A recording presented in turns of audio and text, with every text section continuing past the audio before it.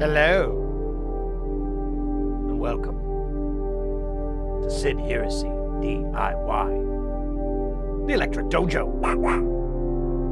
I am your sensei. Bow to your sensei. Bow to your sensei.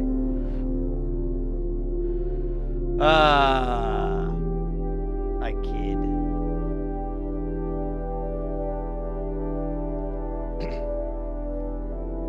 Happy Tuesday.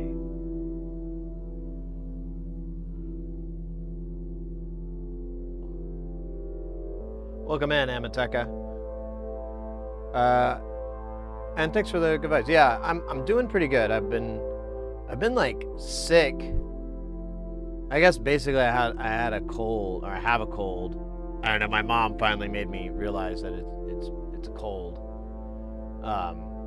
Since like Thanksgiving, like I got like a sore throat when I would go to bed, and only be at night, and then like it turned into I'd cough when I'd go to bed, like because I'd lay down and I'd get draining and I'd start coughing, it'd tickle my throat, so I had to sleep like sitting up a lot of the times because that seemed to help for some ungodly reason, and like sleeping with cough drops and everything. And then like over the last 3, maybe 4 days, it's moved, and now it's not up here, it's down in my chest, and which is great because I can at least sleep, and I just have to cough a whole bunch in the morning and cough up the good stuff. But honestly, I rarely get sick. Like the last time I was really sick was like 2006. So, this is fine. When COVID was a thing, I'm almost positive I got it. I didn't have a test, so I couldn't confirm it, but I just had a runny nose. It was very mild for me, and I didn't feel sick or achy. Didn't lose my taste or smell or anything like that. I just had a runny nose. Like I kept having to run Kleenexes past the drip cycle. But that was it, and it lasted like a week that time. This has been, I think we're on like week 2. When the fuck was Thanksgiving?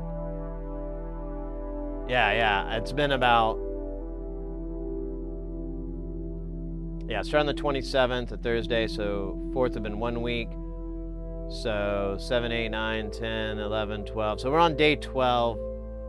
I'm hoping tomorrow it'll be like pretty much complete, and then I have a dental surgery on Thursday, but I should be 100% by, or pretty damn close to 100%. Either way, I'm gonna be like fucking miserable from that, so I'm just gonna rest up, watch some old movies or something, watch more of the Predator Alien saga. I don't know, I have nothing more intelligent to do. I don't know.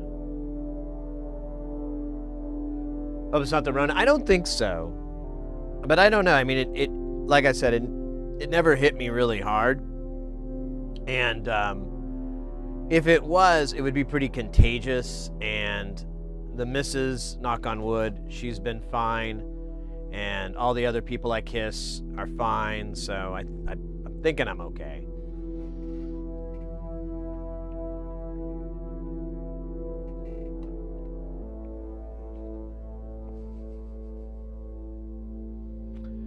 Anyways,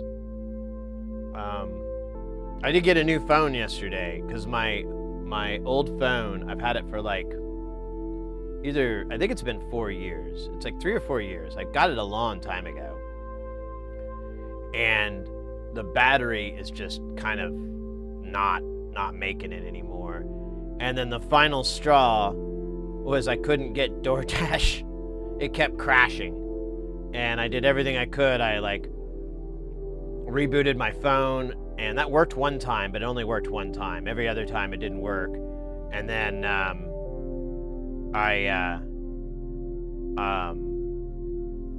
uninstalled and reinstalled it, and that didn't fix it. And I'm like, yeah, I bet that battery is like pushing right on the components that power DoorDash, and it just keeps crapping out. So, and I'm like, I wanted to get a phone earlier this year, but we had some surprise expenses, and I was like, I can't be buying me a phone just when I fucking, I'll be fine. But then, yeah, it finally reared its head of like, no, dude, you need a new phone. So I'm like, all right. So I just got I got a new iPhone. I got the base model, nothing fancy, because I got a nice one for Mrs. Heresy for her birthday, and that's what kind of got me to want one, because I was like, wow, your phone's really fucking cool. Mine's an old piece of junk. Is this FOMO? I'm not that meme. Is this FOMO?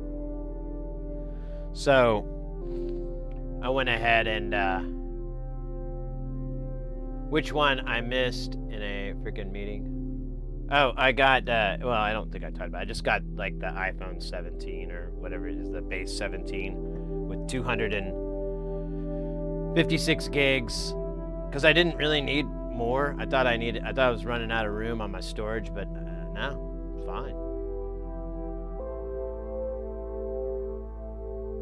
Yeah, when I was, you know, I'm not like, I'm not like Mr. Apple's the greatest company in the world, but they keep meeting me on where I want to be, because I was like, I need a new phone, so I had to go pick up some stuff, like a prescription for my dental thing, and then I was like, all right, I'm just gonna go to the Apple store that's like, you know, down the road, and I'm just gonna see if I can walk in and walk out with a new phone. It's Christmas, so they might be packed, this might be sucky, and I kid you not, I was in and out of there in 5 fucking minutes. I like walked in, looked around like I'm lost, someone goes, can I help you? Yeah, I need to get a new phone. My old one's just not holding the charge anymore, and it's like 3 years old. It's time to upgrade. And they're like, oh yeah, I totally understand. What were you looking at? I just want the base model iPhone. Okay, didn't try to upsell me. And they were like, did you know what size? I go, I honestly just need the smaller size. Okay, what color? Can we get the dark color? I've got the goth inside me, so I want goth colors.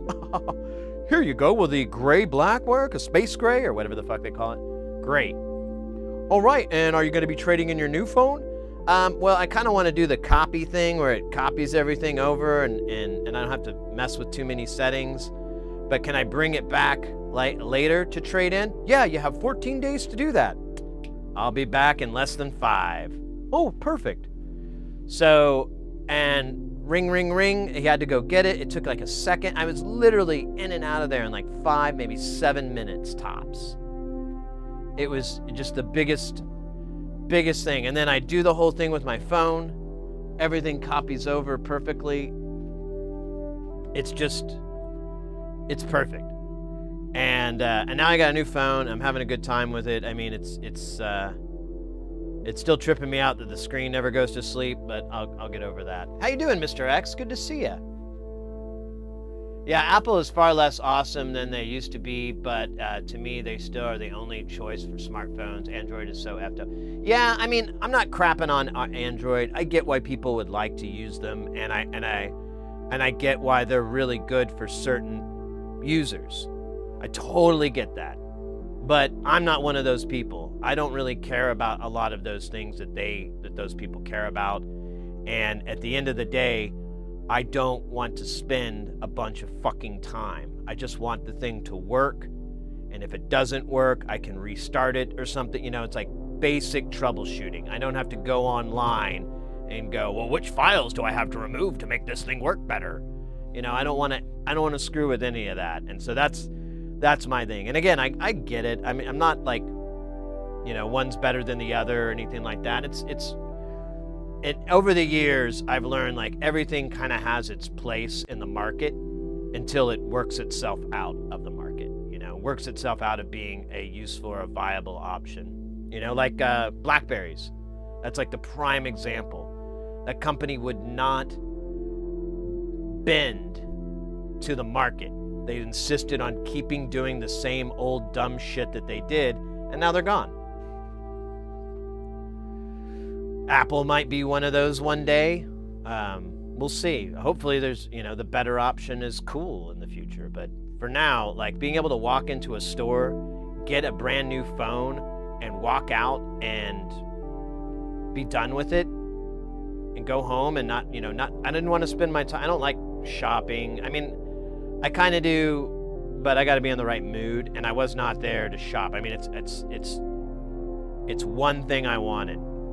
I let him upsell me on a case because it's like, you know what? I need to get a case, but I don't want to wait for mine to get in the mail from Amazon. I'll just buy one of their kind of overpriced cases, but it'll work.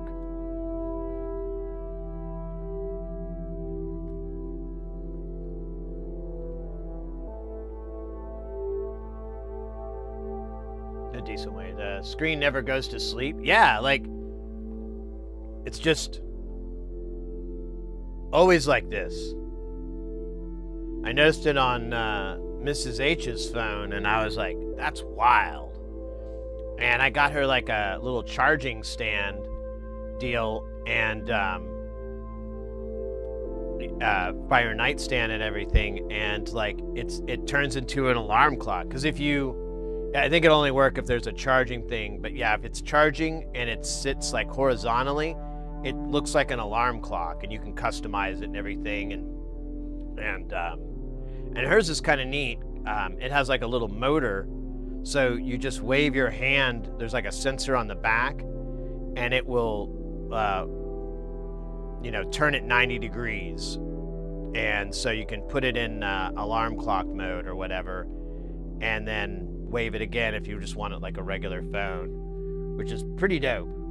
I was like, this is neat. Of course, I'm easily amused, so pump the brakes a little bit. Yeah, I feel like Apple's end approaches, they have lost their way. It's time for a new company to... Yeah, I hate to be to prop people up on a pedestal, but once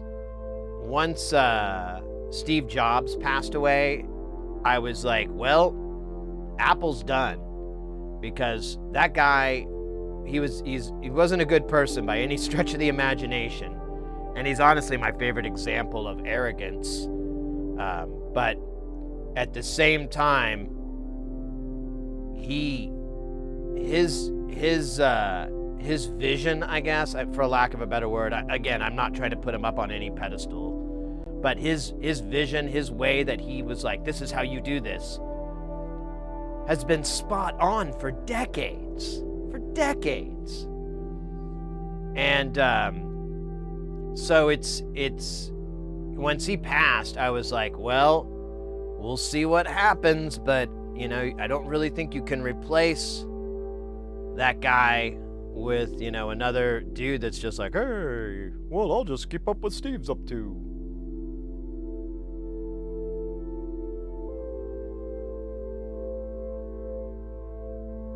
Yeah, it's OLED. I don't mind. I mean, that was the whole reason. A long time ago, I was a big Android user, and I got Mrs. Heresy an iPhone before I got me one. And the first thing I noticed was how long her screen would stay on. And this is like 10 years ago or so. And I was just blown away. I'm like, whoa, mine goes off like within 5 seconds, and yours is on for like 30 seconds. And you have longer battery life than me. What's going on? And it's such a simple, subtle thing, but it was one of those things where I'm like, damn, what are they doing that these other guys aren't doing? And I guess that's where the extra $100 went. I don't know. So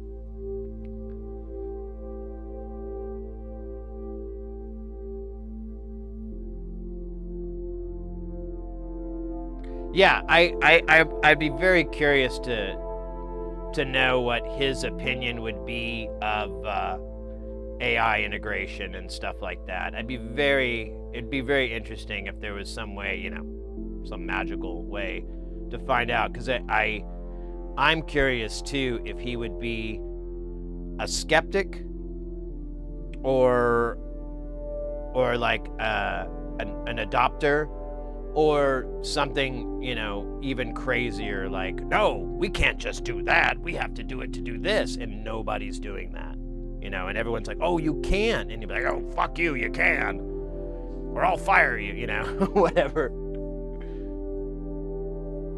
Bill Gates, I think he just does philanthropy now. I don't think he does any, I think that's all he does these days is like philanthropy and stuff like that. I don't think he does any development work anymore, which is fine. Yeah, Windows is kind of in a weird state these days. I have on the Stream Machine we run Windows 10, and now it's inundating me with like, this is not going to be supported soon, and I'm like, great, well, you told me my machine won't run 11. I know I can hack it, but I really don't want it to like struggle. I'm looking into, there's like hacked versions of 11 that you can get that are like all the bloatware is taken out and everything like that. But the problem I keep seeing is like Microsoft will make a change and those systems won't work, and so you have to like, either reinstall. It just looks like a big pain in the butt. So I'm kind of like just waiting for, a more perfect solution.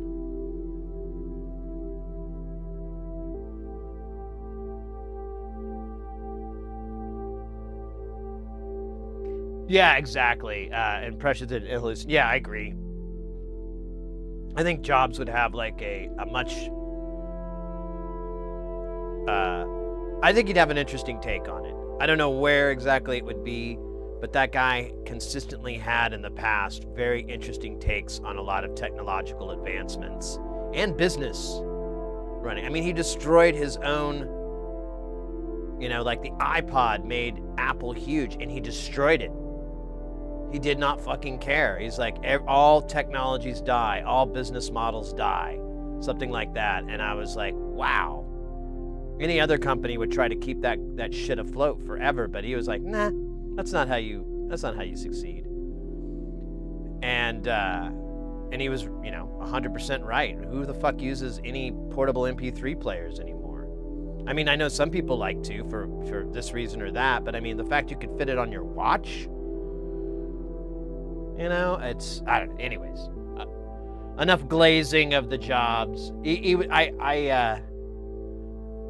was an interesting guy, and I know he wasn't a good person and whatnot, but I don't know, maybe you could write it off as he was, he's an eccentric mindset, and we have throughout history people like that are just eccentric, and for good or for bad, and he's like, I guess you could call him neutral, like a little bit of bad, a little bit of good. But he's my favorite example of when people say, I did my research. He's my favorite example. And I always, like, when people, like, come at me with something like, something that's like, scientifically wrong. And they go, well, I did my research. I'll be like, oh, you know who also did their research? Steve Jobs. One of the smartest guys of the 21st century. Easily. Brilliant man. Rich as fuck. Had access to anything. Got a very curable form of cancer. Did his research. Decided to do homeopathic treatment. Died.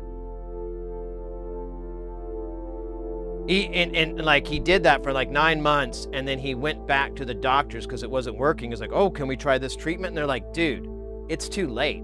We could have done that 9 months ago when you were healthy, but now you're not going to survive the treatment because you waited 9 months. So that's to take him down a tier. That's always my favorite example of like, yeah, you can be a little bit too smart for your britches. Sometimes you have to concede to the fact that there's other people that know more than you, and that's always going to be that way. You'll never achieve their level of knowledge in that field or that area or whatever. You just never are. And you should just accept it. It's not a big deal. You know, it's not the worst thing that could be happening. You have all these other qualities that you're good at, and you can't be great at everything.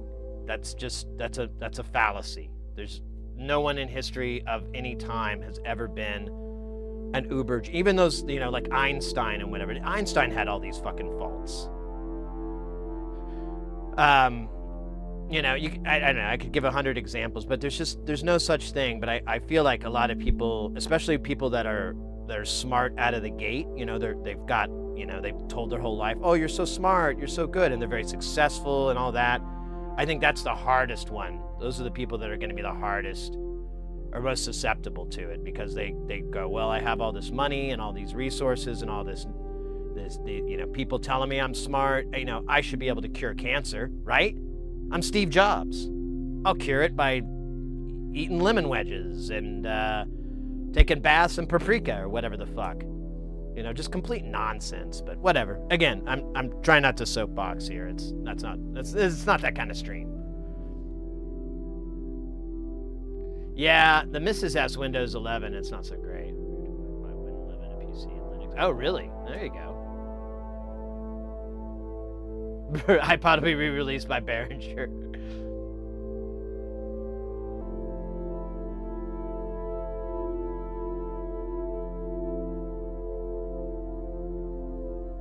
Yeah, exactly. I think Jobs is still like a very useful person to learn from his smart stuff. He did a lot of really smart things. He did a lot of really good things.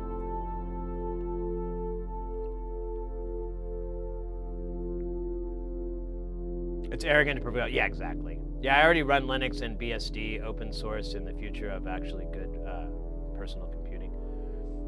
Yeah, I mean, for me, when my daily driver is a Mac, but the stream machine is on a PC because OBS streaming, it's just way more conducive if you have a video card, and video cards are very much a PC thing. You don't really get that option so much with Mac, and which is a shame, but whatever. I guess, you know, it keeps the horses separated or something, so you can have a proper race. But whatever the fuck that meant. But before I did audio, I did IT, like in my 20s and a little bit of my early 30s. I did IT, and I was, you know, doing computer stuff, and I used every operating system. I used every, you know, system and whatever. And what I came to the conclusion is they all kind of have their place. Like I like streaming. I like using the PC for that. I like gaming on the PC. I don't game very much, but if I do, it's almost a joke to try to. You always feel like you're shoehorning a game when you're trying to run it on a Mac. It just seems so dumb, and you're just trying to, you know, you're not recognizing reality, and then you like for a lot of real server-based stuff that I just need to turn on and never think about again, Linux is my favorite system. I have like Raspberry Pis and stuff that'll do things, and they're all running Linux, obviously. But and then even there, I don't even like I usually just run them in a headless format, and there's no GUI. Like, it's all CLI is how I'll interface with them. Because one, it's way more cooler. I could put on some fucking Chemical Brothers, I put on my shades and stare at the terminal screen and be like, I'm in. So that's fun. But also it's like less bloat. It's less things that can go wrong. And if I need something that I just turn on and run until the power goes out, and then when the power comes back on, it boots right back up and picks up right where it left off. Linux all day, every day.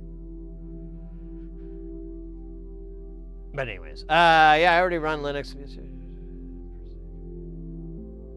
Yeah, I've known a few people that have been using Linux, trying to use it as a daily driver. I don't know if I'm there yet or I'll be there, but we'll see. I'm not opposed to the idea. I'm always open to it. But you know, you go with what you know. You go with what's comfortable.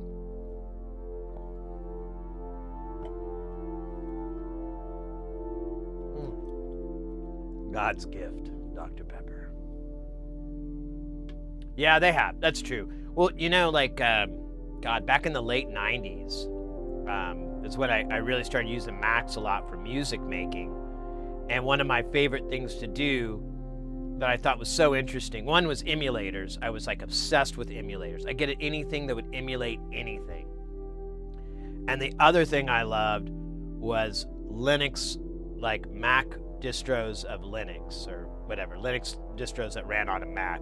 There was, the only one I can remember was Yellow Dog Linux. And that was a Mac compatible OS. And I remember yeah, that's right. You know, this was back in the 90s, so things were kind of crude. And I remember I got like an extra hard drive and I would open up the case and I would like unplug the MacOS hard drive and then plug in my Yellow Dog hard drive and I'd run that and I'd just fucks around. I mean, I was really just trying to educate myself and learn more. I wasn't really, this is before I even got a job in IT. I was still like working at gas stations and stuff like that. And, but I thought it was really interesting. I don't know. It was like a free operating system. And I was curious, like, well, how far can it go? How, you know, is it better than MacOS? Does it do something that MacOS doesn't do? Is that going to be useful to me? You know, what is it? And I always thought it was really amazing how free everything was. You could get like GIMP, I think was around at that time, and I was like, oh my God, this is like it's like Photoshop. A little dumbed down, but whatever. I just need to crop photos. I remember Yellow Dog. Yeah. MS and Apple made their OS uncomfortable for me in so many ways, and they haven't stopped doing so. Oh, interesting. Okay. MK Linux. Yeah, I forgot about that one. I think that was around at the time. At the time, this was before the G3s and everything like that, so it was still the RISC-based processors, but in hindsight, it was kind of a dead area for that CPU. There wasn't, like, Apple's the only people I think that were, and maybe what was their name? Oh, I can't remember, but there was another company that developed for it, but it was closed. It was, you know, it wasn't, was it Silicon Graphics? I can't remember. I'm not Mr. Computer History, but I remember there just wasn't a lot of operating systems for that CPU that were, you know, outside of macOS, and that was, you know, that was effectively free, and so was Yellow Dog. You just had to download it and whatever, and I'd just go to my buddies with the ISDN connection. Oh, Marza Panda. You know, I feel like our alerts aren't loud enough. Fix it. Yeah, okay, maybe, yeah, it was IRIX. Yeah, maybe that's what I'm thinking of. It's, yeah, like I'm saying, I'm not, could you get BOS or BIOS back, could you download that? I can't remember. God, you know what? I wonder if I did. I just remember my my girlfriend at the time, who was the owner of the Mac, hated this. Hated me doing all this shit. She thought it was a complete waste of time. And I don't know. If she was here now, she'd realize, like, what does she fucking know? I'm talking about it 30 years later, 20 years later. She can eat shit. NetBSD. Yeah. But yeah, no, I remember she hated it, and she was always annoyed I was doing it. So I had to wait until, like, she went to bed, and then I would, like, do my little science experiments and so forth, and then I'd have to put everything back so she wouldn't get up and be like, what's this? Where's my icons? Rah. Let me grab another beverage real quick, for the Dr. Pepper is out.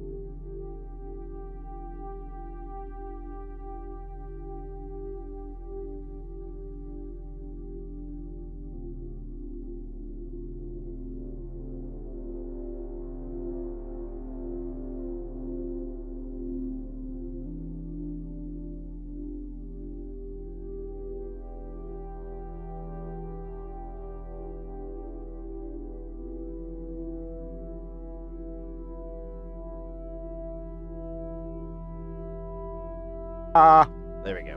Got to turn the mic back on. JFix, welcome in over on the YouTube side. Just swinging by to hit the like button and have a good stream. Oh, thank you, mate. I appreciate that. Appreciate that. Oh, we got ads over on the Twitch side here. So,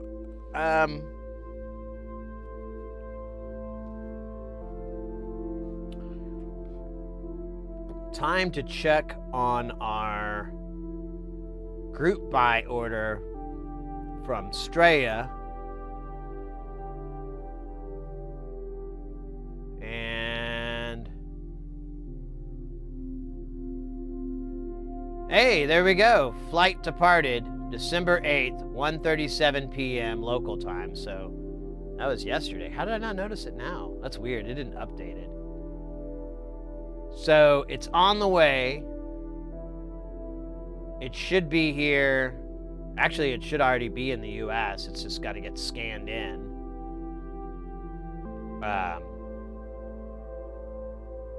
So we should get our boards within the next, I don't know, optimistically by the weekend.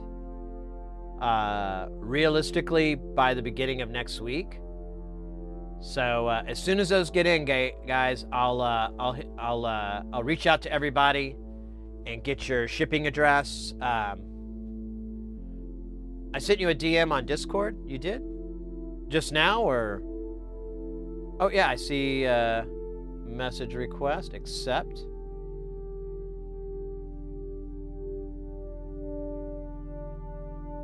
Oh, for is this for a?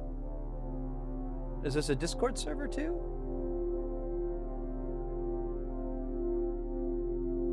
Cool. I will, I'll look into this. Oh, yeah, there we go, Discord. Yeah, I'll check it out, mate. I've been in this one group. It's kind of similar in ways to this, but like, all I ever get is spam. Not from them, but from their, like spam bots coming in, and then they'll like harvest their users. And then I get like these freaky DMs, and I'm always like, this person who's just a member of that server, and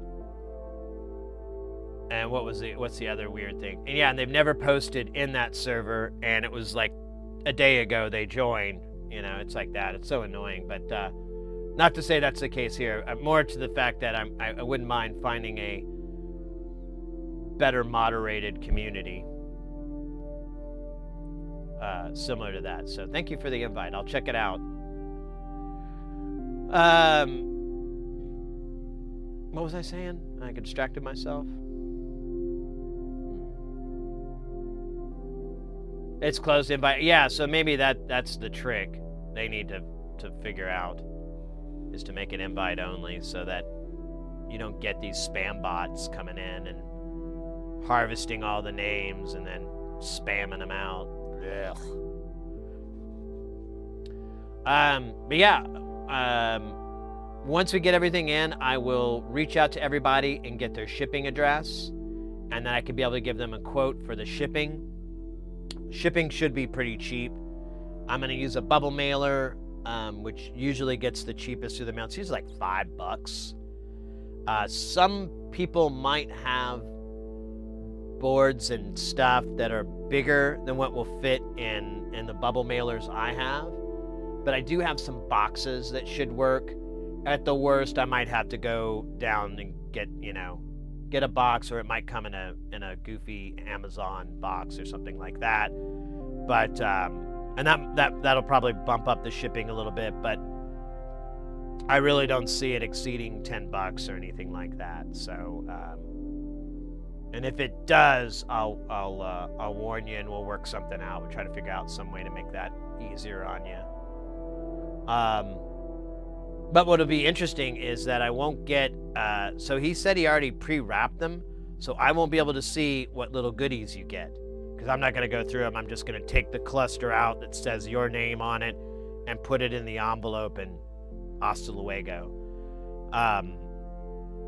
So you'll have to share with us what goodies you got from our good buddy Andrew, Nonlinear Circuits. What were we working on today? Hey, welcome in, Pliskin. I'm reviewing some container deployment options. Some container deployment options? What does that mean? Like physical containers or software containers? Velvet Goat Cheese, welcome in. How you doing? Hope you're doing well. And then, what's the other thing we're waiting on here? And this I should be getting any day now. Original courier region, but that was on the 7th. Oh, wait, there we go. 8th, your package arrived at local airport. All right, so yesterday we also got our package for, I ordered some lights for the scope that are two like little goosenecks. They're commonly referred to as anti-glare lights. I really hate that term. There's nothing anti-glare about it. It's just like calling the ring light a polarized LED. It's like, come on, guys. You don't have to put buzzwords in front of shit. I mean, technically, yes, you could call that, but you're souping it up too much. The software container. Okay, that makes more sense. But yeah, that's what it's known for. As a anti-glare light. I'm excited because thanks to you guys, actually, I found one that will mount on the arm, the articulating arm of the scope, and I should be able to just run it nice and neat with the whole scope rig, as opposed to what you normally have, which where it sits on the desk and then you put the two lights in there, which I don't want to do that. When I learned about that ages ago, I was like, well, is there any way I could bolt it onto my scope? Because I don't have any tabletop space. It's gone.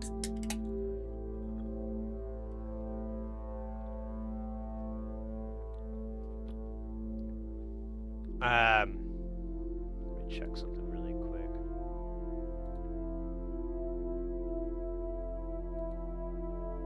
Okay, good. Knock on wood, our internet seems to be holding up. It was a little rusty this morning when I turned it on. I rebooted the modem like twice, and the second time it worked, which is kind of telling me and I think my IP changed. So I think they put me on a different hub or whatever the hell, and that one's working fine. I don't know. It's a total crap shot guess, but my first assumption is it's a hardware issue with my modem, like a physical connection issue, and I checked that first, and that was not, like, I've got that thing so tuned down, I don't get any errors. It was just zeros all the way down, so I'm like, I don't know.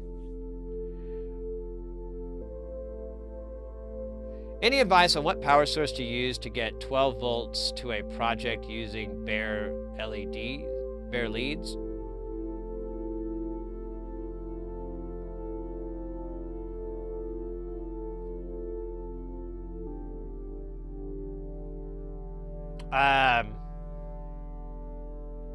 Well, there's plenty of little power. Are you so like if you to power, so to charge a battery, you actually need like a charge controller circuit, or you need to verify that it will never overcharge the unit. I think there's a way to like kind of build a passive way of doing it, but I don't know. That's well out of my wheelhouse of knowing. But my father-in-law, he kind of cued me in on a lot of like really down and dirty ways that you can get by without having to have a charge controller between your source and what you're trying to charge. But if you're talking about just having a static DC power supply for like your workbench or for a particular device, man, there's so many out there, and you really don't need anything too fancy if you're just needing to have like fairly clean DC power. Most of the time I deal with bipolar, so you'll have two of them. You'll have the positive rail and then you'll have the negative rail. And you can easily adapt that circuit. You can yeet the negative side if you wanted to, or you could even, I'm sure you could easily find something that does that. What it boils down to is, so if you're doing a DC-DC exchange, your DC voltage needs to kind of match or be equal to or slightly greater. I don't know what the ratio is. But what I've always used in the past was AC, and I'll have an AC-DC conversion. So you'll supply like low voltage AC, like 12 volts, 15 volts or whatever. And then that'll go through several large caps, like 1,000 microfarad, 3,000 microfarads probably better. And you'll have like 3 of those, and one leg will go to your, one leg of the cap will go to DC, the other one will go to ground. And this will filter out, clean up the ripples. And then it'll hit the voltage regulator. And I forgot, there's a rectifier in there, so you're only getting positive voltages sent to the to that regulator. And then, I mean, it's basically, all the weight is held there. Like the regulator will do the conversion, but depending on your current draw, you're going to need a different type of regulator depending on what you're doing. If it's like 1/4 of an amp, you have a lot of room, but once it kind of gets over 1/4 of an amp at 12 volts per se, you have to start thinking about thermal solutions for it. Like either if it's an old school, or not old school, but if it's like a regulator with like a fin on top, a lot of people will either fold it over and have it weld with the board to dissipate the heat into the circuit board, or they'll put a heat sink on it. There's different regulators that can handle like higher current, but once you get into that too, you're kind of playing a little bit with fire, or something that'll start a fire.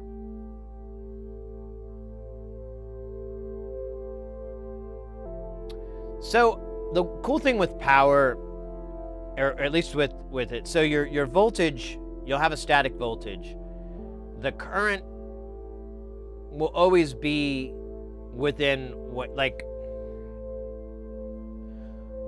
so I learned this with like guitar pedals and stuff. When it says 12 volts, 300 milliamps, that's the minimum requirement.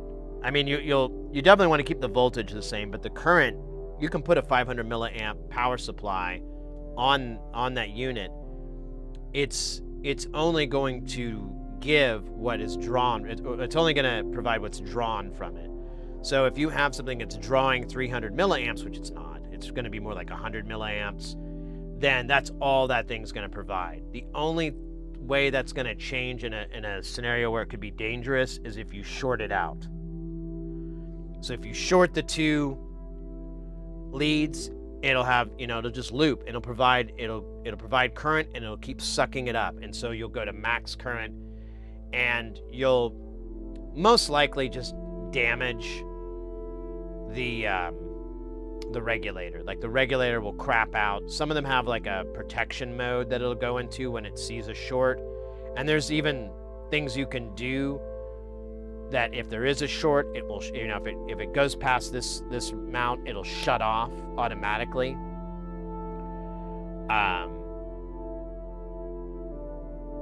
And you can see that in designs. They'll refer to it as like overcurrent protection or something like that, something along those lines.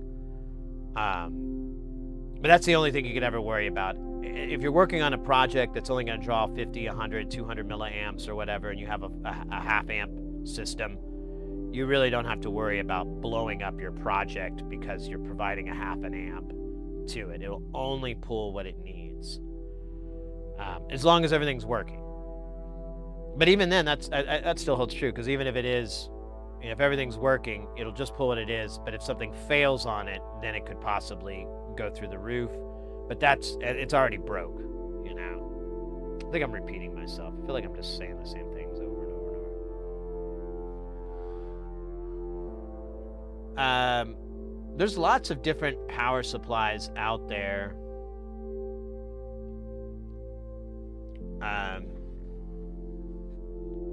Like, you could, I don't know, like, a lot of the times what I see is there'll be a DC wall wart transformer, and it'll provide, like I said, 12 volts or 9 volts or whatever, and it'll have 300 milliamps. And then that will go to a board that actually hits a regulator and has, several capacitors on it to clean up the voltage so that it's a nice, smooth wave. It doesn't have any jagged edges or anything like that. It's just because once you start having that and it's not a nice sine wave, you start to get garbage in it. Or it's that, well, that's AC, honestly. I'm thinking of AC, aren't I? Well, even DC, you still don't want like little wiggly lines in it. It's not good. You want it to be as flat as the earth itself. Sorry, I couldn't resist.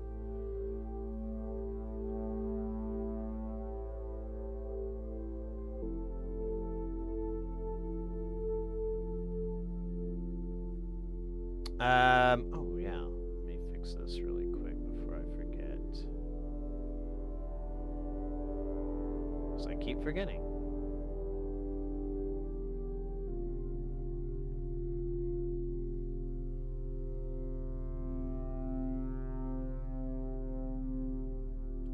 But yeah, what exactly is the project, Velvet, that you're interested in here? Maybe I can throw some examples or help steer you better. I don't know. I feel like I'm pretty vague.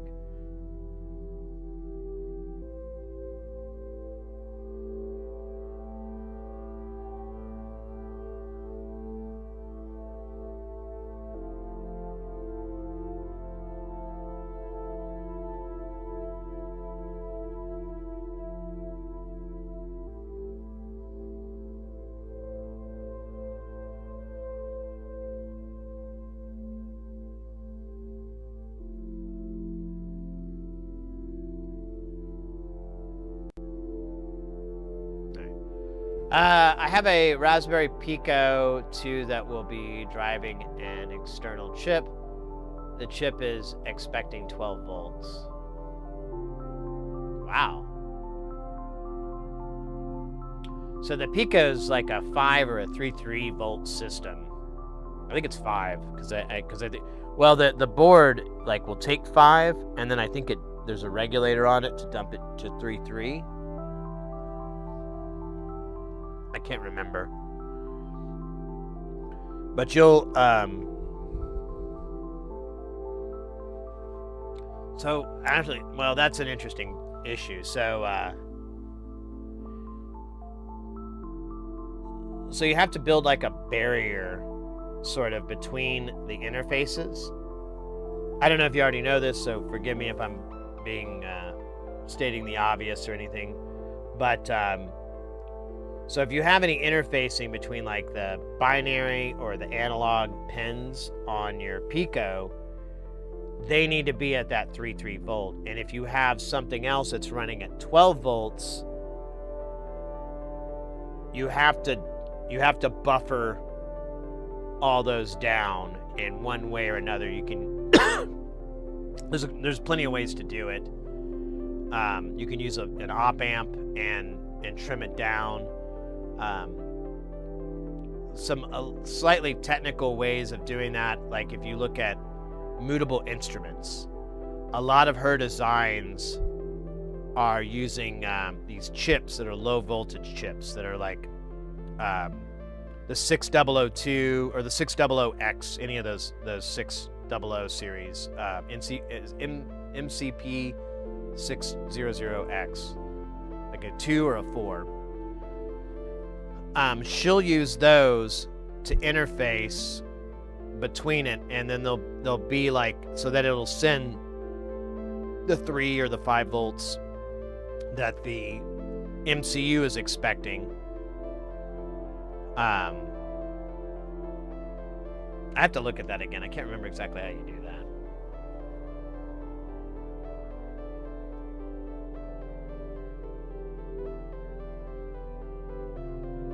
Okay, so yeah, and you told me that. You said the Pico is driving the 12. So in that case, I guess you'll be all right. Porphyry coming in with that 4 months, mate? Damn.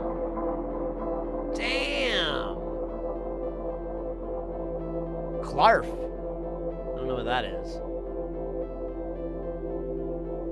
Yeah, never mind. So you said that the Pico is driving the 12 volt system. So in that case, you're kind of like, you're wide open and you don't really have an issue because you just can't go from high to low. But you can go to low to high really easily.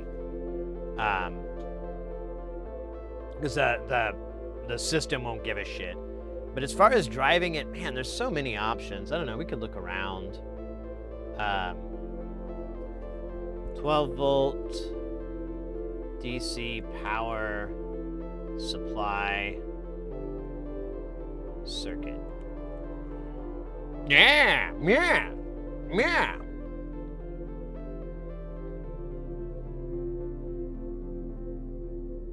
Yeah, you'll want, here, yeah. So here's kind of what I was talking about earlier. Now this is like a big heavy-duty transformer, but it doesn't really matter. Because it'll dump it down to like 12 volts here. So you've got a wall wart transformer, and it outputs 12 volts at 1 amp. You'll go through this rectifier. Can I do that? No, it doesn't make it any bigger. So it'll go through this rectifier, and this one, this is gonna do. Well, I guess you're just using that as ground. That's kind of funky. Oh wait, but is this DC on this side, or is this still AC? Or whatever. This is just going to illustrate what I'm talking about. So you'll come through here, your LM7812, and I mean that's it. It's a very simple circuit. Now you can get nicer ones, like these are really cool. This is this does everything. This looks kind of like a mean well. Honestly, that's the answer to your question. That's a cheap solution, is a mean well power supply. There we go. I'm done. Thank you very much. Let's Google it up here. Mean well 12 volt DC. Look at that. It DC. Well, here, we'll just do that. So you don't even need like a high current one. They have some lower current ones here. We'll do the switching one so you can just, it'll be like for everybody. Maybe. Is that what it turned into? A little envelope?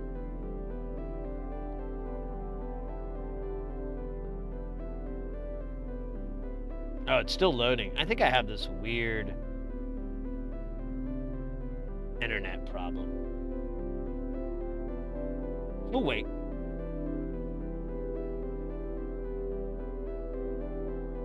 An all-encompassing your bandmates came up with? Understood.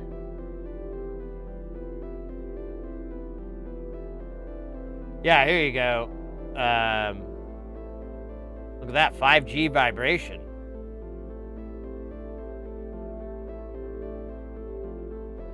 Yeah, here's 150 watts. So this is pretty low current. I think you can get even lower. Is that 15 volts though? No, it's 15 watts. So let's do a 50 watt.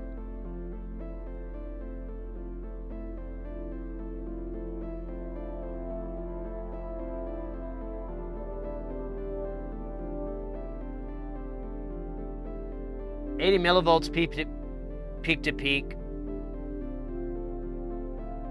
That'll be fine. I mean, depending on what you're running,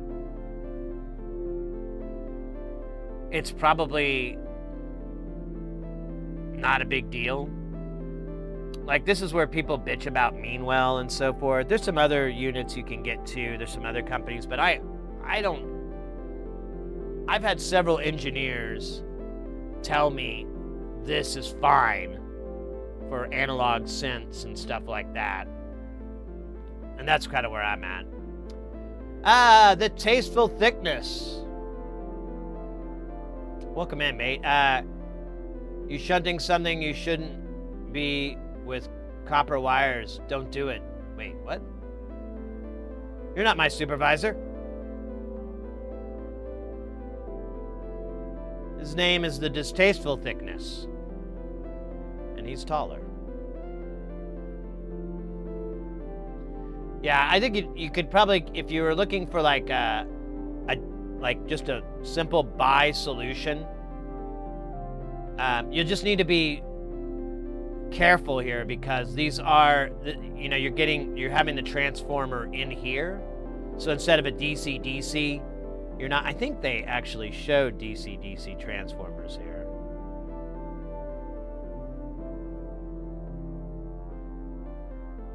Maybe not. Oh yeah, because we were in thunderstruck mode. My bad. Enclosed. Whoa, I got a little seasick there. What's poppin'? I never got a peak to peak before. Yeah, you know. Once you reach the peak, it's all downhill. Here's like a, and this will do high voltage. I think you want something that's like low voltage. Wow, there's fucking fans on there. That's probably not what we're looking for. Man, where is it? Let's go to Mauser here. I think,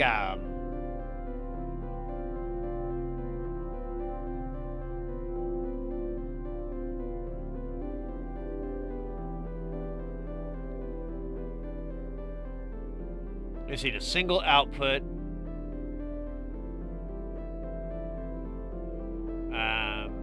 Well, hey, that lowers it down to 46,000. We're doing great.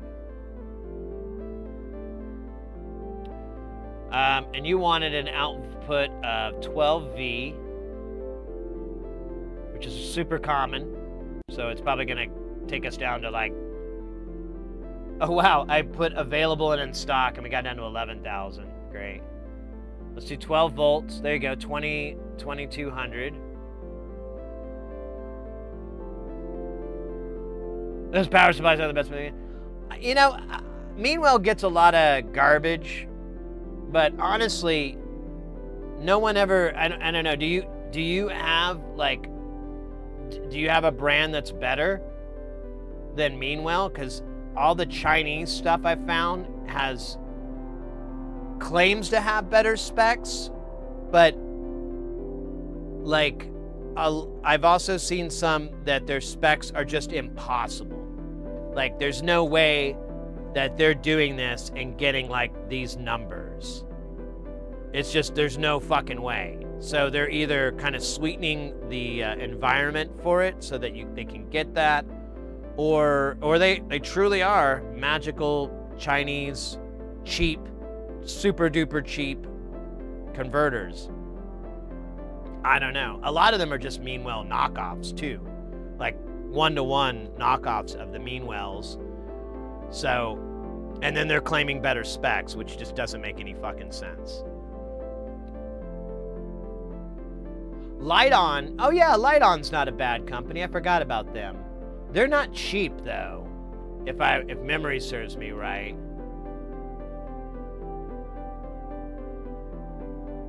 Why are you asking? I know. Well, I'm trying to meet you halfway, mate. Trying to meet you halfway.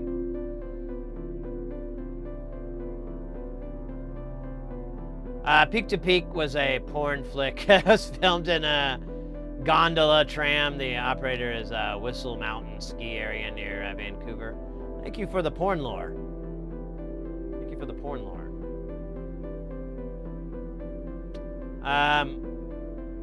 You probably don't need a lot of wattage.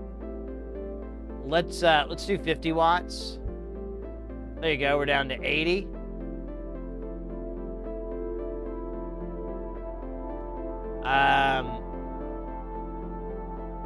Your input voltage, who cares?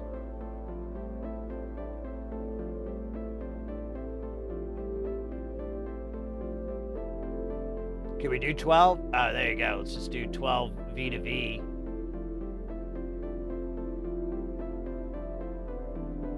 Yeah, here we go. Traco. So that is a cheap one. So this is kind of going with what we were talking about just a second ago. So let's look at Traco's specs here, because this is a cheap one. I use it in my module tester, and it works fine. That's my argument, that the Ripple argument is kind of... Let's see where it gives the specs here. Reflected ripple, 12 volt, 50 milliamps. So that's, I don't know what the hell, if that's the same. Oh, let's look at output. Ripple noise. So it's claiming 100 millivolts. And that Meanwhile that we looked at that I already got rid of, I think that was 80. Now this is, oh wait, this is the wrong one. 150. So yeah, this is way noisier than the Meanwhile that we were looking at. But to be fair, that Meanwhile was an AC/DC. It was Thunderstruck. This one's DC/DC. And that band sucks. They got, they don't have any good songs. It's like, Hails Fails. But anyways, it's a dumb joke. That's what they look like. They're little uniblock systems. I see them in all kinds of stuff. I use the bipolar versions, which are really nice. Traco's, like I said, they're a cheap company, but it's not bad. It looks like that's what you've got. XP, Vicox, or Vicor, or Vicor, however you say them. And that's from me doing like a real half-ass search on Mauser. I think if you had more detail, if you had more detail on the specs that you need, you could probably get something more in line with what you're looking for. Used to be all buying 1,000 watt PSU for a 400 watt gaming rig. Now the community is swinging the other way. Yeah, I don't even know for PC power supplies. I don't know shit on that. That's a area that I'd have to go and crack open a couple of tabs on the browser to speak with anything. But I've built, or I've assembled, and I've gone through several different power supplies that use they use blocks like these little uniblock DC. I don't know if that's what you call them, but. And I've personally used like Meanwell and Meanwell knockoff AC/DC power supplies. I was told as a rumor.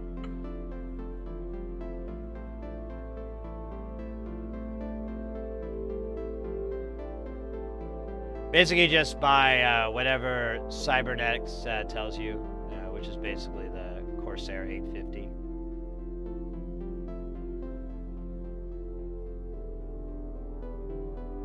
Those are spindly? What do you mean? I'm sorry, Zap. Which things are? And for the people who don't know, what does spendy mean? Welcome in, mate. Man, they don't have a lot. Look at that. They only got 10 of these Tracos in here, but they're unipolar. If we can get a 2-channel one, let's do that. Let's do dual channel. Oh, look at that. They don't have it. We'll have to get rid of the output voltage. So we're going to do 2 output. And we got to slurp it down because it's going to do what is output 1. So we'll do 12 volt and then... Oh, current. Wait a minute. Why is it not doing... Am I looking in the wrong spot?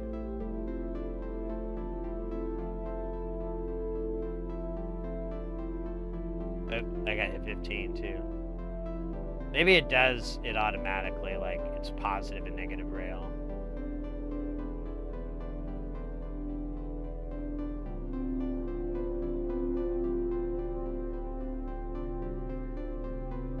Yeah, there we go. Plus minus 12 volt.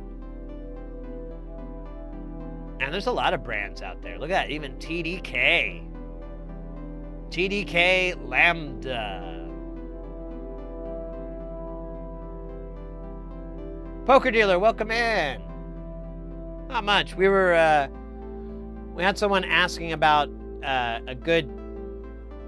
They have a project where they're using a Pico, a Raspberry Pico, and it's driving a 12-volt system. And they were trying to find a good power supply for that 12-volt system, which is really, you know, it's like saying I want an engine for my car. You know, it's such a huge net you can cast. And for some reason, I just keep going on about it.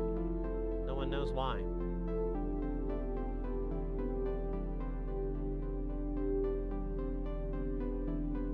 Couple tabs of, you know, browser tabs. Oh, human Alice. No, not lysergic acid diethylamine number 25. God, no. The only way to do that is with a dropper.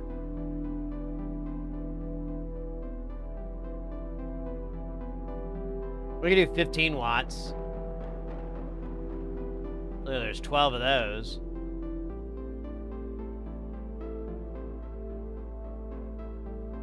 You know what? Oh, wait a minute. There's the guy I was looking for. There's another Traco. Look at this kid.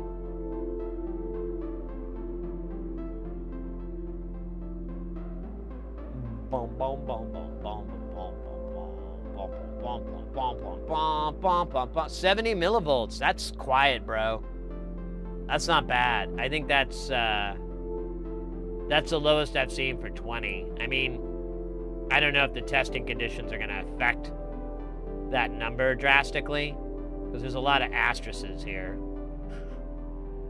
But I mean, if you're, depending on what you're using it for, what the 12-volt system is, ripple may not even be a concern. And when it's really low, you know, it's in the 50s and even the low hundreds and so forth, I mean, I can't see why it would be a problem. Some things really want it to be super, super clean power, but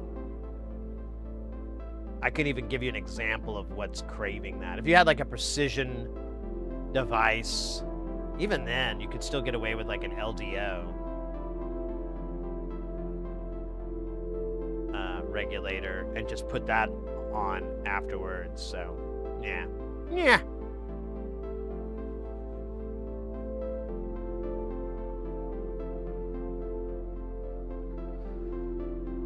That's only in the morning.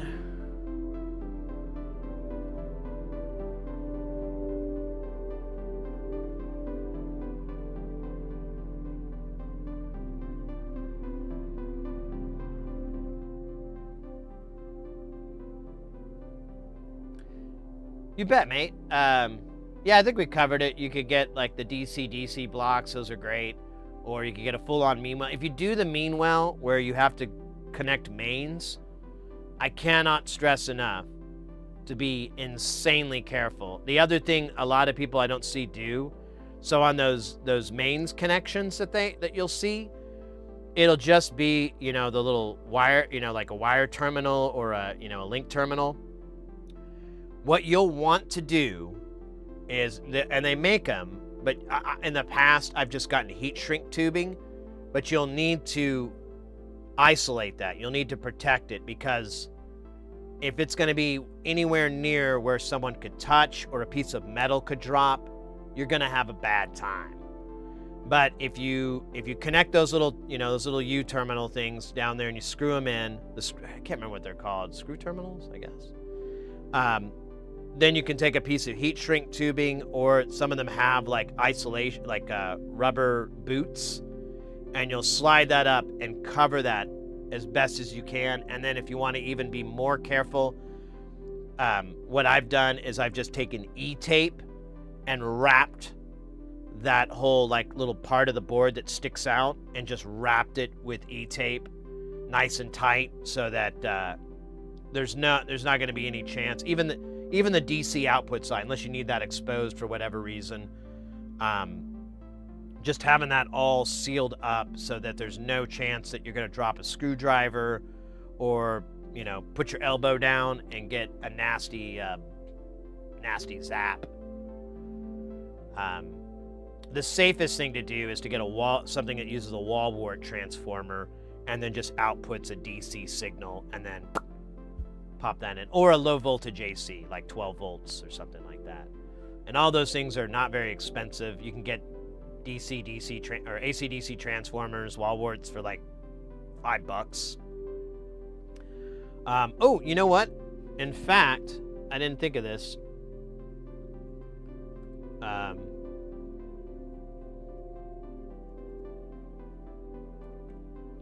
good website for this is Jamico. There you go. Look at that. Look at Jamico. Just being the best Jamico it can be. So this is a great site. I've used them a bajillion times. Look through here if you're looking for, if Mauser's a little bit too daunting, a little bit too much, because they can, you know, they survive. Jamico has a very smaller market of what they handle. They have transformers, like audio transformers, electrical transformers, all that kind of stuff, power supplies. Hunt around on this site if you're looking, and they'll have all the good tools. I think they even have like, yeah, they have like little DIY sections too. So if you need to do some research or whatever, you can go through these sections here and kind of bone up, and you'll know that all this information is like, it's not some jackass on Reddit pretending like they know something. Aren't you supposed to have a gamer's Nexus, Matt? No? I love Gamers Nexus, though. I'm such a... Steve's like... He's gone from just doing fucking hardware reviews to doing investigative journalism. And he's my new hero. I normally don't like YouTubers pivoting like that. But, I mean, of all the people, I love it, you know? I love it. It's probably my favorite pivot of any YouTuber's content, to get into the tech world and do, you know, journalism, investigative journalism. Love that stuff. No, this mat, the company that made this mat, because I get a lot of questions on where I got this from. They don't make this anymore, and they're a weird company. They make like the mats is like a side hustle almost. They're mostly into like fancy keys for like keyboards and stuff, like a DIY keyboards. That's their market. But mats was off on the side for some fucking reason. They still make these mats, and I have a little version, but and they're really nice. They're probably like the bottom of it is this really sticky, wonderful material. It's kind of like what they make suction cups out of, but it's just a flat plane, so it just locks onto the surface really nice. But I can't recommend them too heavily because they're very expensive. Like this mat cost me like $100, and the little one cost me like 40 or 50 bucks or something. They're very overpriced. And the ones they have now, like if we go to American Haptic, if we go to their website now, you can say, hey, Ace, welcome in. See, like, it's so weird, but they do have work mats here. But all they have, like, this is the little ones I got. These are nice, but yeah, they're 45 bucks. And then they just have the solid color ones. And they're not too fancy, other than the bottom material is really nice. But I honestly, if you're wanting to get yourself a good mat, just get something off of, you know, Amazon or Ali or anywhere. I mean, you can find them anywhere. And you might even be able to find some that are nice colors other than that awful teal that they always come in. But check this company out. Like, mostly what they do is, like, keys.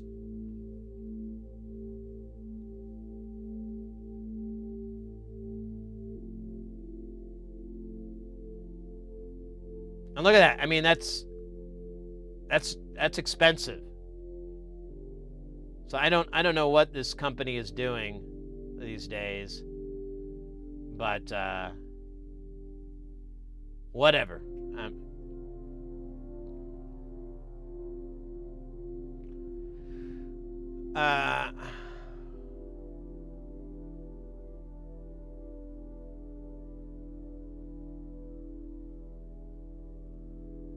How you doing, Ace? Good to see you, by the way. Just a coincidence that the pivot happened when Trump was elected. Now all of a sudden he knows what a tariff is, more TDS than organic pivot. What? What?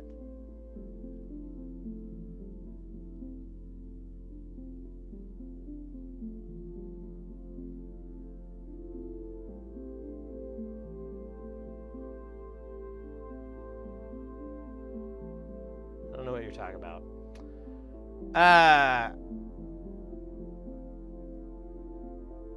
Anyways, today I thought we'd solder stuff. I know, it's weird because we almost always do that, but I thought we'd do it again.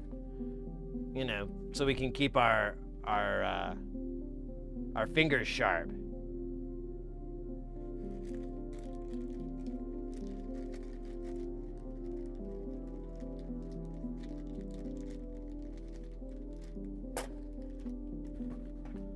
Honestly, I think we're getting down to like the last few. We had like 70, or we didn't have 70. I think we had like 30 modules in here. And now we're down to, this doesn't count, this Wangernum.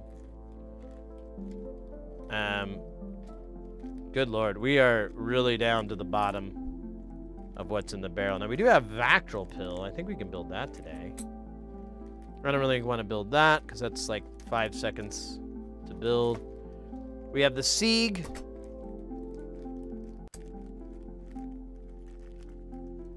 And, hey, big reason I did the product is that I don't have a ton left I'm charged on either. Wait, what?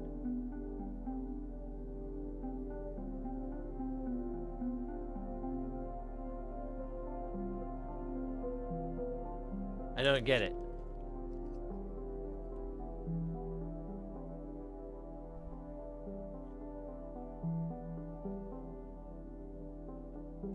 Oh, you're getting down to the bottom of the barrel of available project. I get you, mate. I get you. I think I need to make sure I have 100k trimmers to do the Sieg. So that's a research check real quick, and then the Spasm. I feel like we're gonna have to do the Spasm today because I'm pretty sure.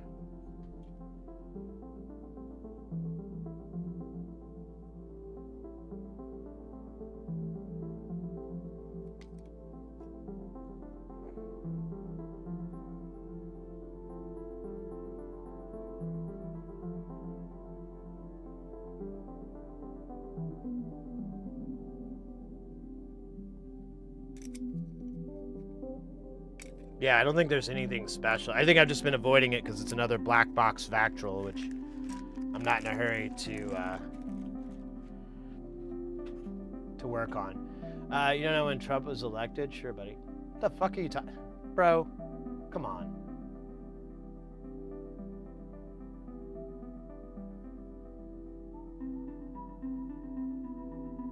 I don't have a frolic. Spasm looks fun. What does the Spasm do? Does it just... Is it kind of what it sounds like? It just produces like 4 goofy CVs? I guess I could read what it says. There's always that reading. Jerk Chaos, but there's something else I can't remember. Well, let's look it up here.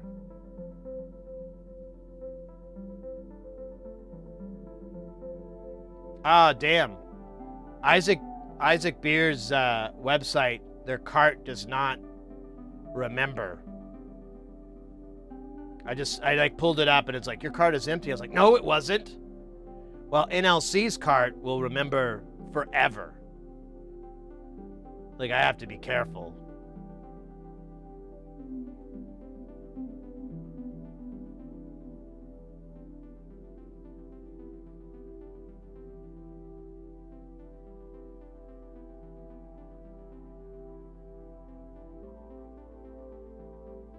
What's Spasm?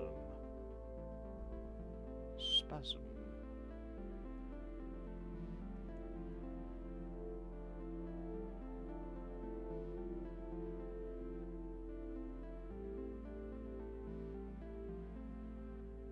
I can read the div. Okay.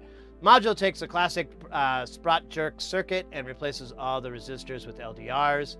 A 7-way Vactral. This means the brightness of the LEDs is the giant Vactral controls the frequency of the circuit.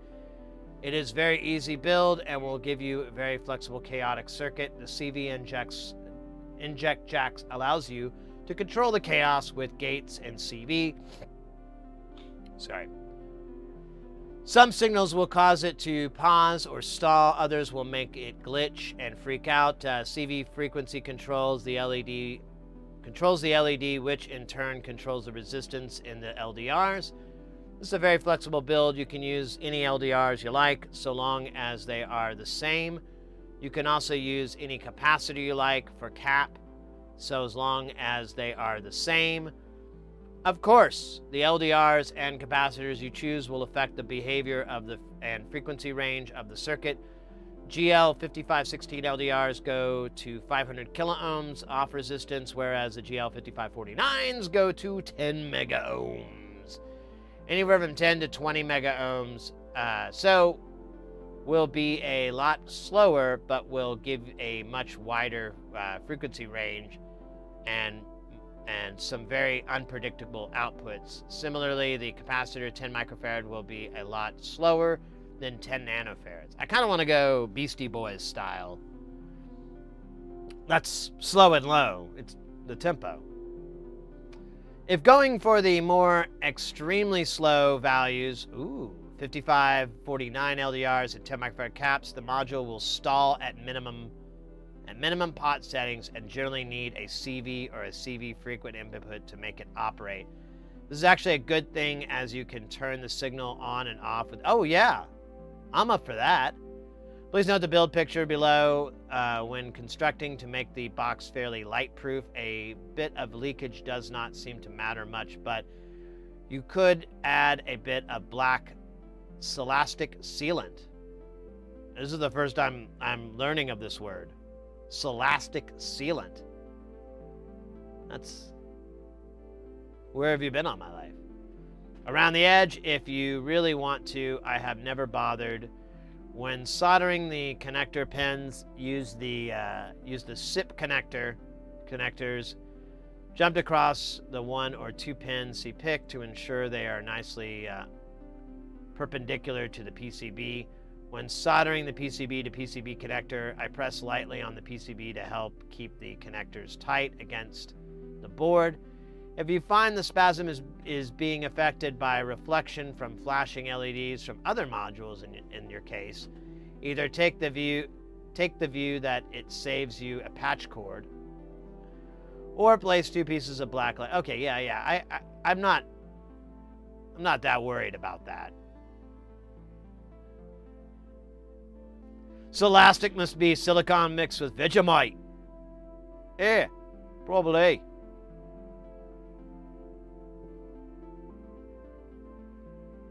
Now we just take silicone. I can't do a good Australian accent. Take silicone and rub it up with some Vegemite.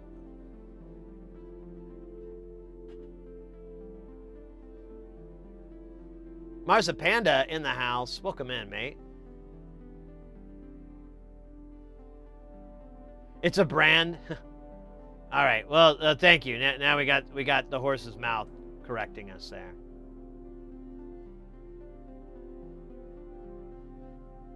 It's a right savory glue, hey?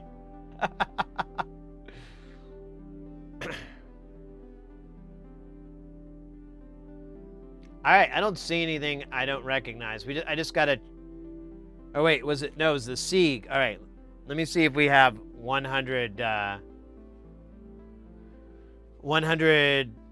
kilo ohm trimmers in the trimmer box. I don't think we do. Actually, I know we don't, but I'm willing to. Oh, you know what? I have a bunch of trimmers here. That's not. Let's go to the trimmer box though. Oh, weird.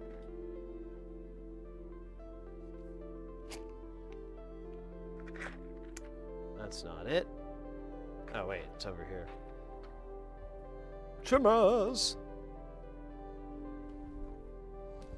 Starring Kevin Bacon.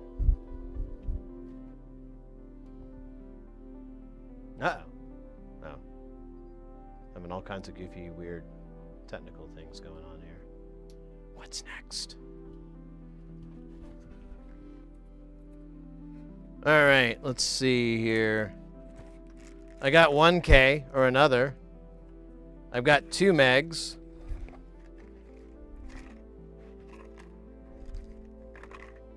I think that's all I got. That and love.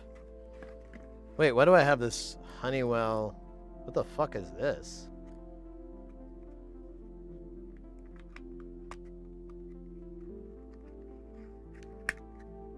Oh, wow. What a fucking moronic purchase. This is like a ultra mega trimmer. Look at this thing. It's like what you put in like a hi-fi stereo. 250 ohms? What the fuck?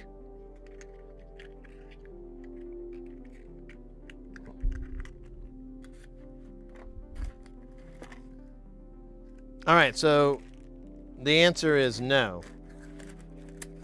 And that means I'm going to put the Sieg in the box of modules, which we have like probably about a dozen here. They could all be built. I just need to order all their weird, unique parts. I could probably go through this and see. We might do that later tonight. But yeah, I don't have any other trimmers for this.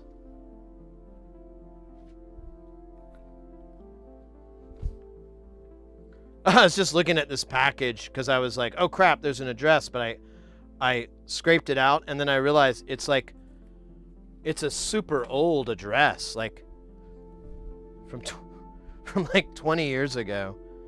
I'm like, dude, that's my old apartment when I lived like, that's like three places ago. And I've lived in this house for like 15, 16 years. So old. So old.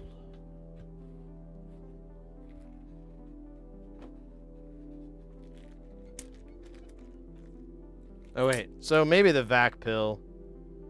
Do we, oh yeah, let me look. Do we have a 4046? Sounds like a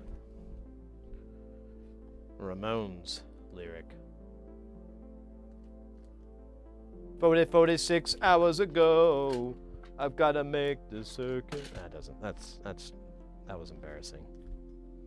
Yeah, we can make that thing too. But then we're really out of projects. Then I'm just gonna be building things to build them. I guess that's not the worst thing in the world.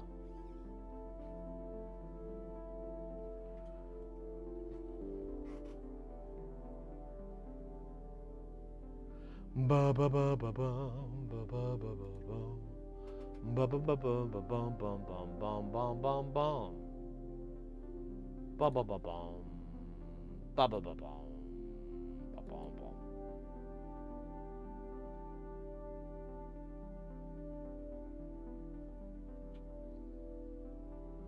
Back in a bit, school pickup time. Yeah, no worries, mate.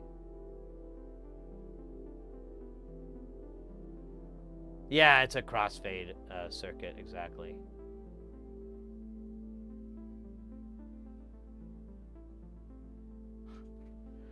Ramone's nice.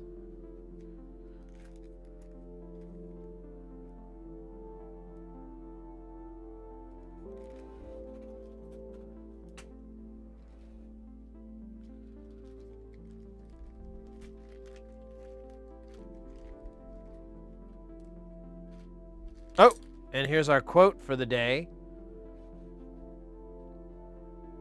Be wild, young, free, and dumb. Mojo Nixon. Who the fuck is Mojo Nixon? That's another Australian character, isn't it? I'm gonna have to look that up.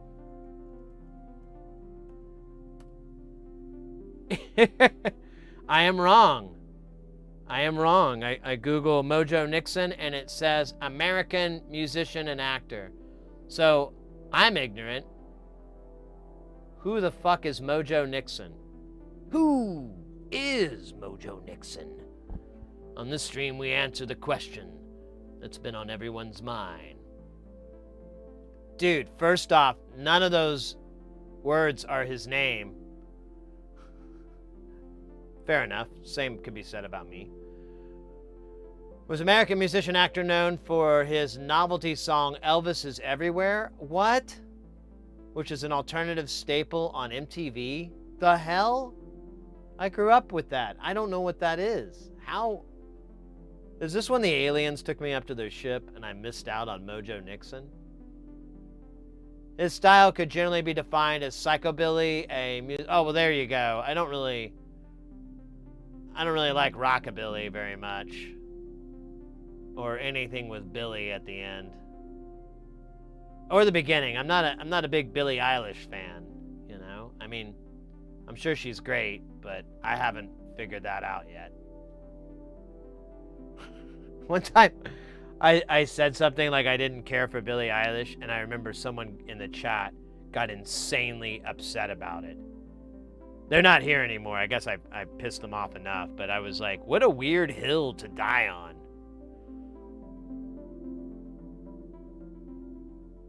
Nixon hosted the Loon in the Afternoon radio show on Outlaw Country Channel of Sirius XM. Well, there you go.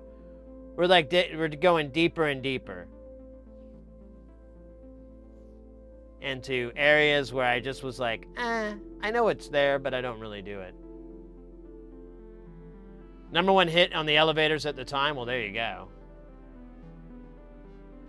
The Jack is as far as I'd go with that. Well, yeah. Plot twist: Sid is Billie Eilish's sound. Oh, don't insult me like that. Yeah, I'm not. I saw a video of a production session with her, and I was just like, and they were acting like what they were doing was groundbreaking. And I mean, seriously, people have been doing it since the 70s. And they're acting like, oh, we're just doing this thing no one's ever done before. And I'm like, you guys need to read a fucking book or something. This has been done for like since the 70s. Probably before that. I just know of examples of that time period with like stuff like Music Concrete and Neubauten and, well, that's 80s, but whatever. I mean, it was being done decades before they were even born, and they're not, whatever, you know. You don't know, I guess.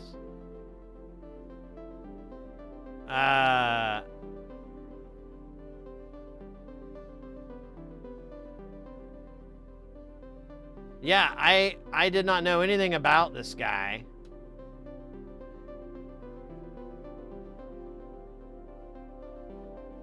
I guess I'll have to check him out.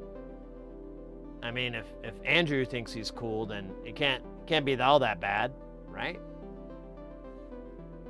It's worth looking into. I mean, if we have another board where he quotes G.G. Allen, then, you know, we're on the right path.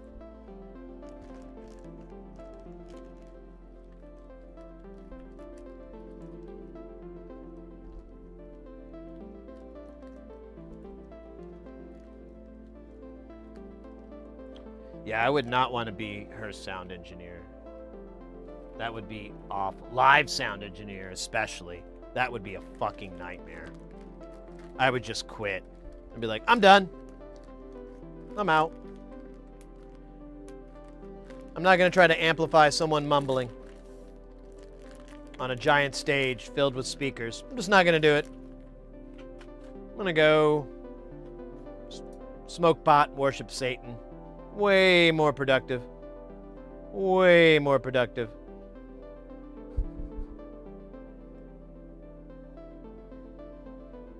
Oh, there's a weird scratch on here. Maybe I ordered a B stock board. Or maybe I made this a B stock board. I don't really care. It's on the inside where all my pain lives.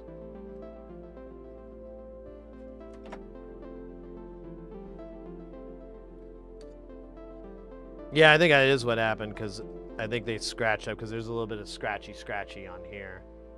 But again, totally cosmetic. And not really that cosmetic. This isn't going to take any time to build at all. So we'll definitely build this in the vac pill today. We have some repairs I really need to do, but I don't want to do. I don't know. It's like procrastination at this point. They're both like, well, I guess one will have an outcome. But I have to look at the old stream to figure out the wiring. I think I took a picture. Well, let me see. This is a great time to look at. What the fuck?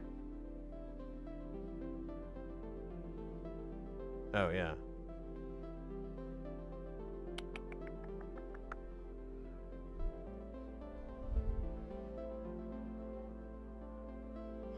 I think it was, yeah. Oh, wait, there we go. I do have a photo of it.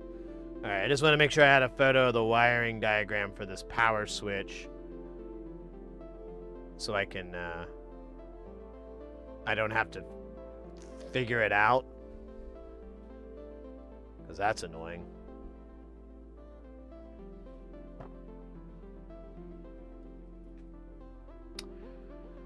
Let's see.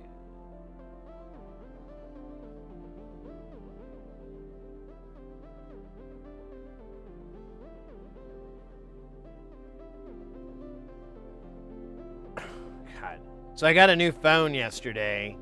My old phone was after like I think it's 4 years old. The battery kind of it was bad, and then really the battery was bad, but I could kind of live with it. But then I wasn't able to open up DoorDash. It kept crashing, and that was my clue. It's time to get a new phone, man. You can't order food to be delivered to you because you're too lazy to cook. You're gonna die. And of malnutrition or starvation or a combination of the two.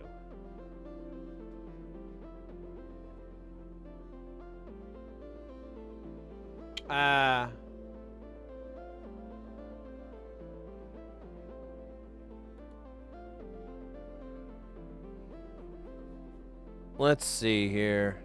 Let's get this little board ready. It's so cute, isn't it? I'm on. Oh, wait, you can't see it because I'm. Did I do that? I don't know. This cute little board.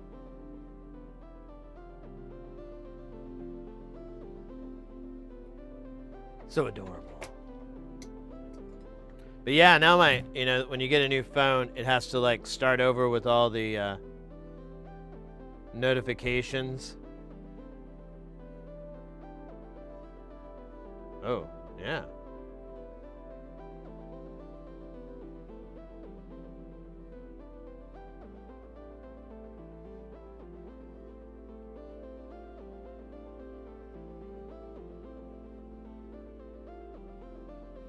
Cool.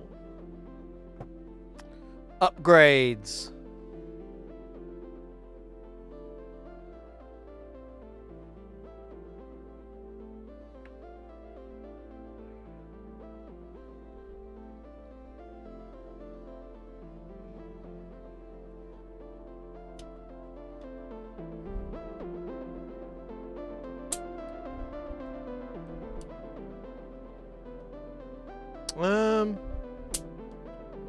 It's kind of easier to hold it here. It's kind of a... This board is so small. We could almost get away with, yeah,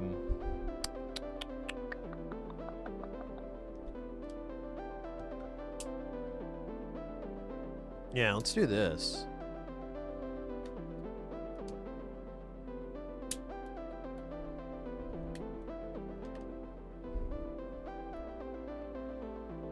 Yeah!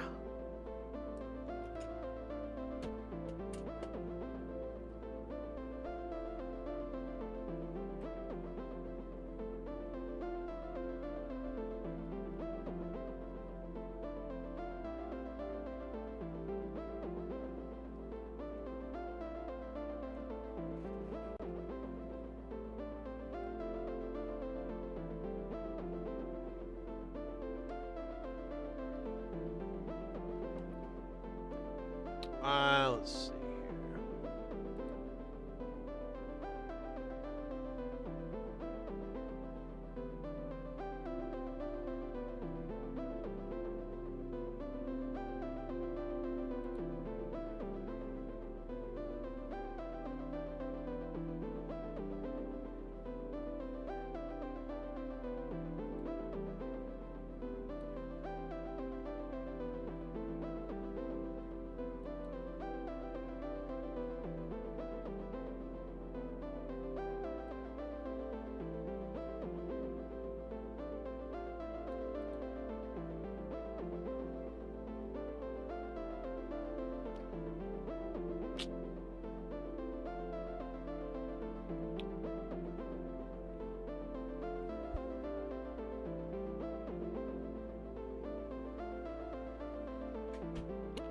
For panel LEDs, I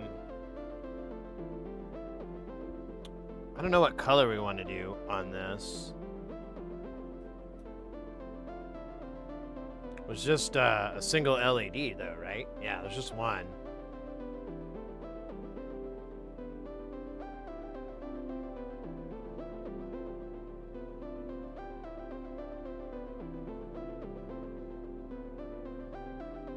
don't know. I don't know what would be a good color.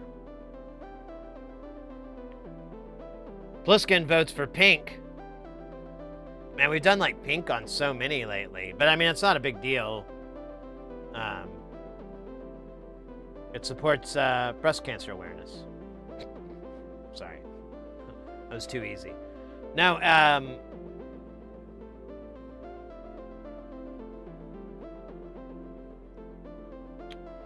well, the other options are orange, green, not really red.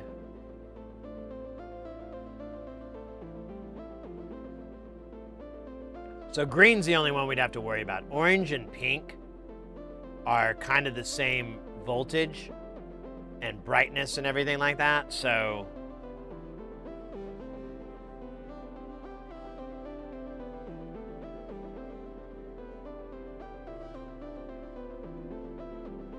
oh, now you're messing with me. Now you want to go green?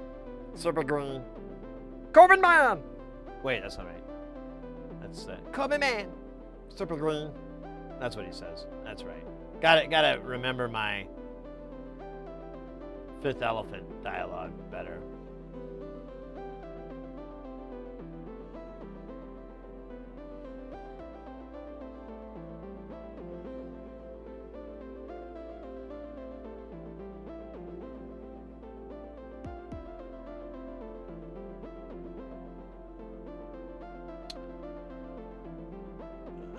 You know what? It's probably pretty fucking easy to change this. Where is it on the board?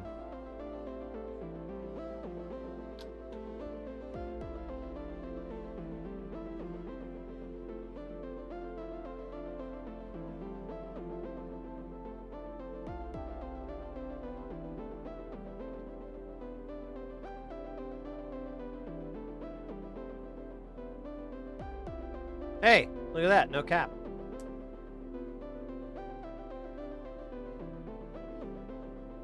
Oh, it's up here. Oh, wait, that's the, oh, it's kind of in a dumpy spot. I'll tell you what, we'll start with green, or we'll start with 10K, and we'll figure out what we want to do. We'll figure out how we want to roll with it.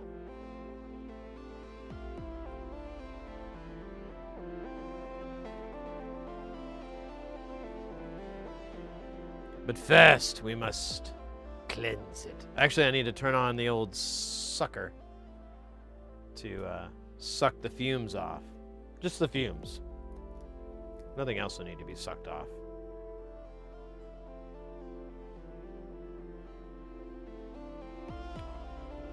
And let's get our book. So we'll need 1K. Man, this really isn't going to take any time to build. There's a grand total of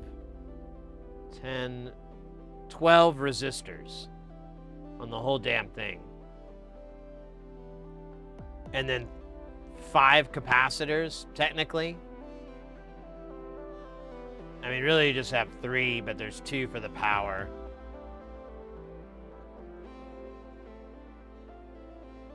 Two 24148s, and then 3 TLO72s, and 7 LDRs. It's hot. What does he recommend for R blocks? I think he says 1 to 10K. Let's see.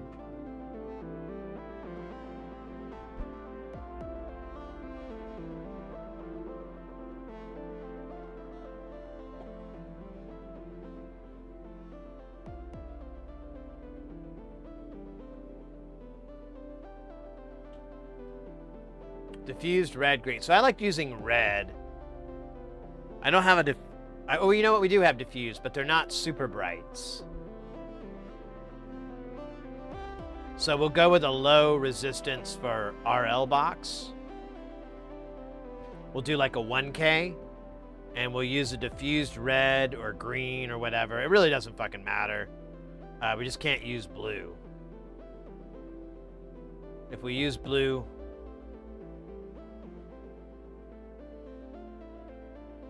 I don't know. It won't work right. It was like the wavelength is all. It's too far off. Too far off. Which is the name of my buddy comedy, Sid Heresy. Too far off.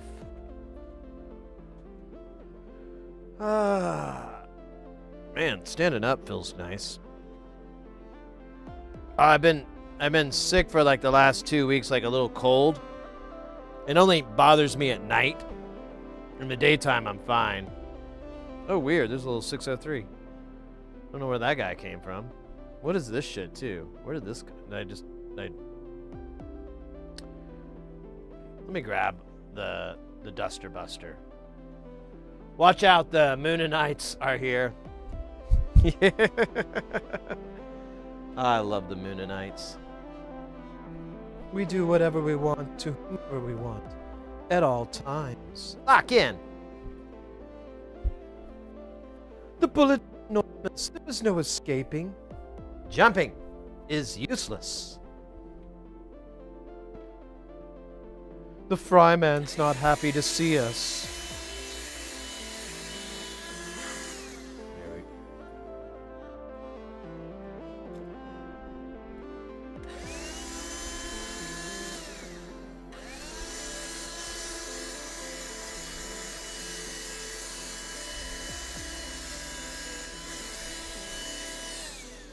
Yeah, let's just suck this all up.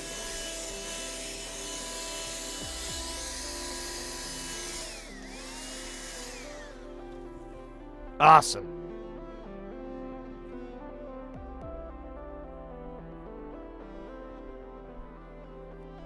Take that, ghost of Kirk Douglas. Wait. Kirk Douglas? No, yeah, he is passed. Well, I didn't mean it like that. I was just picking random names. Take that, ghost of Sam Kinison. Hold on just a second, let me grab something.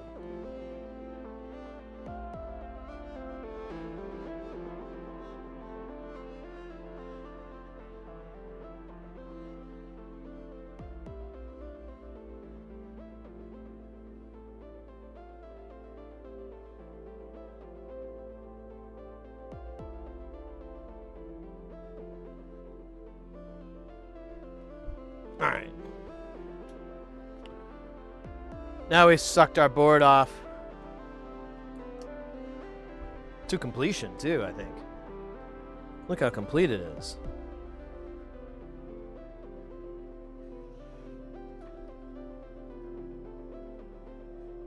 Oh, there it is.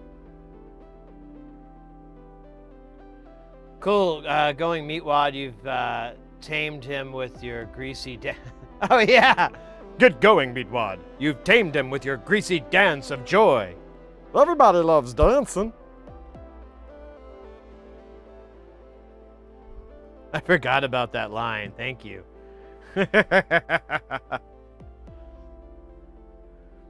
Everybody loves dancing. Hold on. This is a new move I've been working on. I still like I need to get it together. I have to do a little bit of work on my side. But I still really am into the idea of Meatwad as Mitch Hedberg. Meatwad Mitch Hedberg. You know, just have Meatwad up. I gotta get the puppet that I have of him and put like some Mitch Hedberg glasses on him and then have like a little microphone in front. And then here, where'd I have him?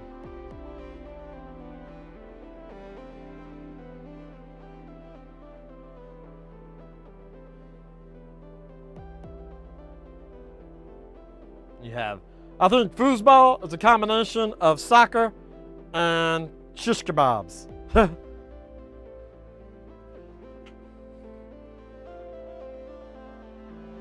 I saw a human pyramid once. It was very unnecessary.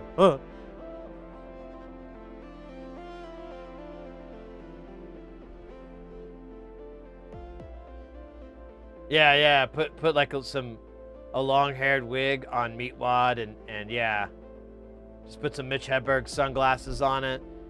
I imagine, like, for some reason, I'm imagining the same glasses that, what was the guy in South Park that was like, he was one of the disabled kids, but he was also like a gangster. You don't want to mess with me. Actually, what was that? Was that a joke at Mitch Hedberg? I didn't even realize that. Holy shit. Wow, full circle.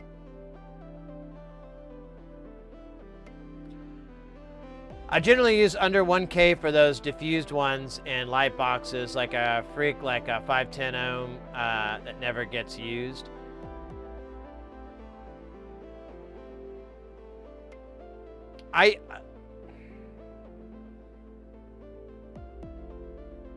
Well, we'll try different things.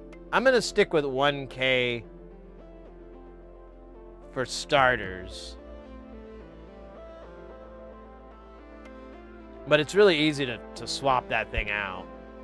Funk around with it.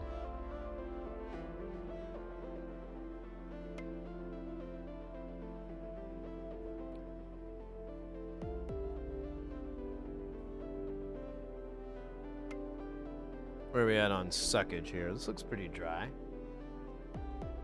Oh, it's not even looking at the right fucking thing. Ow, ow, ow, ow, ow.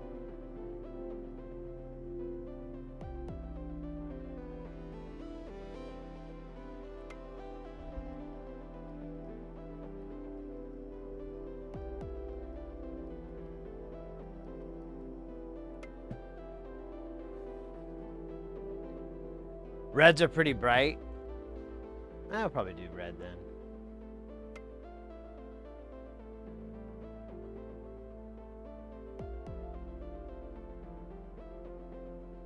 Let's look at it. How does he... I gotta unplug and replug this, but how does he... how does he do the sandwich in this one?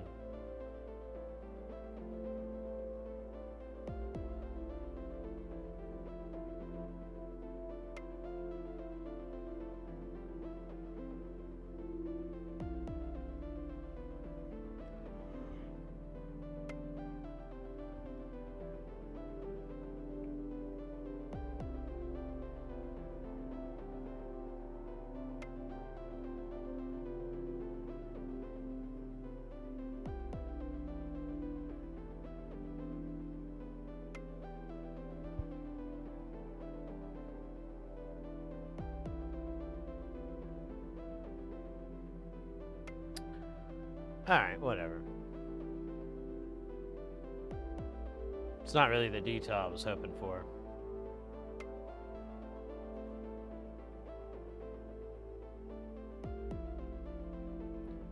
That's a lot of LDRs. How many are there? There's like 7 or something insane like that.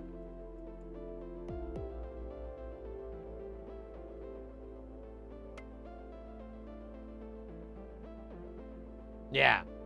Zeben.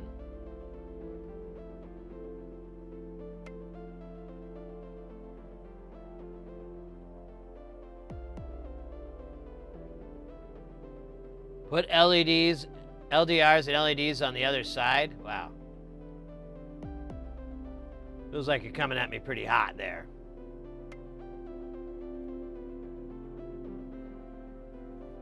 I don't know. Feel a little bit overwhelmed. It's almost dry. Gosh, this board is so small. It like takes no time for the alcohol to dry off.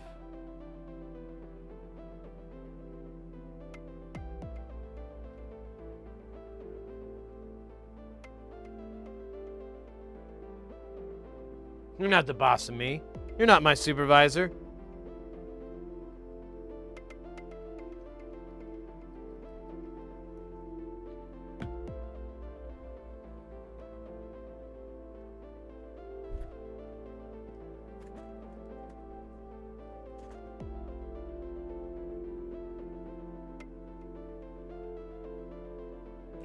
So,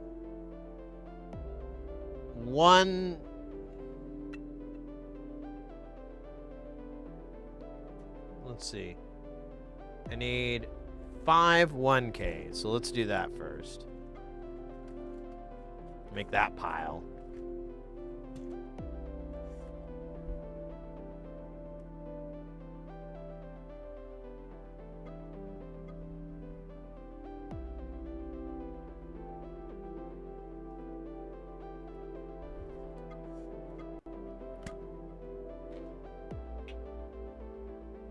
Oh wait, I still need more. I don't know why I did that. Brain damage. And then I need dose 10Ks.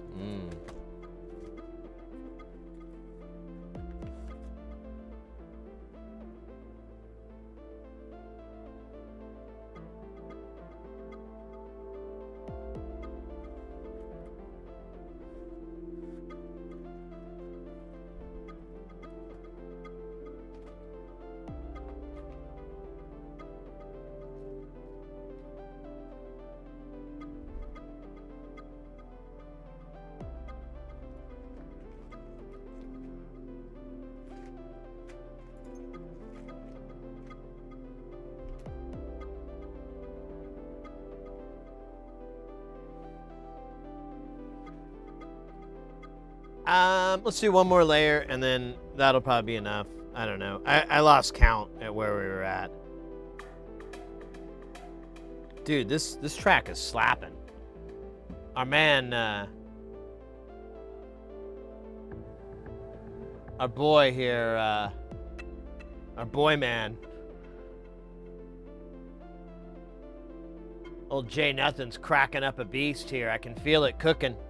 Let it cook. Let it cook, chat. It's gonna get tasty. No, we won't overdo it. The inside will still be nice and juicy and rare. Unlike the burgers I got the other day. Yeah, we ordered burgers from this place called the Burger Den. And we were like, oh, I've never heard of this. You know, we ordered DoorDash. And I was like, I never heard of the Burger Den. We'll have to give this a try. This is probably might be good. And then, like, we see the pickup location, and I'm like, is there a new place over there? There's, like, nothing over in that area of town. That's weird. And then we get it, and we discover the Burger Den is just a rebranded name for Denny's. So you could order Denny's or the Burger Den. It's going to come from the exact same place. And honestly, and this isn't being hyperbolic or anything like that, it's probably one of the worst burgers I've ever paid money for. Now, I've made some really bad burgers. I made one like a couple weeks ago, and I was like, oh, shit. But that wasn't my fault. Well, a little bit my fault. Either way, that wasn't a good burger. But this I paid money for, and a chef cooked it, and it was bad. It was like the driest burger I've ever had. Well, other than that one I made prior. That was the driest burger I've ever had. I'd put like mac and cheese on it to try to juice it up. Put some mayonnaise in there to try to like make it like, it was like eating powder. It was such a dry burger. But yeah, so if you ever see that, you're like, oh, the Burger Den. I'm just warning you. Buffalo Wild Wings does the same thing too. They go under the name. They still sell Buffalo Wild Wings, but then they also have Wild Burger. And you're like, oh, this sounds good. And then you get it, and it smells like a Wild Wings. And then you start seeing their branding on like the receipt and everything, and you're like, oh. So this is the same shit. It's just under another name? Who? Why? But those burgers were actually pretty good, as I recall. I wasn't disappointed. Oh, dude, I hate those Ghost Kitchen rebranded chain places. Welcome in, Dan Mulvey. Welcome in. I delivered for DoorDash for a short time and was shocked by how many real restaurants there are. I know. Yeah, we've been doing DoorDash for a while now because my wife and we've just given up on cooking for a little bit. COVID taught us that we're not very good at cooking. And so it's just easier to leave the cooking to the professionals. And honestly, with how expensive groceries are, you're only paying like an extra $5, $5 or $10 sometimes, maybe 20, but it's not insane. And so it's like, let's just order it. But yeah, like, I did find like there's a bunch of hot dog places that are literally just the gas station hot dogs. Like they go to a Quick Trip and get the bun and throw the hot dog in and smear it with some mustard and they're done. And I'm like, oh, gross.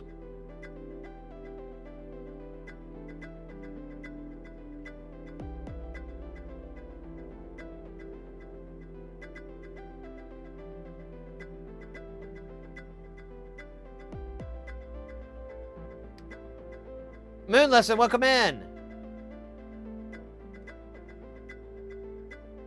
Man, welcome in, guys. Good to see y'all. It's been a minute, I want to say. I don't know. My memory's not so hot, so could have been in like an hour, for all I know. But I'm pretty confident on that minute that well, wait, that doesn't work. Well, the figurative minute, not the... But I did mean the literal hour, so... You know, this is getting really confusing. I'm just going to back out.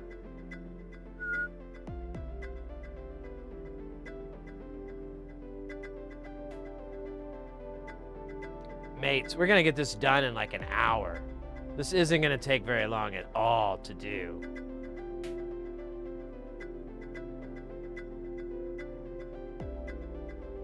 This is the part I don't like to be at when we're out of projects to work on.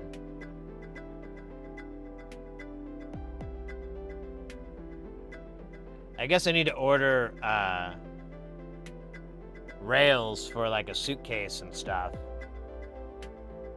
I have the suitcase over here I wouldn't mind using, but honestly, I kind of would like to find a cooler looking one because that one's pretty dumpy looking.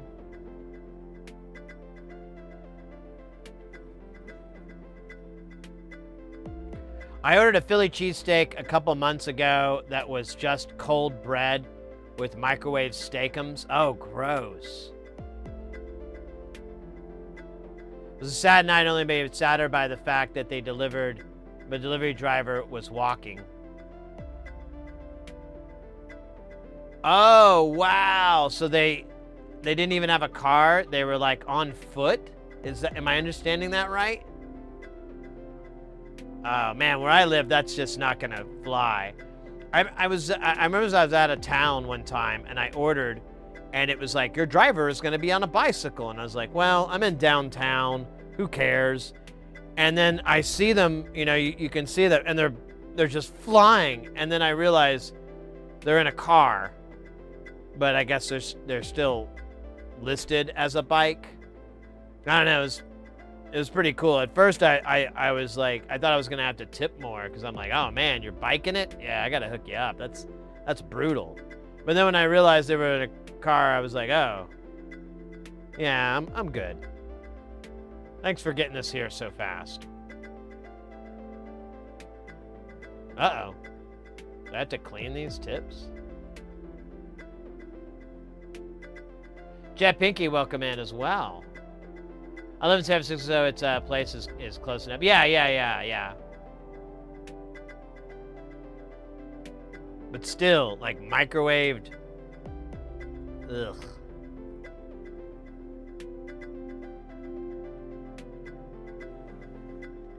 That's a no from me, dog. I can microwave shit at home just fine.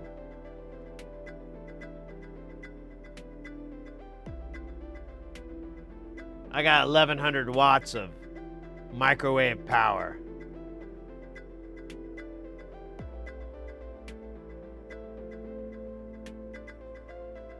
Oh wait, did I miss the 100K?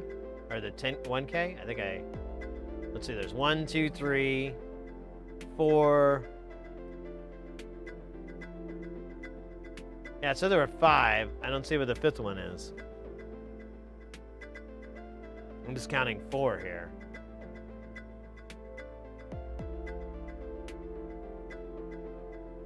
Maybe it was 4.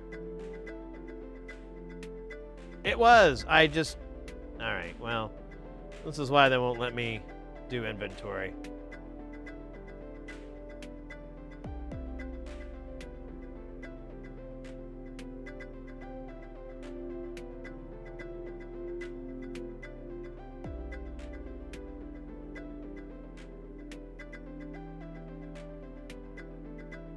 There's just 2 more values.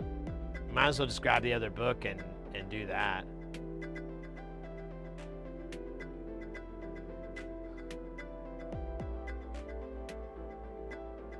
Dan, that's a good point. I hadn't even thought about that, like looking outside of the app for reviews. That's a that's a life hack right there. That's not super hacky. It's kind of like obvious, but not to a guy like me. No. That part of the frontal lobe is filled with silly string and bubble wrap. Doctors said it would work, but I think they were talking about their favorite band, Men at Work, with their hit song, Land Down Under.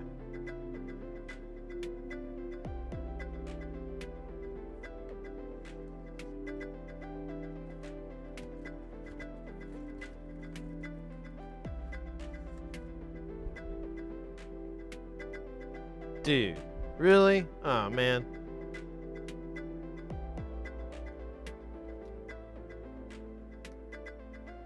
Oh, okay.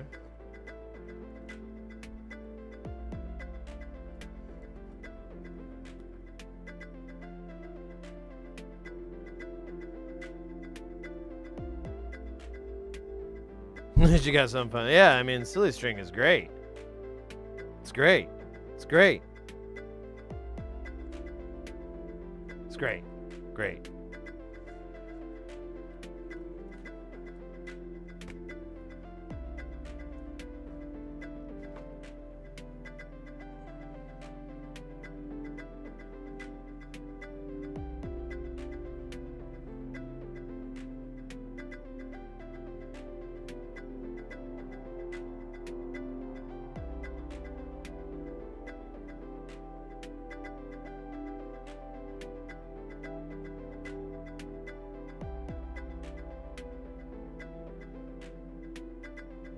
I'm sorry, I'm thinking about smoothies again. I had a smoothie thought.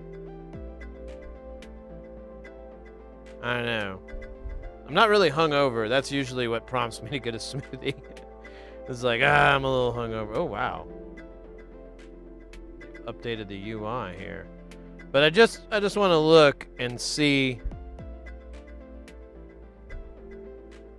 if that smoothie place has lowered their prices on smoothie expenses. No, it looks like they actually went up. Yeah, it's $10.89 for like a small one. But it's the only size they have. And I went on their website, and like if you go into the store, they're like $8. So they mark it up like $2 for delivery. I don't know, we'll think about it. I kind of want a snack today. I'm kind of in a mood to treat. I got dental surgery coming up on Thursday, which we won't be able to stream because I'll be doing that. And well, surgery makes it sound, it's a bunch of dental shit. They're gonna take a big ant hammer and smash my teeth out and replace them with metal teeth so I can chew bullets and chains. And it took me forever to find a doctor that was willing to do that procedure. A lot of them say it's not healthy or responsible or medically sound. But I found this one guy online, and he's like, yeah, I'll do it, bro. And he's cheap, too. So, like, I'm looking forward to it. But I imagine the recovery period is going to be a little bit rough. But then I'll be like, what is that, Lockjaw or whatever his name? That's not a good name, though, because That was one of the possible complications.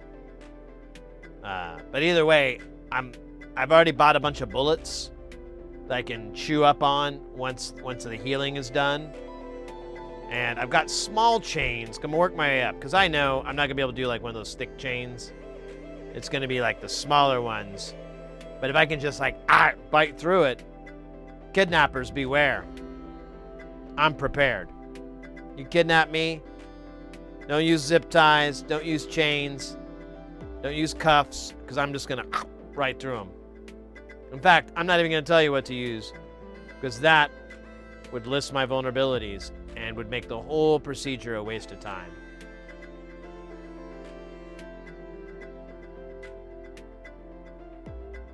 I gotta figure out how to catch bullets in my mouth. Gotta be quick.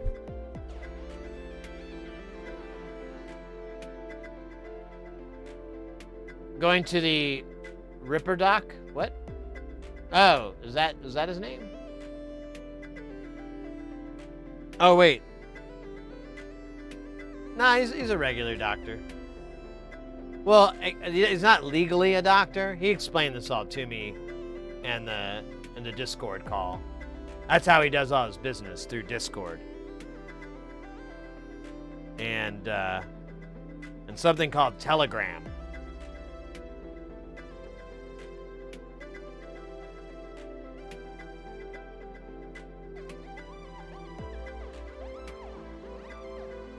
Oh, that's in Cyberpunk? Oh my gosh.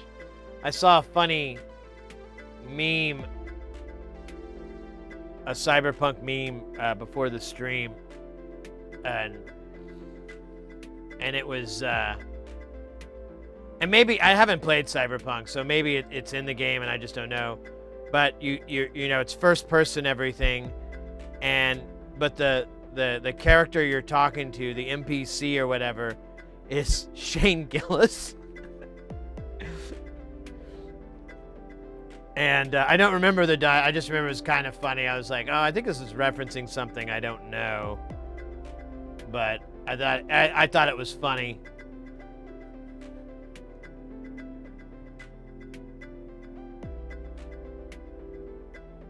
Yeah, I don't know. Maybe I have it still here. Let me see.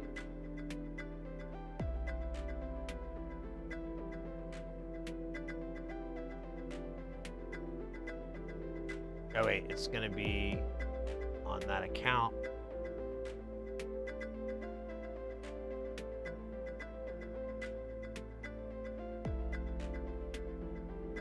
It was on my City Hersey DIY that account's Facebook page, which always, I don't do anything on that account, so it just gives me the weirdest shit in the feed.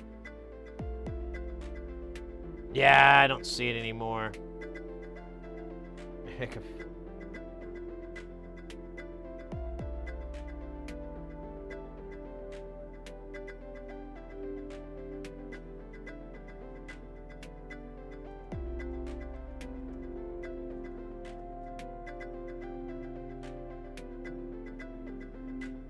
Yeah, I found it.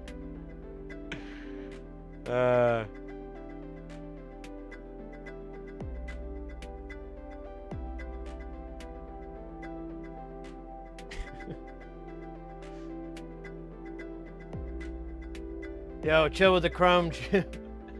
You look like a walking toaster. That's pretty gay. we do rubber here, not robotics. Ask for repairs. Maka's outfit.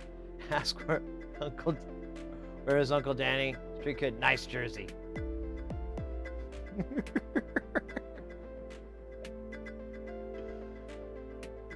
I'm probably like missing references on that.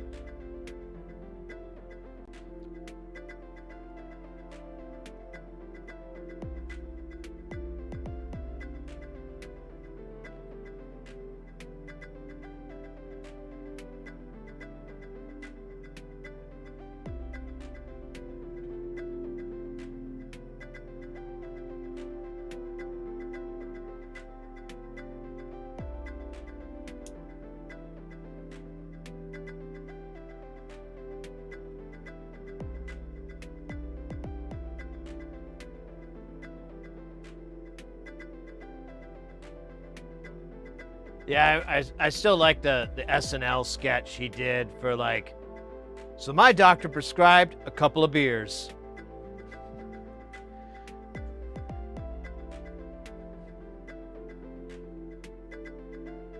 And sometimes you get a little bit sleepy, so my doctor prescribed a little bump.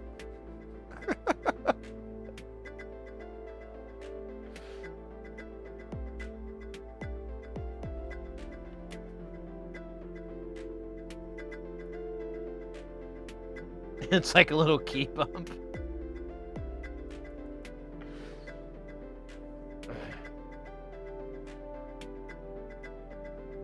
If I could find a mod with him in the game, I'd be all in. I still need to play the expansion, but I could enjoy the base game a lot. Yeah, I don't really have anything to play it on. Like the streaming machine is good at gaming, but only at 1080, and I have like 4K monitors, and I really don't like to play at 1080 on a 4K. It feels stupid. So it's like, I mean, I might as well just do 1024 by 768. But and then I have a PS4, but it's a PS4 4 Pro, and from what I hear, like, performance is pretty lame. And then the Mrs. Heresy has the PS5, and I think I even got her like Cyberpunk. So I think we have a copy of the game. But you know, I let her be with that. Like, I got that for her, and she's been gaming with it, and I'm like, you know what? I should just get myself one. There's a couple of games that I like to play, and I tried them out on the 5, and there's like no improvement. There's no benefit to it.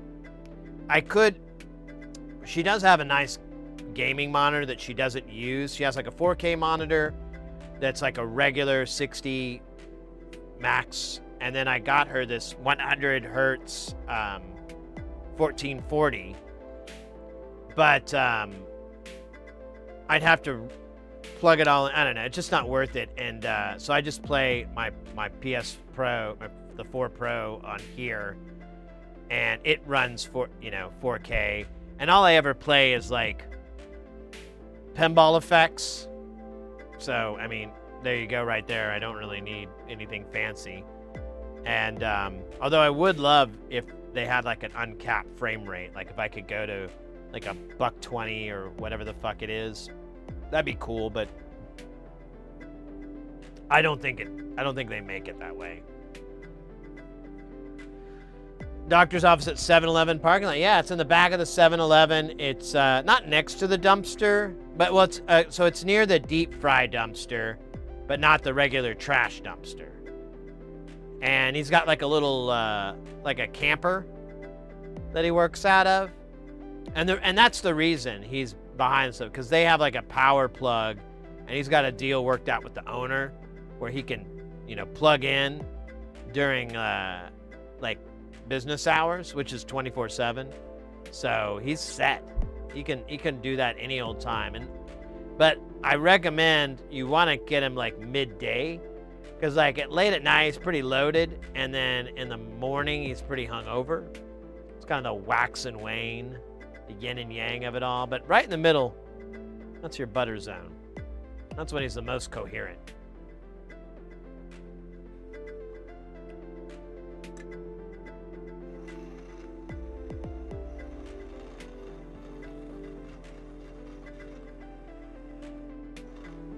I need to get new brushes for this thing. It is filthy.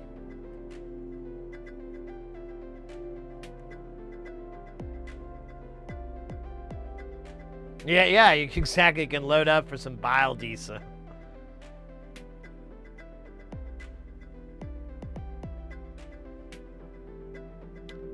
I can't remember if Phoenix has a couple of biodiesel pumps, or at least they used to. I've never seen them with my own eyes.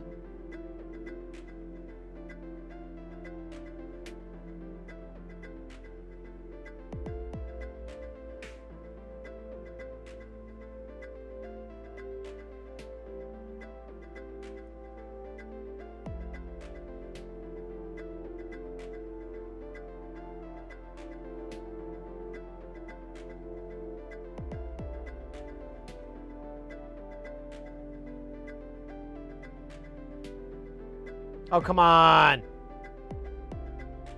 Filthy shyster bastard. I rule you.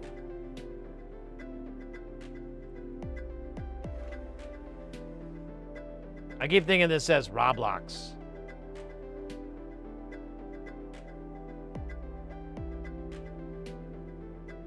Oh, I saw something insane the other day.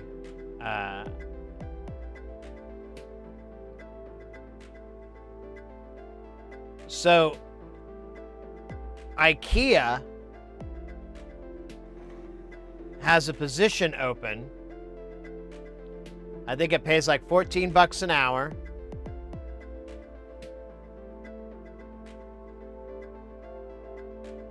Where you work at IKEA in the game Roblox, or Roblox, how you're supposed to say it. I don't know, I don't have any kids, so the pronunciation is lost to me. Now, don't answer. I don't have any more data, so don't ask what you do or what anything. I have no fucking clue. Roblox, thank you. All I know is that is a thing. Oh, welcome in, Caterpillar. And it pays real money.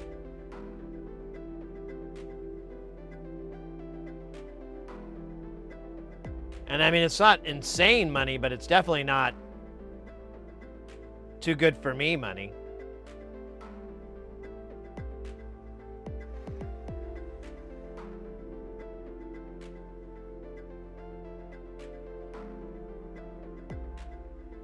Every time, the first time I'd ever heard of Roblox was like, it's from that video from years ago when the last stream that Dr. Disrespect had, when he's like, that clip of him like looking and realizing that he's been permabanned, and he's like, you know, gets all weird and everything. The whole time he's got like that playing in the background. And I always was like, what the hell's going on? I don't understand, you know, and so that's every time I think of that game, I always think of him like, champs, things are gonna be tough soon, you know, or whatever he fucking said. I don't remember. It was several years back now, but every time I hear that game, that's all I can think of is Dr. Disrespect, like in real time, finding out that shit's hitting the fan for him.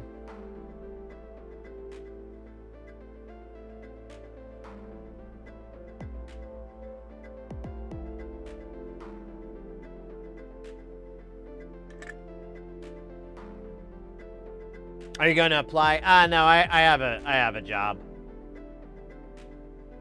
Last thing I need is another job.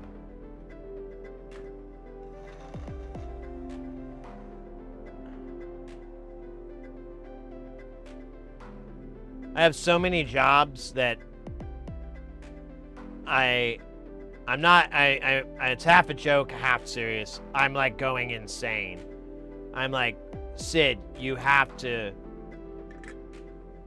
like not, you can't keep doing this to yourself. You're gonna go insane. And then I'm like, insane in the membrane, and then I break into that song and I forget about what I was talking about. It's great.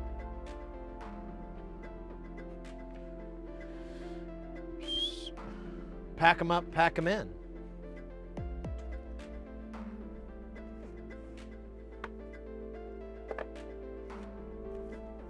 All right, I kind of want this guy to be slow, so I'm thinking 10 microfarads. And then the high resistant LDRs. Oh, hey, there's a little bit in here.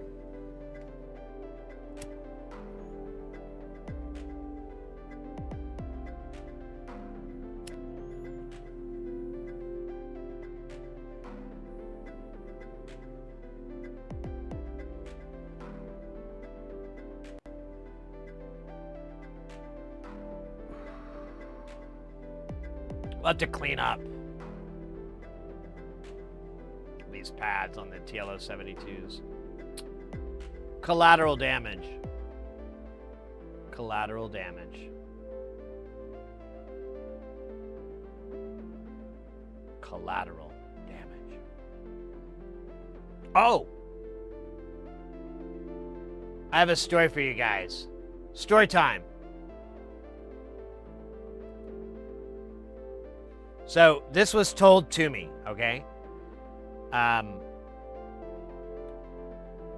this is interesting because I don't think people know the extent of some of this shit these days. So, there's this company. I've never worked with this company before, by the way. I've never worked with them. It's a friend of mine works for them all the time. So, he was the one that was telling me the story. But there was this company that, they're a production company. They do live events, the stuff that I do. And they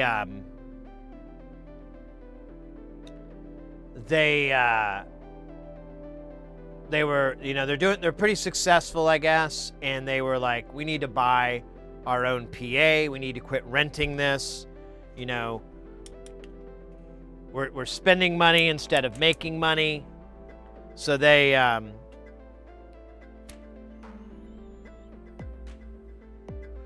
did actually consult me, but it wasn't a paying consulting thing. They just asked me, like, because I know one of the guys that works there, and they asked me, like, what kind of PA do you like, Sid?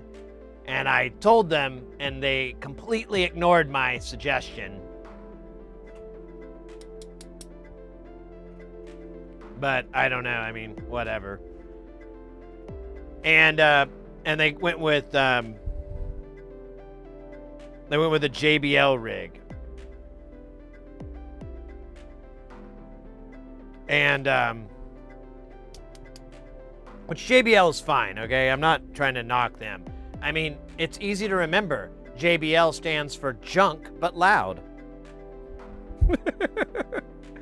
Sorry, that's just my favorite joke. I heard a sound guy say that one time, and I was like, dude, you're a funny guy. That's a good joke. So they bought this PA, and it was like $850,000, and they got it. They needed it at this show, and they got it delivered in like it was like Colorado or one of the states that starts with a C. I really don't know, but they got it drop shipped there, and then they loaded it onto a third-party trucking. Now, they have their own trucks or whatever, but I don't remember exactly how it worked. Either way, they went with another company, and it was in the interest of saving money because it was going to cost them like an extra $40,000 to ship it.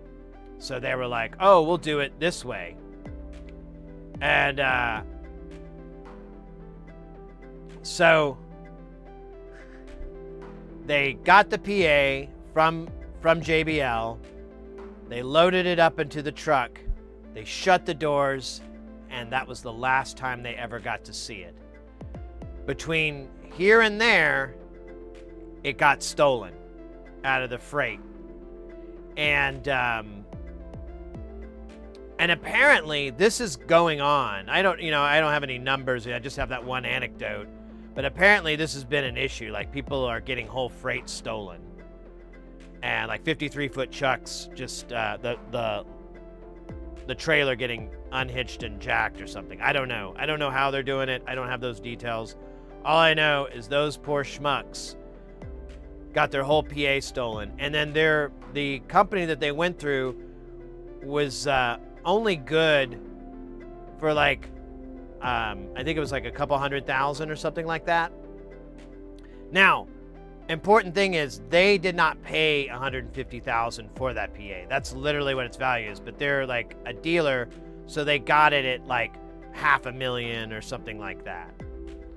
But either way, they're out. And another thing I didn't even think about until it was pointed out to me, they can't even get, You know, like even if they were to get their insurance money and everything like the next day, they can't buy that PA and get it within a reasonable amount of time. Because JBL, after COVID, I guess, they quit stocking. So if you order, they have stock, but it's nothing large. So if you want like a brand new 64 box of hot, you know, like the is it Vertec or whatever it is, from them, they'll be like, cool, man, that'll be 6 months or 9 months. So they still have months and months, and they you know, the busy season's coming up. January, February, March, pretty much up till April. April, it kind of tapers down a little bit, but I mean, either way, those are busiest times of the year for AV, for those productions. And and there's no way they're going to get the PA inside. So they're back to renting a PA, but they had assumed they'd have theirs. And so they're calling up companies, you know, a month or two out and like trying to get that. And yeah, it's insane. When I was told that story the other day, I was like, dude, I feel sorry for those guys. That really sucks. But I mean, I don't know. There's a lot of like, why didn't in that whole story. I'm like, why didn't they get like full coverage for the value of the system? You know, why didn't they go with like a trucking company that, you know, I don't know the history. I have no idea. There's a lot. I don't even know where it was exactly that it happened. I just know they're out of a PA. And it was not even a great PA. That's the sad part.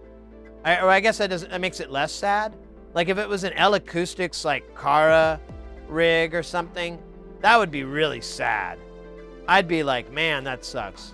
But that would be a $1.5 million or $2 million rig for the same number of boxes. That's how big the price jump is. So I don't know, whatever. I feel it's crazy shit. Yeah, exactly.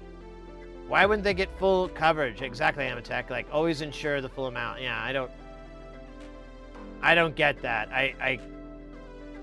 I guess, you know, and I didn't even know like freight theft is an issue right now. So it could have been,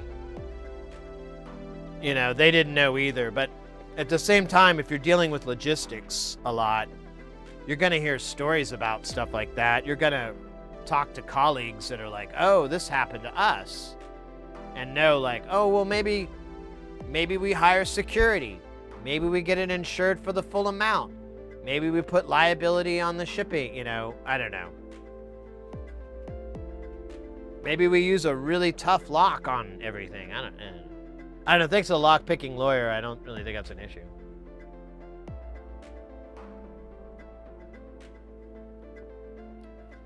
Yeah, even, you're right, Dan. Like, even in the case of an accident, because I think it was a long haul. You know, it wasn't like they were taking it across town or anything. It was a long haul.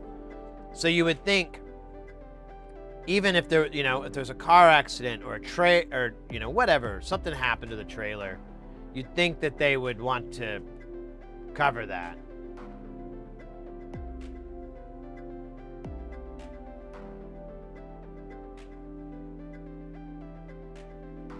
Well, what's funny is they're gonna have to rent the L Acoustic rig.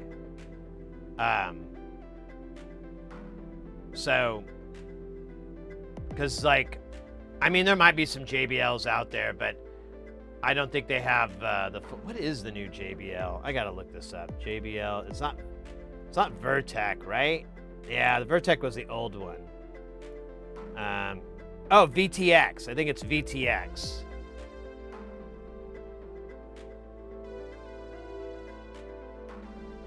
Yeah, VTX. That's what it is. I I think that's what they had, because that's all they have. They have the V and the A series. I think wait, is the A the compact system? Maybe the A is the compact system. I don't know if they got, I don't know which one it is.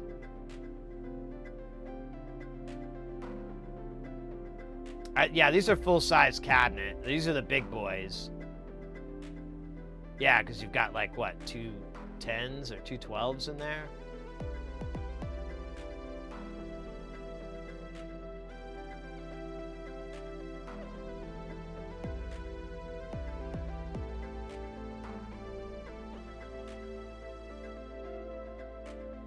Yeah, exactly, Amatech. Just it just insurance isn't even that expensive.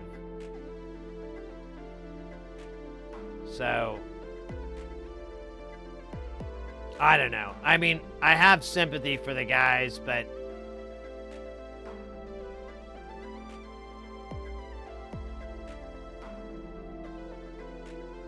whoever didn't get full coverage probably shouldn't be doing that job.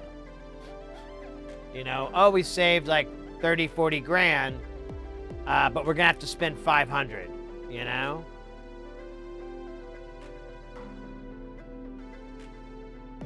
For the insurance. Big fucking deal. I don't know.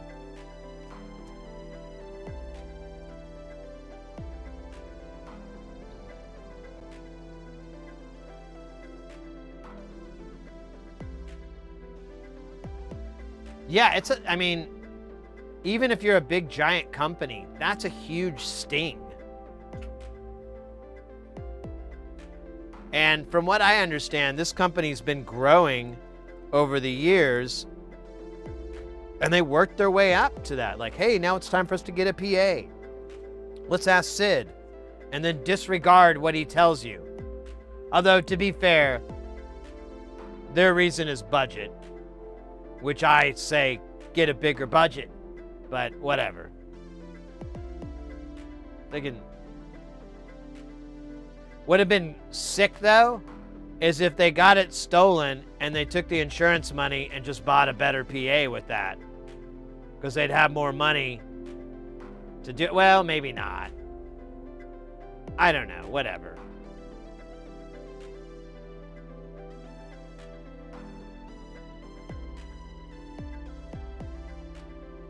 They probably would have gotten not its list value, but I don't know. Maybe they would have, because then they could have went. They'd probably have to show receipts though for the expense. But you know, they could even factor in the cost of freight and trucking and everything into that. I mean, that's still like 10%. So I don't know. Whatever. It's a moot topic now, but. Yeah, if you're getting anything shipped that's expensive, it's probably a good idea just to look into insurance, especially this, I don't know, things have been kind of hairy lately anyway, so it just, you know, if it's going to cost an extra $15, just suck it up, Buttercup.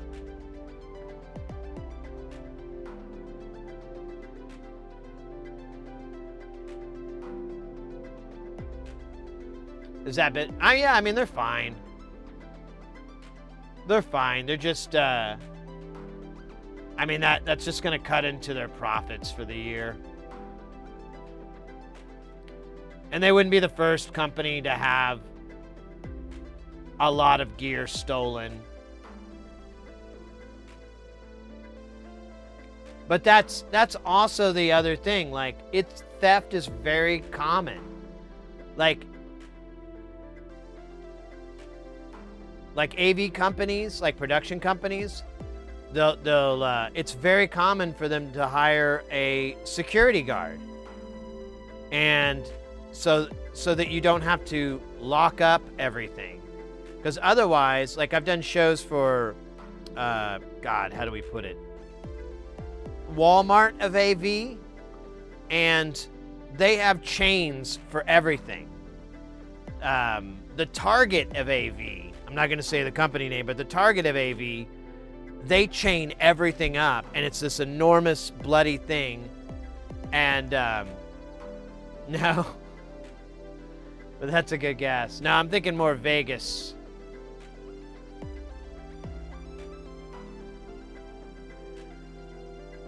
But you know, you'll chain. You have to chain all the laptops for the, you know, for the production and so forth down, and they'll chain different stuff down, and or you just hire a security guard.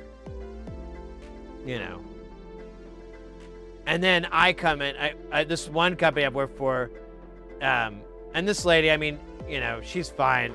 I'm not throwing any shade to her. I just think it's comical. I came in early one morning. We were supposed to come in at like 7 or whatever, and I showed up at 6:30 because I couldn't sleep, and I was just gonna get myself prepped for the day and just take care of some business so I could have more internet scrolling time. And I came in early, and first off, they lock all the doors to the ballroom, but you just need to keep trying every door until one of them isn't locked. So I found the one that wasn't locked. I came in through the back, and I hear this like noise, and it's the security guard, and she's just like,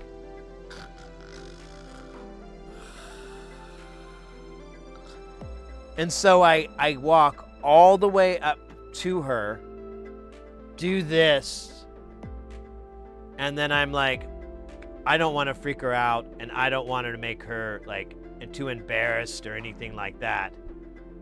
Oh hey, DJ Soul Shaker, how's it going? Well, the repair we have, we just need to replace the power inlet on a Rational Acoustics AX8. It's like a foot pedal version. So anyways, I saw her like sleeping, and I was like, man, I gotta be a nice person, okay? And she was a nice gal. She's kind of weird though. Like later I kind of regretted it because like for some reason she just blast on her phone at like full volume, and it was like this like preacher guy. So it's like this religious stuff, which, you know, to each his own, but at high volume on your phone. And he's just, you know, this pastor, like really charismatic. And I come and I tame and I'm all of a said, and I'm just like trying to do my stuff, and she's just got that full fucking volume. I figured out maybe that's how she stays awake now. But either way, I like walked back, and the door that I came in on, I let it slam shut. And so it made a big noise, and she kind of like ruffled around, and she played it off like she wasn't asleep or anything. But I walked all the way into the room, did some work, waved my hand in front of her. She was out, totally out. And I was like, wow, anyone could have came in and stolen from here, but I don't know. That's a real heart-pounding theft, because she's like right there, 20 feet from all the gear. So if you're gonna steal it, you have to just do it like a ninja. Because if a cable fell or something went plop, what's going on? But anyways, that was, I don't know. I should have, well, she was sitting down. I don't know how I could stole her wallet. She's all in security gear. So she had like, you know, a vest that said security. I guess that's all she had. I don't remember. She had a spot for her phone. I remember that. But no spot for her AirPods.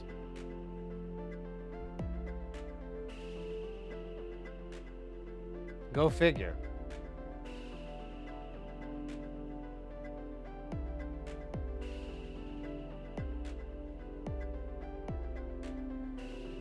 All right, we're gonna do 10 microfarads on these caps, and then, wait a minute. And then 2 more, we're just gonna do nothing but 10 microfarads, that's nice.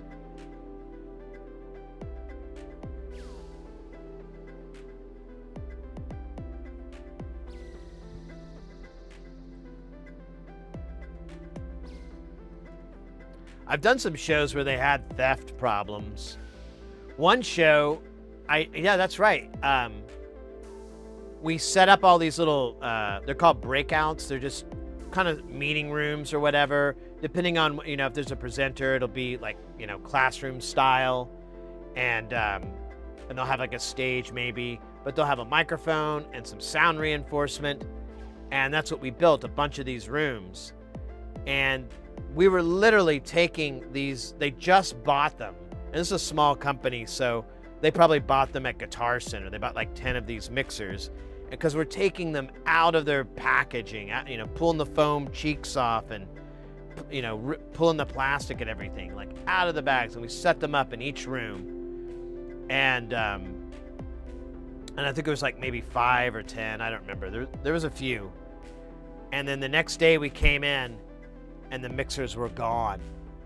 There's just the cables going to them that were left on like the table, but the mixers were fucking gone. They stole all of them.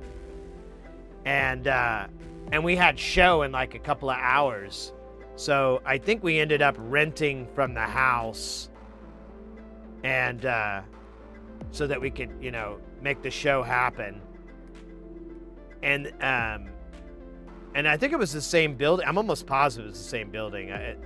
This was like 12 years ago, so long ago. But this same building had a problem with theft. And like, you know, I guess you can rip off production companies, but you don't want to start ripping off the attendees. And that's what happened. Like attendees, like laptops or iPads went missing. And then, you know, with the iPad, especially, you know, 12, 15 years ago, everyone was like doing the tracking thing. So they'd, you know, find my iPad and it would be at like one of the people that worked there's house. And the police were more willing back then to do something. So they would drive to that house and be like, hey, this person's laptop was stolen and it says it's in your house, or this person's iPad stolen and it says it's in your house. And as I recall, that was what caused it all to stop, because after that they fired a bunch of the staff that was in on this whole thing, and, you know, replaced them or whatever the hell. And nowadays, yeah, it's the same place I'm thinking of. I remember now. So nowadays, I'll tell people, you know, that are from out of town, I'll tell them that story. Like, well, they, you know, a while back, they used to have a problem where everything gets stolen, but I haven't heard of any stories of that in over a decade. So I think you're fine. I don't think anyone's going to be doing that here. Like, okay. Well, we don't even have locks anyways. Well, then why do we talk about this? It's so weird. Yeah, I don't remember. It was definitely more than one person. But as far as like who or how many, I can't remember. I want to say it's like 4 or 5 though. It feels like that number was thrown around. But again, it's so long ago.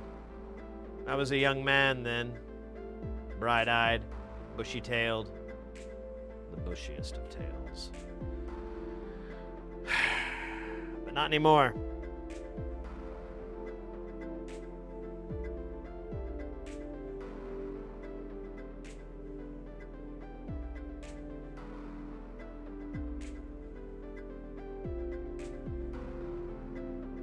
Yeah, I mean, you might be right, still, Amatech. I can't remember.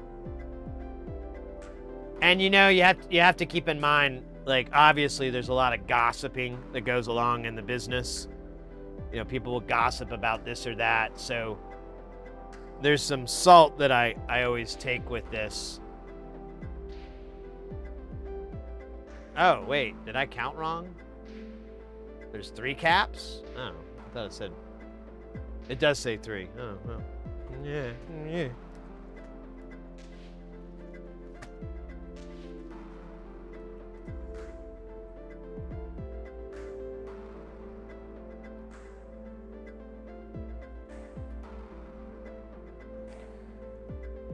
I know. So I have a pair of headphones I use here. We'll get a little bit off topic for fun. So I have a pair of headphones I use. I bought these when I first started doing audio back in 2009, 2010. And, oh, wait. Well, you can't really see it. I put my hand over this part. So these are the Sony MDR 7506. They are less than $100. These muffs, you always buy a new one every few years. I got these OEM, or not OEM, but they're like a different brand, and they're like super soft. It's like memory foam. I like them, but this fake leather part always crumbles here in Arizona and it falls off. But these are crap headphones. They're like, I blast audio out of these at full volume to use them as little mini speakers. I use them on the deck when a band's playing to hear stuff. Like if I have to patch in or something, I'll put those things in, or I'll put both muffs on and just push them. And there's total workhorses is what I'm getting at. But they're dirt cheap. And this one guy I know, like, you always leave your headphones behind unless you've got like really expensive Sennheisers or something like that. Welcome in, Calderio, by the way. I knew this one guy that left his cheap 7506s, and he came back and they were gone. And I was like, what are you complaining about? Now you got an excuse to buy better headphones. Although I still like those headphones because they won't break. I have had them for 15, 16 years or whatever, and they haven't broke. I just have to replace the muffs. That's it. And that's, any good pair of headphones, that's pretty common.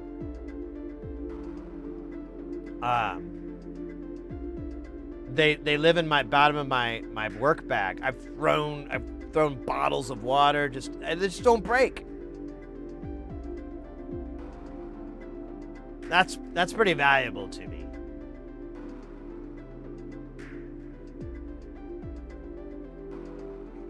Literally, I listen with those as we speak. Oh, really? I have 2 pairs of them.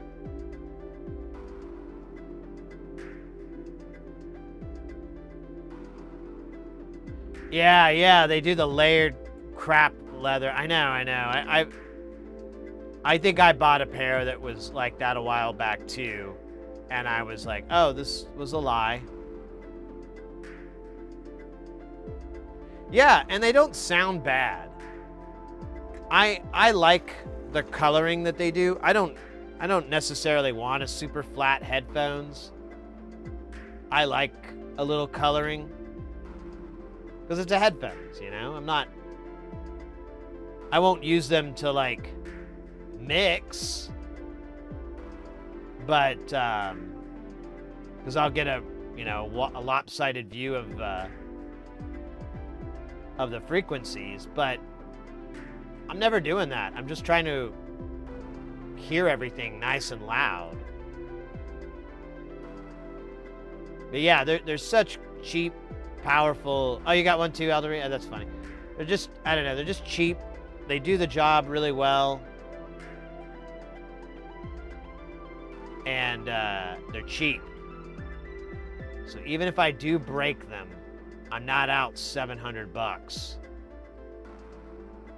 or whatever, I know a lot of people, they have some really nice Sennheisers or something like that, or AKGs, and they spent like more than I did on my iPhone that I just bought for these headphones, and that's cool,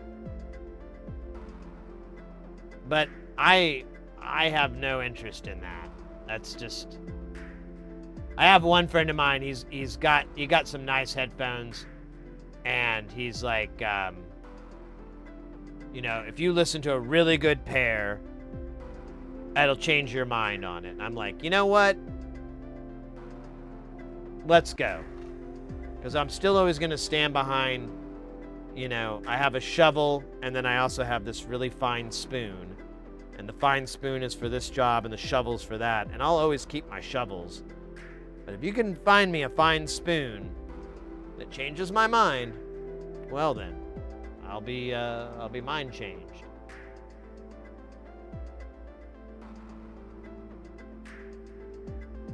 I can't remember what they are. They're Sennheisers, though. I used to know this one guy.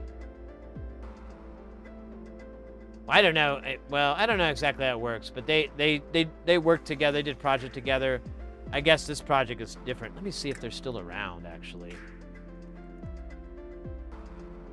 before I go into it.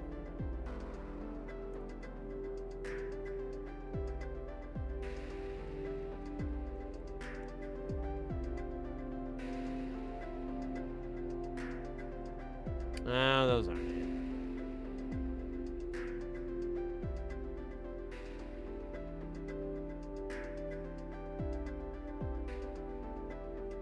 I can't remember the name then. I thought they were...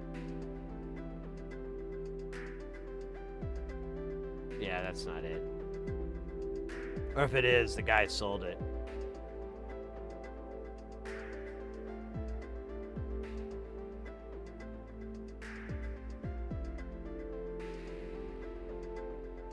I'm researching. Am I being trolled? Oh, it says waiting. Oh, transferring.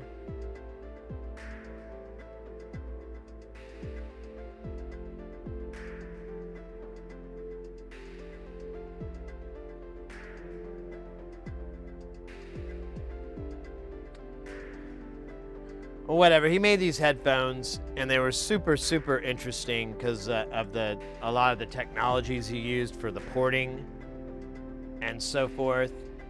And I remember they were like $700 headphones, which, especially at the time, I was like, I'm not spending that kind of money on fucking headphones. You can fuck right off. That's insane.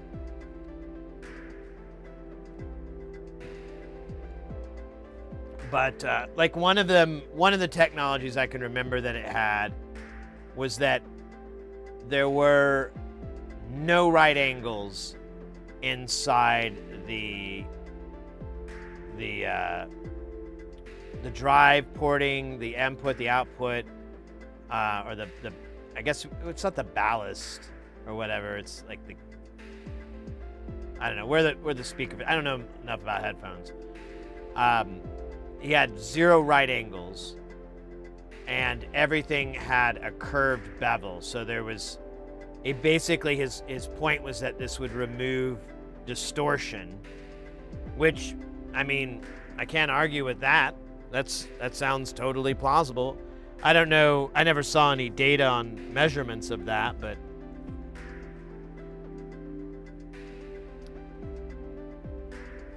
right angles are for squares, right? Yeah, like everything had a very webbish kind of look on the inside, where the drivers lived and everything like that. The struts or whatever for the outer ring of the diaphragm, all that was like this special custom shit. And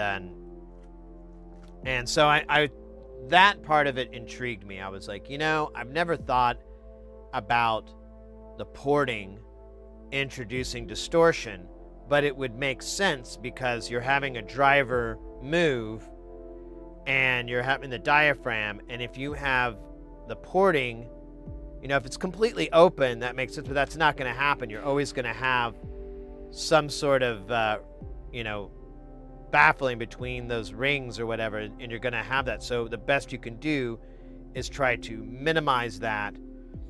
And in that instance, I was like, well, if you had this porting that was roundish or circular or, you know, non-right angled, that would make sense, because then you'd have less resistance on the diaphragm when it's going to drive air one way or the other. And because I mean, you always still have the negative part of the waveform, you know, the pull in or whatever the fuck. I feel like I'm talking like way out of school here, because I really don't know enough about that part of sound to really speak with any level of confidence. But it just, you know, to my dumb layman mind, I'm like, yeah, that sounds cool. Hey, Go Fast! Good to see ya! Hope you're doing well. It's been a minute. I want to say it has, hasn't it? Or am I making shit up again? For clicks.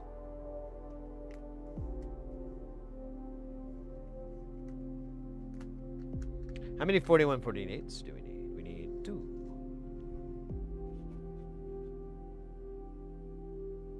Yeah, Caterpillar, I am too.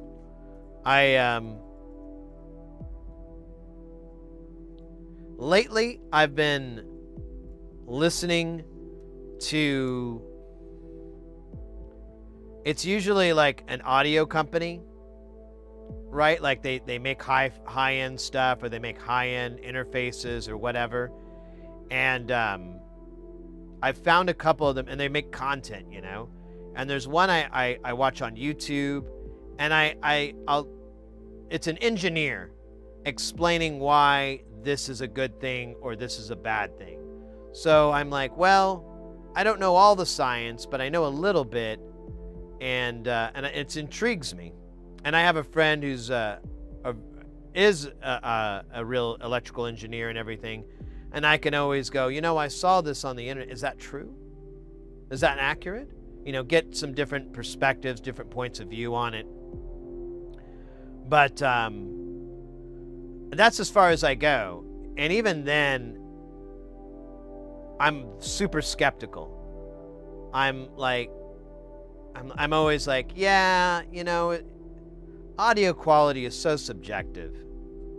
And it's the easiest placebo in the world, I think, for people to fall into. Like, I've fooled myself so many times. I've been humbled so many times by like adjusting something on the mixing console and going, oh, there we go, that's perfect. Like a compressor or something, like, oh, there we go, that's perfect, that sounds great. And then looking down and realizing it's in bypass mode this whole fucking time. But my brain thinks I turned this knob and it did something when it had no effect. So knowing that from me and a guy who does this a lot, I know your average Joe has got to be way more susceptible to, your average audiophile has got to be way more susceptible to turning the knob and thinking it did something to the sound. So I don't know. And that's always my point of view. Like, it'll sound as good as you want it to. If you don't want it to sound good, you can totally get that happening. I've built like tons of PAs, and I've like gone, it sounds like shit over here. Fuck. Well, they gave me a turd and said shine it, and I shined it as much as I can. You know, you kind of just go, fuck this. I can't.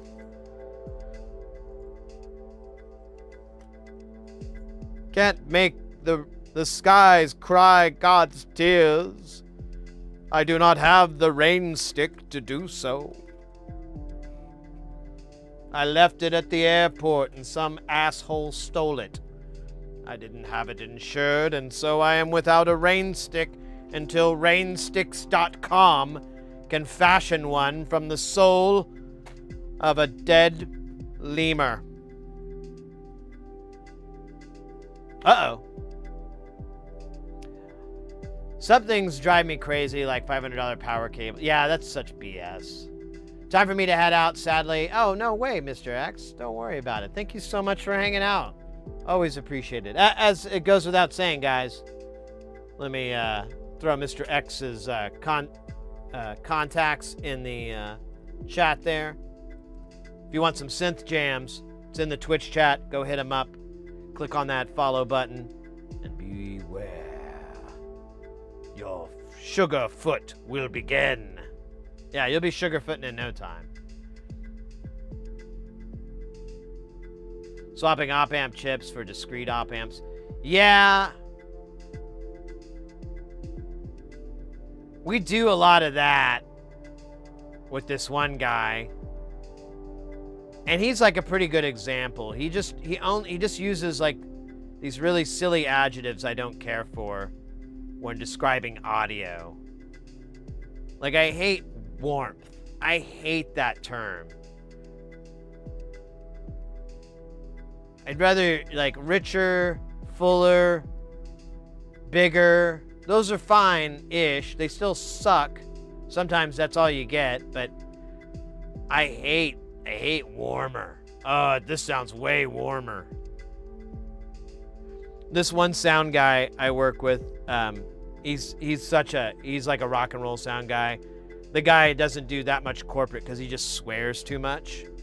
And it's a little bit off-putting. And one time he was telling me about a gig he did, and the guy was like, said, it sounds a little woofy. And my buddy, the sound guy, just like flipped out on him. He's like, what do you mean woofy? Well, it just sounds a little woofy. You need to elaborate. Are you talking about the low end? I assume you mean like woofer, and you're talking about the low end frequencies? Well, that too, but it's just a little woofy. And he kind of turned into like that scene in Goodfellas or whatever, where it's like, how am I a clown to you? How am I funny? But it was with, what does woofy mean? What the fuck is, he just is like, what the fuck do you mean by fucking woofy? I don't think he blew up that bad, but he was just like pretty hot there. Hey, Ace, welcome in. I swear, swears and cares, swears and cares.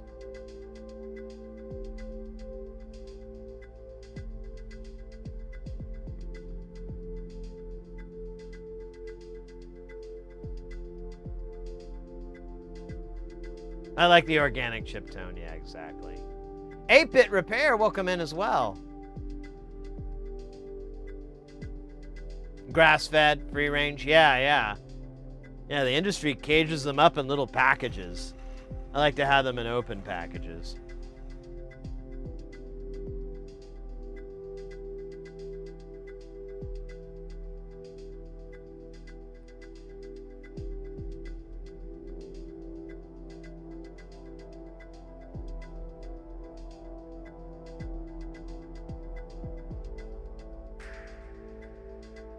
This is challenge level 12.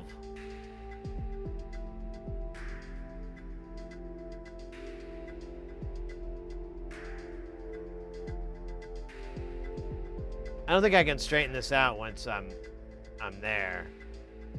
All right, it's okay-ish.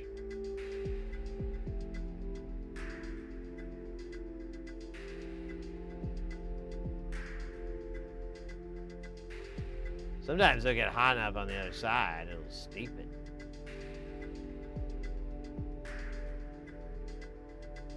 That's fine. Oh my god, it's a little bit too much. Hold up. It's like a big old fat butt. It's kind of hot, really. Uh-oh. We've got butt connections here. Oh, I keep doing it.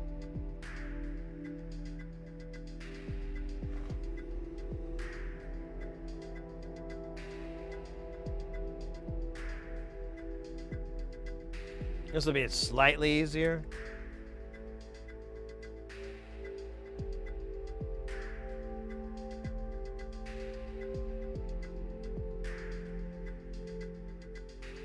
I disagree, Porphyry. I disagree. I won't be able to do my wave. Can't do a wave with a conical. But you can with a knife or a bent conical. Yeah, hey, we all got our tip preferences here. The only thing I ask is that you don't limit your tip experience. Always give a new tip a try. It's not weird. $16 investment could change your entire life. Well, I don't know how much tips are these days. I need to get the new one from, all right, you know what? Now I'm thinking about it. What is, here, let me pull up Amazon. Amazon! Dun dun. Hacko tips. Let's just try Hacko tips.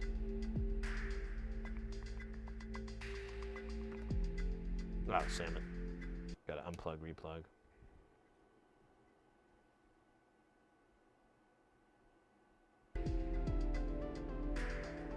Am I rapidly?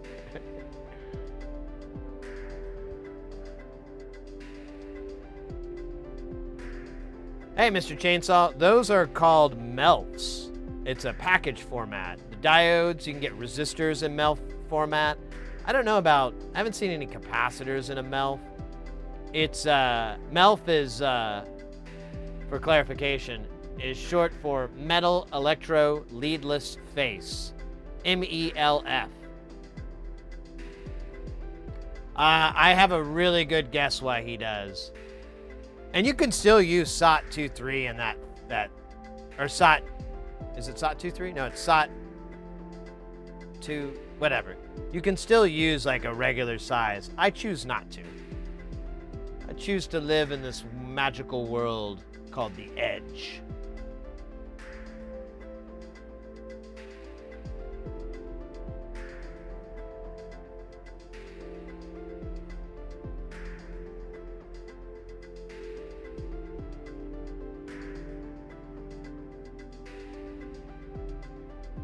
Oh, they're horrible.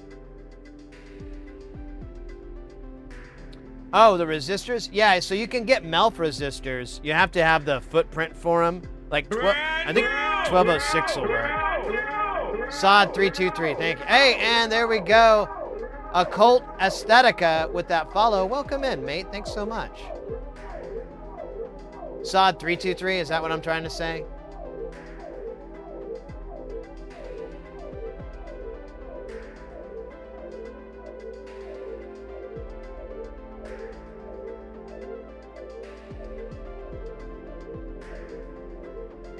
Tips and nozzles.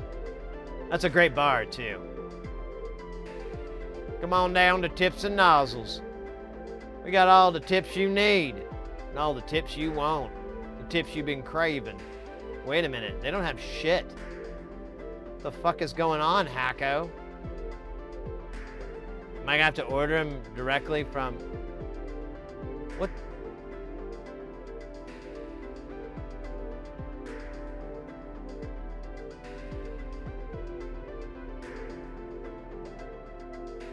Dude.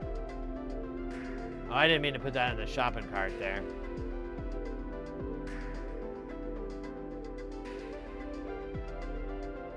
Fergie reference. Got that MELF money.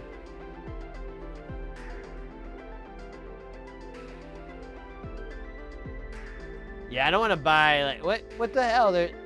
Are these not Hackos? Maybe they're private cells.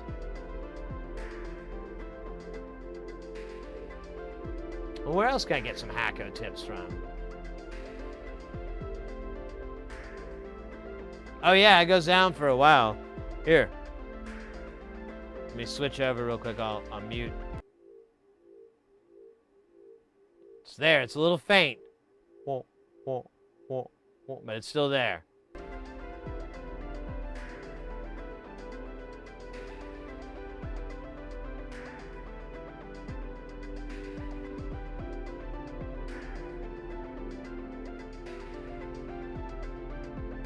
Oh, right. What I was going to say about melts, Porphyry. So you can get melt resistors. They won't fit on an 805 pad, though. I think you need something bigger. But sometimes they're really great if you're looking for inexpensive, high tolerance resistors. So if you're looking like for a 0.1%, you may open up the field to melts and see if those prices work if you're doing a design. I don't know how well they robo solder on though. Like I don't know if a pick and place, I guess it'll do it because it'll just kind of stick in the paste there. Yeah, I want real Hacko tips though. Oh, look at that. Is that a real one? So cheap though. But it is hack. What the fuck, Hacko? What am I doing wrong? I go to tips and nozzles.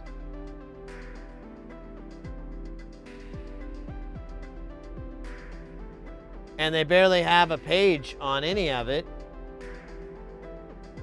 Oh, they do have that beveled tip. Maybe? Yeah, oh. Wait, they just sold it twice? What kind of a Boris is, what the hell's going on? Oh, that's a 32, that's a big tip.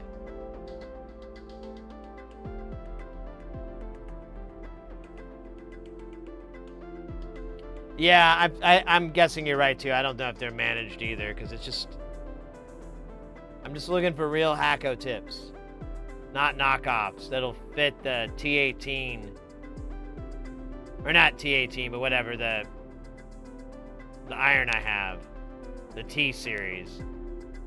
Is that it? I don't know how you. I don't want these weirdo off brands. I've already dealt with that. That sucks so much. T120, T12?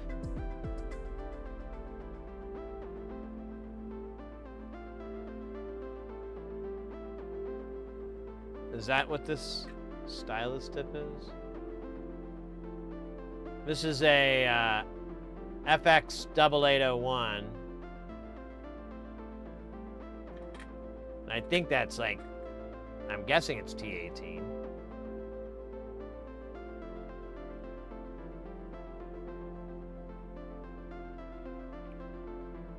I don't know, I could try one of these beveled tips. I feel like that's not going to be the best time of my life. And I'll never feel that way before. I swear.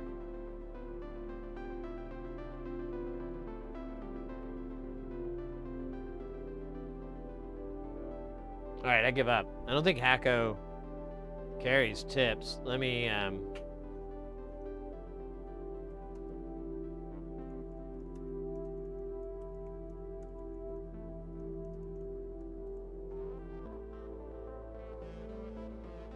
Oh, yeah. Let's get rid of that.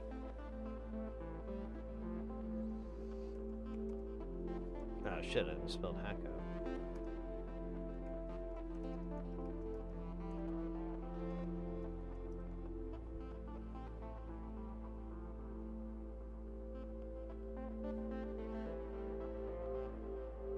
I guess we can correct directly from Hacko. Uh-oh.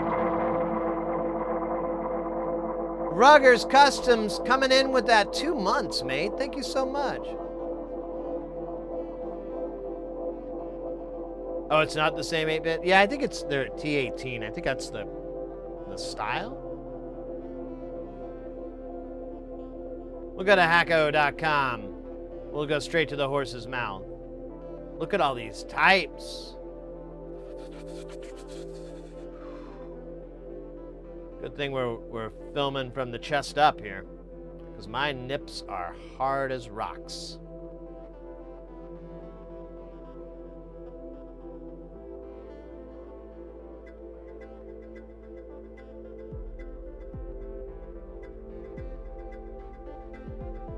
Now, they have US distribution, right? I don't have to order these from Japan, do I? We'll find out, but I'm all for repeating what I said, or whatever. Eating what I'm preaching. So we got a little bevel, a bigger bevel, and then a ginormous bevel. It's a tough call. It's a really tough call. That's Sophie's choice right there. Oh, and then they've got the ginormous bevel. Man, impress your spouse with the giant bevel. He or she will be like, damn, that's a big ass bevel.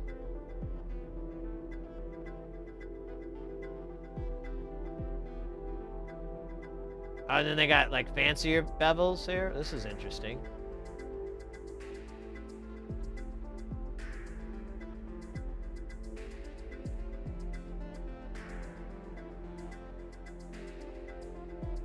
I kind of want to get a bevel tip, but I don't know. I mean, there's so many options. It's like going to like the shoe store. I'm going, I'd like shoes that make me look taller. What do you have? And we got the good old chisel tip.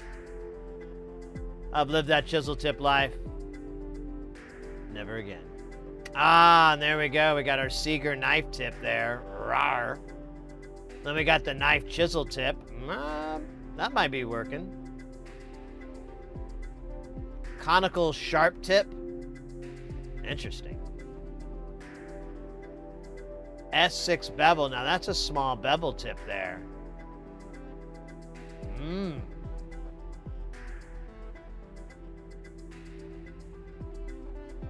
Oh, but they don't have any weird tips. They just have knife tips.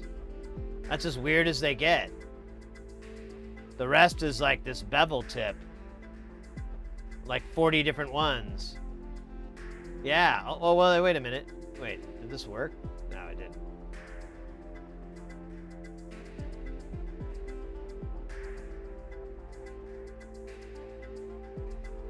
Conical with a bevel? I think that was that C format.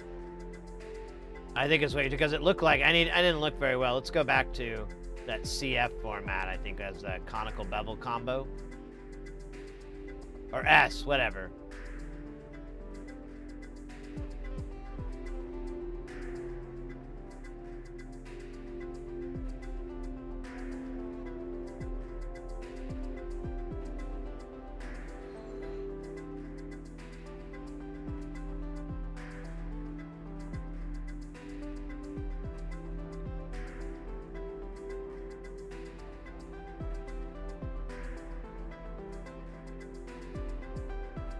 Reveller ETCC tips. Get a real iron. Yeah, I hear you, mate. I'd like to. There's a couple of reasons I haven't. One is like what we do here rarely requires like a professional soldering iron. Every now and then we'll do repairs and I'll be like, oh my God, I wish I had a fucking iron that had more juice. The other part of it, a little bit is money, I guess, but another part of it really, because I'll buy the tool if I need to buy the tool, but closing out all these bloody windows I have. But the other one is like the purpose of the channel is kind of to get people into soldering, and I don't want people to make the misconception that they need to get, $1,000 soldering iron instead of $120 soldering iron to get the results. If I'm getting these okay-ish results and I'm just using something that only costs $100 that you can buy on Amazon right now, you can too. It's accessible. But and if I had a nicer iron, I don't think it would change this very much, but I wouldn't want people to make that, like I said, basically that assumption is a big deal. So that's one of the reasons it's kept me from buying like a nice iron. However, it would be nice to just make the Hacko my daily driver, maybe, and then use the other one just for those special occasions. But I kind of know that I'll love the thermal compensation and stuff like that so much that I'll probably never use my FX, and so, you can't unring that bell. Not legally.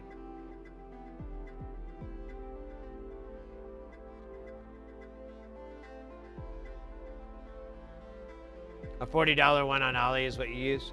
Fair enough. Ruggers loves Veller too. Veller is 23 years old and still cracking. Yeah,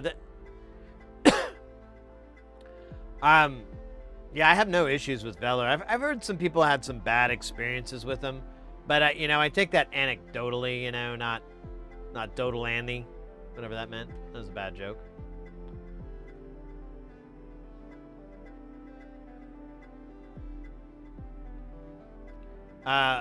One YouTuber streamer, he's more or less retired now, but James Lewis, aka Bald Engineer, aka Ad Ohms, he got the Veller, was it the WX3 or whatever? It's like their flagship station. They probably have something new out, but it was their flagship, and it could do everything. Like, it had a vacuum, it had God, I can't even remember. It had a bunch of features. It was a really cool iron, and I asked him about it, and I told him basically the same thing I've been doing with you guys, like, do I really need that tool and whatever? And he was like, yeah, you don't really need it, but you'll always miss it once you use it. He's like, it's so nice, and it's so cool to have all those tools built in and everything that you'll immediately go, yeah, this is great.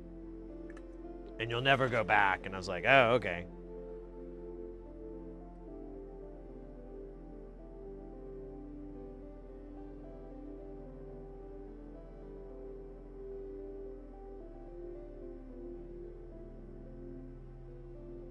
I feel like that's too far. This is the wrong size. I don't know why I grabbed this guy. I wasn't really thinking. I have bigger tchotchkes for this, or shotkes, however. I like to say weird ways. But we'll just suck it up, Buttercup.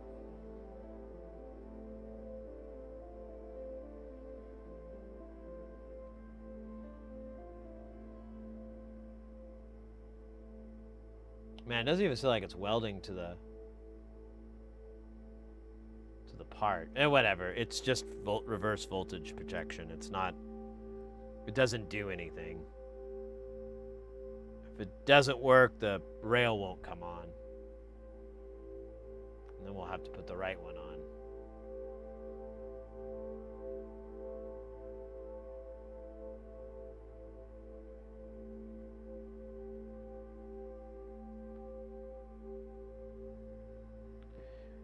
Yeah, oh, what about Veller? So I think either or is good. Oh, Aqua. I got a lot of use out of the Peinzel TS80.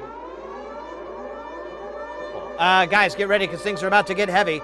Jump up because we're going to bump up, and get down because there ain't no clown in this here town. We got none other than Fix It 42 coming in with that piping hot. Won't stop, skiddly bob. Oh my God, freaking hot. Ray!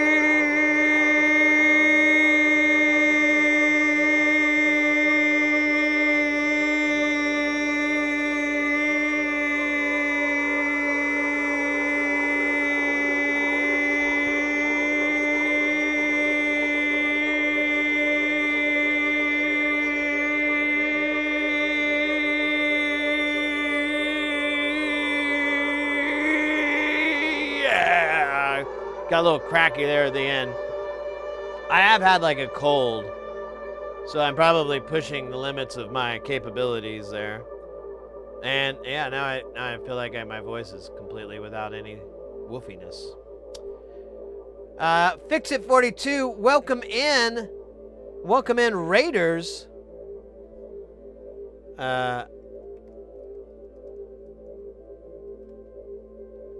Thank you so much for the raid. How was the stream? What were y'all working on today? Guys, there's the link in the chat. On the Twitch chat anyways. And you can follow them. I suggest it. It's a great stream. Sci-tech stream. Electronic. Another record. Well, you know. Speaking of raiders, anyone excited for Fallout Season 2? Yeah, my Mrs. Heresy, she's a big Fallout fan, and she's been loving it. She stayed up late. She was all bummed because the servers were offline, and she couldn't play it, and she was all excited about the new one. It's like, oh, it's taking forever, and then it kept kicking her off. It was like a little bumpy, and then finally at like 1 o'clock in the morning, she's like, it works. And I'm like, don't you have work tomorrow? I slept a bunch. Oh, okay.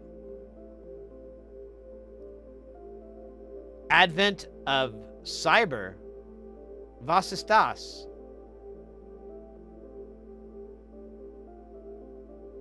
Yeah, is that like Advent of Code? I never even understood the word Advent until I was like 37. I thought everyone was just trying to say event, and it was like a French way of saying it or something. For decades, I thought that. And then one day I figured it out. It's pretty wild.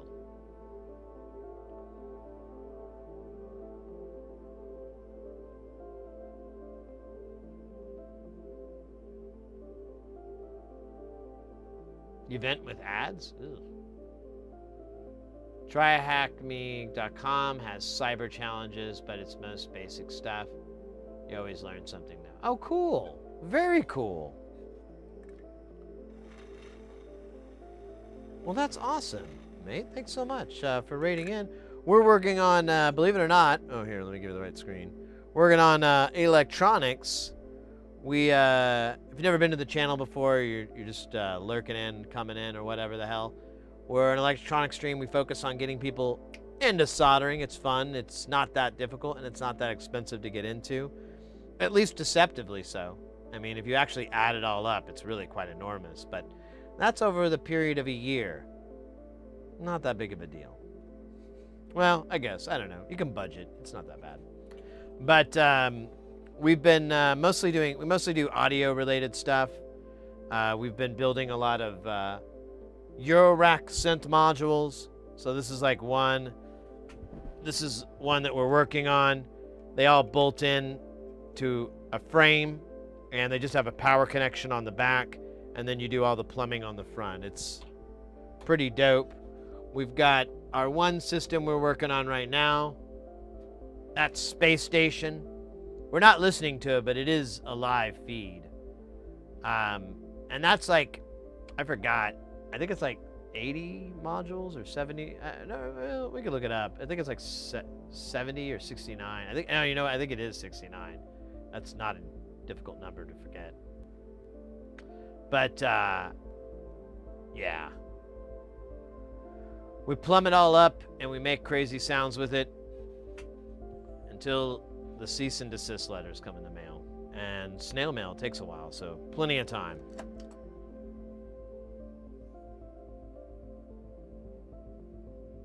People saying crescent instead of croissant. I like croissant. I like saying it that way. I feel like a pretentious asshole when I do it, but, you know, sometimes you gotta swing it around a little bit. Your pretentiousness. I'm sorry. Your pretentiousness. You want to swing it around. I bought a soldering station from Liddy, but might return it before testing. About $45. Oh yeah? We were just talking about stations and irons and so forth.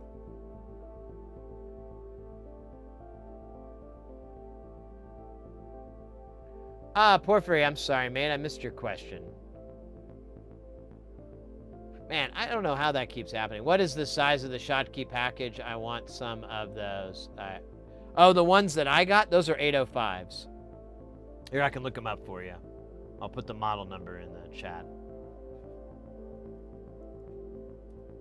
I don't know how I miss your chats, dude. That doesn't make any sense. Brah! And they're still in there. I don't know. I'm just... new at all this.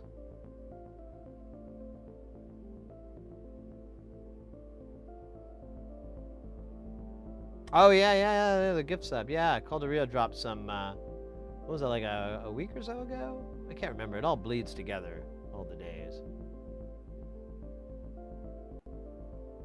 I don't know. It could be I don't want to blame that, but I do have like a really, I am challenged with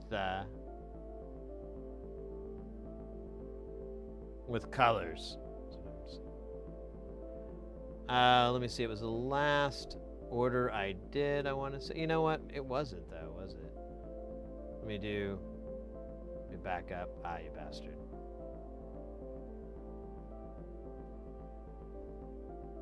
Ah, you filthy shyster bastard.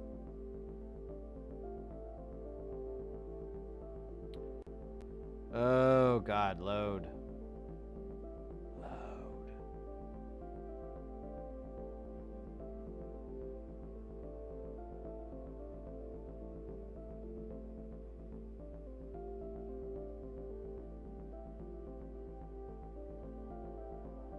There we go.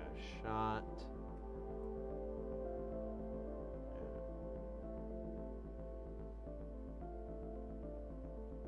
Alright, I think I got these bats back in September.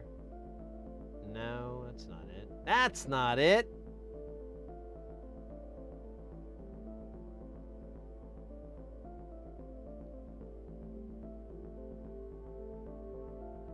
There they are.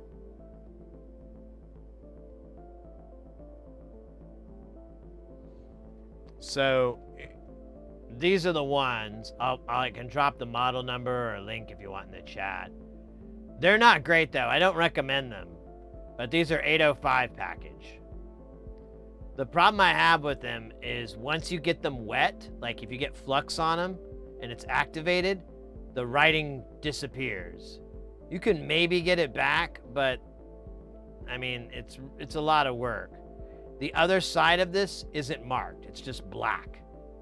So for something that needs to be polarized, it really sucks that like one of these sides isn't flat or has some sort of marking that you can read without, you know, the obvious issues.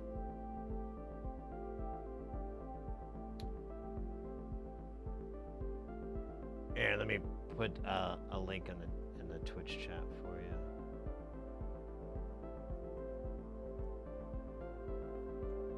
I'll put it in the YouTube chat too, just so everyone has these awful Schottky diodes. Is it their BAT 54s, I think? Something like that. I just kind of buy whatever. It doesn't really matter. You just have to get the voltage and shit right. And these are like 40 volts.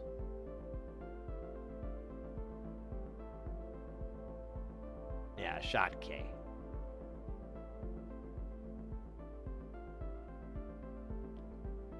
They're not cheap either. I can't believe I paid that much for these. What the fuck was wrong with me?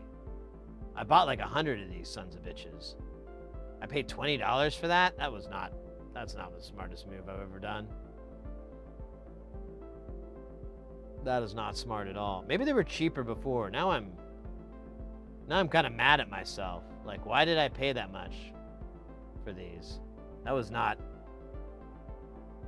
a good move.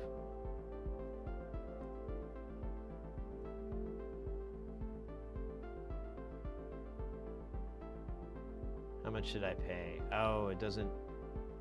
Sales invoice. There we go.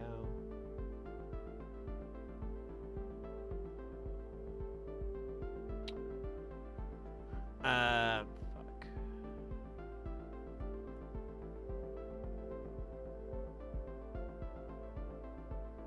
Oh, they were cheaper at the time. Back in September, they were $17.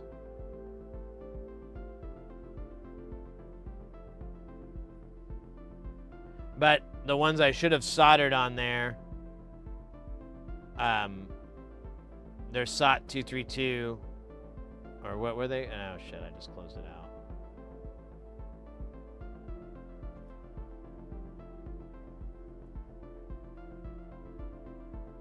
One second, I'll look real quick.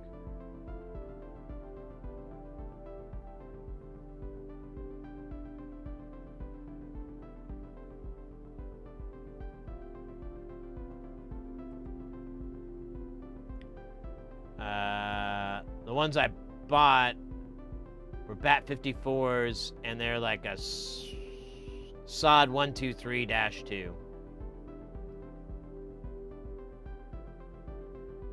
Which look like this, I believe.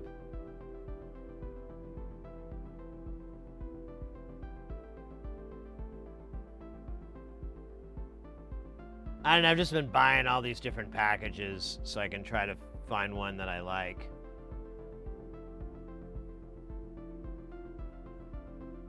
That's cheap. Because sometimes, apparently not all the time though, but sometimes money is a motivator. Let me pull this up real fast before we get going.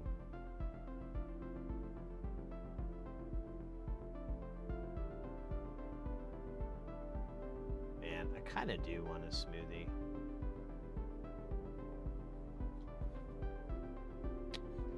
Not really, but then if I buy one, I need to buy like two, because once I finish it, I'm gonna want another one.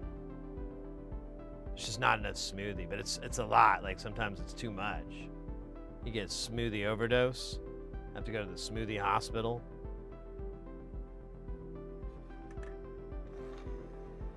I'm telling you, my smoothie insurance can't even handle it right now. My rates have gone up.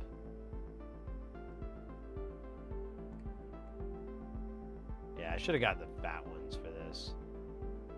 Totally got the wrong package.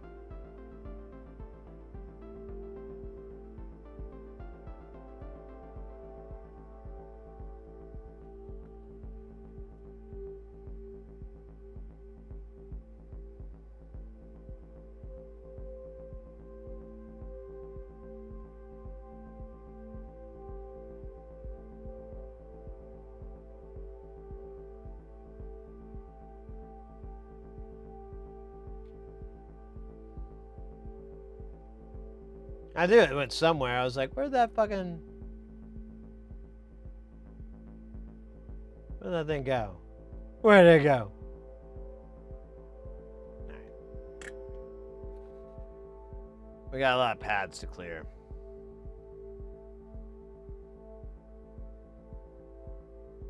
A lot of pads. Actually, it's not that bad. I think it's like 3.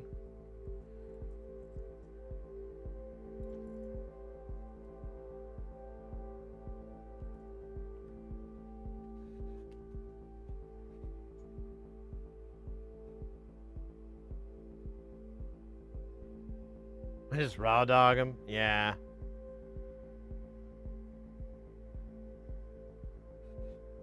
Oh, I was so proud of myself. When I bought my iPhone and they asked for the Apple coverage, I didn't make the raw dog joke.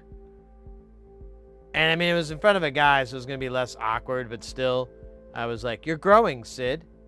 Look at that. You didn't make the joke. Because they go like, would you like to get the Apple extended care coverage? One time, I was like, nah, I think I'll raw dog it.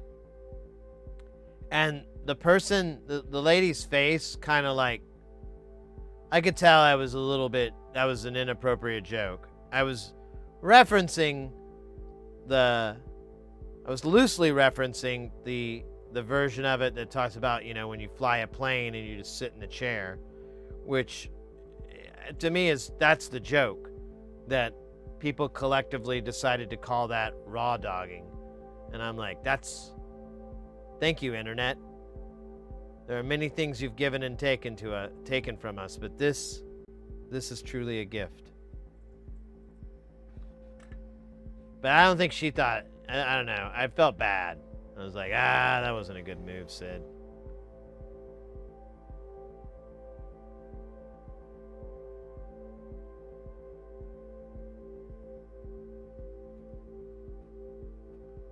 Yeah, the humidity is 44% in this room. That thermometer is just reading the temperature and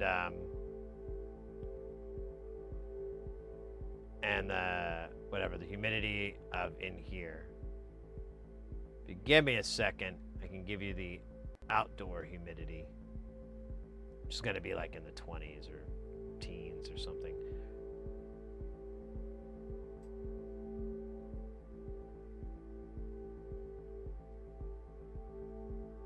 Nice. All right, let me look. Let me look on the old brand new iPhone. New phone. Let's see, it's 73 degrees Fahrenheit. Air quality is 49, which is good. And the humidity is, oh, I was so close. It's 21%. Visibility for 25 miles.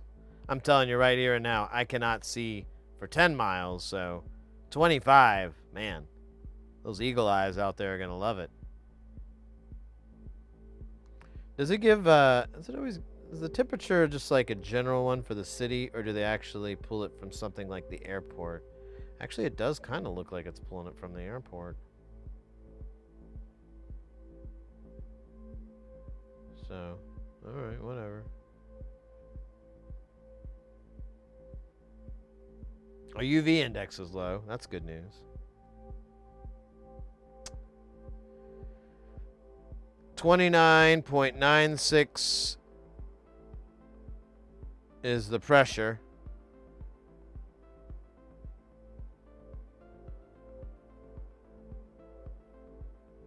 Hydrograms or hydrograms? I don't know. I don't know enough about weather. Oh, we're on the oh, that's cool. It gives you like a daytime, nighttime, like little sweep, and it shows we're a very tiny peak. Oh, that's cool. There's more night than day. It's vampire time. Oh. Anyways. Oh my god, my ear. It got stuck in my ear. Yeah.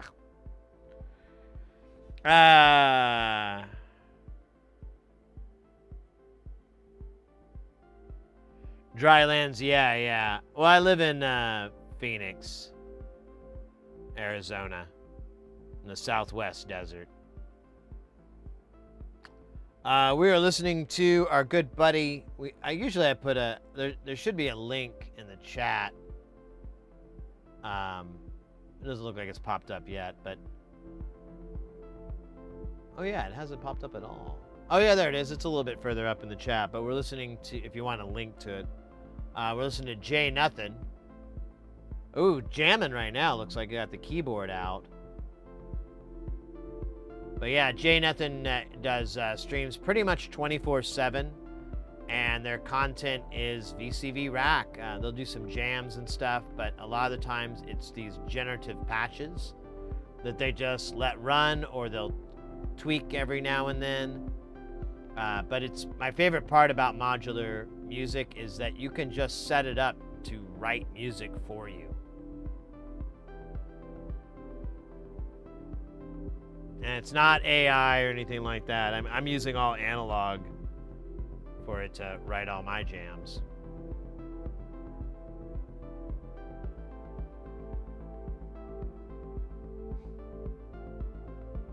I have my windows open. Oh, really? Yeah. Wouldn't mind doing that. It's a little chilly in the house, and the missus is getting annoyed. So I had to turn the heater on. I had to succumb to the heater.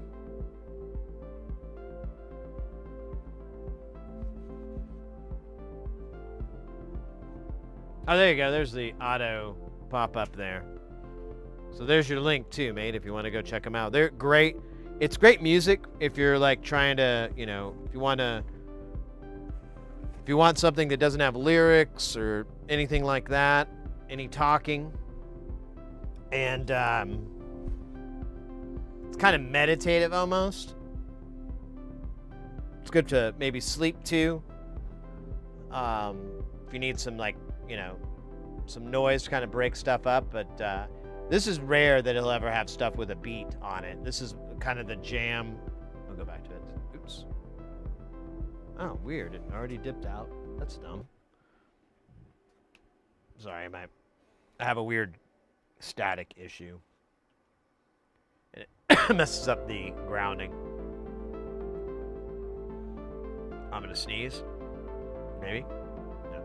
Love it. I'm in between moves, but can't wait to get my eurorack set up. I added a bunch of Logic random. Oh, there you go. That's the way to do it. That's the key. Gotta shoot later, Sid. Yeah, thanks so much, mate, for hanging out. Take care. Have a good rest of your day, night. And hope to see you again soon.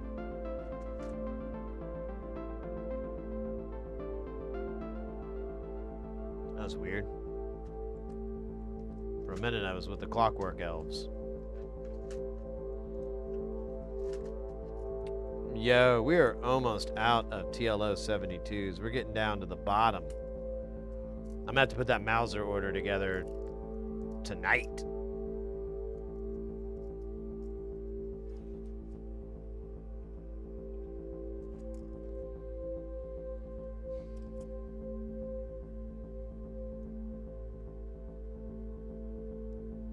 I can't take this stupid, weird tape off.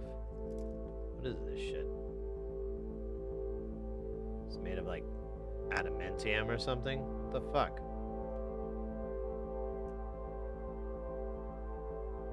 Oh wow, it is. It is really sticky.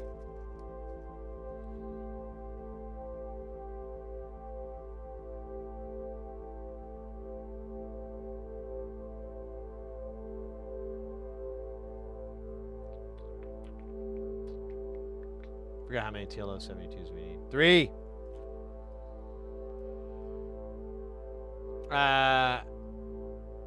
I use piano, modular, and 80s samplers and vintage digital synth. Oh, cool.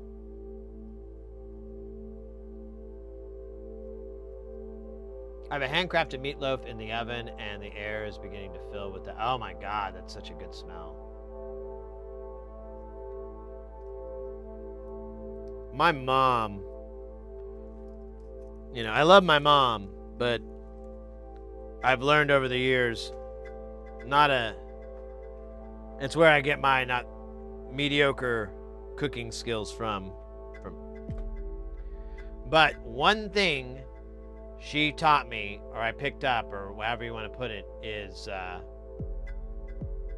meatloaf. Like she's crafted some pretty damn good meatloaf recipes, and then I've kind of mutated and worked with them over the years. The missus, when I met Mrs. Heresy, she then she was Miss Heresy, but she had a little bit of meatloaf lore from her side of the family too. And then it almost became a point of contention, because I was like, she'd give me, her meatloaf, and I'd be like, that's good. Could use this, could use that. And then I give her my mom's version of it, or really my version now. And she had her notes. She was like, it's too much cheese. And I'm like, there's no such fucking word as too much cheese. You're making up sounds and words. Those aren't real things.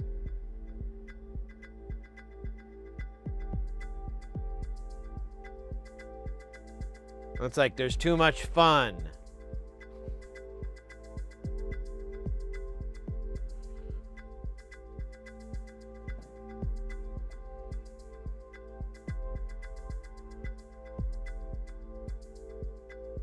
Good old in there for that, yeah.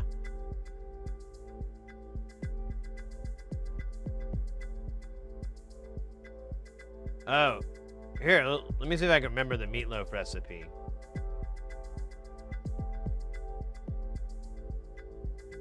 I haven't made it in a while. I haven't thought about it. So basically, you'll take the ground beef, right? And, put some seasonings in it, salt and pepper and all that good stuff. egg, beaten egg, and then oatmeal, like dried oatmeal, mixed in to thicken it up. And then you'll make your loaf and you'll fill it with cheese. And so you kind of build like a little wall, there's another dish that is this basically, but you'll just put a bunch of cheese in it. My mom went low. I went hard on the cheese. So it's just like a cheese capsule.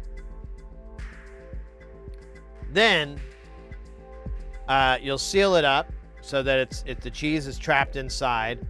And then I like to put strips of bacon over the top. And then like a brown sugar ketchup mixture for the sauce. And you pour that on there. Pop it in the oven for however fucking long. And then enjoy. Yeah, like an inverted beef Wellington. There you go.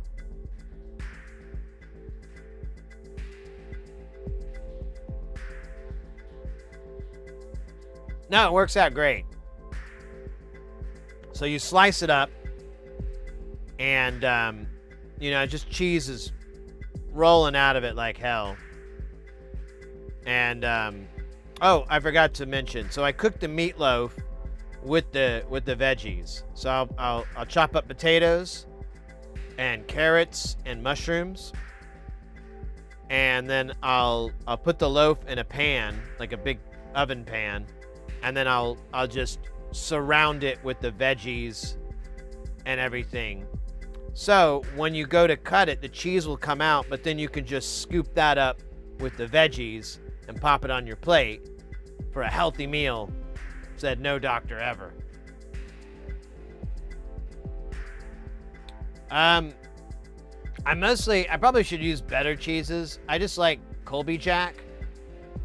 Like a lot. Like I have a pound. I buy it by the pound. And I just tear through it. There's probably other better cheddar cheeses in there. Probably like mozzarella would be really good. I think I've tried that. It's not bad at all. It works great.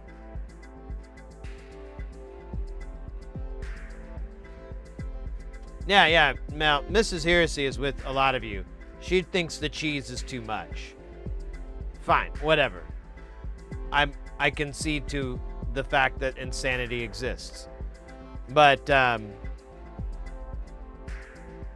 even so, I still like the oatmeal egg spices combo.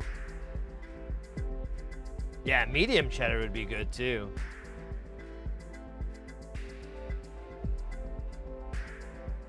Like that's what Mrs. does. She likes to put Parmesan on it. As much as the hot dog. Oh man, those are tough. Don't make me choose between a hot dog and a meatloaf. That's insane. I'll be right back, guys. I gotta go to the head. Be back in just a minute. Maybe a minute and a half.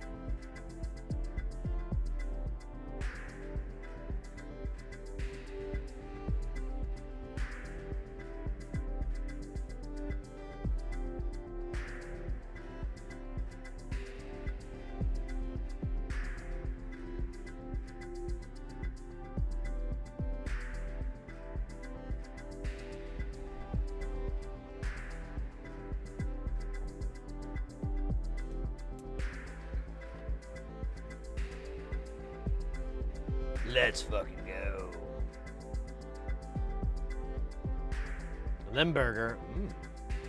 I don't even know what that is, but it sounds delicious. Oh wait, the cheese Limburger? Oh, wait a minute. Yeah, I should have figured that one out. No. Oh, it smells bad? Yeah, I don't know if I've ever had, honestly.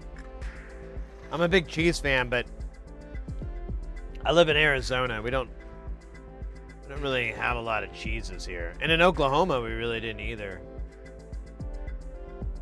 I don't know what part of the United States I gotta live in to get good cheese. Wisconsin? Hold up. This fucking wire is getting in my way.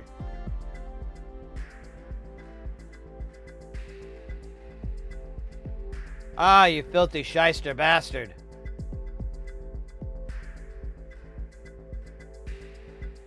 What sick game is this?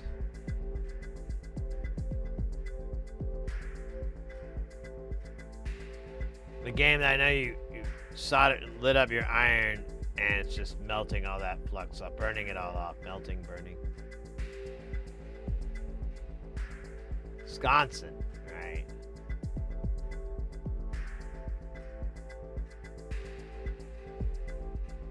Yeah, I remember a friend of mine, growing up, they went on like this road trip or whatever. I don't know the story, but either way, they went through Wisconsin and they discovered cheese curds.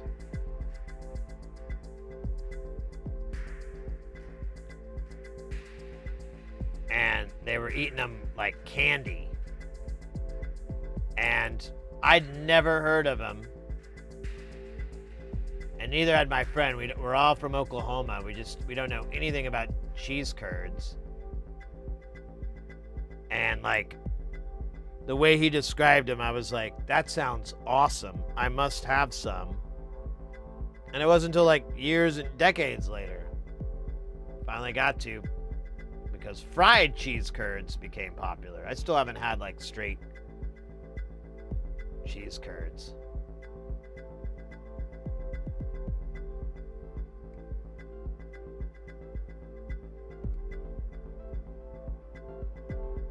Man, the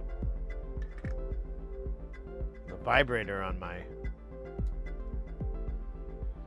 iPhone is insane. Oh shit, it's 20 minutes after 4.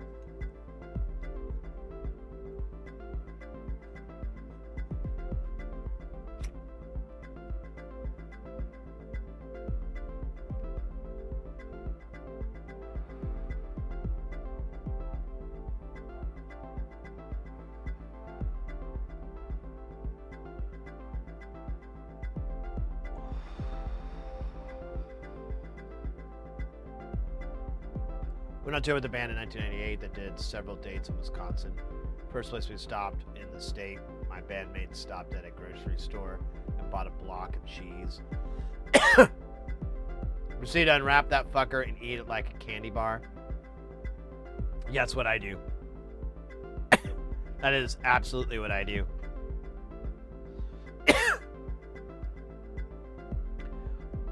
That's another reason we do DoorDash so much. It's because if I go to the grocery store and buy groceries, I'll buy $20 to $50 worth of cheese.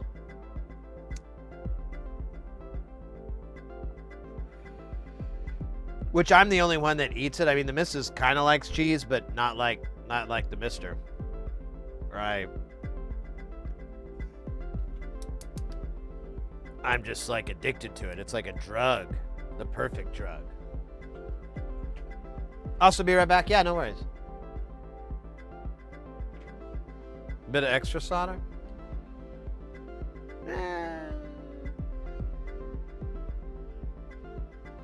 We could hit it. I mean,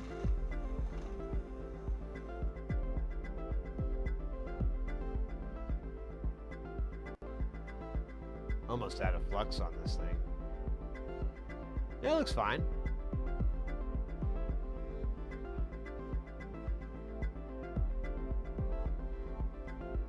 I think it was fine.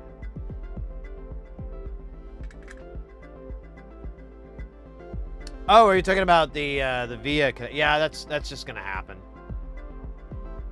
They're untinned, and but they connect to those pins. I eyeballed that when we were setting this up. We'll check this one too,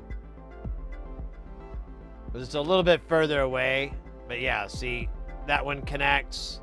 This one connects. You can kind of see the trace. This one connects, and then it's really hard to see the trace here.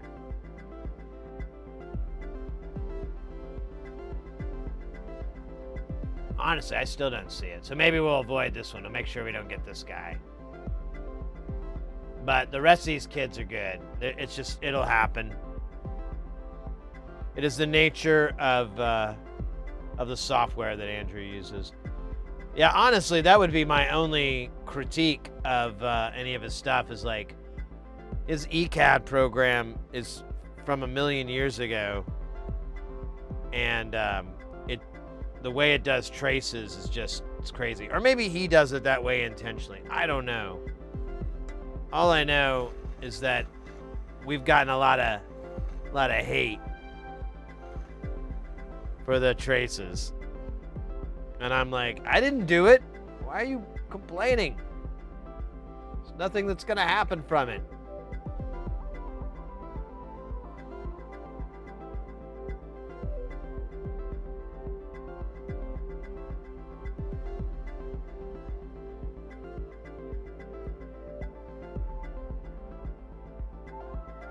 Good question.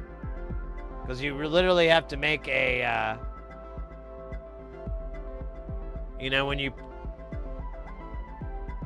if it was anything else, you'd have to go to the trouble of setting it up with untinted vias.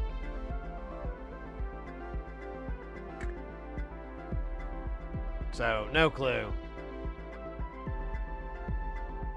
That's a big complaint I hear. I've just gotten used to it. I don't really, it doesn't affect me anymore. It's like hot sauce or network news.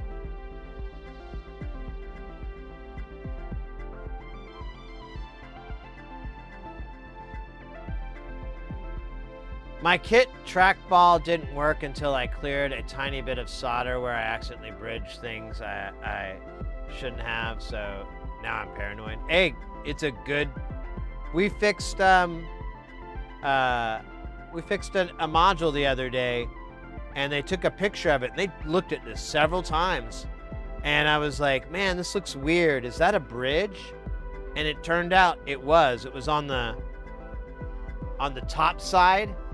So when you're looking down, like from a microscope, it's really hard. And it would be easy to miss, like if you're just going over it looking down, because you won't, it'll look like it's just part of the substrate. But it was something along those lines. It was, and that fixed it. So it's super common to have that happen.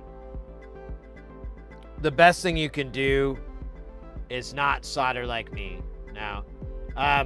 Like, and we could do that on this one, since this is going to be pretty easy to clean. It's not, oh, I'm not going to sweat it. Oh, this is going bad.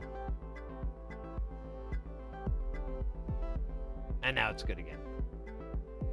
You can put some flux on where you're working and kind of go over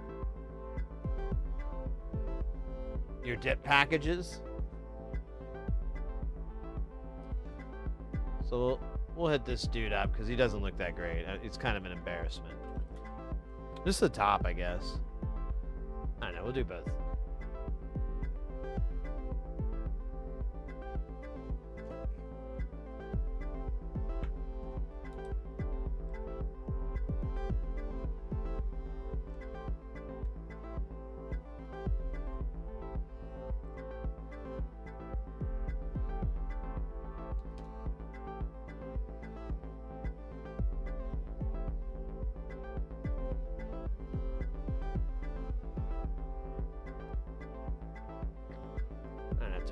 flux over here.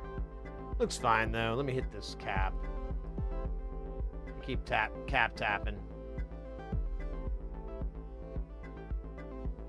What the fuck? Oh, maybe it is dry. Let's give it an injection.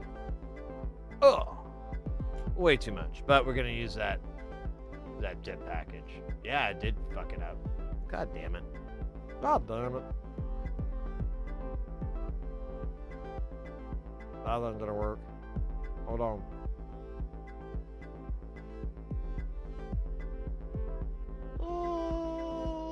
No, well, okay. We're gonna just go with it.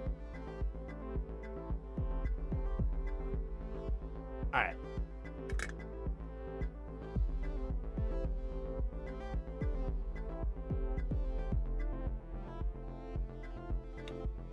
I want to say it was Porphyry's there. I don't know if Ekans figured it out yet. I think it's a bad diode. I think he needs to test or replace those diodes, whichever's easier. Because if those are shorted, it won't work right. That circuit won't work. It'll just kind of loop back in on itself. The diodes will prevent it because one's a positive voltage, one's a negative. If it was to stay at ground, maybe it would freak it out or something. I don't know. But either way, it's...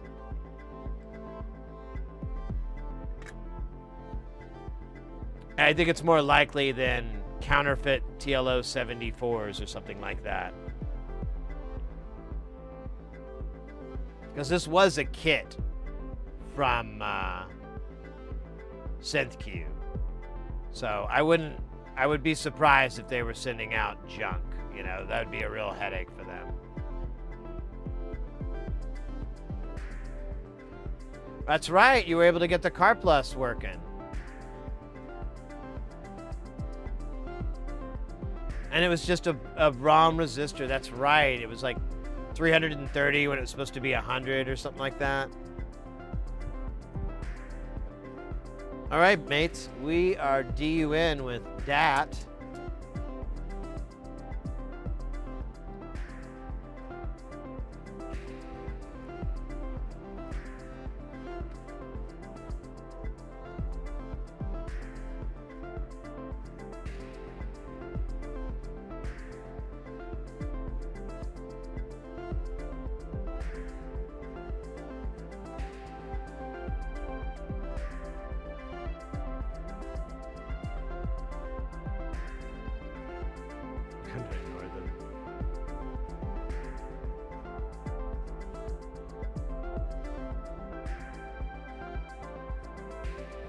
Yeah, I looked at the circuit for a while, like after the stream, and I was like, yeah, it's got to be.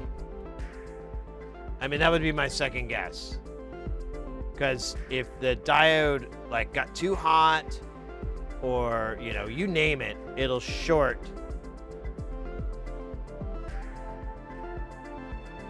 And then you have 2 points, you know, these 2 op amps firing at each other, and the only thing blocking them is those diodes. So if one of those is gone, then one channel is getting full voltage, which is going to loop into itself, which is going to be a current issue, because there's nothing to really limit the current. I think there is, but I mean, it's at full bore. Actually, when I think about it, I was like, I think there is current limiting, but it's like...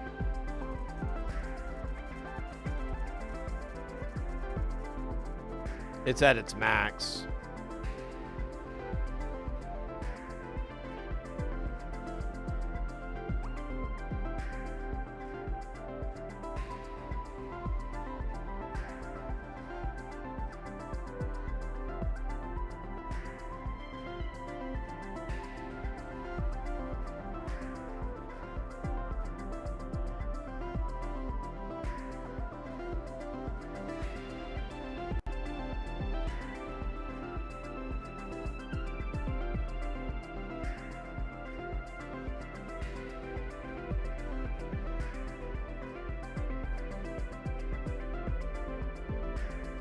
This actually looks pretty good, if I do say so myself. And I did. So, screw that. Oh, we're going to try something that was recommended from Porphyry here. But I don't have a canned air. Or I do have a compressor, but it's insanely impractical to use it. But I do have the blowjob.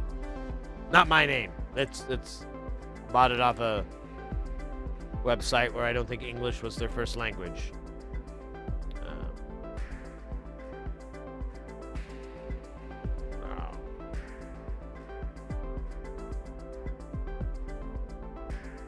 But we can blow this thing off. See if we can blow any chunks of gunk. We go.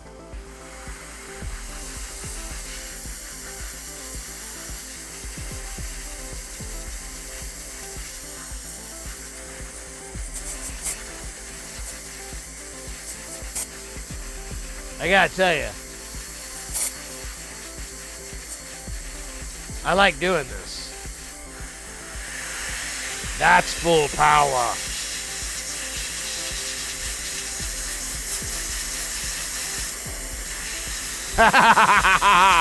Am I not a god?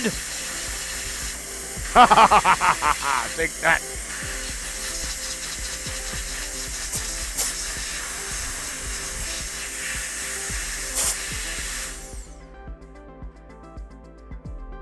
I don't know if mankind is meant to have this much power in their hand. I think we've gone too far. But I will continue on in the hopes that a divine intervention will prevent our own demise. Yeah, I put the smaller nozzle on this thing, and it's got some push. I got a little warmth there. It's like isometric. It's pretty good. Turn this fan off for like a hot minute. Oh yeah. All right. Wow, that was pretty great.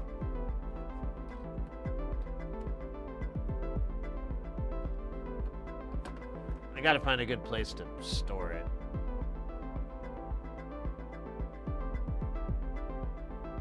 Well, it was a TLO 74, but I mean, I think the specs are the same, like the 2s and the 4s.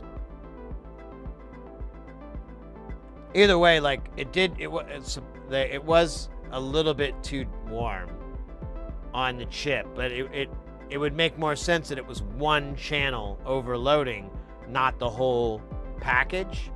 So, I mean, just everything is making me think. Like I said, all one needs to do is try replacing that with any 4148. Doesn't have to be the same package. Doesn't have to be, you know, well, I guess package is the other thing. It doesn't have to be that. It just needs to be. It could also be the old one, which I think was a 914. So you could use the old diodes and give that a fucking try. But either way, it's not dioding.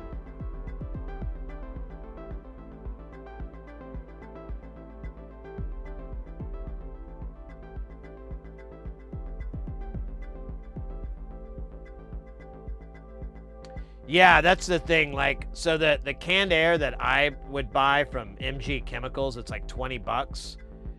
I don't know. There's no moisture in it. So even though it's cold, it doesn't get super cold. They do have stuff that's just that too, but it's cold, but it won't. You won't get, ice crystals or anything. Now, if it's really humid or whatever, I'm sure there's not a lot you can do. But if you're in a somewhat controlled environment, like me, well, it's not really controlled. It's the fucking desert, baby. It's not that bad. Like, I quit using regular canned air a long time ago. And then eventually I just quit using it altogether.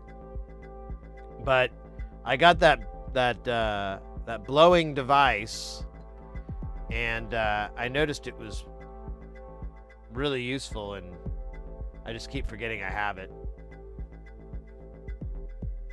I'll if you remind me, if you help remind me, help keep me honest, I'll send you the link for it. I have to go look it up on my thing. Oh, it looks like there's 2 LEDs in here. I thought we were just doing one. Yeah, it just says. Yeah, it just says 1 LED for the Vactral.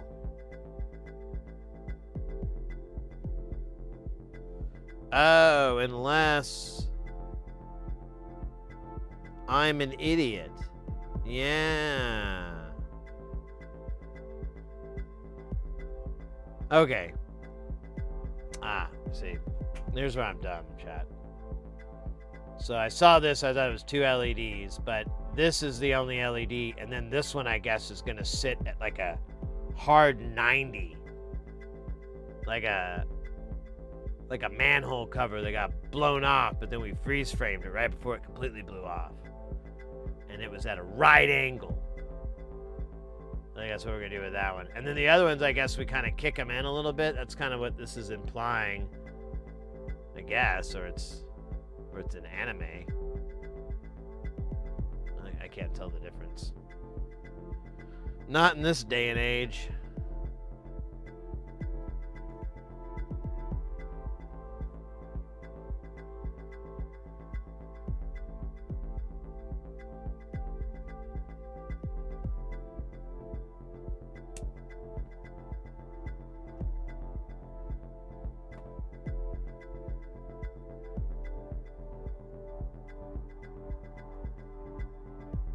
Let me flip this mother trucker around. Hopefully it'll... Yeah, I think it'll fit.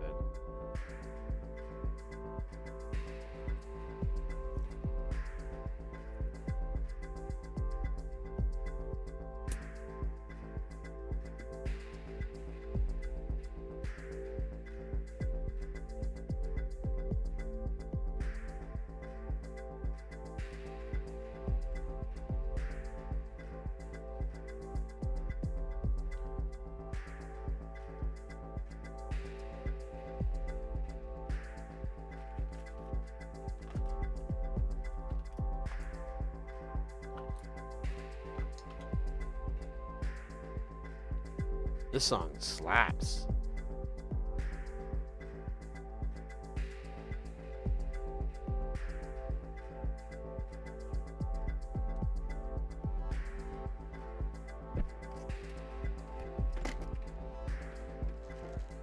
Yeah. Just remembered.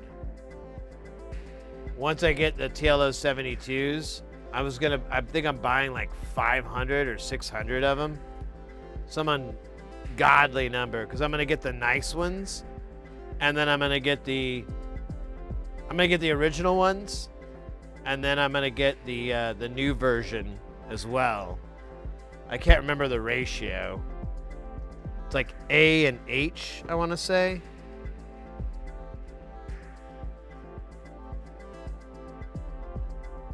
I'm pretty excited about it, as you can tell. There's just a certain glow about me whenever I'm on the horizon, the verge, that moment where I purchase a bunch of op amps. They don't even have to be good. I mean, these are TLO 72s. They're great.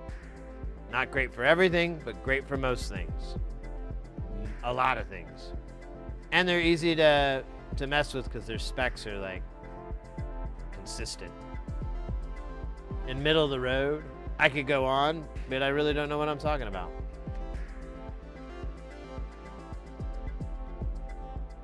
Oh, wait, here.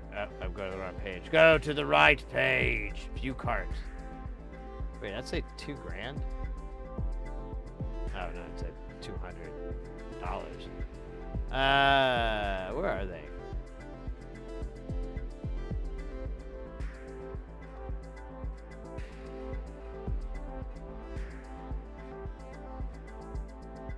Yeah, so we're going to get 250 of the H version.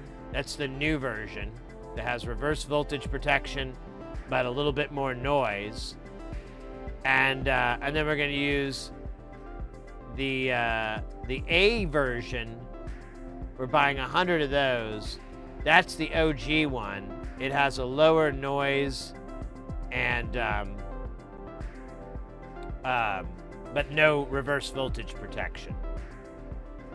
But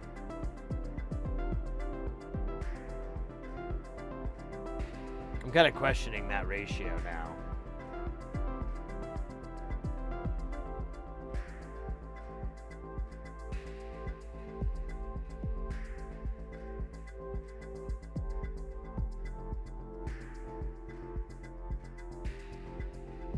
The newer one we went sure on is the D, I think.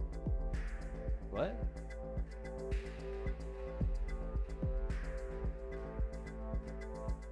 Yeah, the A version is the OG one. Yeah, and H is brand new, exactly. So I got 250 of the H and 100 of the A's.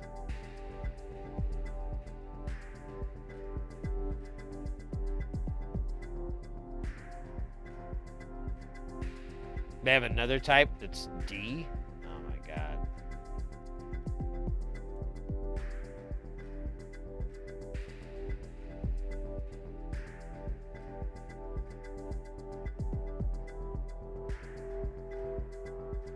Ah, fuck. Oh, don't.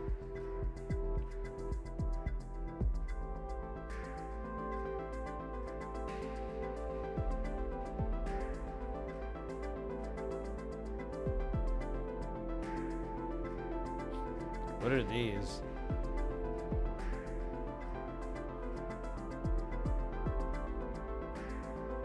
Oh. You wanna torture yourself with these? Oh, wow. That's not a bad price scaling.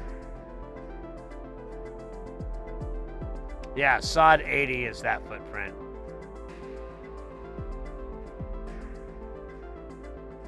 Look what happens when you get 100 though. It's only like $5.90. It's cheaper than what my moronic ass spent. TL07.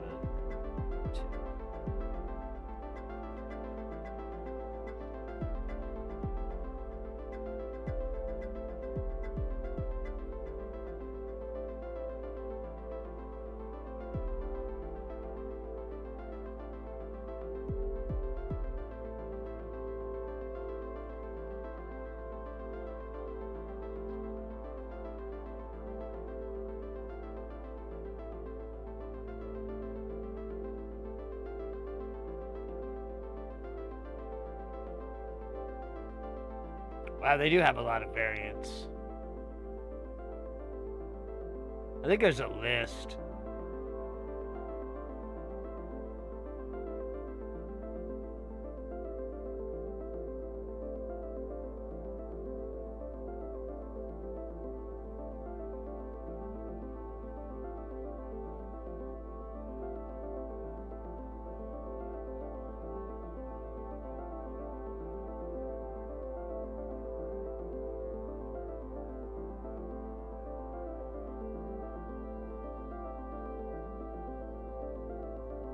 Yeah, it scales pretty nice.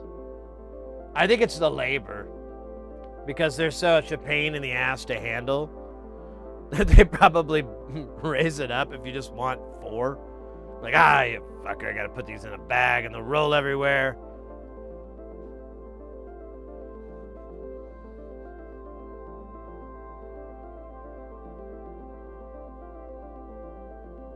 Oh, I didn't even look at that, the stock number. Yeah, that A is 150,000. That's 71,000. I don't know why it's. So if I bought this last time, I think that's what I have right now that I've been putting on boards.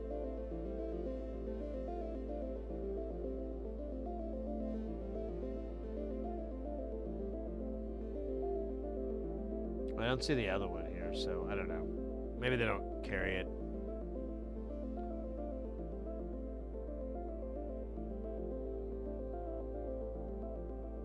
I like to sort by in stock and see what one have the hundreds. Yeah. Oh, wait a minute.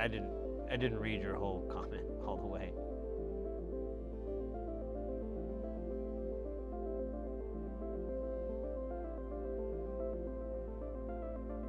That's weird. It won't let me do a sort. I don't know if I'm not dug down deep enough. Like I can do brand numbers. For some reason, it won't let me do availability.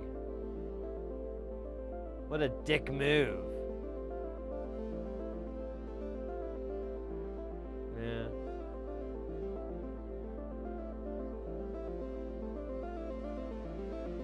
Guess I could download this.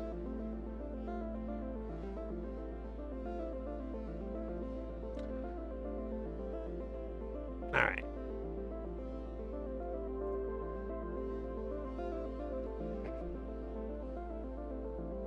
This is always fun. I'm gonna do attack because this thing is kind of a pain in the ass. I probably should have attacked the other pin.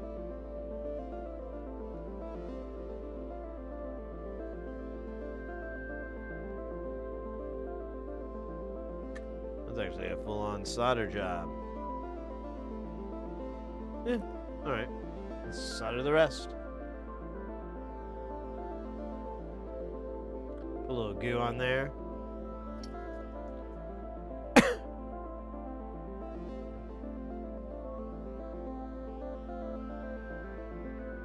Ah, DigiKey, they probably do.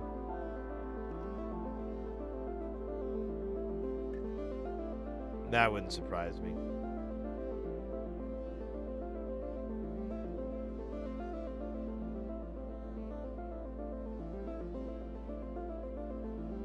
Probably should crank up the iron temp.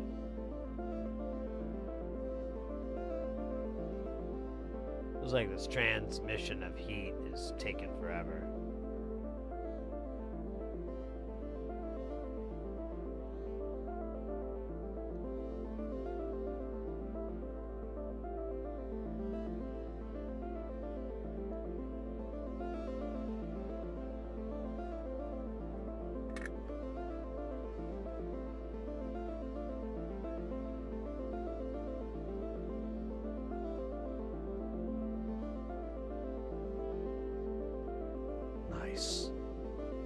Man, this poor connector, it's just getting blown out. Oh, this poor bastard. Rode hard and put away wet. That's for sure.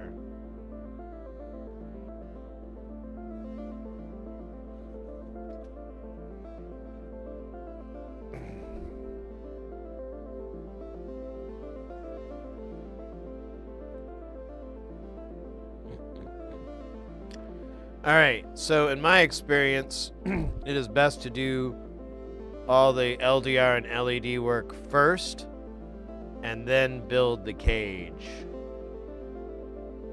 After Nicolas Cage.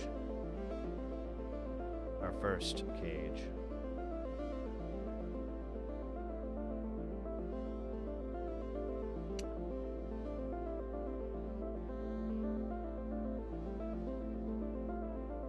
Disturbed light of confusion. Right on.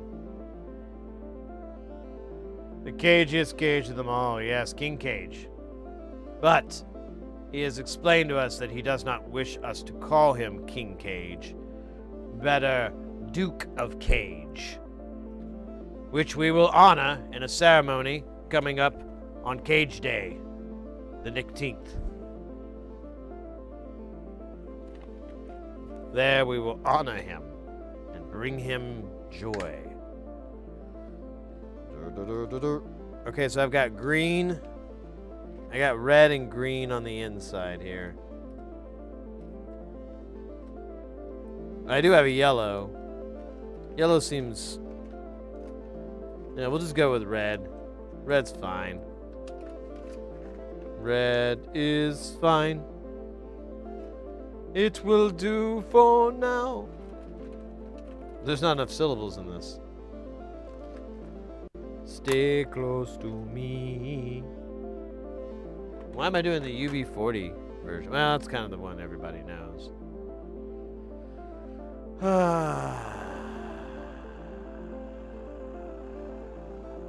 Forgot what I was grabbing. Oh, yeah. Light detecting or determinate resistors. Or detecting, I can't remember. Light disco readers.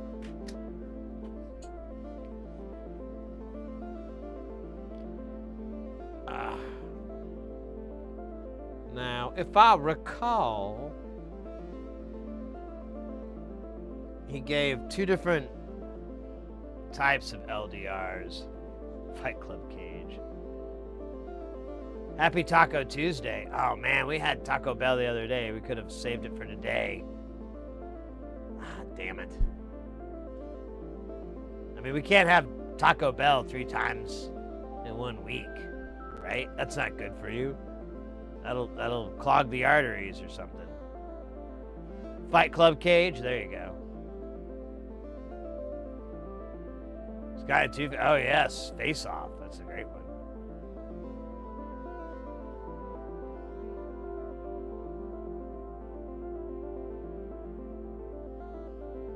Light emanating, well, I'm actually doing light detecting resistors. It's also the name of my rap group.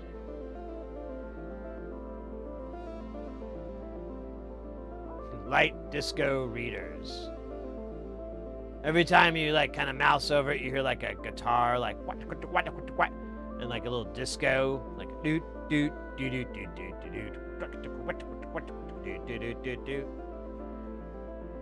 Maybe some string synth sounds. Hey, just tuned in. What are we resisted? What will be resisted? And we can look at the circuit. Let me grab this number I need really quick. So 5549. So this is what we're building. It's kind of a chaos generator.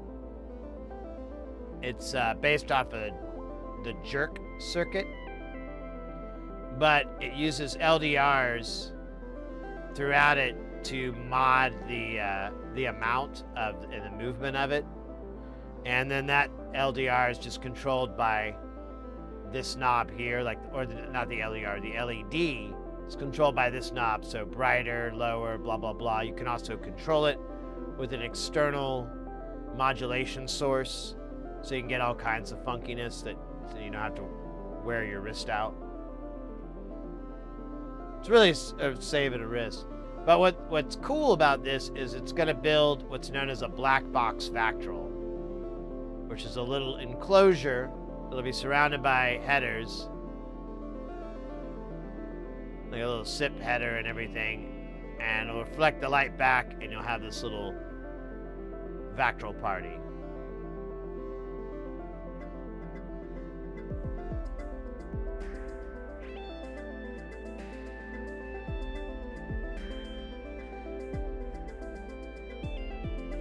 They work okay. They're far from perfect. Like, there's light leak issues. He did bring up that you can use some sort of sealant.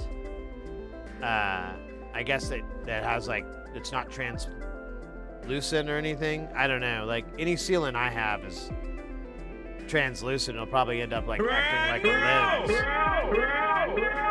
Too Fantastic coming in with that follow. Welcome to the channel. I gotta turn this down just a slight bit. It's too much data for my brain. It's gonna pop off like a nickel.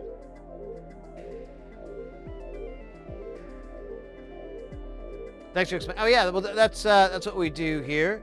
I don't know if you're new or not, but we're all about getting people into electronics, into building, into making. It's really fun. It's not a super difficult gig to get into. But a lot of people think it is. So we try to help out with people. Mostly it's just assembling. And maybe you learn a thing or two along the way. You never know. Sandwich and chimney cement. Oh, man. That was my that was the name of my first rap album. Sid Heresy. Sandwich and chimney cement. You know, the studio heads were like, this is never gonna fly. And you know what? They were right. They hit it right on the head. It did not fly. Sandwich and chimney cement skyrocketed to the bottom of the bottom, as they told me. And they pointed out the lack of rhyme, metering, or self-awareness. I never got that part. They also said it was crude and embarrassing. And one of them said it made them cry. I didn't know how to handle that. I was just like, is that what all artists want?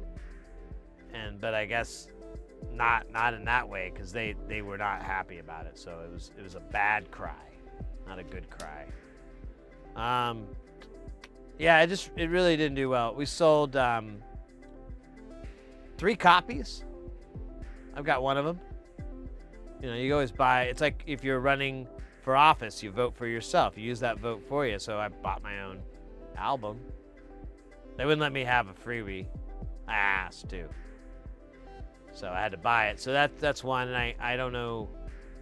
I mean, who the other people were. Maybe relatives? I don't know. They're like, I don't know what to get Sid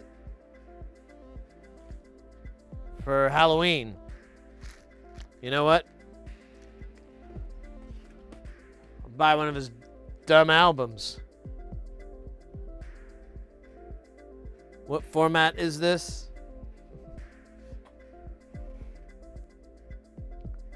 Snake oil.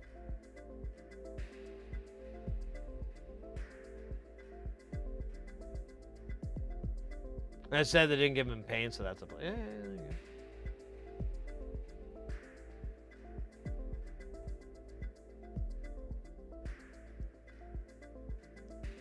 Yeah. And you know, they made a lot of good points. I will concede that. They were like, no one wants to listen to a rap album about chimney cement and how much you like sandwiches. I mean, at first we thought like, oh, this song's about sandwiches and chimney cement, the title track. Although it was called, the actual title of the track was called The Beginning. And that was 35 minutes of just non-stop rambling about sandwiches. No rhyme, no reason. Just, I like sandwiches. I could put them in my mouth. I like sandwiches. Did I mention I like sandwiches? Sandwiches. Sandwiches. For 45 goddamn minutes. That's their words. I was like 45 heartfelt minutes. I was like experimenting with the studio space and realizing in real time how much I really appreciate sandwiches. And then we got to track 2, the middle, and that combined, that's really where the art piece comes together. That combined the two. Really, you would think that'd be at the end, but that's not how this train moves, baby. So it talks about how much I also love sandwiches and chimney cement. But again, I'm just kind of, as from the layman standpoint, just repeating myself over and over and over in this like gross kind of almost like like a rehearsal voice or something. Again, they don't understand my art, and I get it. They're peons.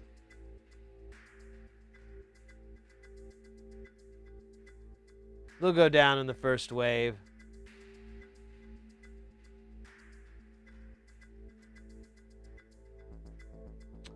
What am I looking for here? I don't know. That's a good question. I hope I got it polarized right. I guess, you know what? That's what I was looking at, and then I got lost in my awesome story about helicopters. Did I buy some dividend shot gift for Halloween? Yeah.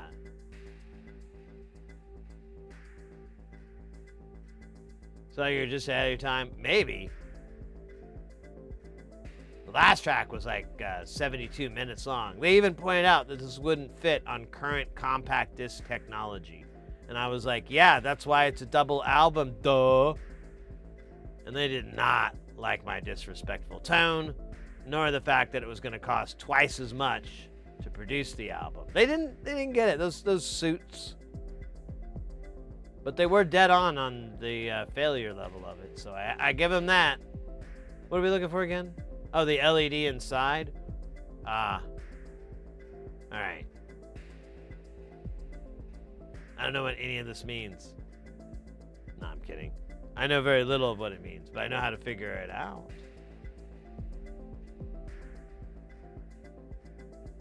I'm kidding, I don't. We gotta figure out which pin is ground. Which pin and ground is brought to you by What the Hello, makers of fine What the Hello pillows. All right. So, Lom Pen is going to be ground. And typically, he makes the square hole long pen. So we're going to take our beeper tester and we're going to put one on ground, and then we're going to touch each one of these holes to figure out which one is ground. I know. I think they call it process of intimidation or something. Why, looky there. That one's ground. Thank you all for today's lesson in polarized. I don't know. He mixes it up, and it throws me off sometimes, and I did it the other day, and it was so painful to swap all those things out that I was like, I'm not doing that again. Oh, shit, I put it in upside down.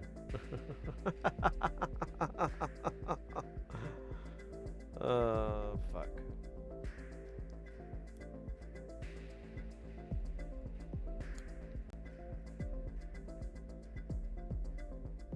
Although, to be fair, it did have a diagram of which way it was supposed to be. And for reasons I'll never quite be clear, I did not look at that diagram.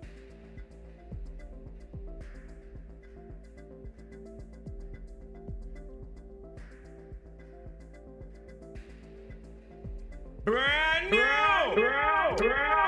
JC Gross Pixel, welcome in. Look at the PCB view, homie. I did. Oh wait, I'm reading it too late.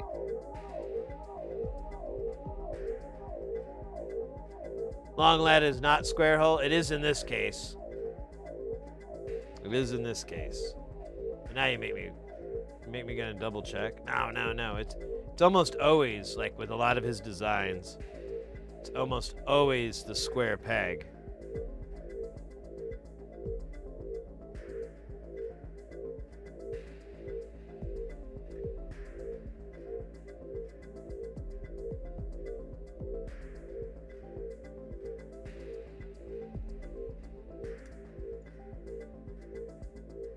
There's just that one time. It was backwards. That was like an older design, though. I think that was something with like he was doing with older designs, where he'd have it backwards. I don't know.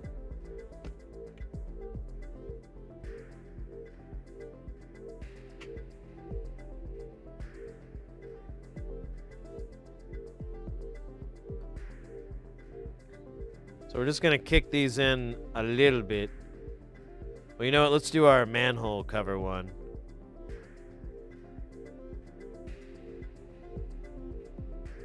Ooh. Here, let me give you a better shot, because this is gonna be a lot of stupid fine work.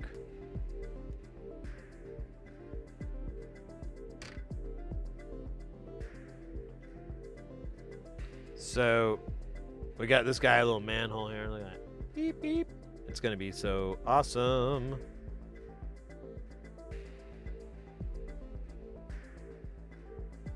I kind of almost want to solder it now. Let's just do that. Let's actually make life a little easier on ourselves. Ah, man, look at that. I got that in the shot. That's stupid. Fucking weak. There we go.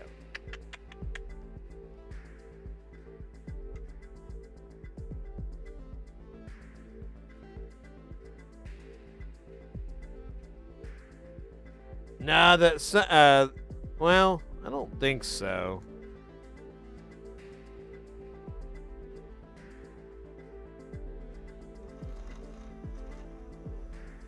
Well,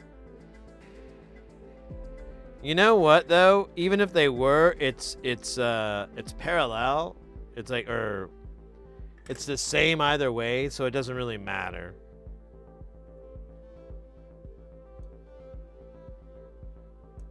Even if you did get them backwards, it would still work the same. I think it's the diodes. I think the diodes are shorted. One of them.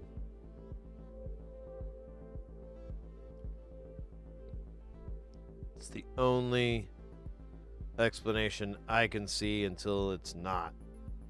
But it would be interesting to get the data from it, like at least know if they're all beeping.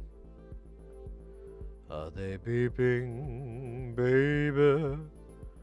Are they beeping for you? Or are they beeping for me? I really need to know, 'cause my beep is slow. I would like to beep all night, beeping for you, beeping for me, beeping on the TV. I guess this is a fine angle, I don't know. I kind of wanted to be more drastic.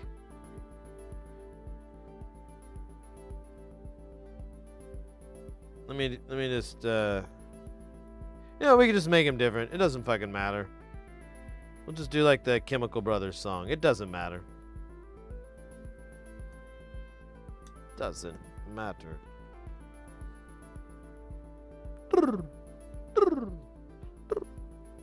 Well, here, I'll turn this guy up a little bit then.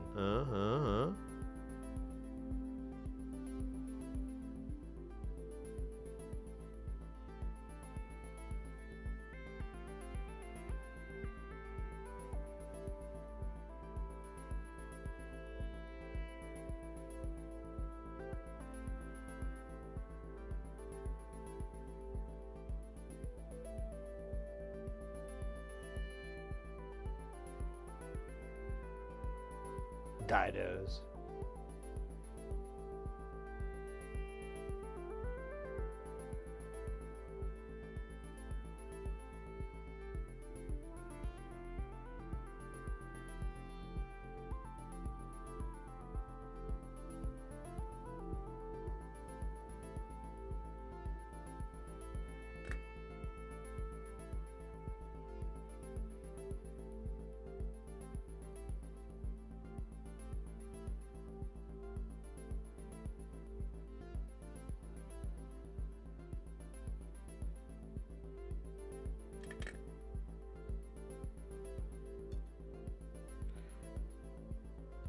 You know what?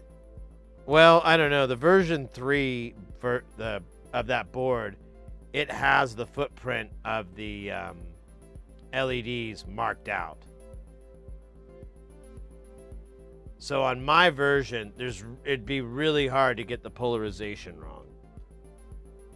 I don't know if that carried over, or that's from version 2 as well. I think that's what the board you have. So the possibility that one of those LEDs is backwards is pretty low. Because it's kind of got a visual idiot proofing built in.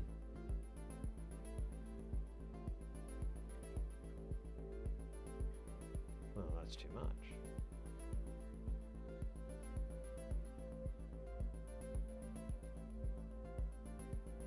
There we go. Just trying to get it a little bit better. Better angle for the dangle of my mind.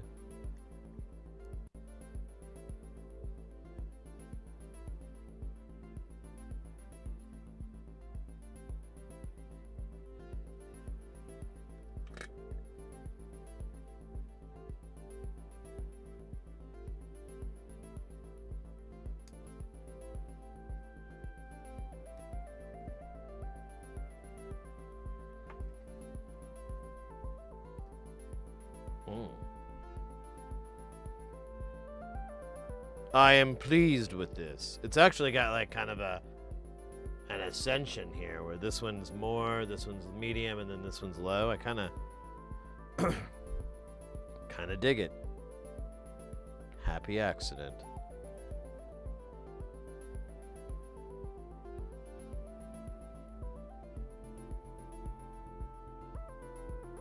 And honestly, it won't matter because we can just adjust the brightness. We're at 1K. So we can take the brightness up with a 500 or a 470 or something like that. Yeah, this one's a little bit more steep. I dig it. Man. Really grappling with the smoothie decision. I was like, you know, I could get a single smoothie and I get a snack and I don't have to get 2 smoothies. But then I know it's just not going to be enough smoothie. It's such a... And there's no other smoothie place nearby that I want to mess with. I mean, would you get a McDonald's smoothie? I hope not. They figured out a way to get like fat into it somehow. Try our new McDonald's Slurry Flurries. These are smoothies filled with vegetable fat. The healthy kind. We fry every one of our fruits before we chop it up into a delicious smoothie.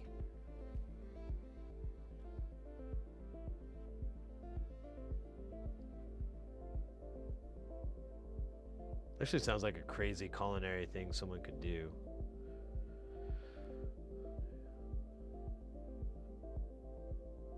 Oh no!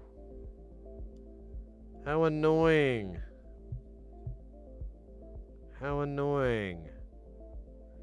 Took all these photos and then you're like, oh. There's no film in this camera!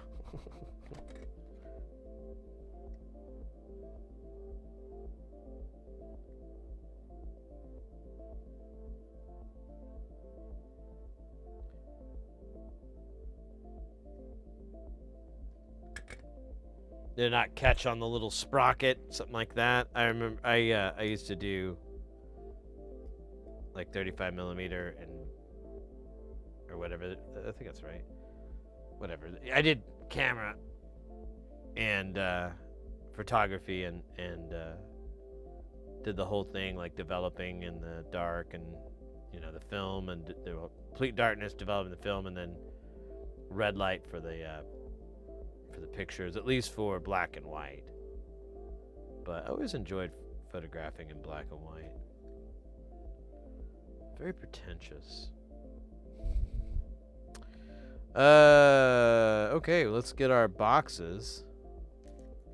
We have, is this like a full array? It looks like it, so cool. We just need one. Oh, wait, is this, this looks smaller.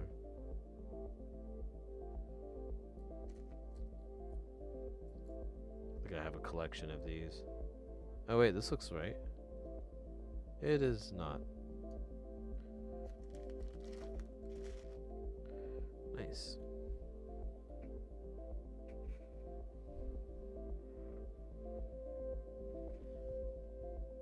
Ah, scheiße. Let me get... We need both of these. We'll get a strip. Are those doubles? Oh yeah, we need this. Wait, those are doubles. Those should be singles. Unless I'm... No, I'm just stupid. Classic. And then we need 4 days, man. Yeah, man. Take a daddy. Oh, wait. I'm wrong. There's another rail. Like the little background one. I totally forgot. There's the box, and then there's the spine, I guess you could call it. That'd be fun. I'm gonna have to start using these reds because I'm blasting through all the black ones and barely using the red ones here. Yeah, that'd be kind of fun. Not in the design. Oh shit! Not in the design of the black box, but like all the other connectors. You know, you could do that. No one's gonna die. Well, no one of consequence.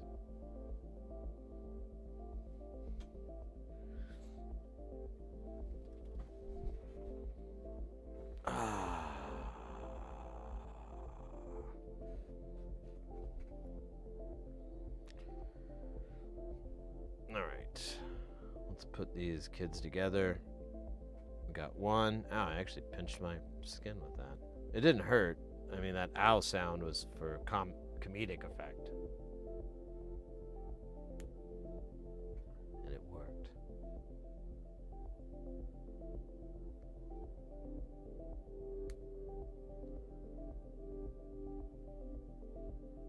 When we get close to the end of this, I think then I'll make my smoothie decision. Wait, didn't I pull a fourth one out here? Where the fuck is it? Oh. It's fucking hiding. Sneaky bastard.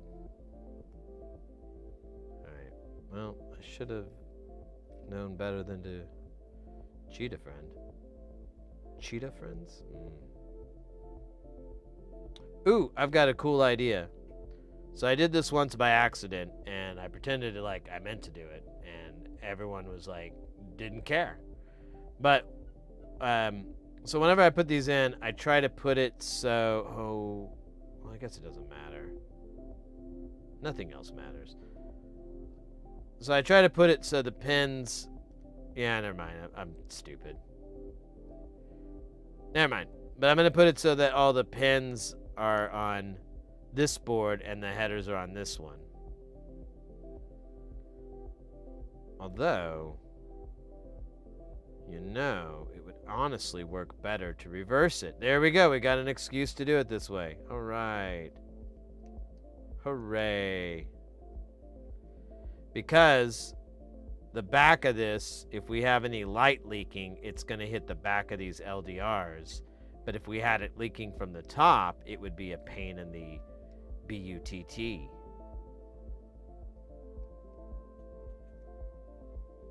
And believe me, I want to limit my butt pain as much as possible. I know it's impossible to get it completely removed, but the less the merrier.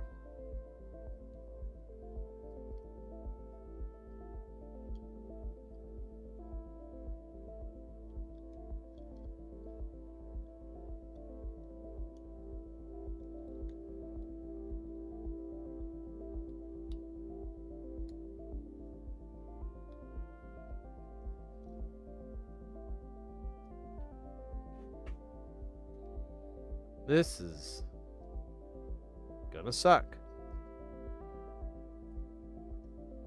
I didn't think about that. Just had some trust.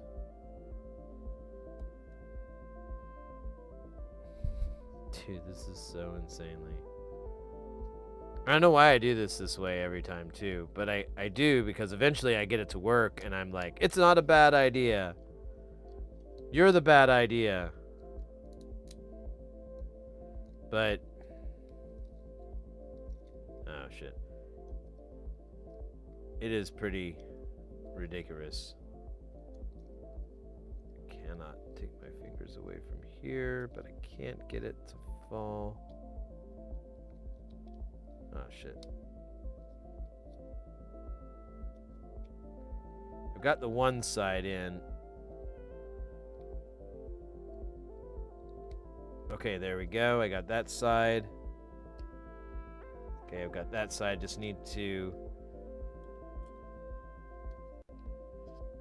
get this part out, but I can't because I don't have enough hands.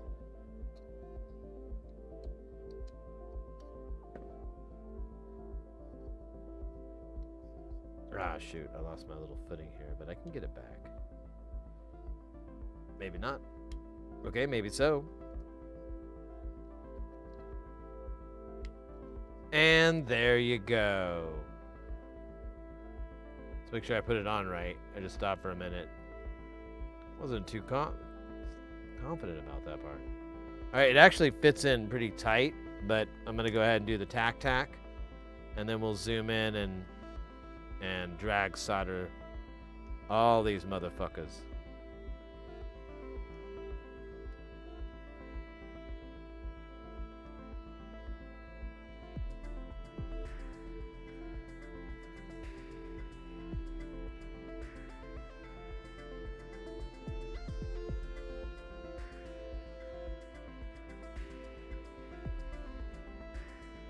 Probably turn up my iron temp. Yeah, we're still at dork levels.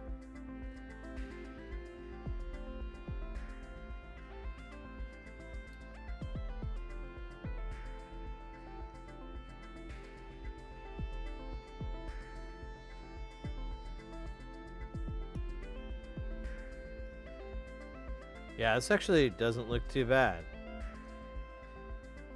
I'm gonna have to try to remember to do that in the future. With Vactrals like that, or the LDRs, I mean, whatever the fuck I'm trying to say. Yeah, this is gonna be dope. Dope!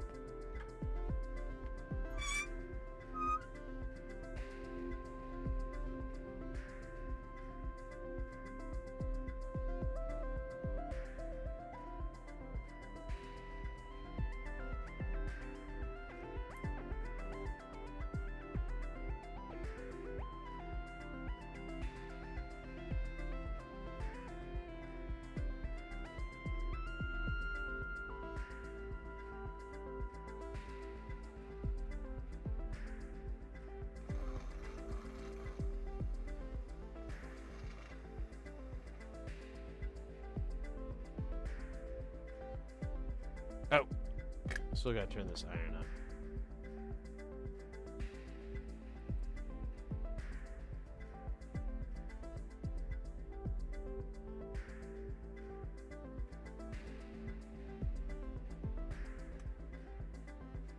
Alright, let's try again.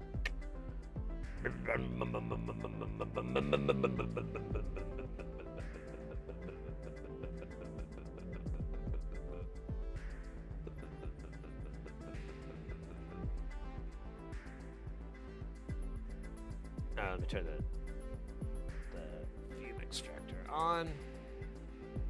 Oh,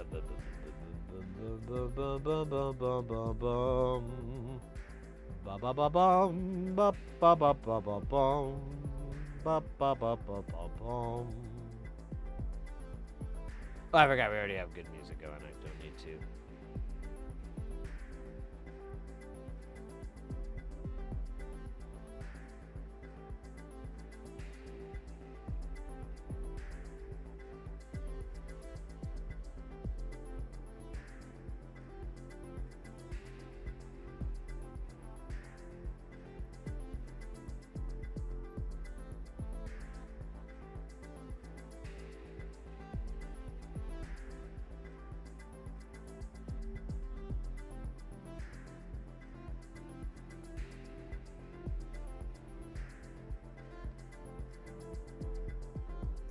I like that little spike. Means truth and justice.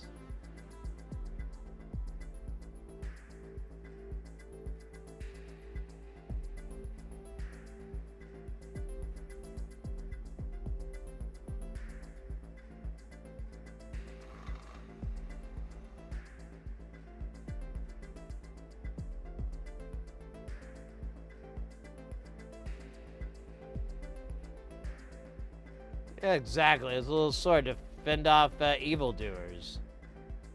Those who may cause your circuit to fail. It will fight them, and it will be victorious.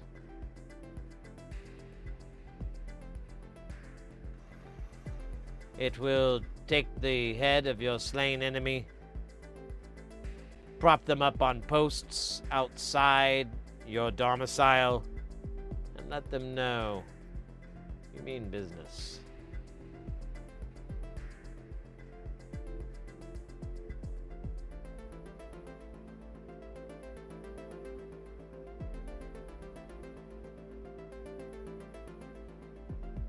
I was afraid of that.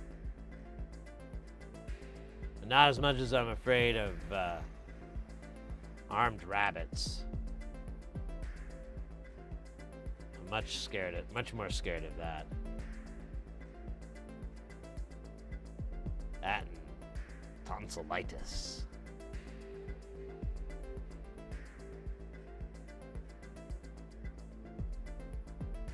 Did you miss the smell? Well, it's just the flux that's in the solder.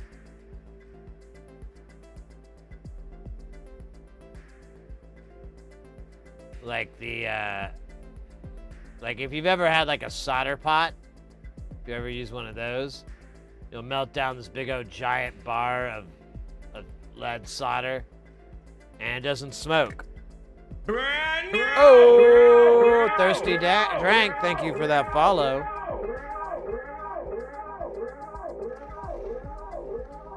But I normally say like, oh, you really, you don't need a fume extractor unless you're doing like really SMD soldering. And that's only when you're like using really hot air or you've got like a lot of flux and you're burning it all at once. But like a soldering iron, you can usually just get by with like a fan blowing across your work area. That'll be fine.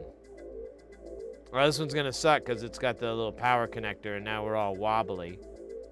Great thinking on my part. Fuck.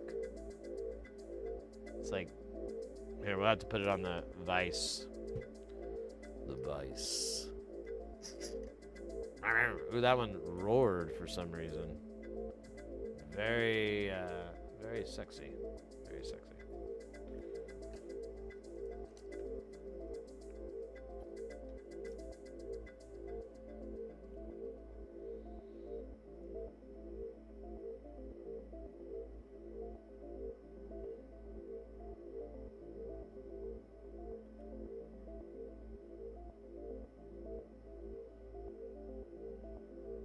Way to go. Lobster Chung. Phil Coleman. How are you? It's been a lobster minute, has it not?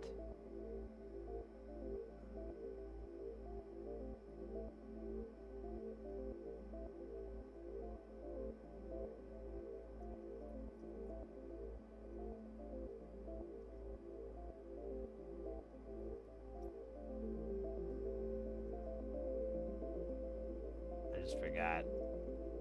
Should make sure this doesn't slide loose. I think it's just squeaking because there's tiny mice inside. I'm gonna go backwards. This will warp your freaking mind. I'm gonna sharpen that up just a tiny bit. The longest minute. Ooh, for the longest minute. Ooh, I don't know the units of time. I'm just finding words that will just rhyme. Boo-doo-doo. This joke is terrible. It makes me want to cry. And then it makes me feel like it's been the long... Yeah, it's that kind of suck part. But you know, if I spent more than 14/2 of a second on it, we'd have a fucking #1 hit. But I ain't got no time for that. Ain't nobody got time for that, really. If we're being honest with ourselves.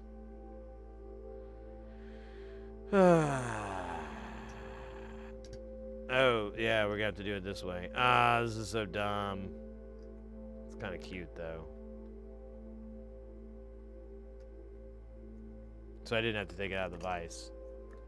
I was the fool. Well, here, we'll just do it this way. This will be fine. No one. Oh, hold on.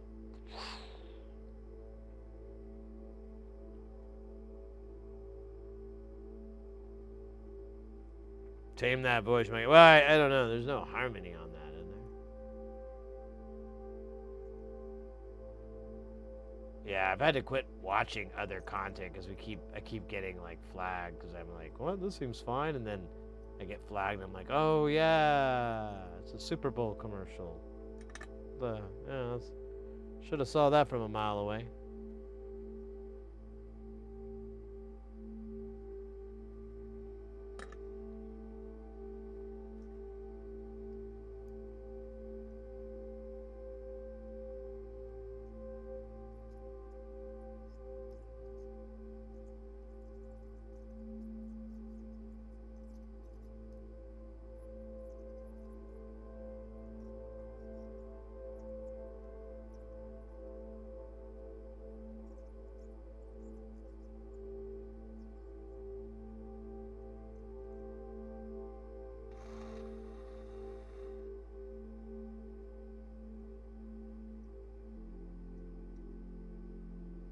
That's perfect.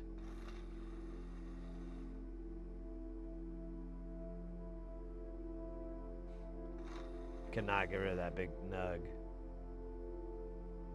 There we go. Nugget of solder, fighting me down. All right, now. Oh my gosh, this is gonna be. This is tight. Tight, tight. Be like Tuco Salamanca. This is tight. You make more.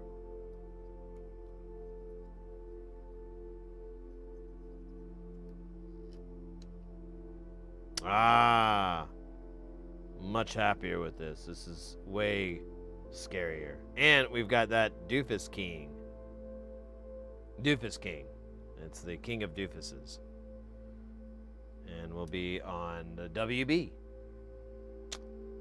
Alright, so now all we have is the pots and the jacks. I'm going to go ahead and put into action the smoothie. Because I've been good. I deserve a smoothie. I think. I hope. Smoothie. Where's the button? There it is. Smoothie. Smoothity-doo. I'll check if there's a closer one. Now, these guys have a smoothie? I don't think they do. Where's their smoothies? I don't see no fucking smoothie. Drinks. Yeah, Dr. Pepper is not a smoothie. Anybody can get sponsored on here. And there's a Jamba Juice, but it's really far away. And then there's this other place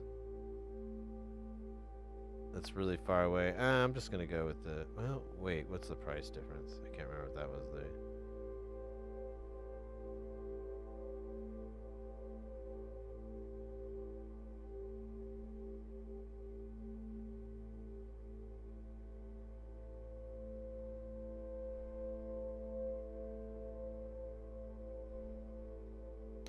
There we go. Oh, they do.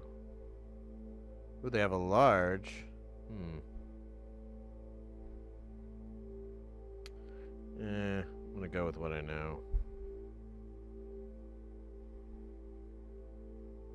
Get one of those. They have like little food stings.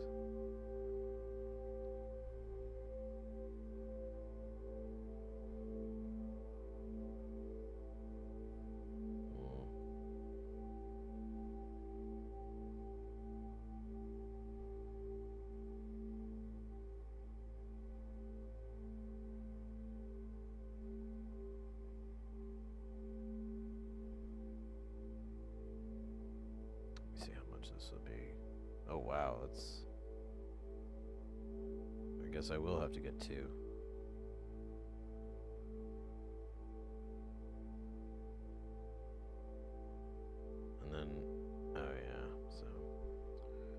repeat the cycle.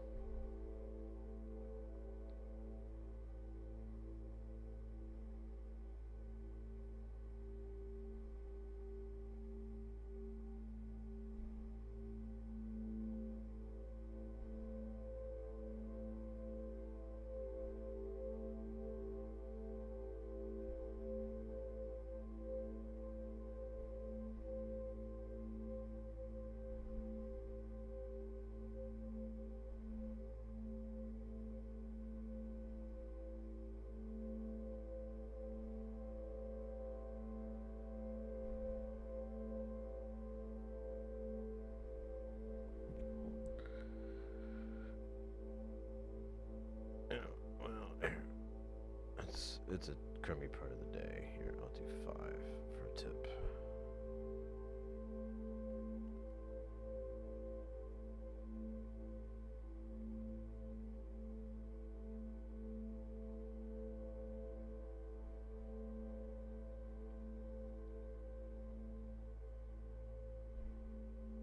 All right. We have smoothies en route. Or en route? In a route? In or out? Oh, I wish we had some in and out. Hey!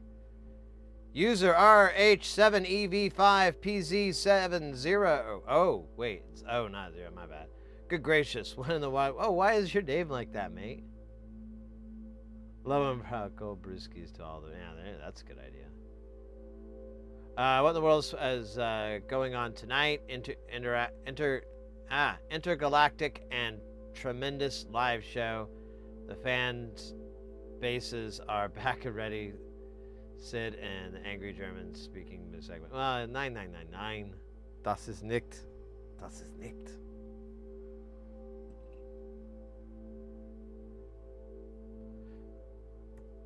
You just caught me mid smoothie ordering, I believe. That's why I didn't look up. I had to focus all my energy on ordering a smoothie to be delivered to me.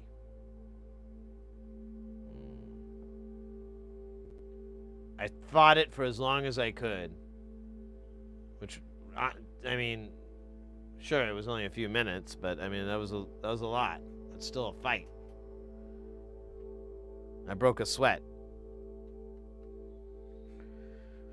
All right, let's see. We need jacks, and we need pots. What kind of pots are we gonna put on this? Is this a thin boy?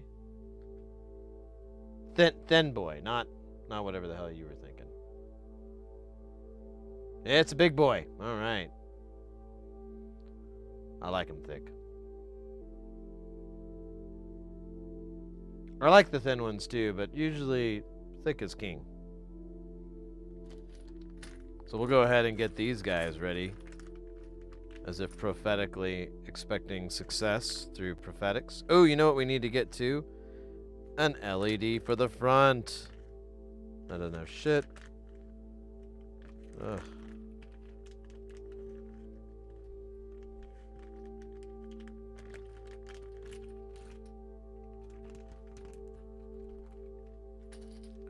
$100Ks. This is a nice part of the whole build process. I get to stand.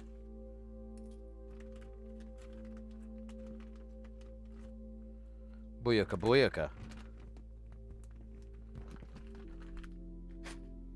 What else do we need? We need jacks. Now, I want to say we're really close to killing a bag of them, but I think there were like a few left, but I don't know what happened to that one, so we're just going to do this one. There are 6 jacks. Let's see if I can grab 6 on the first try. Oh, wait. Damn it. Would have been so close if it wasn't for that Klingon. It clinged on, not Klingon like the warrior race. You know, let's move on. What color lead do we want for the front? I don't even know what the fuck it's supposed to do. We were going between orange and red, right? We need a 5mm though, so it's a little bit bigger. So let's go. Wait, it's not a bicolor, is it? I think it's single bright. Rainbow bright. So this is green. This is white. And I might need to buy more 5mm. Here's orange. Let's do orange. Because, I forgot, that's really all the colors we get. I guess my next Tata order needs to have, as many exotic colors as I can.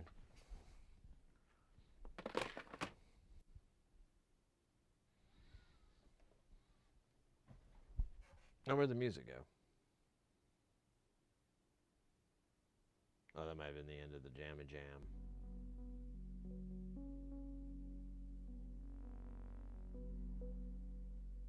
Jam.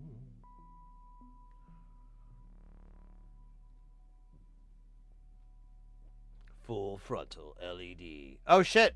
Lobster Chung. I mixed the longest note request there. Do you have a preference on the type of note? Will it be the la la la or the waka waka?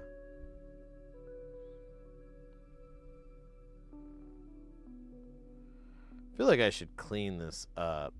I mean, yeah, let's be adult. G flat sharp.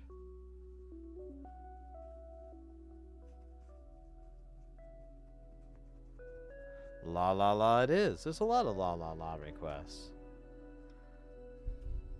Which is fine by me. I mean, it's easier on the old throat. Especially since I got that cold, sort of. It's all in my chest now, but it's almost out. I told it had to be out soon. By Thursday at the latest. And then I threatened it with violence.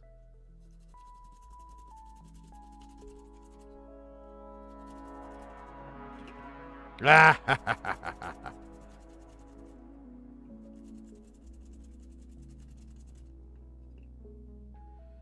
Alright.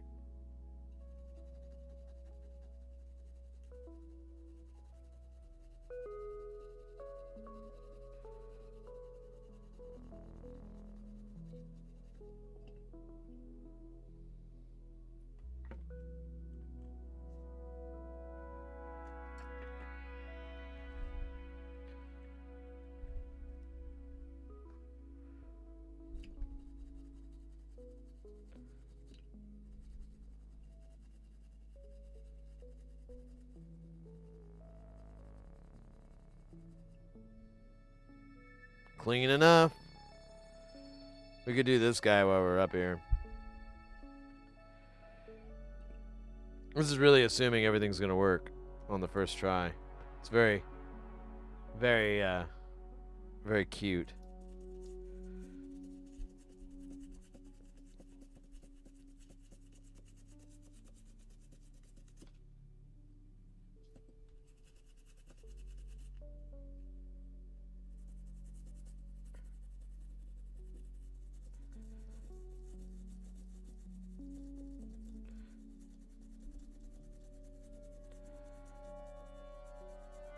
All right, let's give it a little juice off here.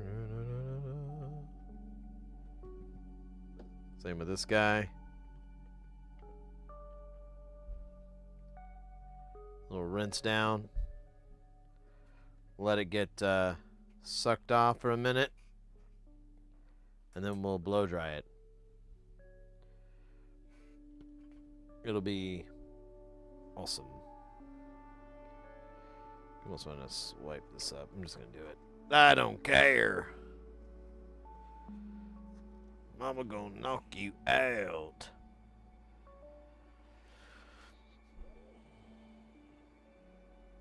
Oh, wait. We're going to do the voice thing.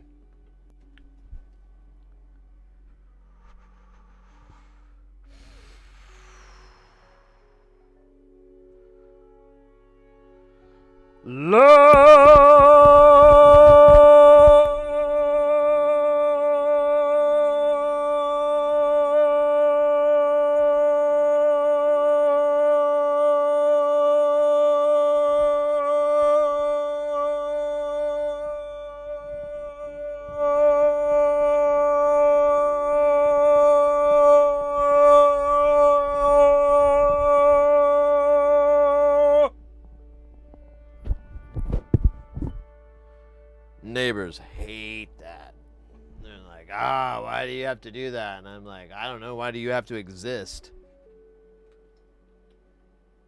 Why don't you mind your own fucking business? I have to listen to you and your dog every night.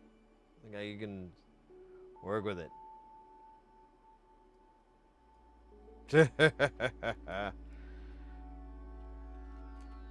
Suck. That's what it's all about, baby. Wait a minute. That ain't good. I need to talk to somebody. And I don't.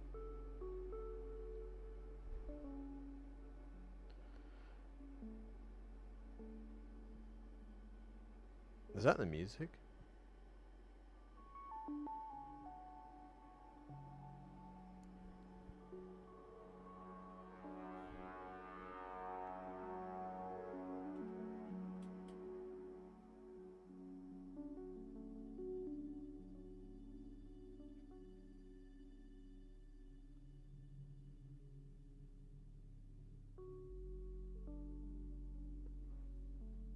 Hold on. I hear a sound I never hear. Okay, it's not in this part of the house.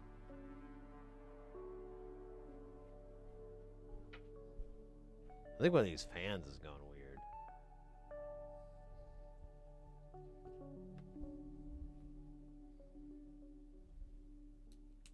Or maybe it was a car. I don't know. I heard something. So like air out of a tire. Could have been outside. Could have been like one of my neighbors. Like if there's a big tow truck or something like that, I'll kind of hear this weird high frequency shit.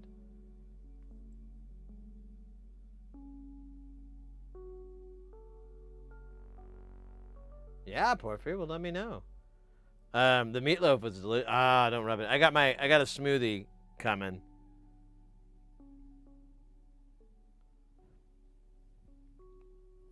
So I got that going for me, which is great.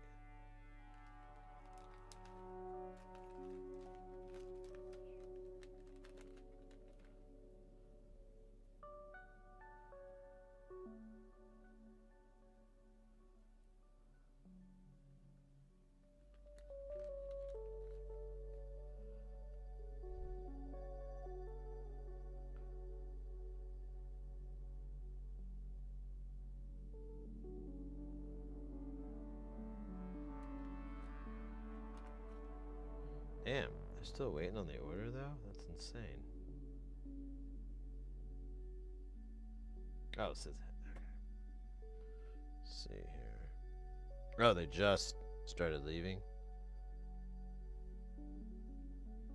Oh, hey.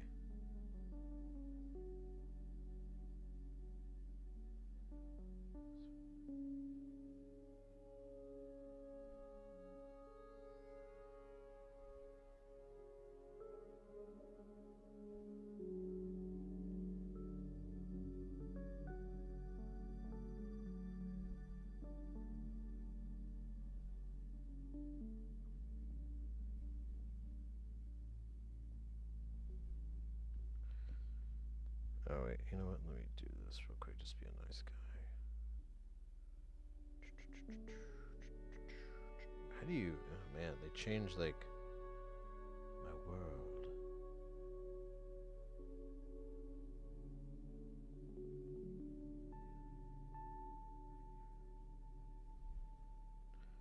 Alright, let me turn the light on the porch, because I forgot to do that.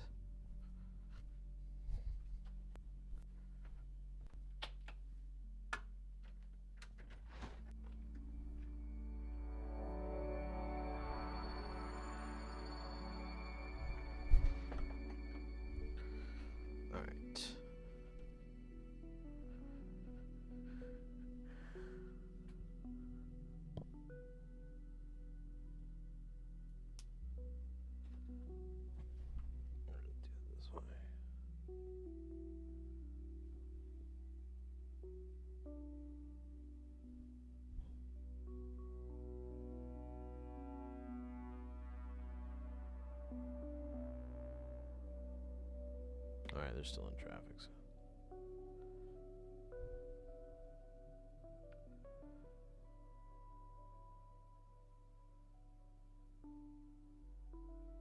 Twitch randomly decided to freeze for 15-30 seconds approximately 1,700 times more often than YouTube does.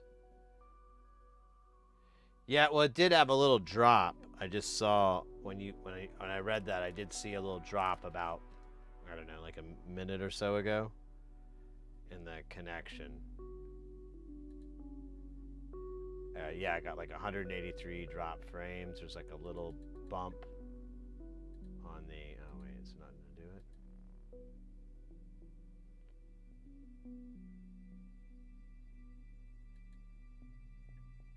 Well, I don't think it'll let me zoom in.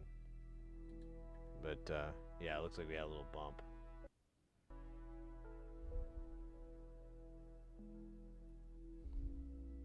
Yeah, that's one of the reasons I've wanted to start streaming on YouTube is because like the quality is a little bit better. A little bit better.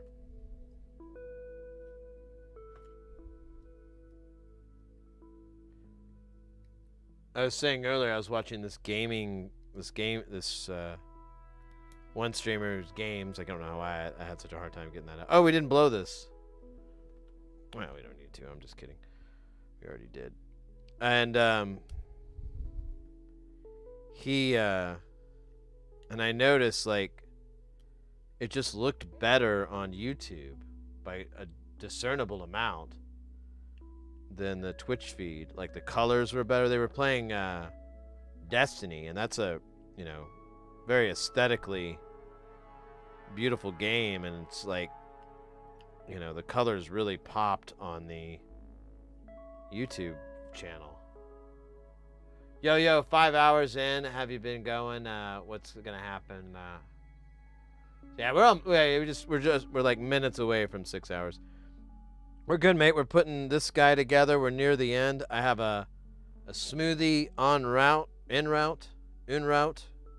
whatever. And it's gonna be dope. And I think that's all I got for you. That's all I really. Yeah, and this is Long Peg's square hole again.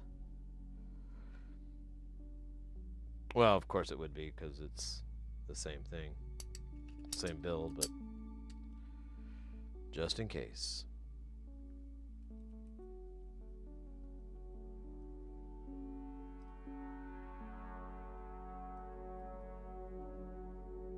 Vegemite adhesive farts. Is that another song by Men at Work?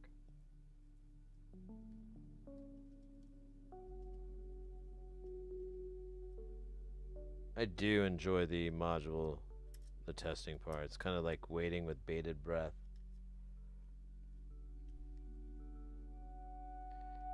Oh shit, I just put this thing on backward, or not backwards, but there we go. Alright.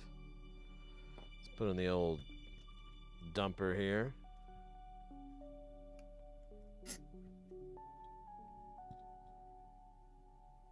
And I'll be back in just a minute. Looks like the smoothie is they're coming around the corner. Let's see. Let's find out.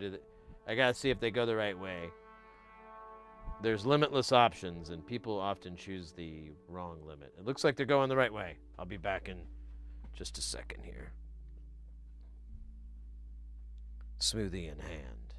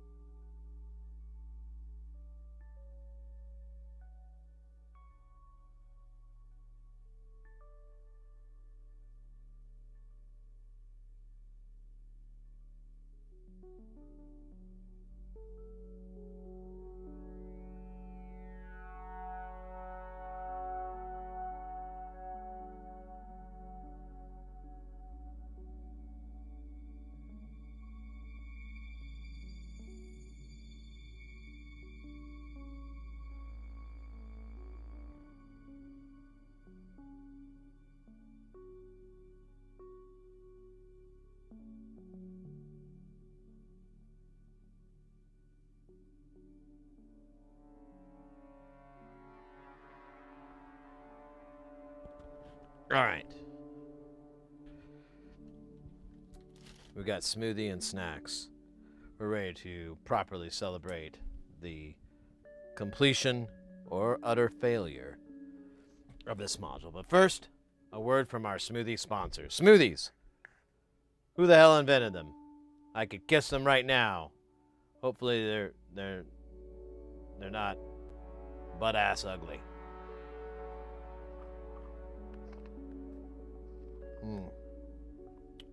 Oh, hold on. I feel like these guys could do better. I feel like there's... what is that?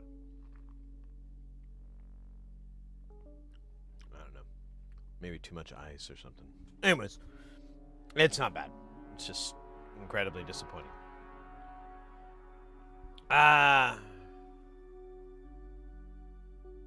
Wait, I missed something.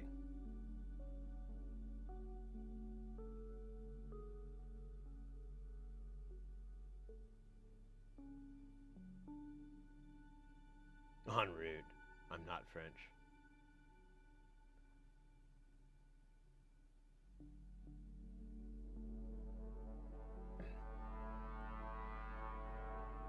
Like Wonder Bread together.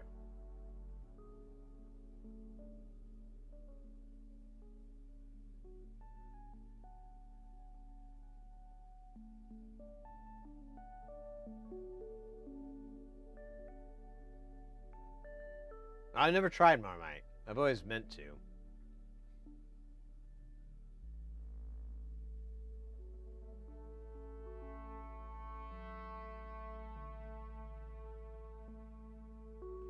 Can people dig it? Really dig it?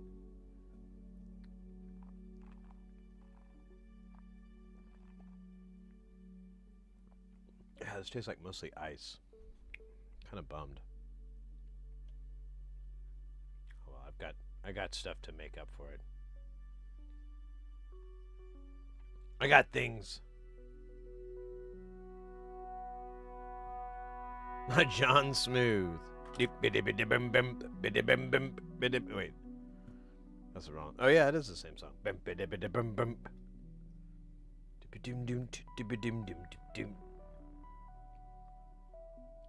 His name was John Smooth. He was born in the 1856. He was mixing fruits and berries and all of that shit.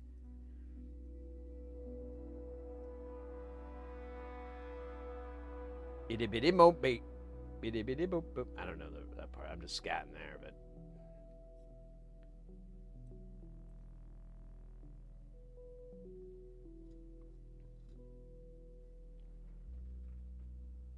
Marmite tastes nasty. That's too bad.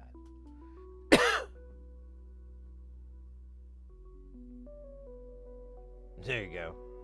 Beep, beep, beep, beep, beep. I don't know that bass line at all. I think that's a synthesizer too.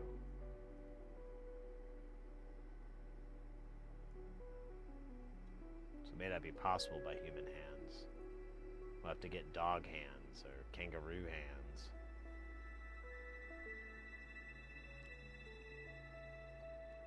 Or dog-like kangaroo hands. Ugh. Think of the fucking taxes on that. Alright, before I solder, I have a quick sip of this water.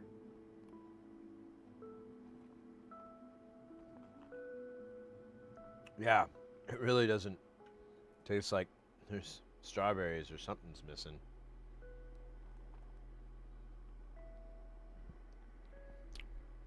I don't know. I had messages from the driver.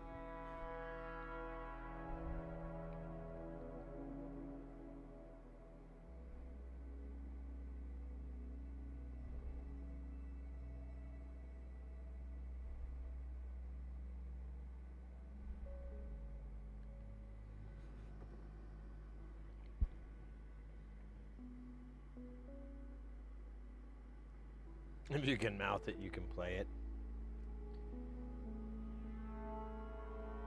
Ain't that the truth?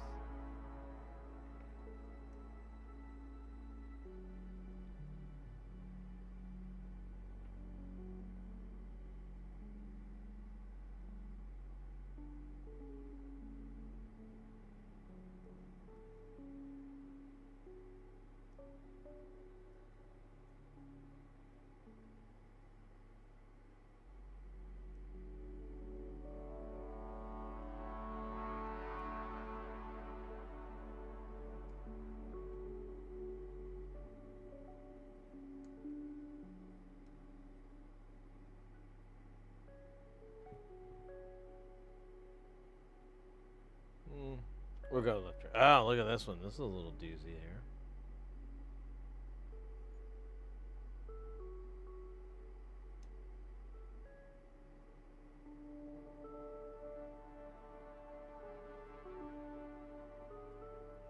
It really looks worse than what it is. The camera's at this angle, so it looks pretty nasty, but it's not.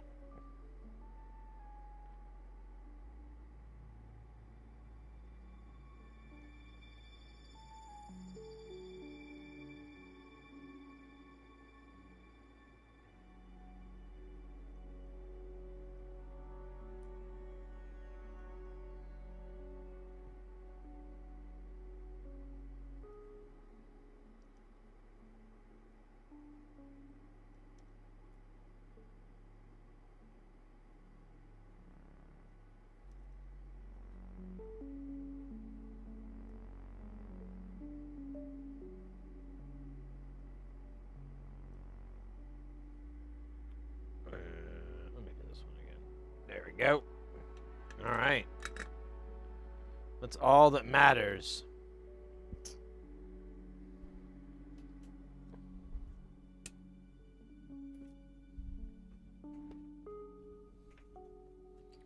Let's give it a try.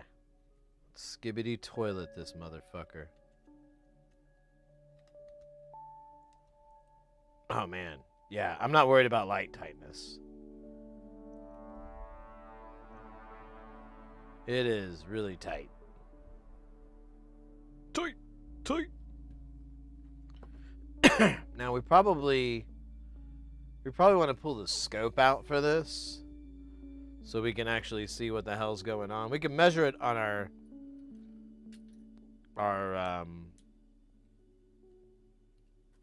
multimeter, but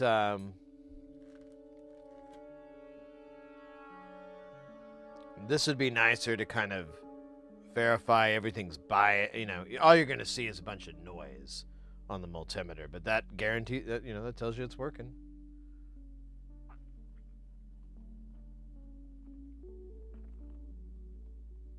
Designed by Big Solder, I know.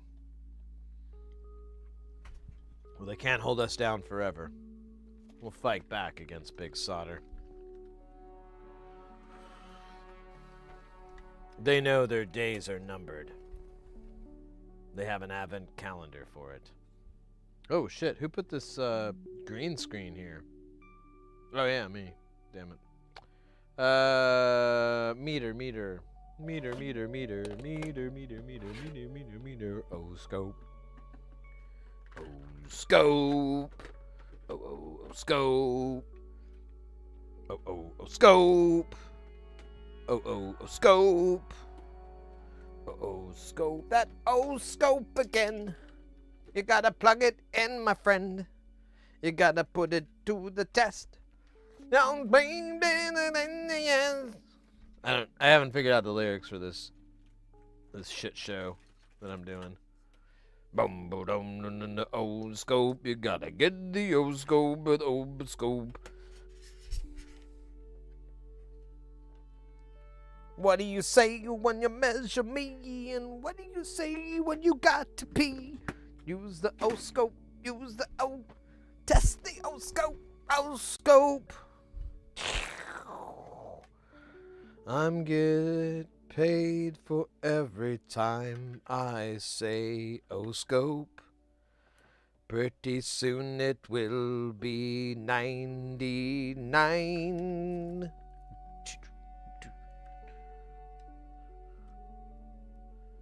Today's old father is fatter than you. The cat's in the house and he's bad at you.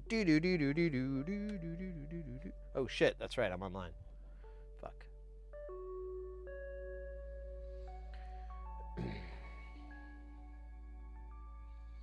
Alright, I'm gonna plug this in with the power of 1,000 maybes. Maybes, not babies. That's later. Alright, if it works, the screen will light up. If it doesn't work, it's your fault. Look at that. It lights up. Oh, and this lights up too. And it's not moving. We might need a little bit of gate. I did make it dumb slow.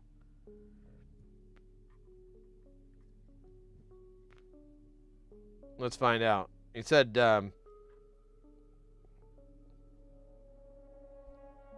CV inject.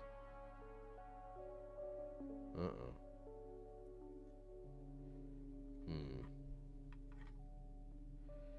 Might be too slow. I've heard about this.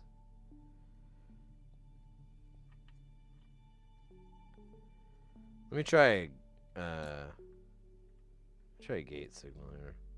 Oh wait, it's moving. It is really slow. Whoa, that's insane. In the membrane.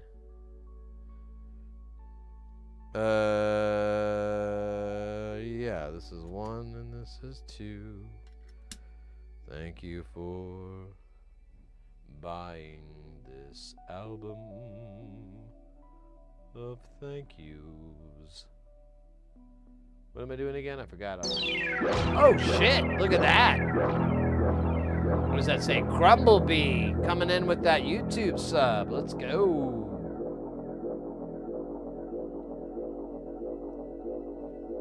It was the nonsensical sounds.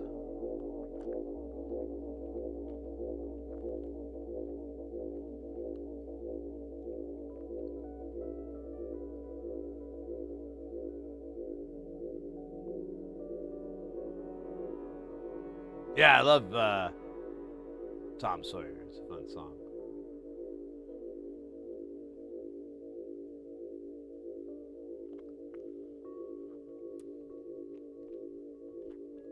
So is this a splish modded? No, the splash, or the spasm, I mean, it,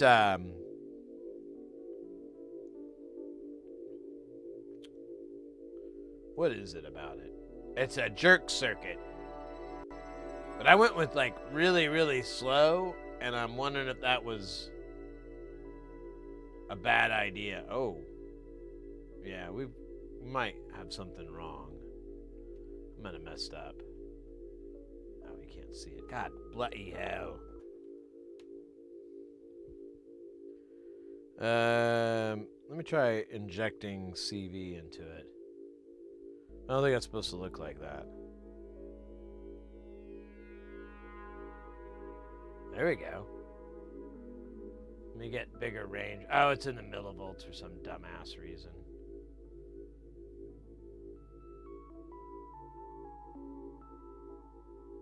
We gotta do 2.5.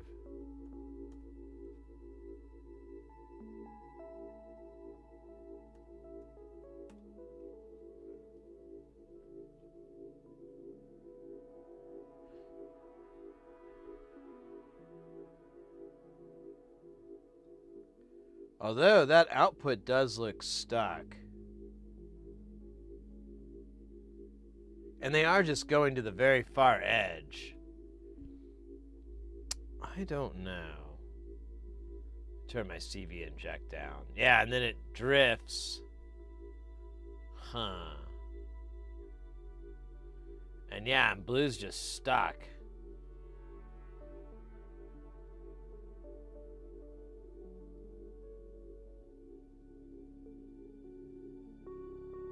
And let me try sending it a CV.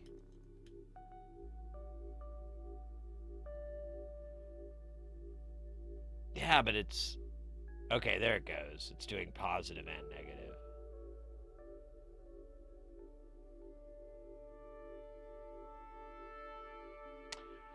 Hey, Jet Pinky. I was looking at the Analog Discovery. I really like it. I think it's great.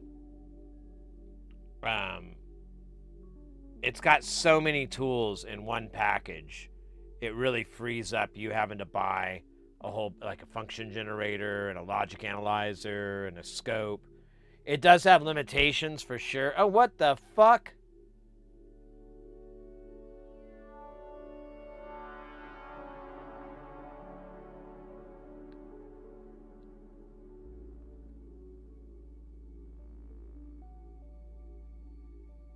What speed are we at? We're going really fast. Let's go.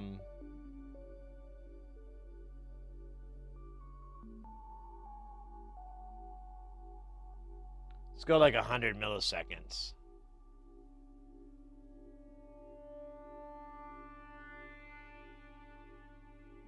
Weird.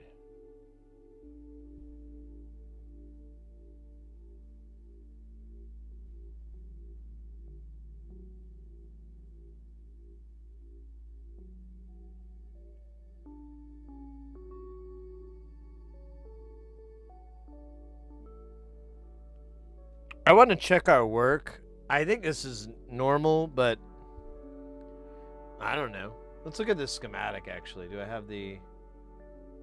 Here, give me a second here. Let me pull it up. And we'll just make sure that we're not... So out 4... There's 1, there's 2, there's 3... Oh. So out 4 should be representing the LED. Man, I think I need some thinking stuff.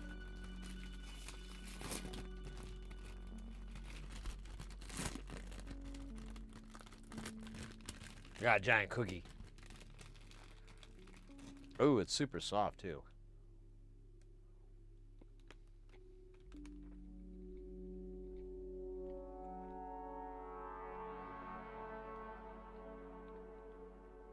Let's look at 2 and 3.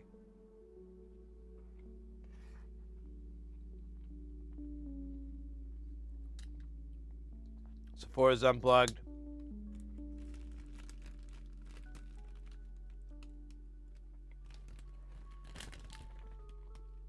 I'm going to inject more CV. Maybe I can turn the feedback up. Got feedback at halfway. I have frequency all the way up. Make a turn. Oh. So frequency does.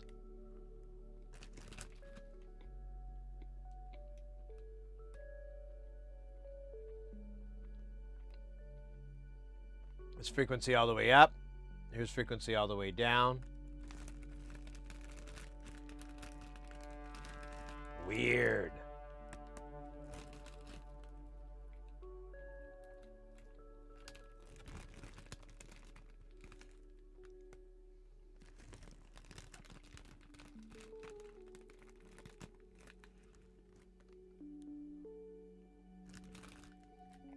Let's try output 2.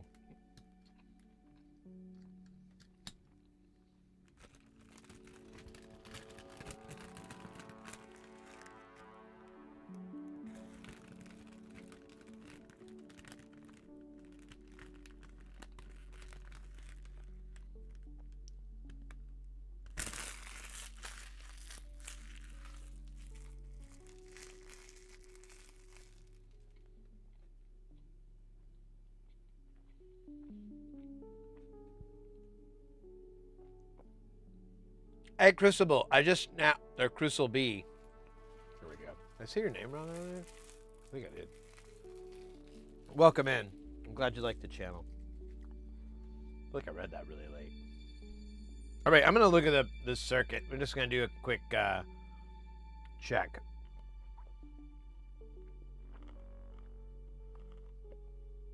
Man, the smoothie is so disappointing. Just tastes like water. At least that cookie was good. Good thing is I got 2.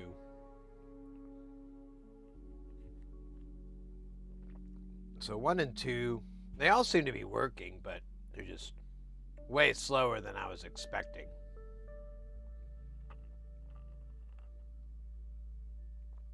Oh. I didn't realize that the frequency knob... Well, we chose 100K. Were we not supposed to?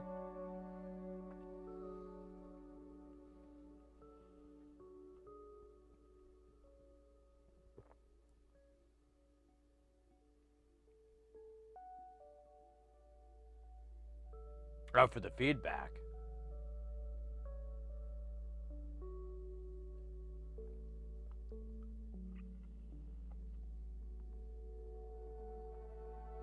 I think we're okay.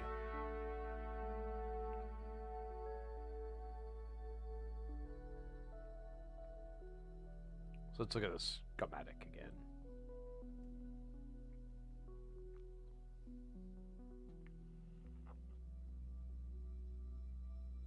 So this feed out is fine.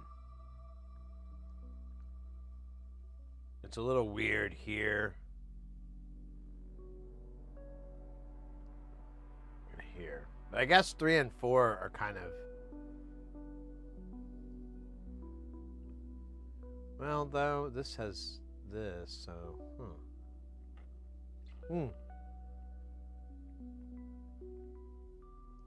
Why did... Oh, because before the diode. And then this goes here, so this keeps it from being negative, and then that feeds back into it.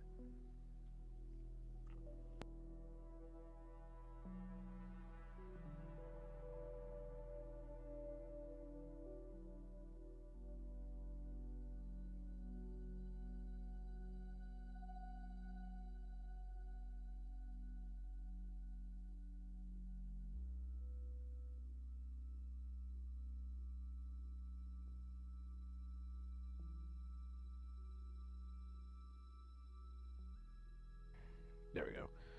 How bright is our little light box here?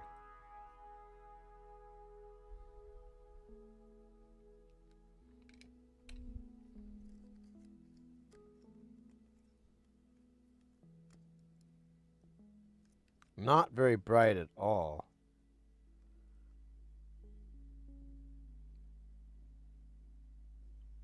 Let's put a lower resistor for RL. Because, yeah, the LED on it is really dim. This thing does seem to be moving more. I'm looking at the 4 out, and of course it could be the light leak. Let me do that.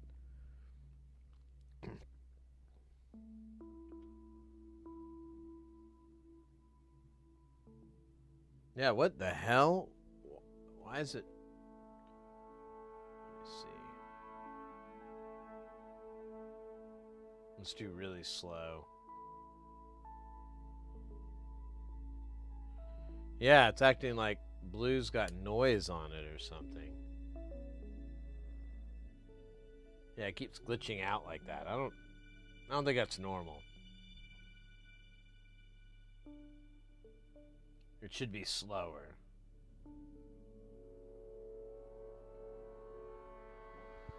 All right, let's do some eyeball work here.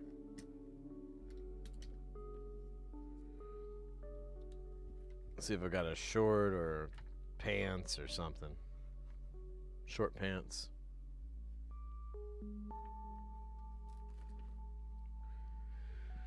Na, na, na, na, na.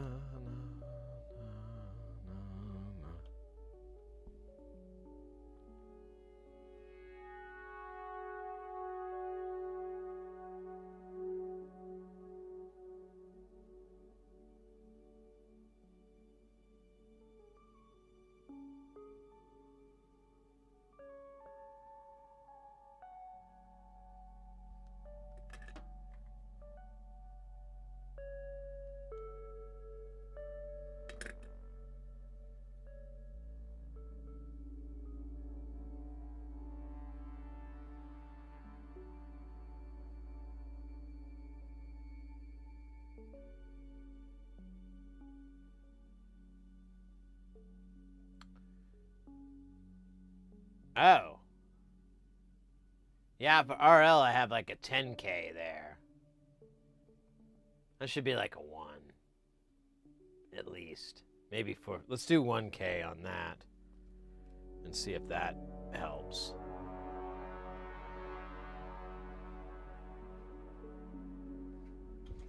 Didn't I get an extra one by mistake? I think I did.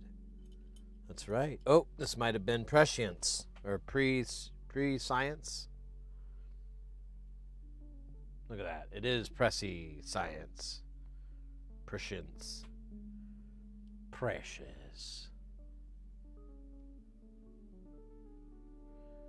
What's up? Mothman, I'm trying to get the package set your way by the end of the week. Okay, mate. Cool. Looking forward to it. It's a wider blue area. Nothing's blue, so I'm not sure what we're talking about.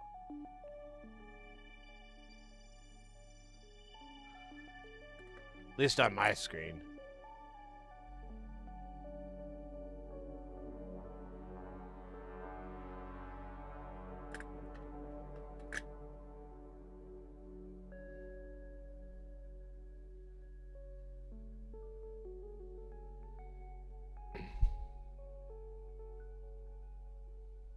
I'm gonna grab a little bit of solder.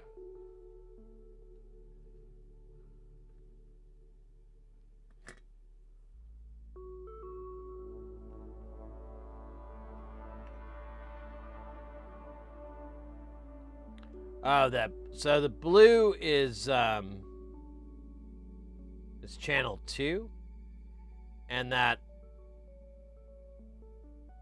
stuff around it is oh scheisse, I'm shocking myself.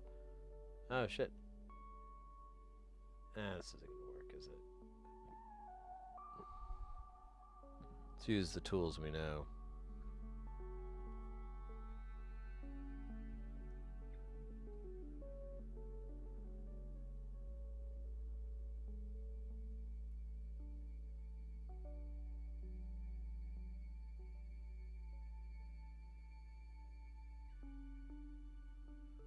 Alright, that should be way brighter. Hopefully that'll fix it. It's what is it, like hysteresis or whatever? It's noise basically. It's like it's fluctuating really fast and creating that noise, which is not cool. Not cool, bro. Alright. That's way brighter. Way brighter. Let's see if that helps anything. It's part of a lot of circuits, so we'll see. Let's go with our outputs here. We need this guy, which is blue, and then we have this guy, which is going to be 1. We'll pull these up on the screen. Looking way more of what I was expecting. I'm going to turn the frequency down.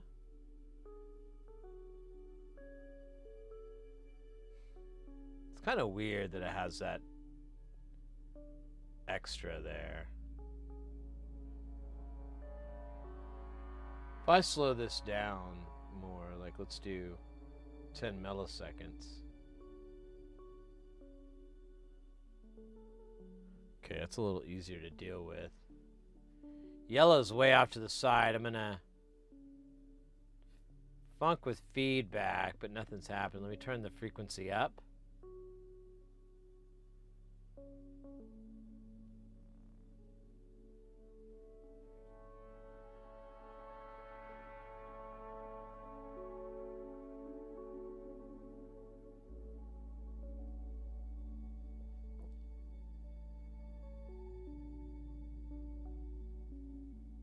I don't know if that's normal or not. I guess it is. I mean, everything looks fine.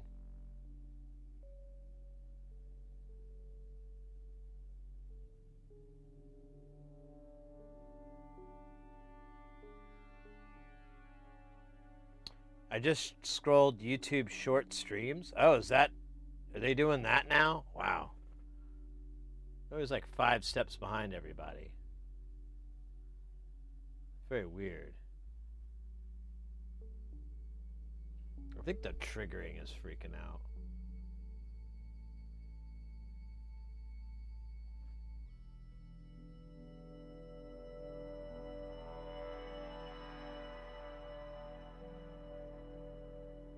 I guess it's working. It's a little weird. I don't get it. I'm doing oh yeah, I already read that. I'm slate. Let me try inserting some some CV into the mix here.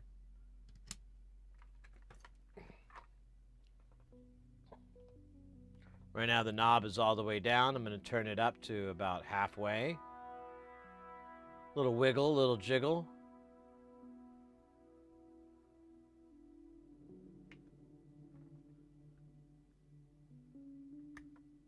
I'm going to turn it to 2-second cycles so it's a little slower. That seems to be working. It's...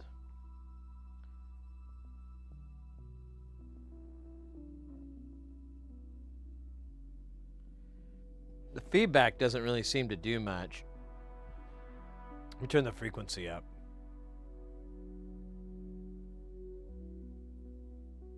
There's that one spot in the frequency where it kind of jumps wild.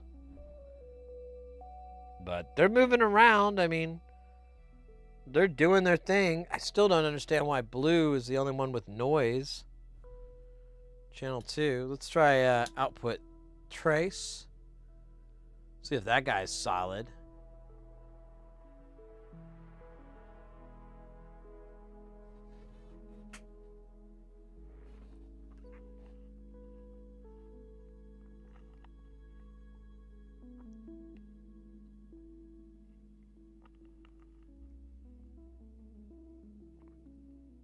I always think it's weird when it hits the edge.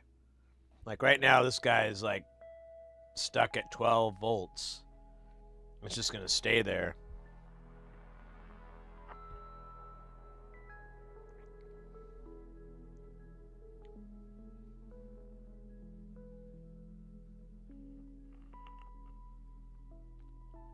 And this guy just lives at ground. It's kind of weird.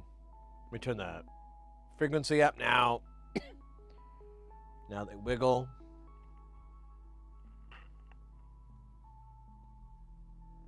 Now they jiggle.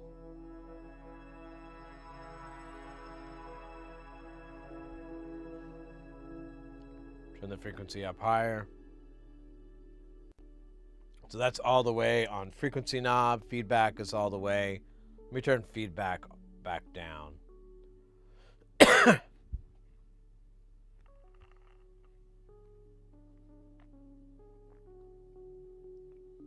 Nothing real noticeable. All right, let's try dose. This is output 2.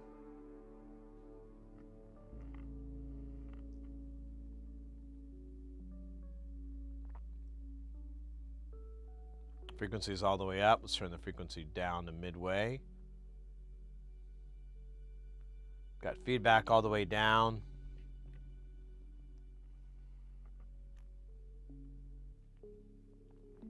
I mean, I guess it's working. I just don't know why channel 4 is so noisy.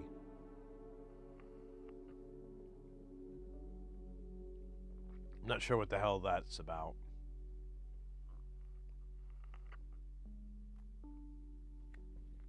Let's look at that schematic one more time. So it does go through its own output and it has the LED on it.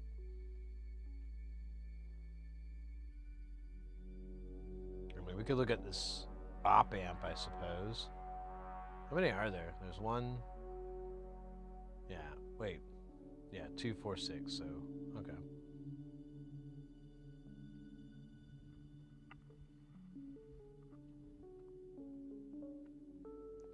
I'm going to head out.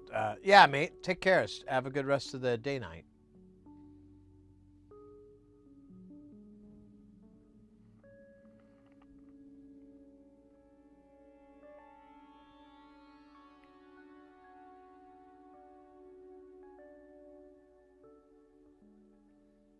What I don't quite get is why is channel 1 moved so much. I guess it's because it's the beginning of it and everything kind of adds to it.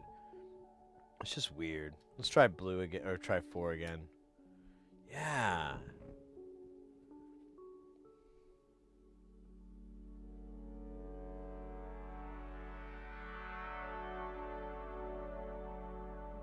That's so wild.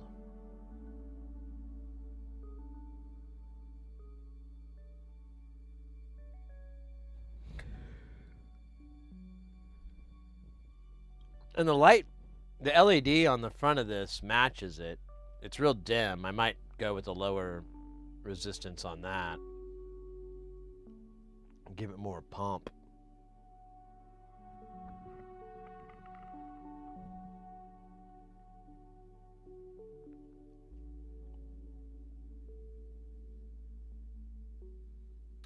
But, you know, part of me is like, well, who cares? Like, Channel 4 has this weirdness on it.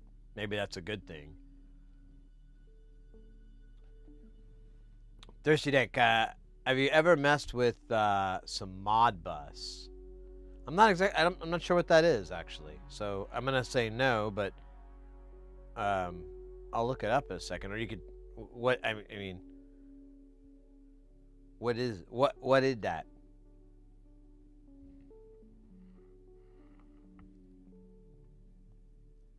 Why does the smoothie suck so much? Maybe we're out of season for smooth.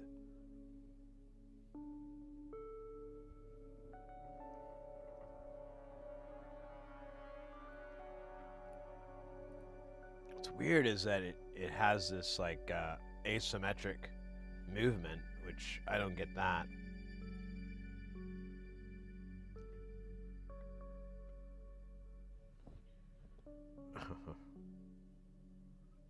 Alright, let's check it out. Modbus, you say?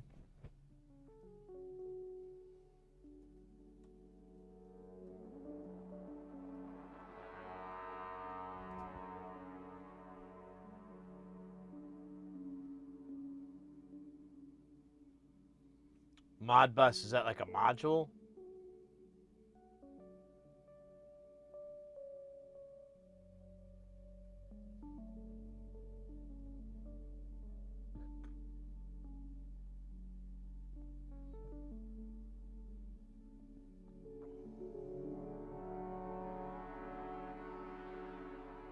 Is it a data communication system?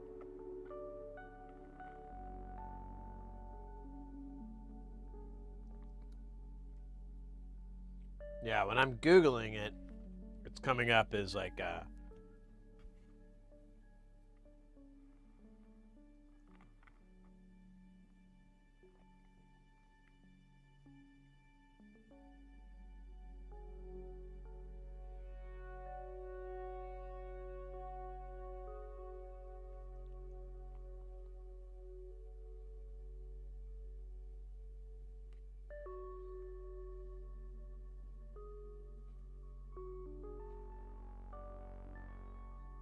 yeah, I mean, it's all looks like a communication protocol.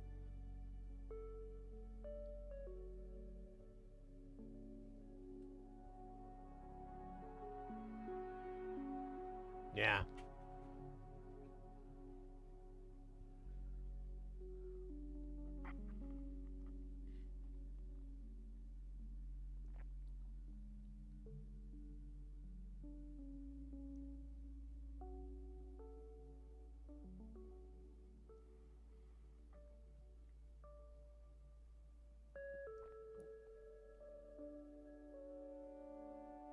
Interesting. Okay. Hey, Callus, welcome in, mate. How's that beast of a scope treating you?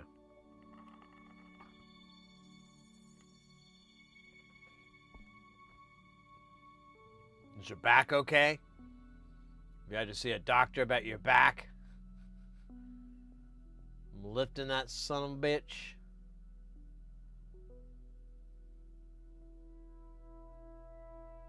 Yeah, this goes a little bit over my head. Goes a lot over my head. I won't lie. We're using an analog discovery scope to look at these goofy waveforms. Let's go into 3. Yeah, it's 3 loves to hang out at the bottom. I don't get what that's about. Let's go back to 2. 2's nice.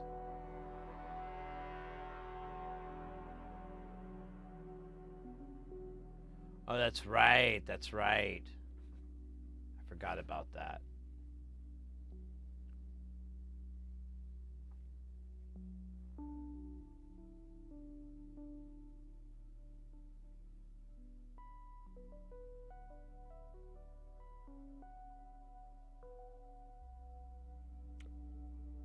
I kind of feel like it's okay. I like to brighten up the LED on the front. But I'm going to call it working. Nah, shit.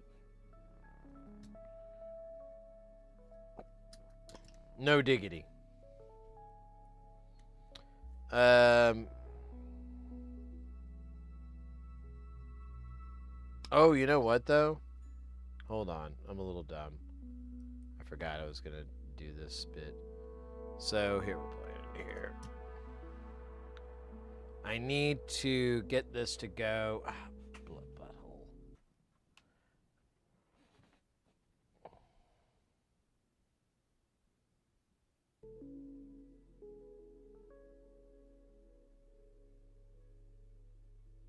Oh, that'd be cool.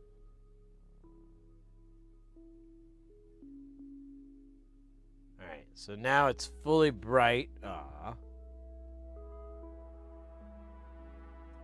Well, it was, but it wasn't very bright. There we go. Oh, come on, I can get it. Come on, you bastard.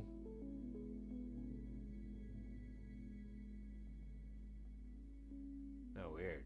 The fuck was that?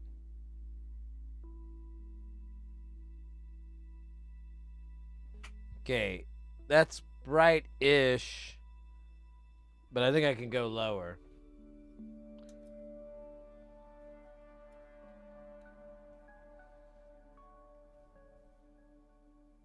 Where's our... Oh, yeah, it's in there. Do we do 10 or 1? I think we did 1. So we can go down to like 470 or something.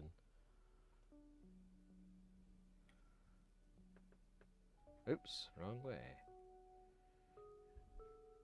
Oh. Yeah, I put a 10K in there for some dumb reason. Yeah, let's go to...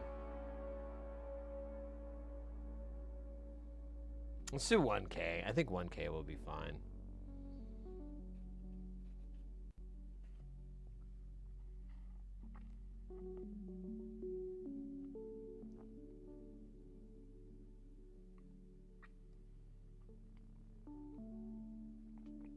That's why we... Well... Scopes are just tools. I mean, just measurement. Modbus is a whole protocol that I've never heard of until like 20 minutes ago. But not even that long. It was probably 5 or 10.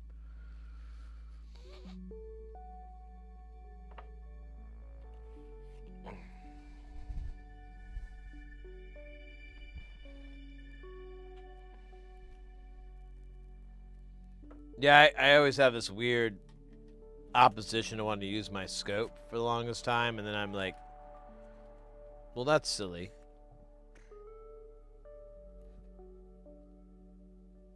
So I've been trying to do more. I need to get a better case, or not a case, but storage solution so that I could just have it easily available. I might look into just trying to mount it under my workbench. I have like a little shelf here, and I can mount it on the bottom. And that'd be fine, because I never really need to see it. This part would be upside down, though, but that...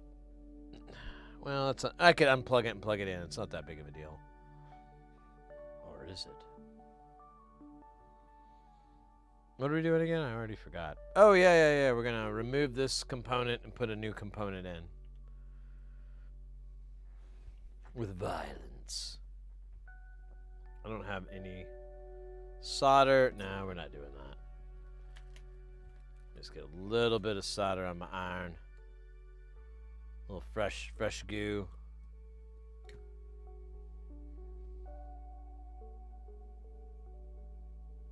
Oh, you bastard. You cheeky bastard.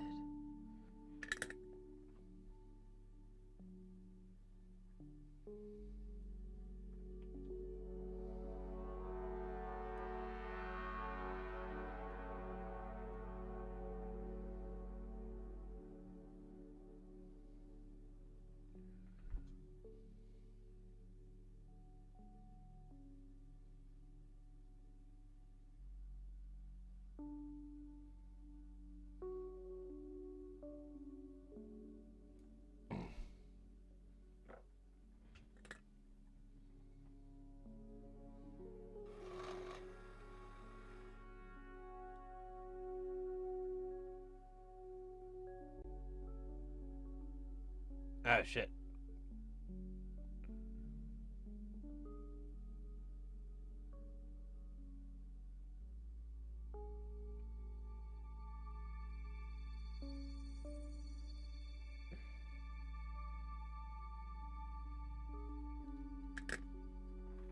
All right. Let's give her one last little push, and then we'll call it. Oh yeah, that light's much better. Can't see it because it's so blinding.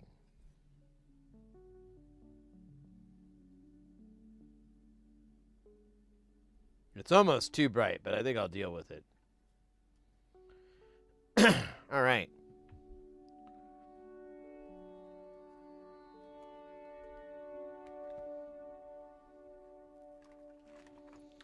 Let's put the last bits on here, and we'll nut it up, and we'll put a done sticker on it. Shut off the scope for now. We'll leave it over here. It's not gonna hurt nobody. Nobody important. You know what? I'm curious. Let me turn the scope on. Just look at the CPU. Yeah, it does use a lot of CPUs.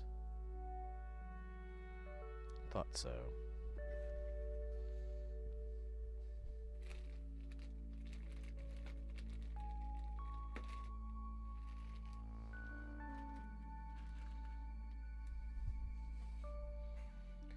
Virtues, welcome in, mate.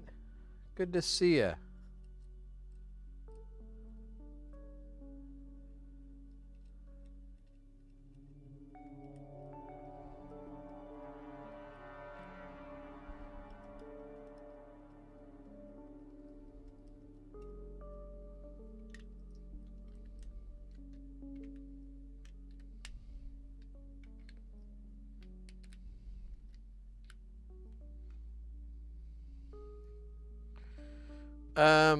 I'm pretty sure you can put bidirectional in here, so I'm just gonna keep assuming that.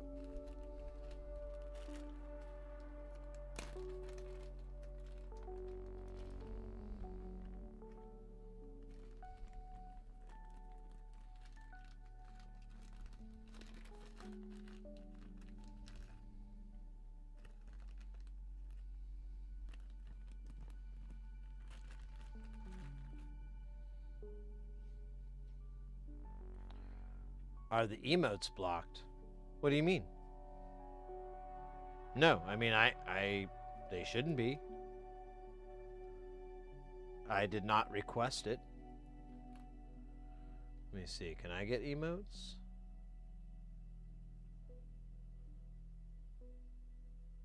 I'm seeing them on my side, but I am a fancy lad.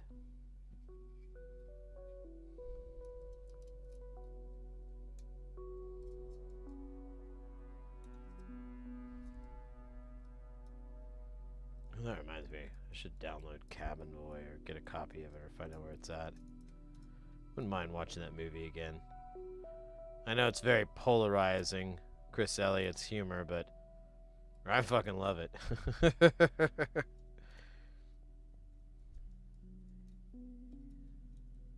He was a meme before memes were memes. He was a human meme. A heme.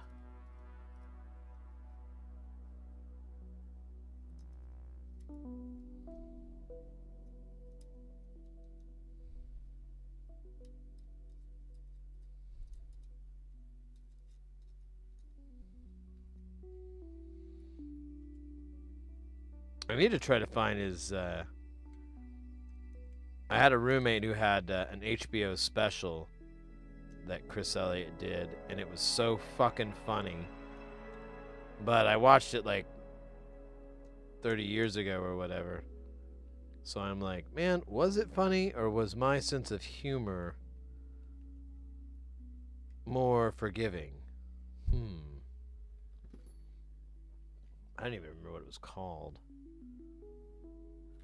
I don't think it was very popular, so I don't think anybody released it outside of VHS, but maybe. You know, HBO, they love to make a dime if they can make a dollar. Wait, what? Do what now? I know. Quit yelling at me. Do what now? Oh shit, did this go out? It did. We haven't had accurate heart rate readings in I don't know how long. Probably since smoothie time. Now I truly know hell.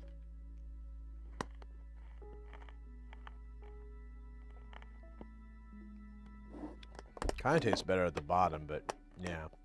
Smoothie does not have enough sweetness. You should put sugar in this or something. Big scoops of sherbet. Well, then it wouldn't be very berry. Berry mantle, though.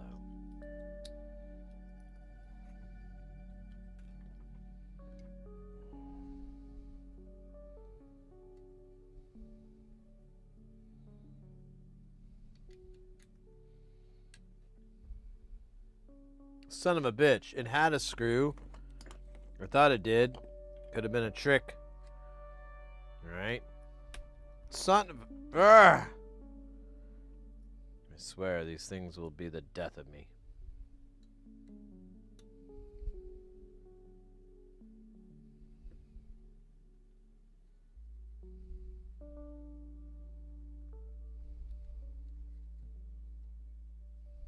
I feel like this thing is rubbing really bad.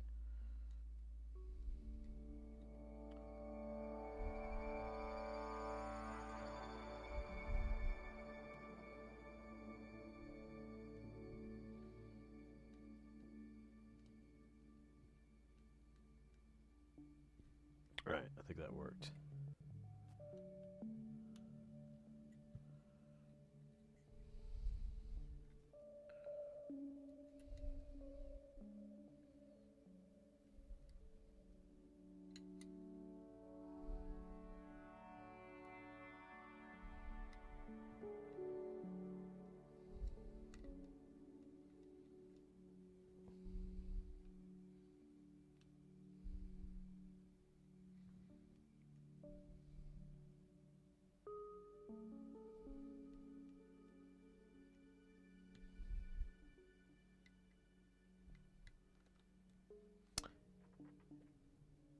You know, when I was a kid, I remembered hearing the song Baby Got Back by Sir Mix-a-Lot.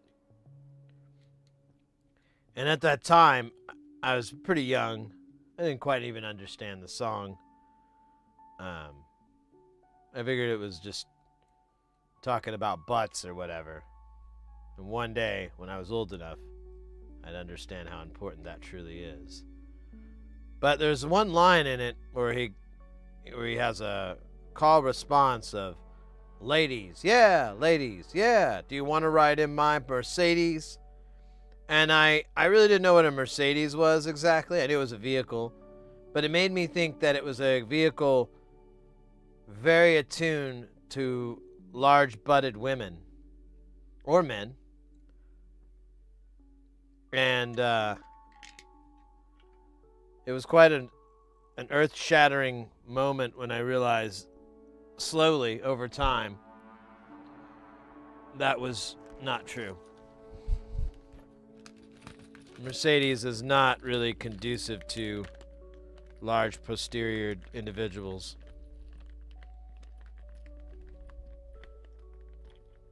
Not like the Dodge Ram pickup. But I guess that doesn't rhyme.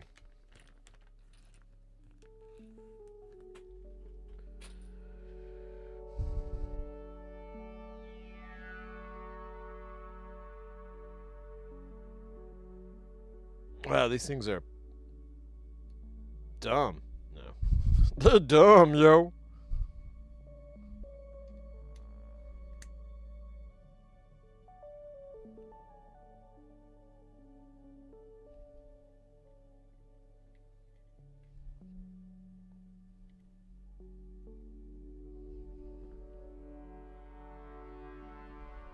And I kinda don't want none unless you got buns, hon.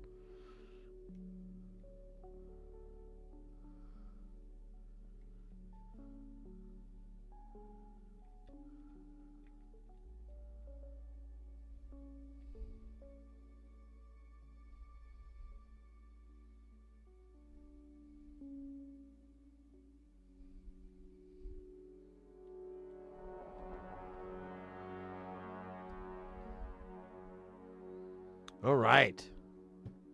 In the words of DJ Kali, and another one. You know what that means? Another cookie. I don't know why, it's just the way my mind works.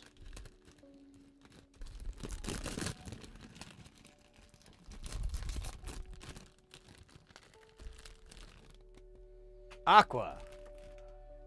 Oh, sweet. Just got Chatterino, so now I can have a Twitch chat full screened on my CRT in the video. Oh, cool. Neat, mate. I've never heard of Chatterino.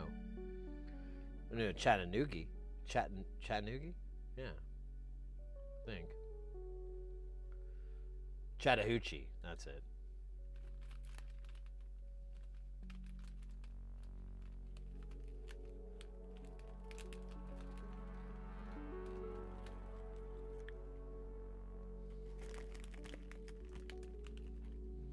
Oh, really? Use VLC to watch Twitch streams? That's interesting. I never thought of that.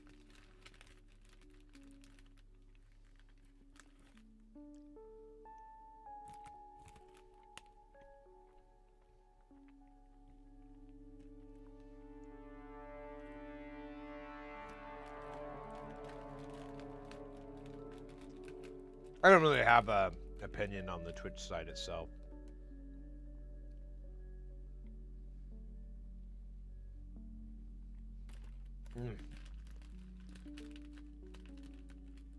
God damn. I think this cookie's got drugs in it.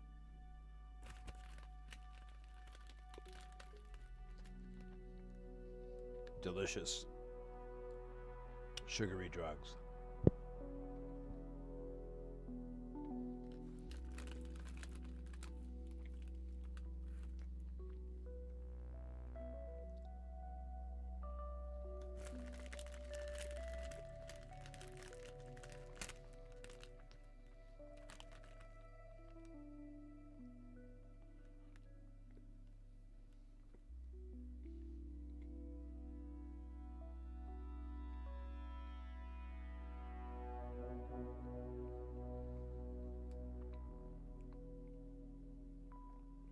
Oh, nice, Callus.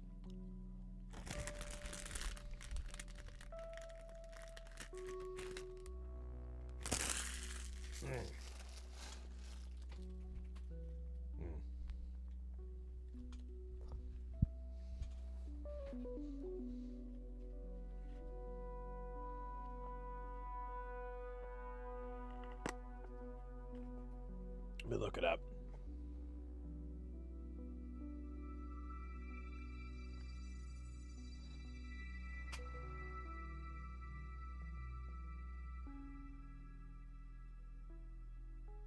Chatterino.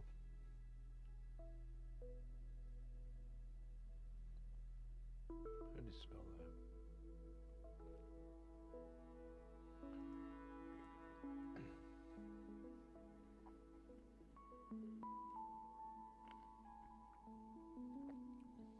Oh, interesting. Download Chatterino for MacOS. Sure, why not?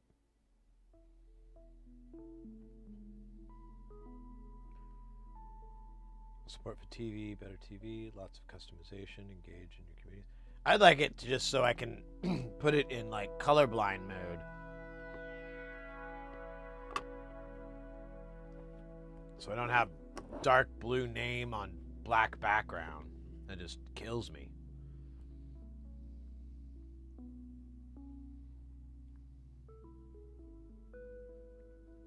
Your laptop fans get to take a break. Nice.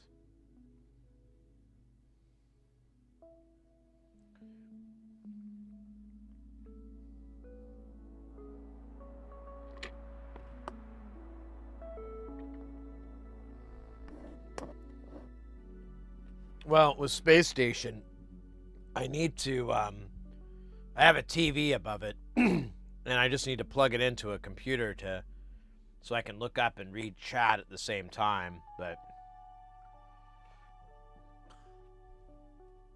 I don't know what's stopping me. I think technically it's,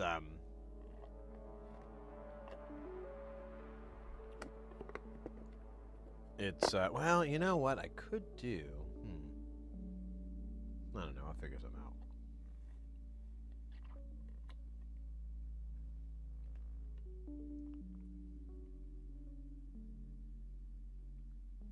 It was more Mac native ones. Oh, okay.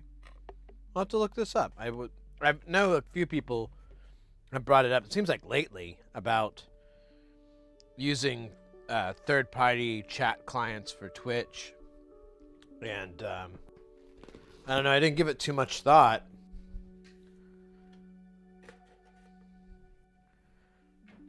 But it would be a nice option instead of uh-oh.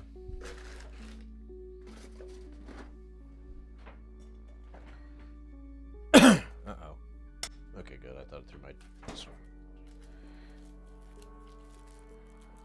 It'd be a nice option instead of having to run Twitch and then do pop-out chat and all that.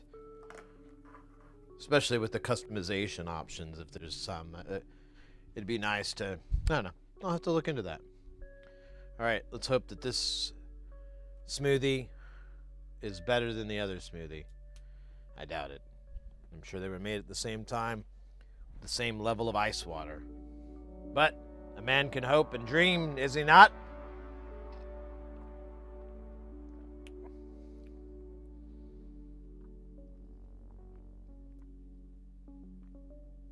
Yeah, it's not very good.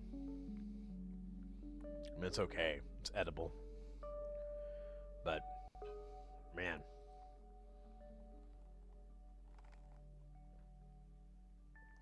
It's like they put nothing but water in here. Well, I'll get hydrated, I guess.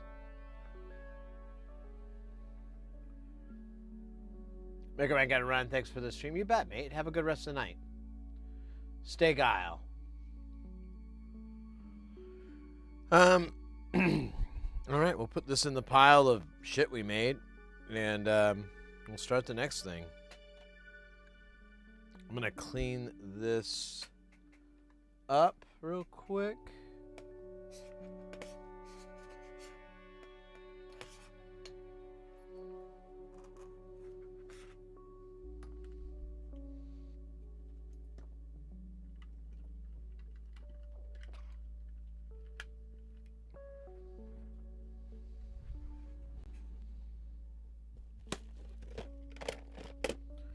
Put this away, you big baby. You're putting it away.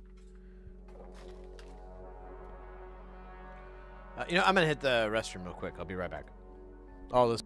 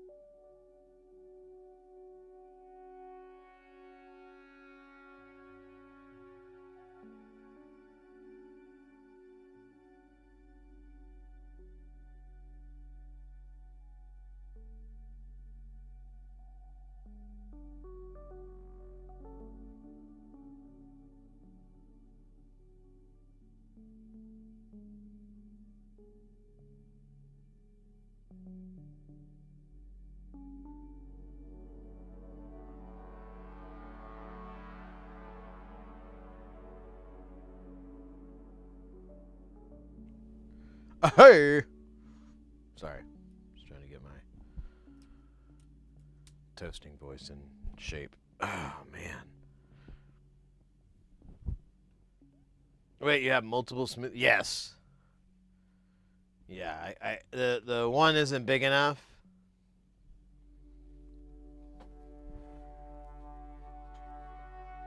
And I should have gotten 2 different flavors in hindsight, but I didn't really like the other flavors. That one's good. Or it used to be good. Till the man fucked it up. Fuck you, man.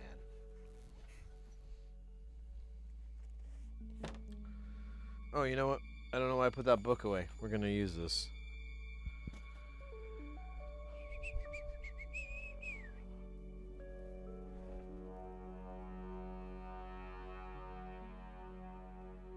Yeah, so this place there really isn't a great deal on smoothies. So what they do is they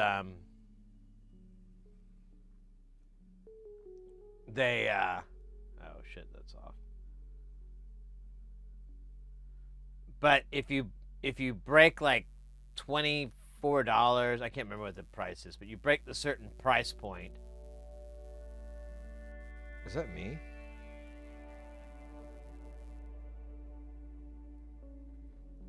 It sounded like there was like a buzz. I thought it was the music at first, and I was like, oh, I think it's me.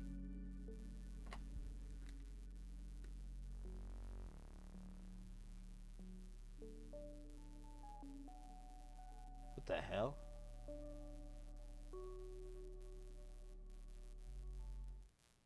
Oh, it's me.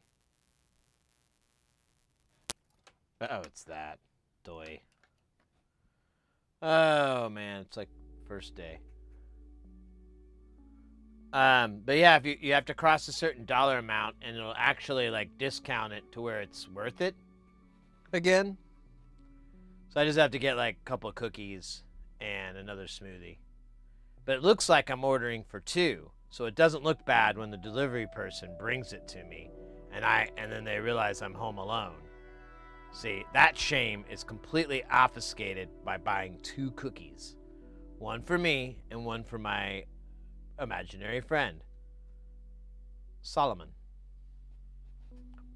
Or Sandor. I don't know what his name is, really. We haven't gotten that far in our relationship. All we know is that I buy smoothies for him, and then he gives them to me.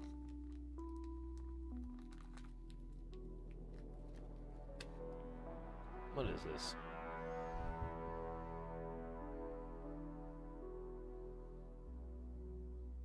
No. Yeah, later, dork.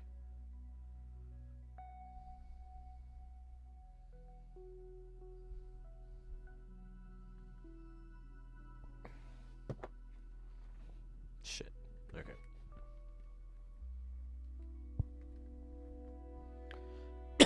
Pardon.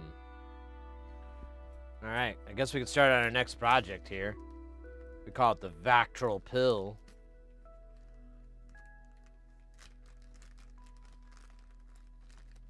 Yeah, 2 sets of utensils. They give me 2 straws, you know. So that's good. What time is it? Yeah, it's only 7. Man, we should have a drinking competition or something. Oh, so... wait. Where's the bag of bags? There we go. This is my bag of bags. Inside this bag are a bunch of other bags. It's like a inception of bags.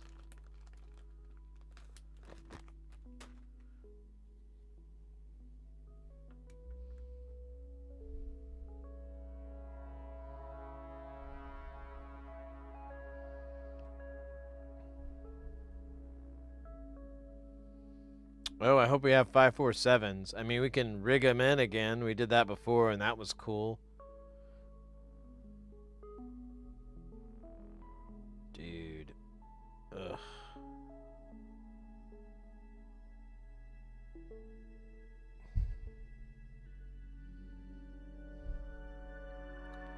So many vertical resistors. My heart burns with hatred. Nah, not hatred. Complete disdain. There you go. Oh, complete and utter disdain. Oh, wow. For a minute, I remembered some dream I had last night. I can't, but it's gone.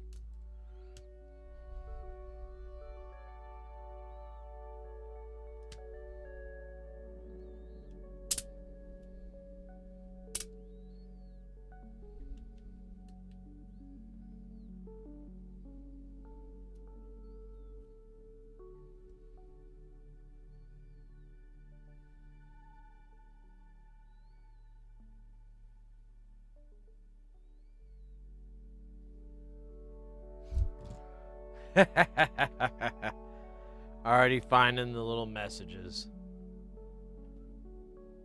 Warning. Overuse may cause violent behavior. There's a little... And then on the panel PCB, nothing. Lick here.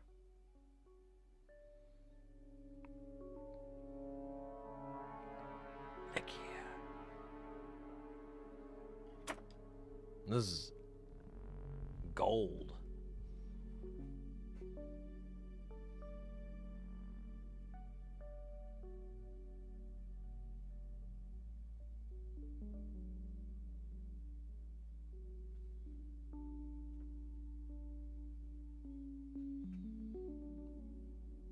I think it's playing with fire, because if he has to put over and over which side of the board that you have to put the components on. Hey-o! Was that Chelsea Grow? Welcome into the channel. And thank you for that follow.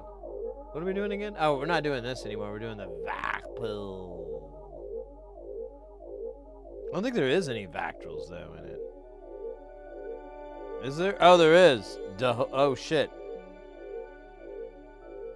We used all our Vactrals, though. We don't have any more. I just realized that. This won't be finishable today. You know, I'm really interested in... He, like, rolls his own Vactrals, and I'm kind of interested in that. Like, somebody figured out that it's a it's a 3D printed casing, and I'm like, I wonder if I could do that.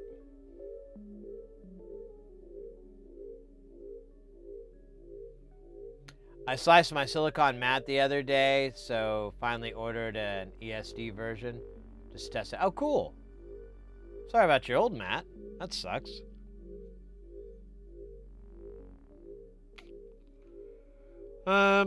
Well, fug. That's kind of like all the modules that are left that we could do. We could look at,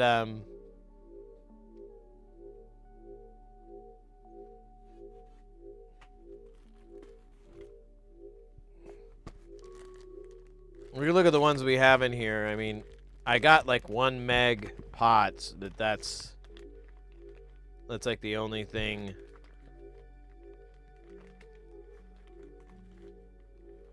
I got that all this shit is missing, but might as well do diligence or Dillinger or something. These are dumb. What are these? Oh yeah, these are like super tiny 4148s I bought because I hate myself. And I wanted to punish me. So we can't do Sieg. We already figured that one out. We don't have the 100Ks. This is the Chat Noir, and I'm forgetting what we're missing from this.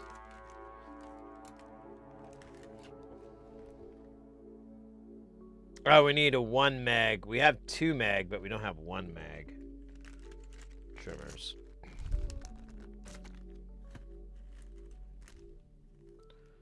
The 4 sequencer we need, I think we need these CMOS chips. We don't have these in dip format. Or PDIP. Which was my name back when I was performing with Public Enemy. Yo, P-Dip, make a rum of it.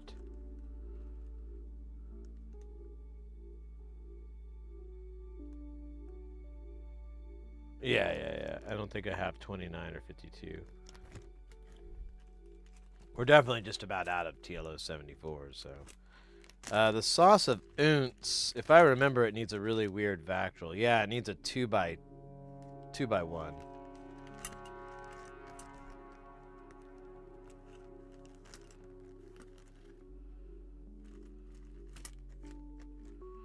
The Bono One Love. Oh yeah, it needs a 23.99. One Love.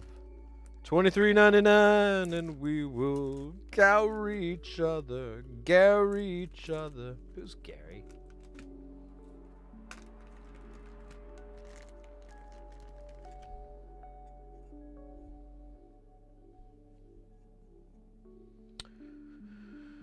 Two 5K trimmers. Special sauce, 2131. I think we have the 2131 raw here. Yeah, mate. Let me see. Wait, that says 21. Wait, am I reading that backwards? Yeah, 2131. So we have that part. What are we missing on this? Oh, shit. Wait a minute. What?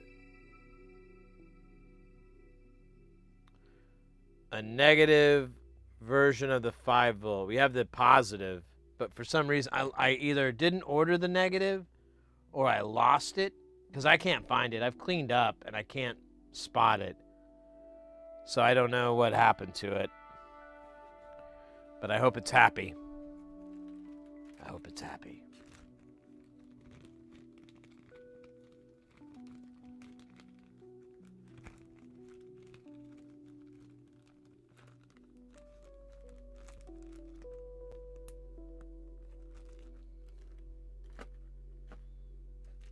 Now this obviously is just missing something I didn't realize till the end.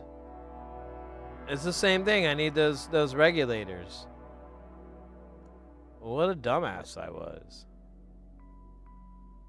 Yeah, I have the 78, but I don't have the 79. Huh. Wonder what I was trying to prove. I guess I was just loading it up, and then when we got the parts, I could just like, boop, boop, boop, and I guess we could live that life. It's kind of unfulfilling.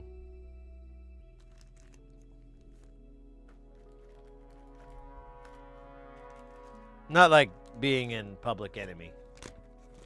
That was very fulfilling. This needs a Vactral, and it needs a 547, and it needs a PT239. It needs a bunch of shit we do not even kind of have.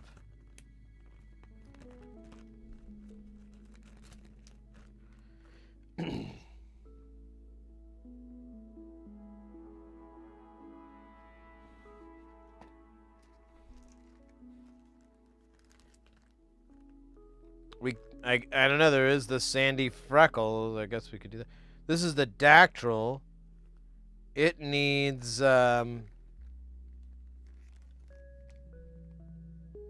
we sauced it up. Oh yeah, it needs a bunch of Vactyls. It needs like 4. We have none. They're so bloody expensive though. I wish I could find a cheaper source. The Goo Goo Mix needs a funny LED that we don't have. A tricolor LED.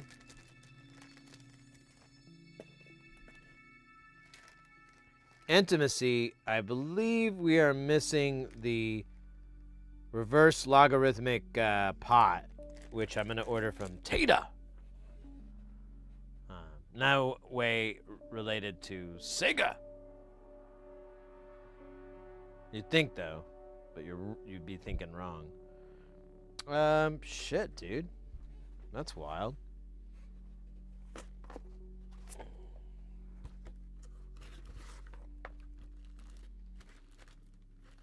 We also have this neuron here. I mean, you know, why am I not going to do it? I'm waiting on the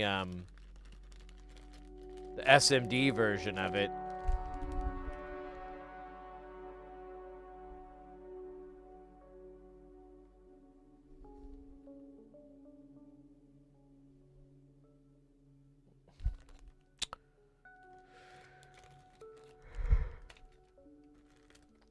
And the Sandy Freckle. We could do the Sandy Freckle today. I don't know what we're going to do. I was thinking about streaming tomorrow because I won't be able to stream Thursday. But I'm also like really trying to remind myself that I need to take a break every now and then. Like, you know, it's not like a marathon. But the other part of me is like, So I'm trapped in this duality.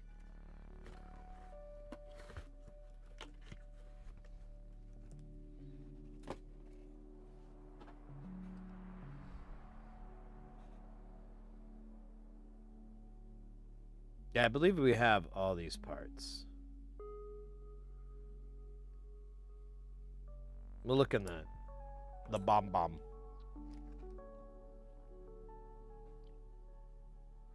Do the the sandy freckle?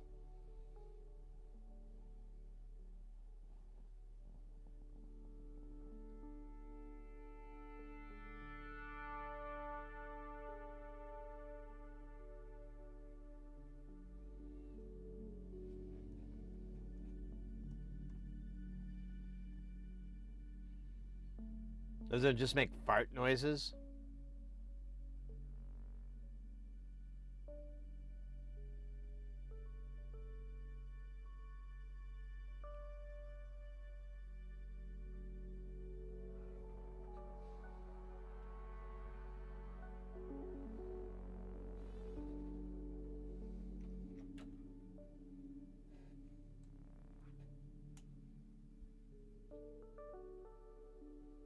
Yeah, it's like, I'm not really, I guess, but it's not really the Sid Heresy sound I'm going for.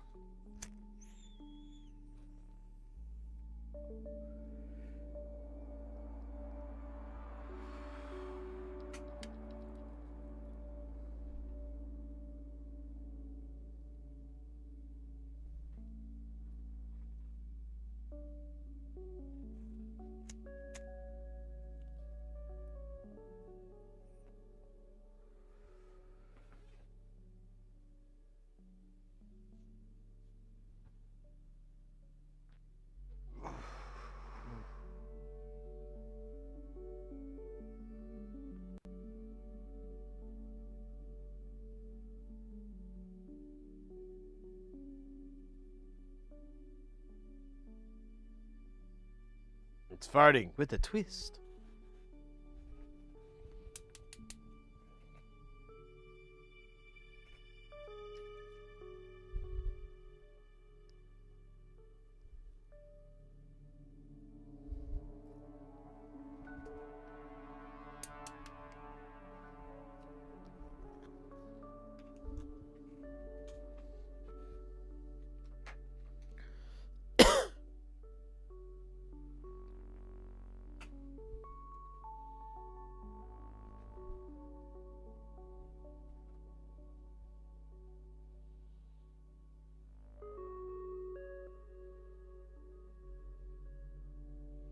What are these?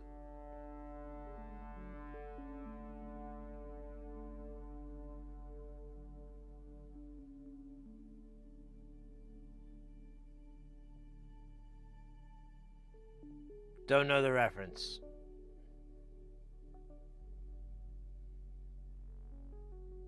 Sandy Freckle was a wonderful villain played by actor Rockhampton in the Kath and Kim series. He was sleazy and annoying and irresistible and funny at the same time, much like this module. Really?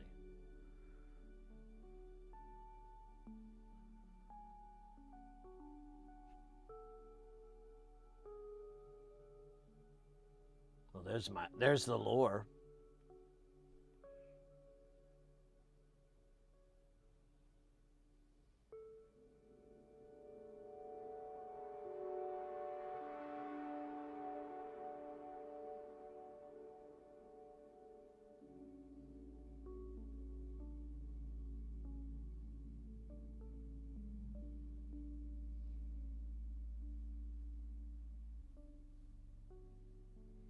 The new scope was arrived today, but UPS delayed till tomorrow due to weather. Ah, it sucks.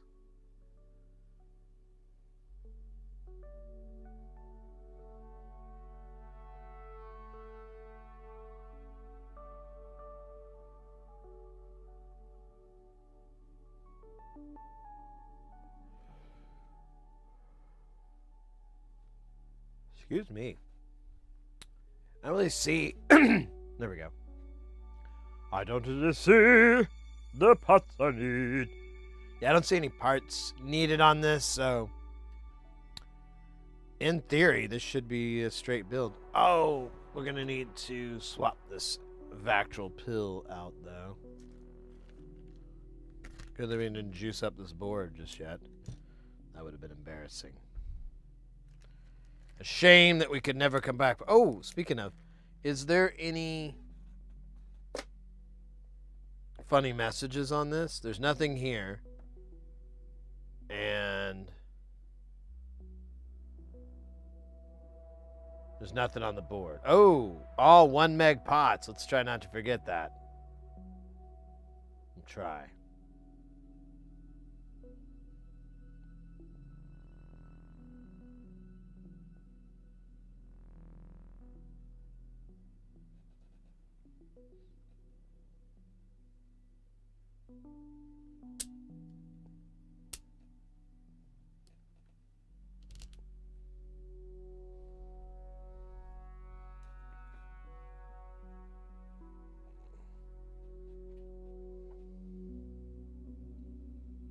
Man, I got like silly tired all of a sudden. Like I could totally take a nap.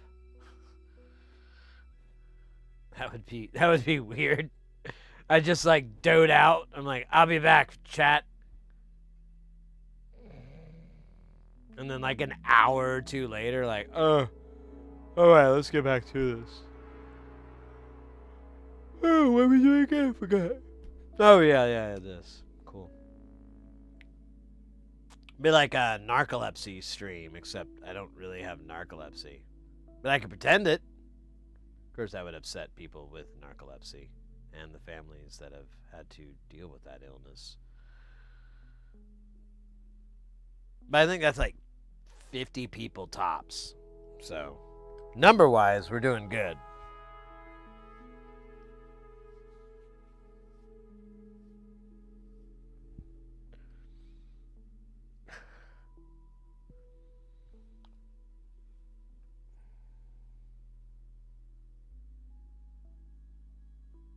No cool message, he's a trashman.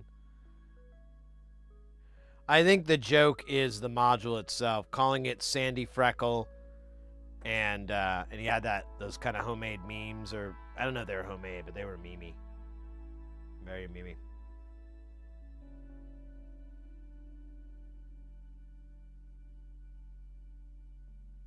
Yeah, I when I first started streaming, I learned about people that would stream themselves like sleeping.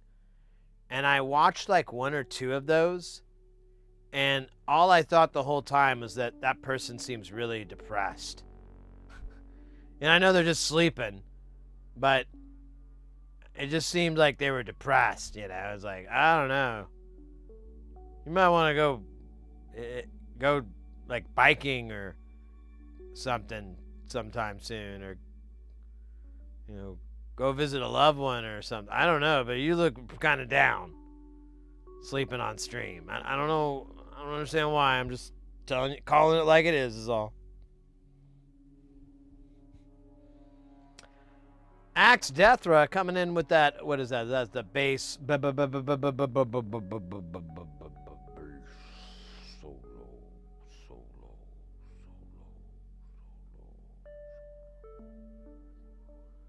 Yeah, we could do that. While we juice this board up like a Mr. Universe Olympian. Just juice the hell out. Sorry. I always come in here fresh as a daisy, but then realize you've been streaming for 10 hours. Yeah, I mean right now 7-11. Like that's the goal is like 10, 12 hours. It just works for me. It's like it's 3 days. I'll do 3 days of that, and that seems to be healthy for the stream, like overall. And I used to do 4 days, and it would be like 8-hour streams, and that was fine. But I just kind of got burnt out on it. I couldn't find a schedule that would keep me from like kind of dreading the 3 days in a row, or the 2 days in a row, or the 2, all of that. I was like, So, what were we talking about again? I already forgot. So, I switched to this format, and the benefit is I can do the 3 days and actually get more hours that way. in on the stream, and we were able to catch more people in the European time zone, and on. It seems to work out fairly well. I mean, I could get up a little bit earlier, but I've done that, and the the numbers don't just seem to be there too often. And but I don't know. It could be just be, you know, people's schedules and whatnot. But the I don't know. I've always done it like that. Like if any job that gave you 4 10-hour shifts, I would always take those.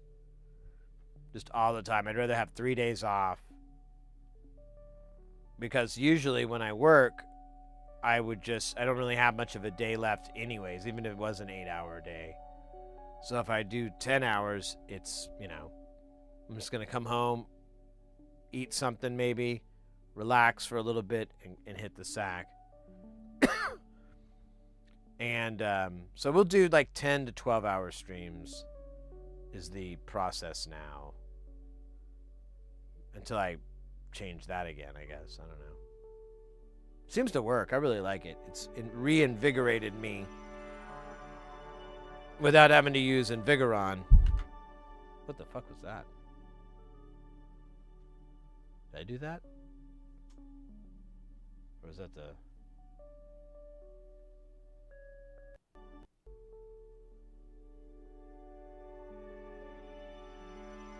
No, that was some weird noise that I could not locate. Neat. Ooh, I do have a little loop here. Let me do a little bit of cable maintenance here. There we go.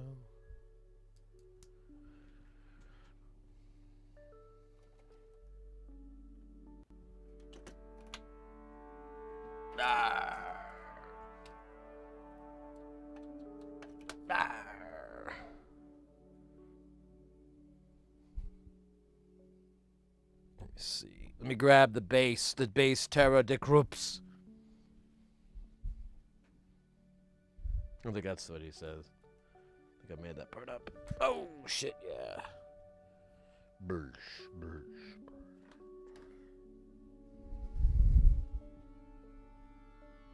There we go, full scale.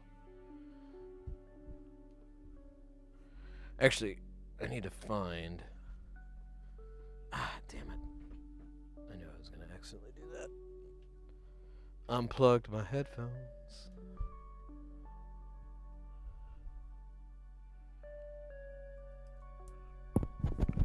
Oh, am I stupid? Oh, Lusty Bard's in the house. Welcome in.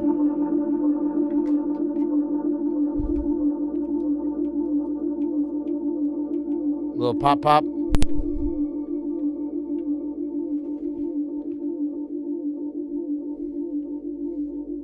right, let me get situated in this chair.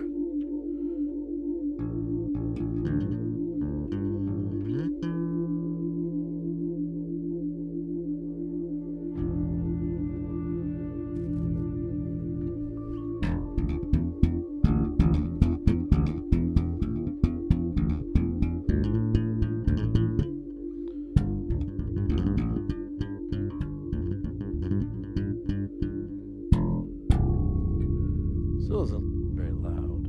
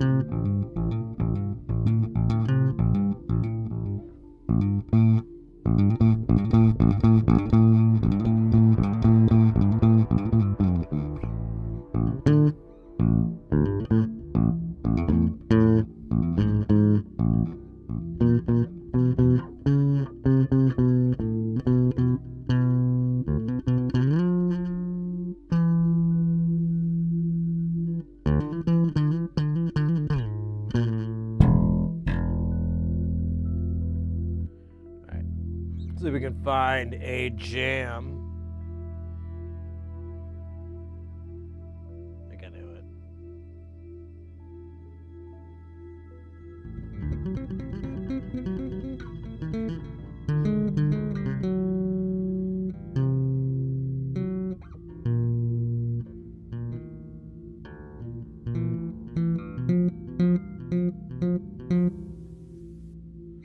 Wait, it's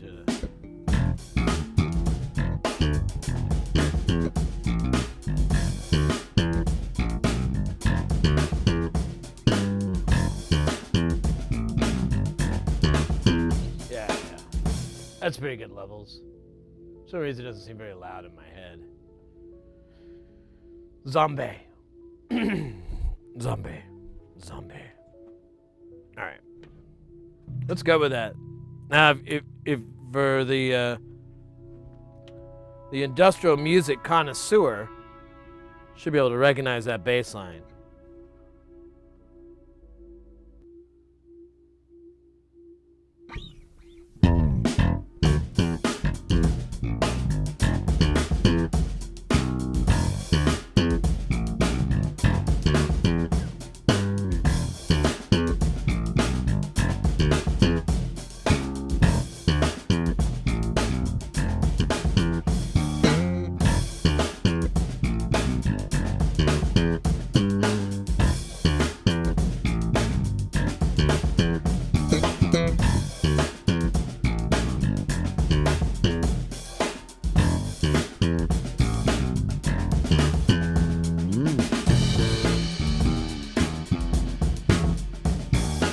I fucked up.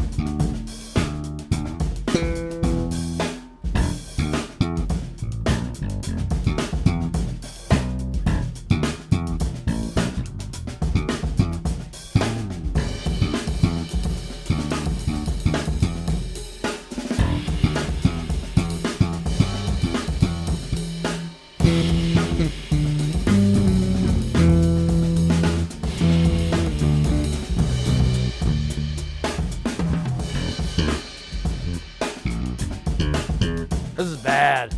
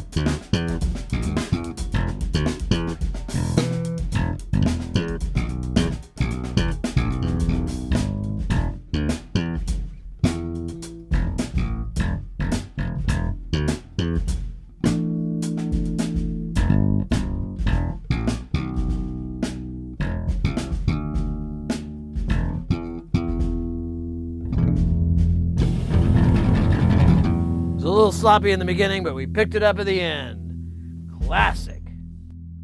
Classic shit right there.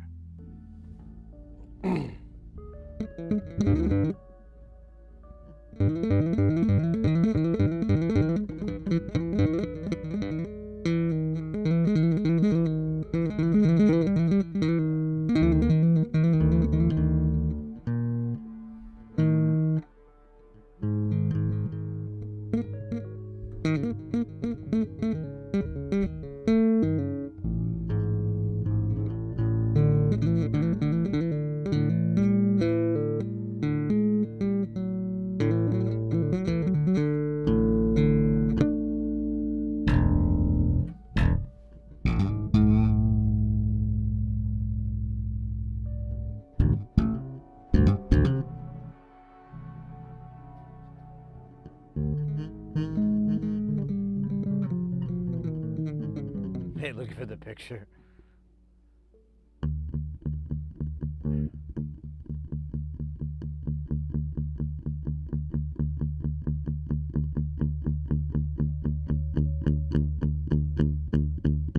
Oh, cool, a bullet bass. I think I know what you're talking about.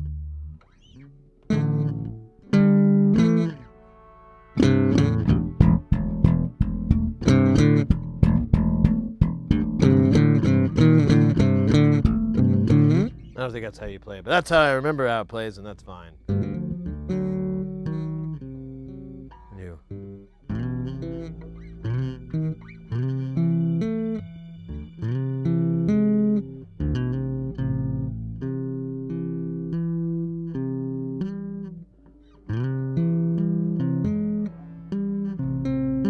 Yeah, that's how it goes.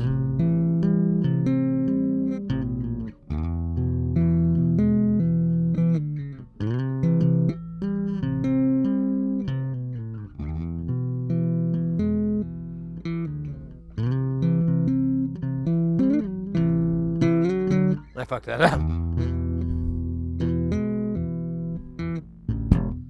I haven't practiced that in like many, many months, so shouldn't have done it. Shouldn't have done it there.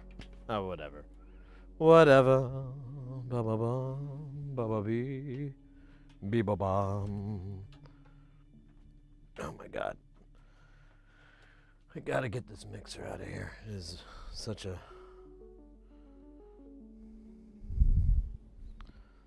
pain.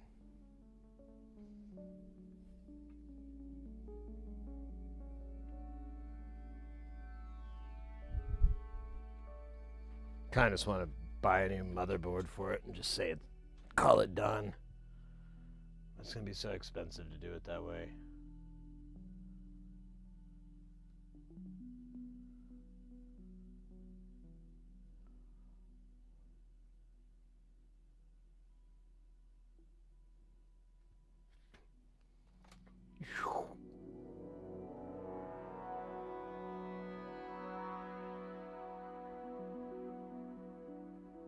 Oh, a P-bass. Those are great.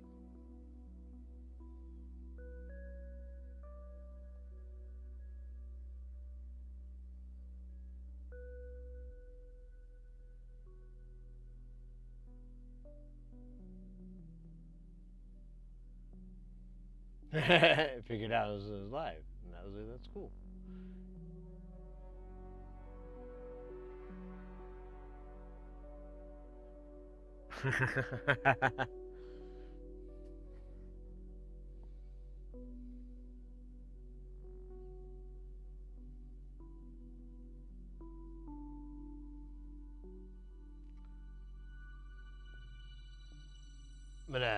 I'm thinking about it right now. I'm gonna update and check the shipping info on our packages here. Still flight departed on the NLC order. Pardon me. And, ooh, I got arrived at customs today on my little scope thing, so hooray that. Hooray that, you piece of shit, oh no. I don't think I put any on here when we were doing the bass thing. That's it's bad.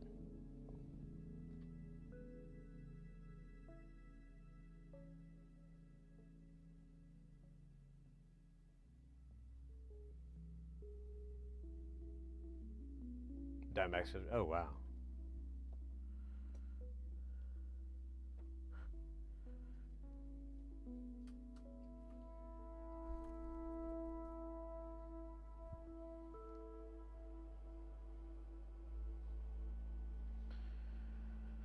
Um.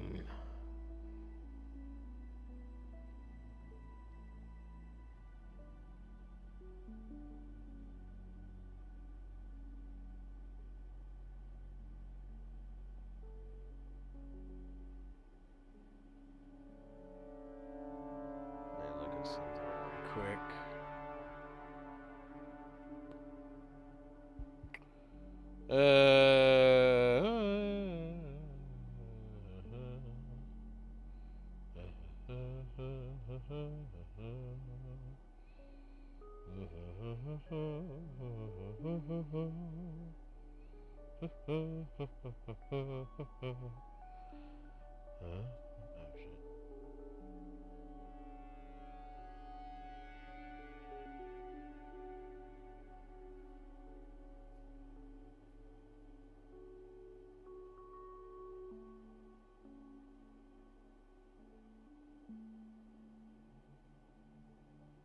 Three pickup telly, that'd be cool.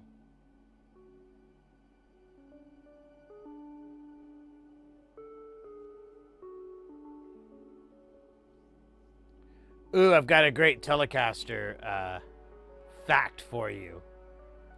So there's this, man, what kind of metal is it? It's this metal band. Oh shit, now I'm forgetting their name. I'll think of it in a minute. But it's metal. They're a pretty weird band. What's it called? Damn it. It's gonna eat at my brain. They have conceptual albums, so it's actually kind of interesting to listen to their stuff. Now they're dark concepts, like man. Oh, the band's called Pungent Stench. So there's this metal band called Pungent Stench. I think they're out of maybe Sweden or some Scandinavian country, maybe Austria. I don't know. They're from Europe. I'll put it that way. I'll just get real broad net there. And they're just a three-piece: bass, guitar, drums, and the guitarist famously plays a Telecaster for everything. And he'll hit the back and forth for solos and thrashy riffs and so forth. I loved him as a kid, and I listened to them like 5 or so years ago, and I was like, this shit's still not that bad. I mean, it's really fucking tongue-in-cheek silly, but whatever. It's almost like if Weird Al was just really fucking dark, because it's just comical. They have one album, the first one I ever heard, called Club Mondo Bizarro. It is all about BDSM. It is all about that. BDSM and SMD, LMNOP, like all those acronyms. They had trouble getting the album printed because it got censored heavily because it's graphic, but in a very comical way.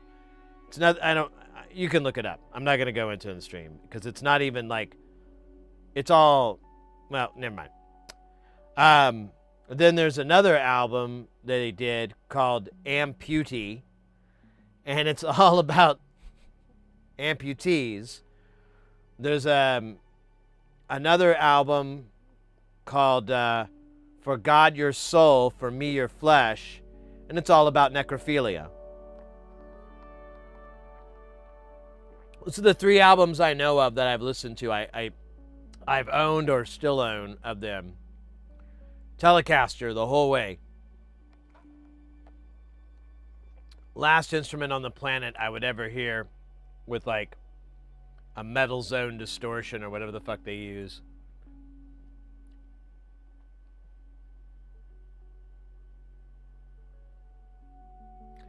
Have you ever done a reballing of SSD recovery? No, I haven't.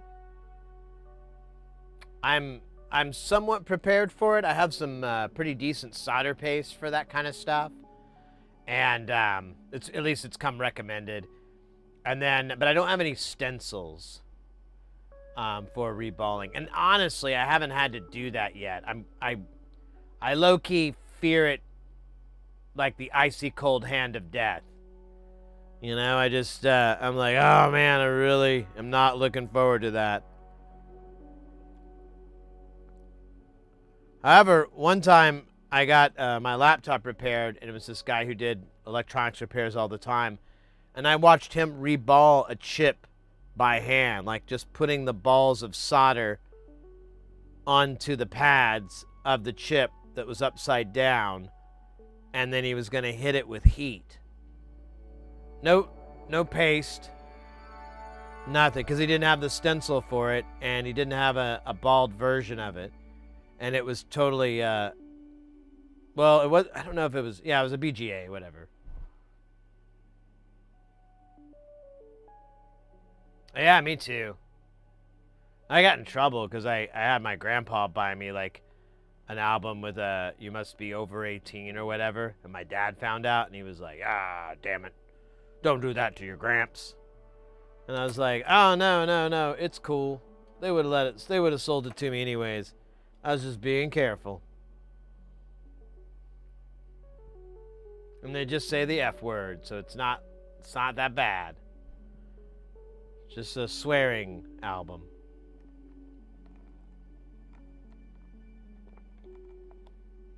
Although, to be fair, my parents were pretty chill.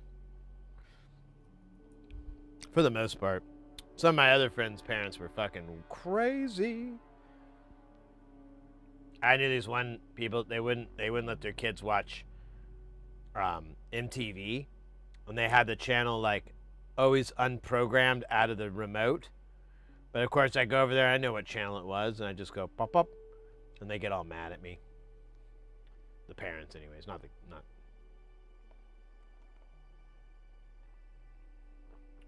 Yeah, like F-bombs. Be like, fart you, mother farter. Farting left, farting right.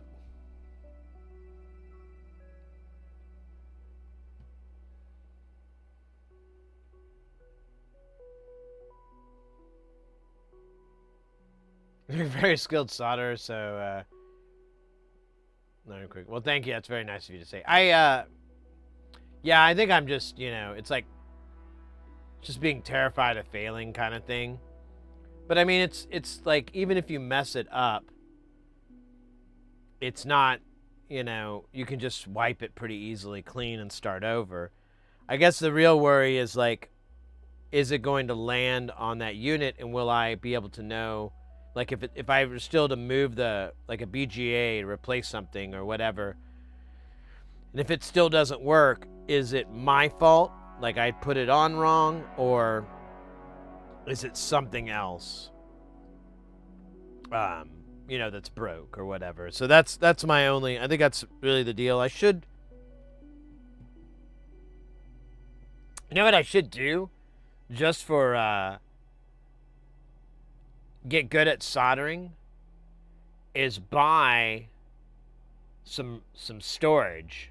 Like, buy some cheap storage, not spending more than 10, 20 bucks. Brand new! Slow burn! Thank you for the follow. Welcome into the channel. Yeah, I think I should do that. I should buy some, maybe even, you know what? I could even buy some, like, used storage. Like, it doesn't even, it doesn't have to be anything but I just need the exact same bits.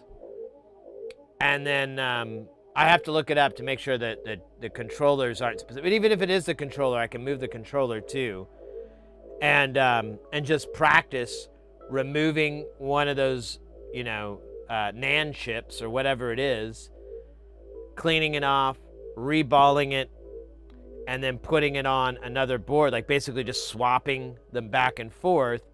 And I'd put data on each one, and that way I could, keep track that, like, oh, my Z's moved over to this, and the A's moved over to that. That might be worth it. Oh yeah, Two Live Crew. Yeah, I knew this kid growing up, and he got me into them. I fucking love that Miami bass, yo. That shit was dope. Still is.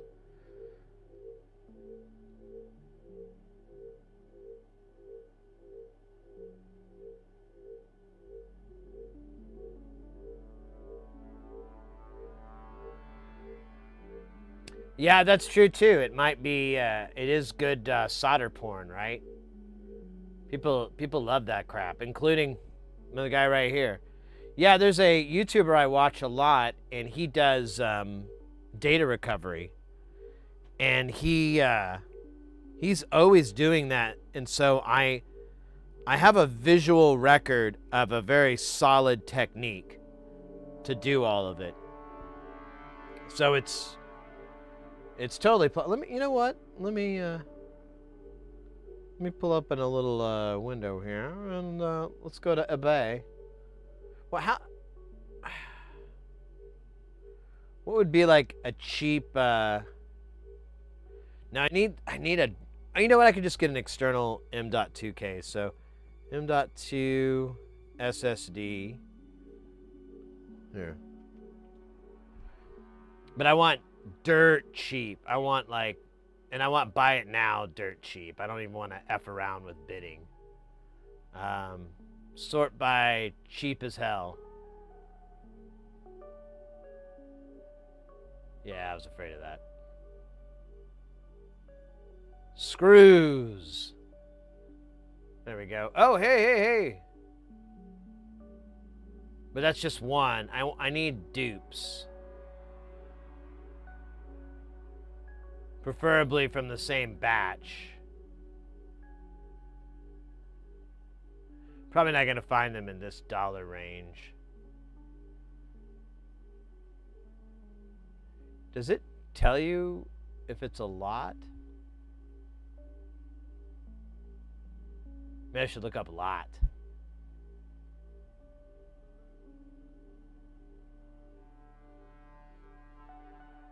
Hey, Tronics, welcome in, mate.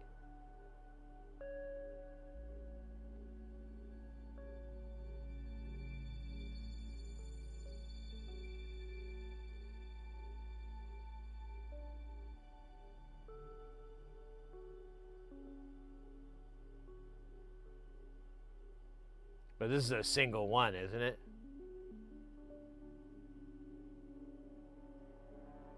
Yeah, it wouldn't even work. I don't have a harder time finding a case for it. Myho, welcome in as well. Am I missing anybody? I feel like I missed somebody.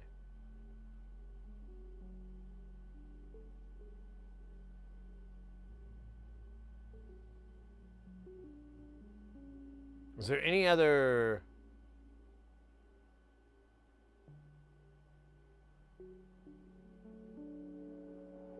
Damn it. Such a...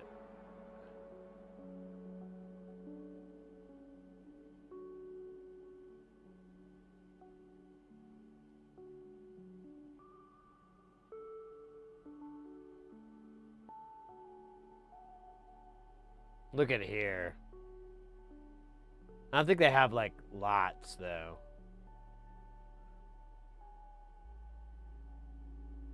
There's, like, a quantity.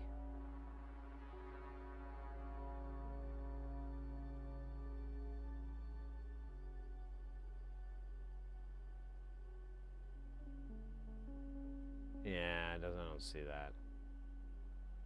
What if I put the word a lot in the top here?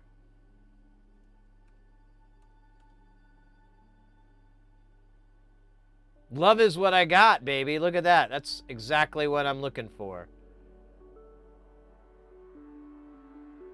Let's look at these. If this is the product, we just want to make sure the serial numbers are really damn close. They are not. What am I looking at the wrong? Oh, no, I'm looking at the wrong thing. I'm dumb. This window isn't big enough. Make it bigger.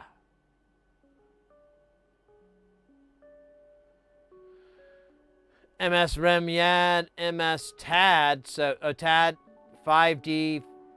Wait, that's the exact same number. Where's the serial? Oh, where it says serial, silly. Oh, they are a little bit off. But all the other numbers match.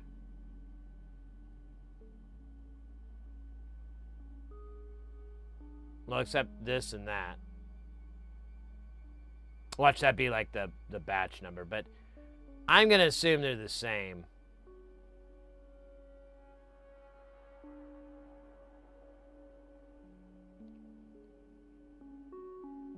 Where are these guys out of?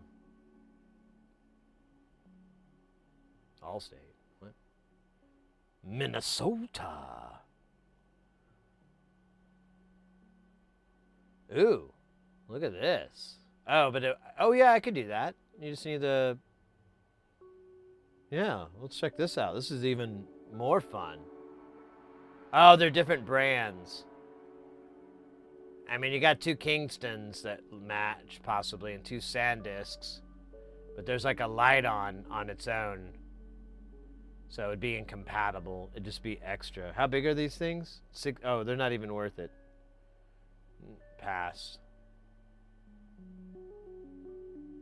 Why are we looking at it? So it was we were talking about doing BGA reballings, and these NAND chips are always BGAs, and the idea is to buy 2 from the same lot or whatever. Now you have to look up the controllers as well, but I'm willing to pop the controllers from one to the other.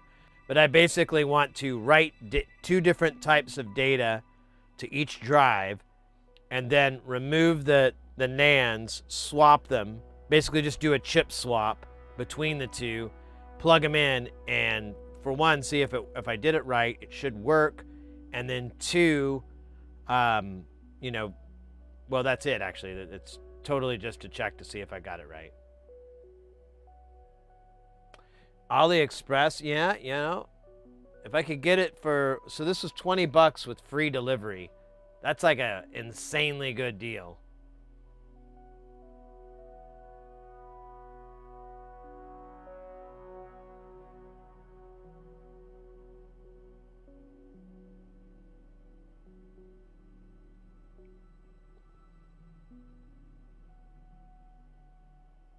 That's like a little bit more dollars, but let's look at these. Oh. So these 2 are the same, and this is different.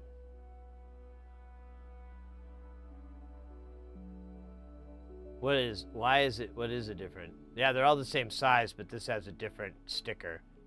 So it came from a different lot. Yeah, you know, it might be safer to buy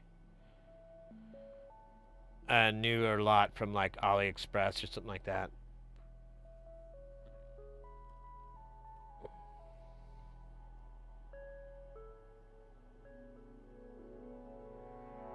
Ah, you bastard, you tricked me.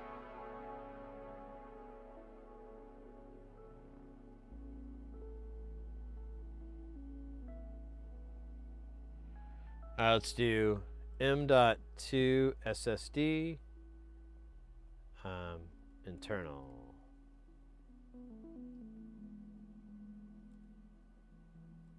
The tunnel.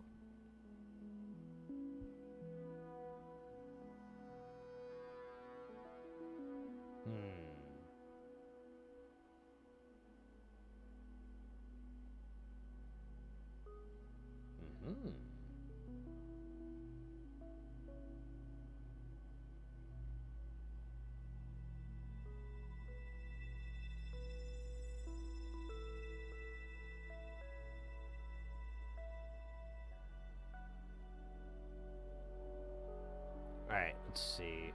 $11, that's pretty cheap. How many can I buy? Oh. Is it only 1? It's not cool, bro. Oh, we got quantity. And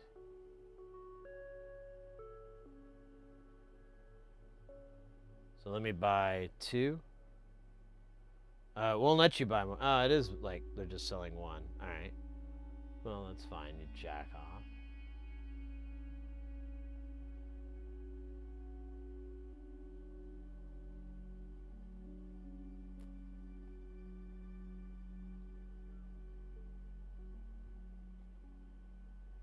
All right, I'm gonna have to look this up, and I'll go deeper into it later. But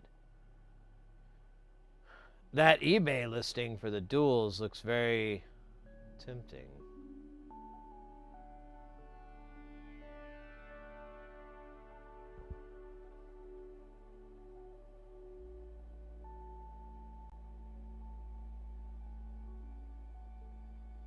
It will not work. So I watch a data recovery channel, and so I kind of know what to expect.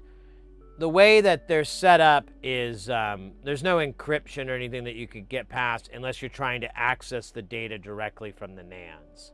We're not doing that. We're just doing a chip swap. So we'll swap the NANDs. At the worst, the controller itself will have to go with it. But the controller will interface with it. The board itself is just a medium.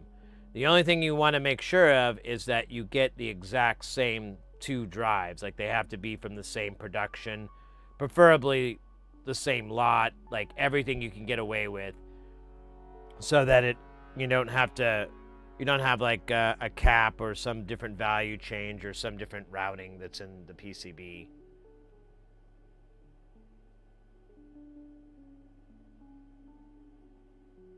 Nice, Tronics.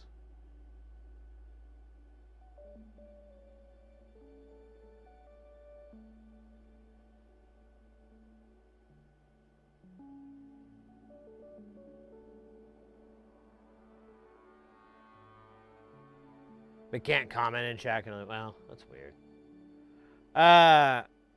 Oh, when it's on. The heat may erase it. Yes, exactly. There's a lot of factors I have to work with on this. So it'd be a nice challenge level. The encryption I'm not worried about because the controller will go with it. So effectively, it's just going to be taken apart and put back together.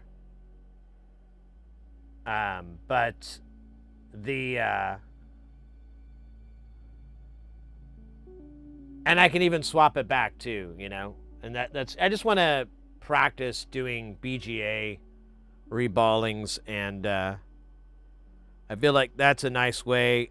It won't be like in a repair situation because the everything works.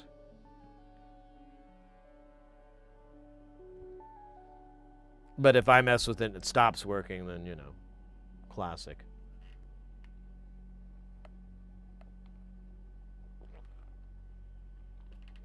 Sometimes if you let it sit, like the juicy parts get there.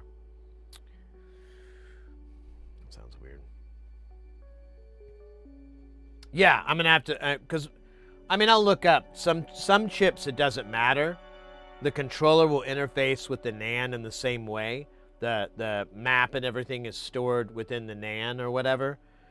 But that's pretty uncommon from what I understand. Most of the time, everything's stored with the controller, and the controller has like a key, and its error correction, all that is built into that controller.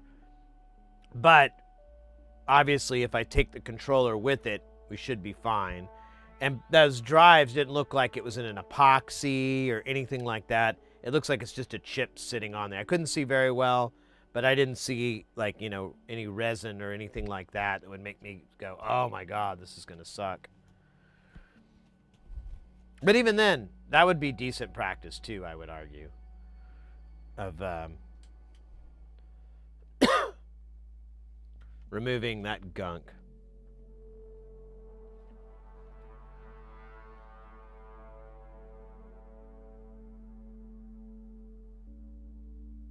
Does he mention what RL should be? I don't think he does.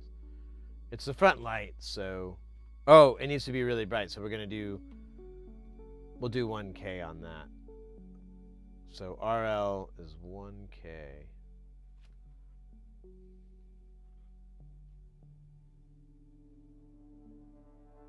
Nan, good band name.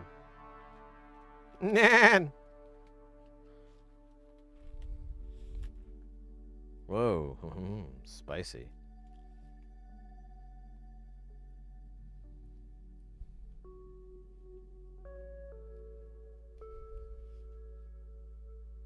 Oops, it needs 2.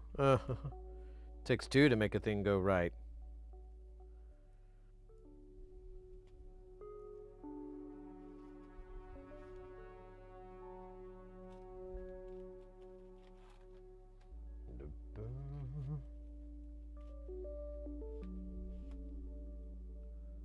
And like the last 18 hours, I've been obsessed again with this this song.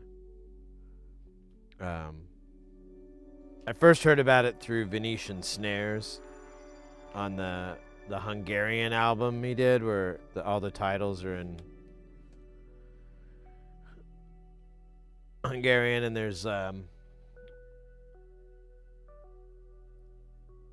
song, I don't remember the name, but it's track 8, Sazmar Madur or something like that, and it's the cello song, and it's sampled from this song,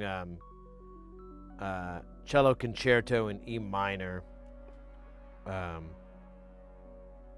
by Edgar Olgo, I think. I was looking this up last night, so I don't have all that part memorized. Because I was watching this video of this guy like explaining that whole opening bit to that song, and that's the part that Venetian Snares samples. He doesn't. A little bit of the rest of it, but because there's this big refrain that happens. But anyways, it's been living in my head rent free. I should probably see if they can kick in a couple of bucks. You know, call it beer money.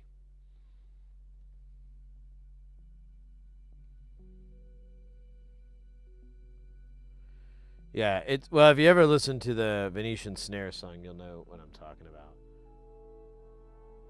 Do do do do. Do do do do do do.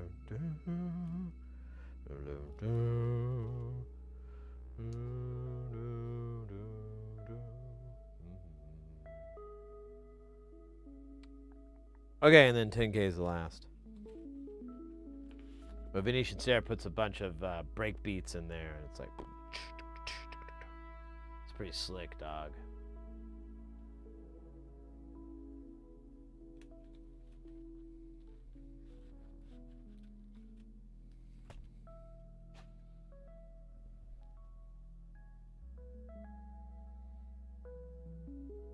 The titles are, I think there's, I don't know, I can't remember. I don't think there's Hungarian lyrics. There's one song that has like, I think, a sample. I'm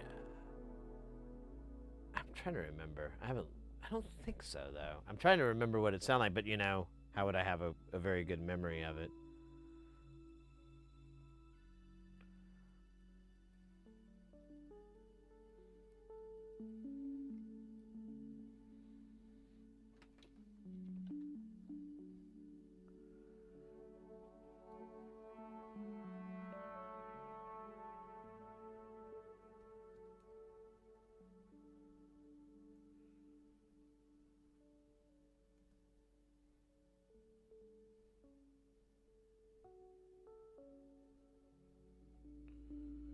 Yeah.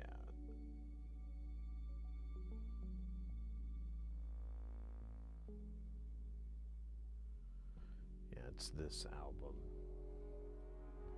Raz Sislag Alat Zuletet. Probably butchered it. And then all the titles are. The song I was referring to is this one, Samar Madar, or Sismar Madar. I don't know how you say it.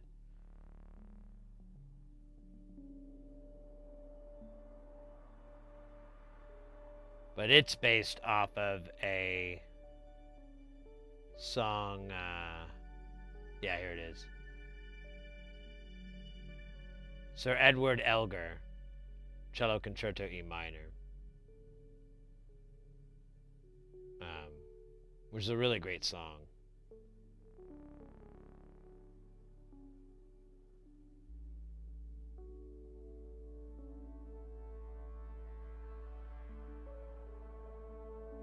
Yeah, no worries, Tronics.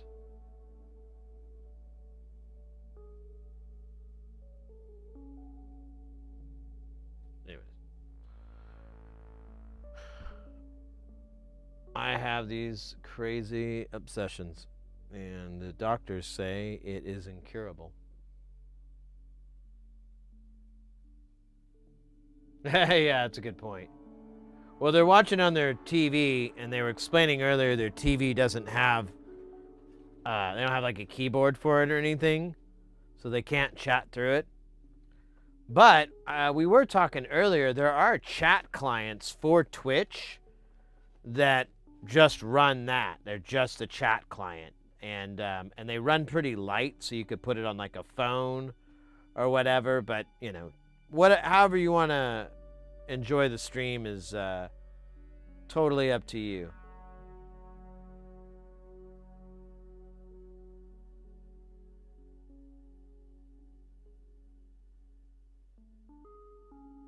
Soldering. Yeah, I have like a crummy hot air station, so this will also test the limits of that.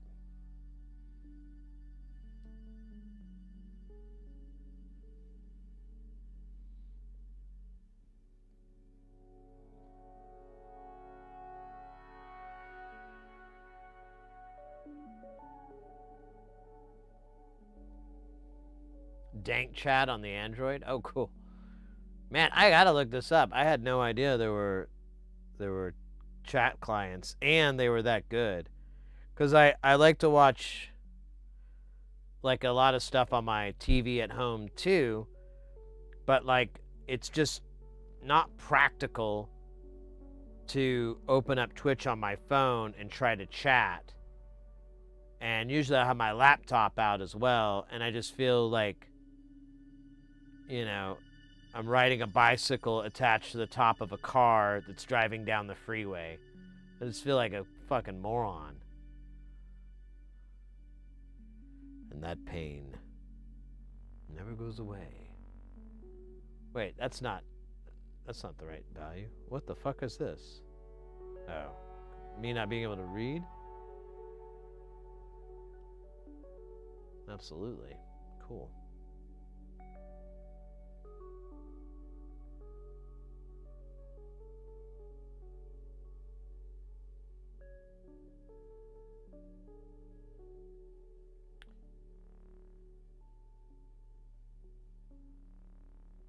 Yeah, but it won't keep your screen live. At least not on the iPhone.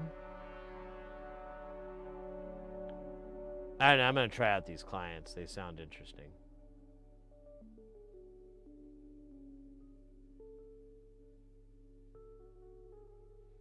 Hey, Bite Bastard. That's who I was referring to earlier. HDD Recovery on YouTube. That guy is awesome. What's his name? Oh, shit. I forgot his name. But he's out of Vancouver. He's a young guy. He's probably like early 30s or something. Akin, I think is his name. And, yeah, that guy's my jam. Oh, we got ads running. I just realized that. Oh, but you Bite Bastard, you're able to wash off the stench of ads. But, yeah, that guy is great. I that's where I'm getting my technique and everything from. 100 ohms. Oh, I don't think I did that. I don't think I did 100 ohms. Well, maybe I did. What is this? Oh, it is. Oh, wow, I don't remember that.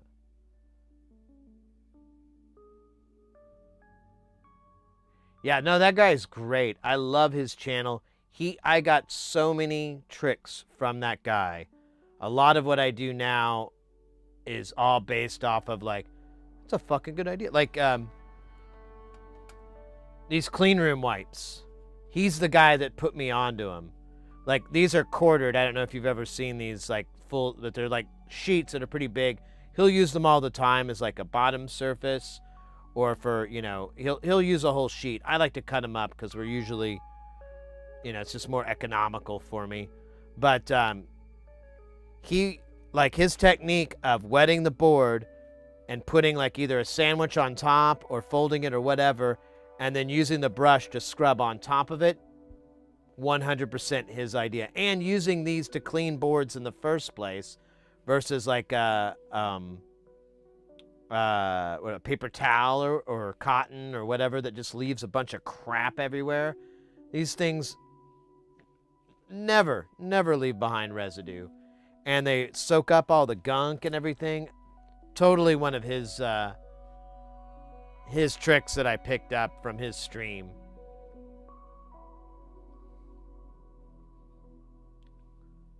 Plus, I love that he shares like a lot of that information and so forth, so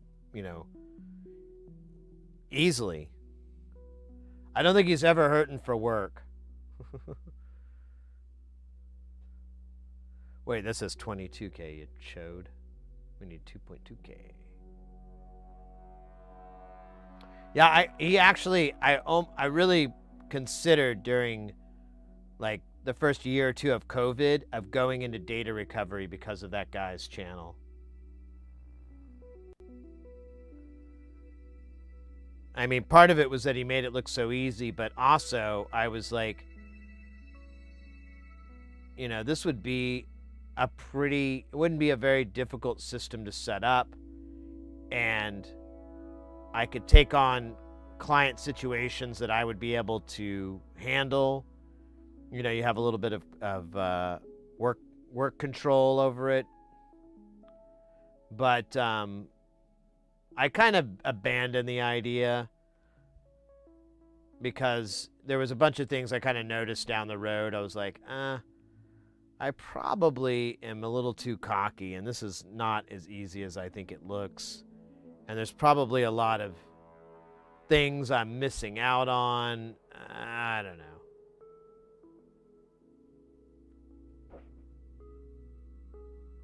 Twitch mobile, yeah, that's what everyone's been telling me in chat. I was totally ignorant of this fact.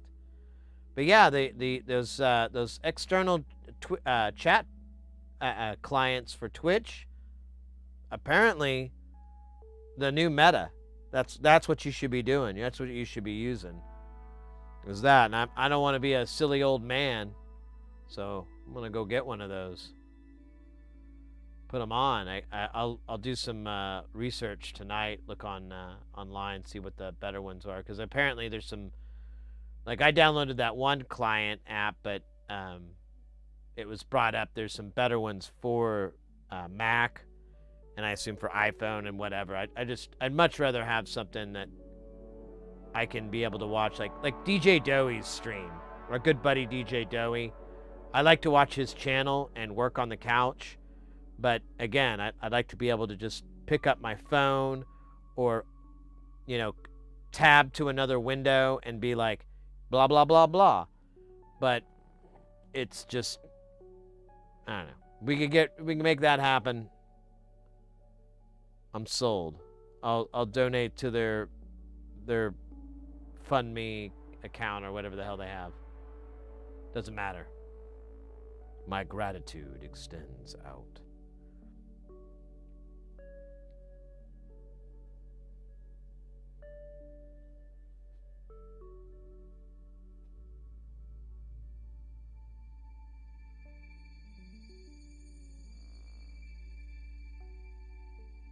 Look, on the same path as, you're on the same path with learning.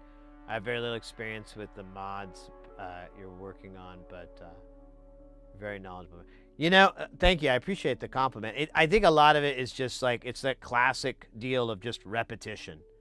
Like, you do it enough times, you start to see the patterns, you start to get the gist, and it's just a matter of maintaining that vigilance on, like, oh, there's that thing again, or oh, that's how that's going to happen. And then, tweaking your workflow, tweaking your work style. Like, there's always room for improvement, I think. So watching someone like, HDD recovery service work and see some, like, oh, he's using a hot mat, I should look into that. Or, oh, he's using like a board warmer, or oh, what kind of flux is that he's using? Like all those things, I think are useful for finding out what's going to work best for you. There's a lot of, like, we were having a little bit of disagreement, I guess you'd say, about different tips. Like everyone kind of has their own preference, and honestly, I'm like, whatever works best for you. But I highly recommend trying other tips, trying other techniques, because you may just be, that might be just hiding in plain sight. Some technique that works really great for how you like to, your workflow or whatever,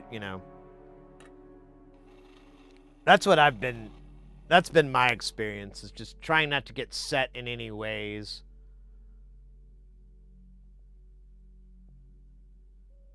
And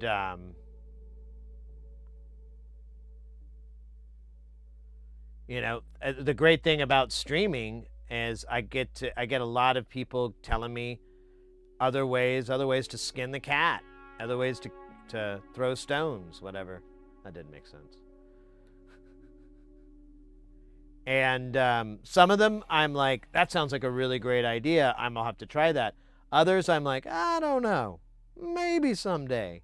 But if I get like 5 or 10 people telling me, no, I know it sounds crazy, but you should try that, then I'm like, all right, you convinced me.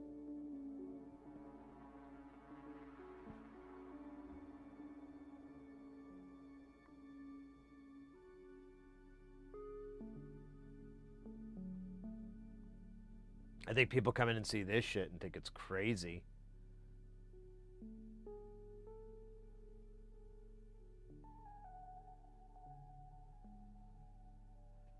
And they're right. It's insane.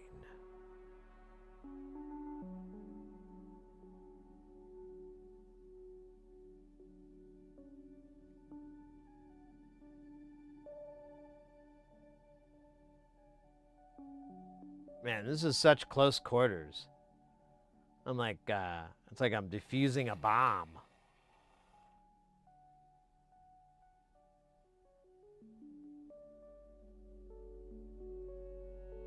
Don't breathe. Ah, damn it. I got it on there. I was trying not to. I wasn't trying really hard.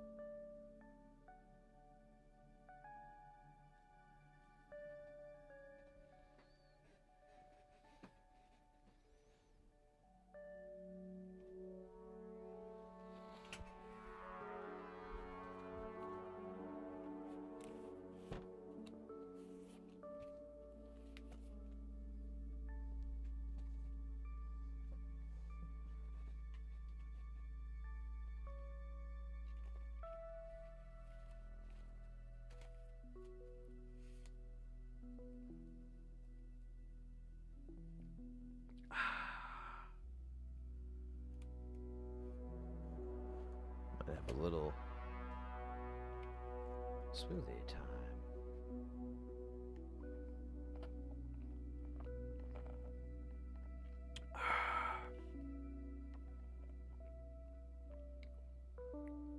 My stage fright is 20x, so I'm not sure being a streamer is in my future, but I love having it fairly simple. Well, you know, you don't even have to stream per se. I'm just saying, like, you could just hang out in content, you know, in channels that do this stuff, like ours, or there's other ones out there. But, you know, just hanging out in that community and whatnot, you can always throw up, like, hey, have you ever tried this blah, blah, blah tip? Or, you know, what's a good temperature for your iron? You know, what do people use? And you know, you're going to get a variety of answers and a variety of perspectives, and just kind of squish that into what works. But yeah, I don't think you necessarily have to stream. Oh, there's like 322s. Oh my god.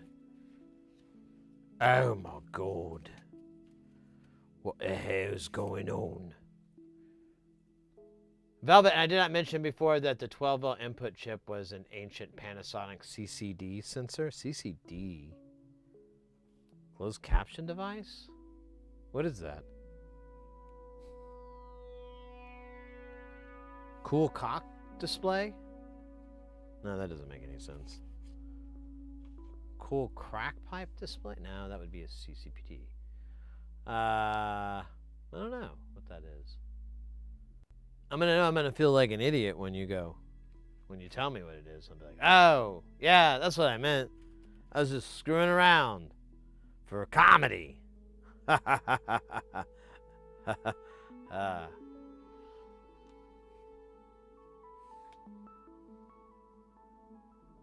Charge couple device for a document scanner. Ooh.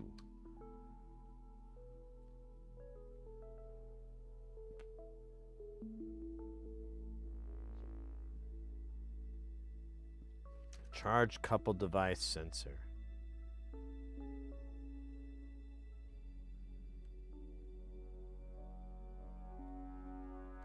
Still no clue. And it's with scanning? Huh. I know nothing of that world, that time, and that place.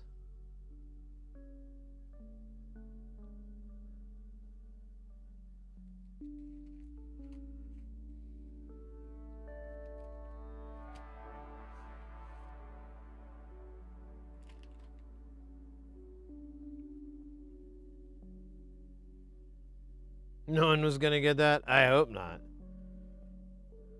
Makes me feel a little bit more earth to down.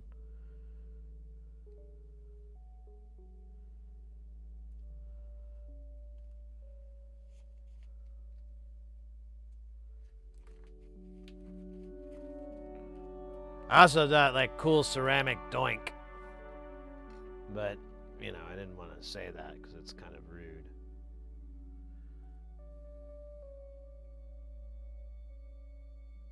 At least at the nursing home.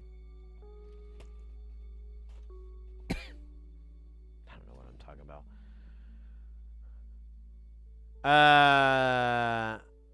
Photon to charge converter. The data sheet for it tells me I am way in over my head. Yeah, I don't even know what the fuck you're talking about. You're gonna be able to time travel with that? Are you gonna be able to, or is it like a telepod? Are you gonna be a Brundlefly? Be careful. Like when you go in there, make sure you're not only nude, but you got your knee up in a way so we don't have to look at your junk. And then also make sure there's no flies in there, or cockroaches, or anything else. You don't want to get merged in the telepod with that. That'll be horrific. You know, it'll be worse than like the skins on the outside or whatever the fuck it is. Remember that was in that movie too. That was messed up. I never really forgave Jeff Goldblum for that.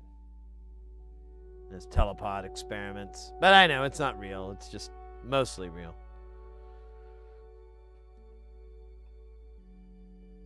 Shit. What are we doing? Oh yeah, we're putting caps on here. So, oh no, we're not. We're doing resistors still, you chode.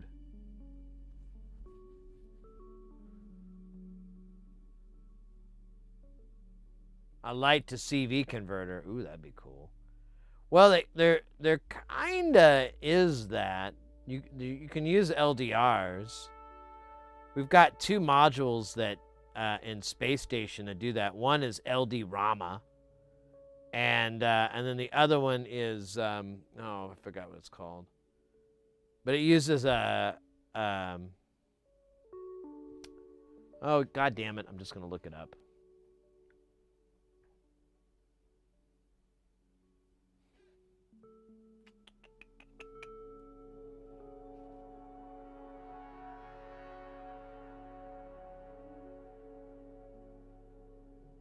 Have you seen the movie Rubber? Oh my gosh. I couldn't even get through the first 5 minutes of it. I'm sure I'm missing out, but there's a lot of movies I'm like, I'm cool with missing out. That'll be their world, and I'll have mine over here. With blackjack and hookers. Lux is the module I'm thinking of. And it uses photodiodes. Not to be confused with Diamond Dave, the alias of Dave Coulier. Yeah, it's a crazy difficult experiment here.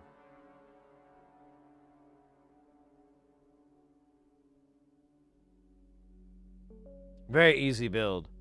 Takes almost 20 minutes. 30 if you're stoned.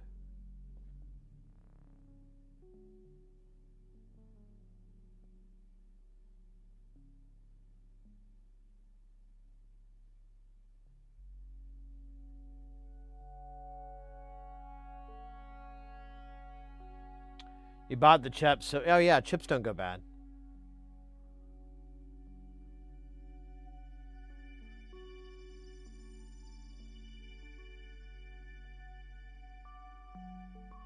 The photodiodes are, they basically act as a light sensor. It's like a reverse theremin.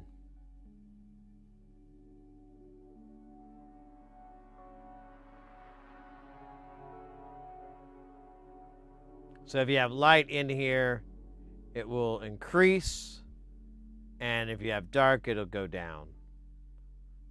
So if you're doing a diet, you got a light on it, you can put your hand over it and open and close it. It will work the opposite of like a theremin. Like the closer you go, the lower it goes.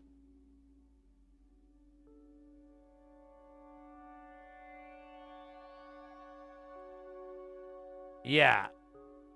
They sit right here. They look like LEDs.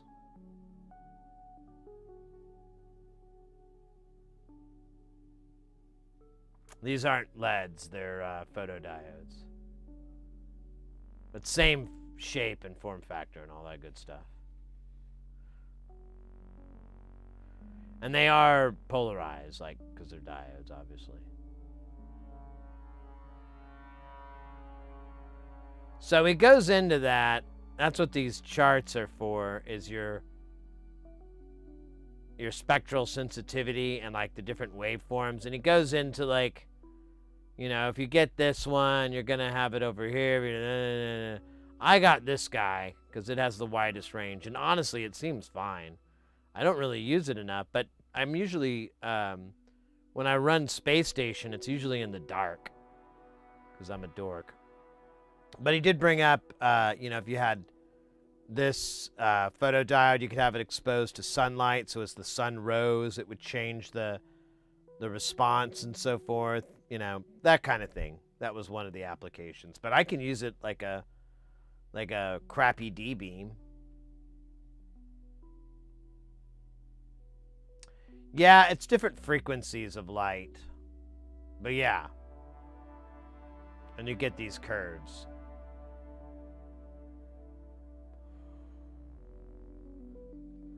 Excuse me.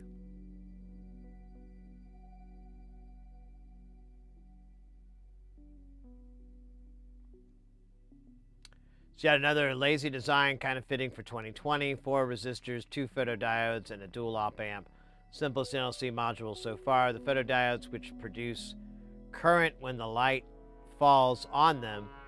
This is fed to an op amp, which spits out a voltage that reflects the light intensity. The design is really supposed to be an ambience and movement sensor to reflect changing light conditions. If you were playing outdoors, for example, and it responds to your movement as you move around, tweaking patches. It can be used an optical theremin. The closer your hand or the other appendage is to the photodiode, the lower the output voltage. It's like the reverse theremin.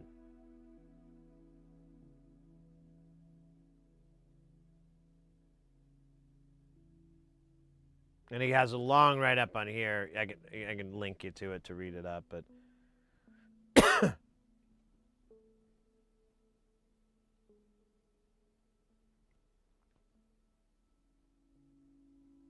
what do we do? Oh yeah. We're gonna put the resistors on. Oh wait, I was gonna have a little tink, I think.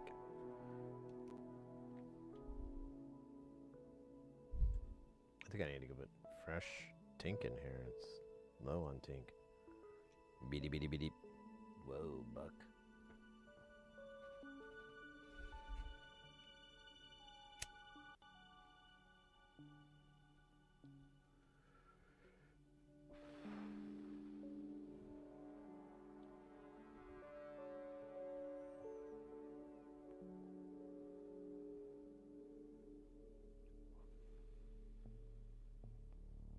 I feel like I'm an after-school special.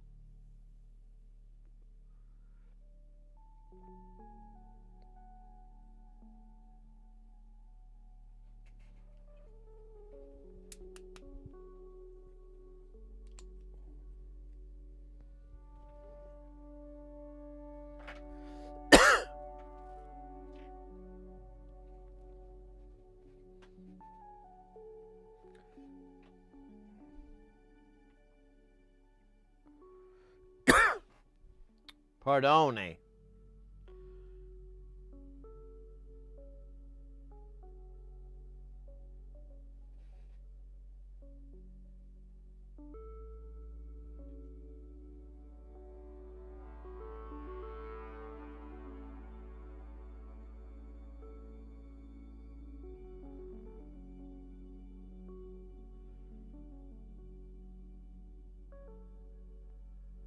Bebop.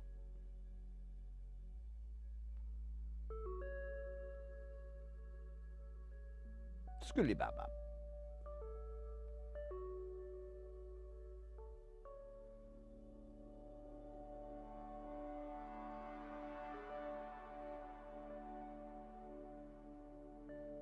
Alright, whatever. I like going every which way. I used to care, but now I just don't. I've had to troubleshoot boards so much, and I just have to, like, I think I've gotten good enough to flip the values upside down in my head. The numbers, anyways.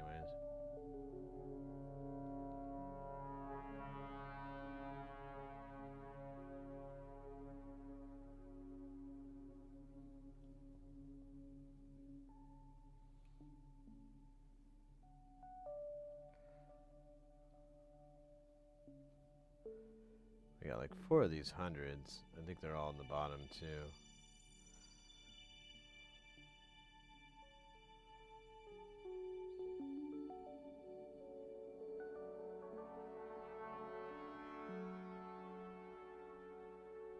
There's our 220 finally.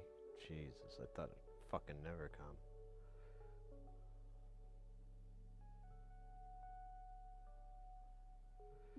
Two hundreds.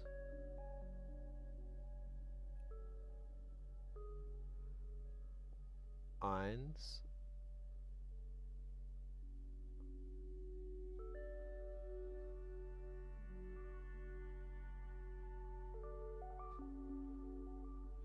Yeah, I mean, I had no way to really check the speed or anything, but it has almost like a Vactrol-like quality to it.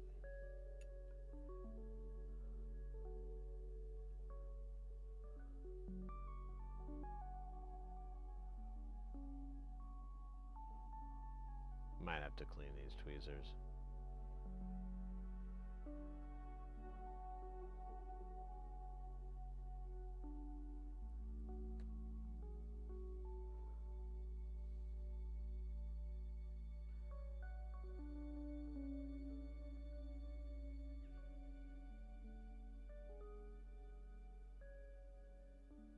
So I guess I can see this. It's just weird, very NLC.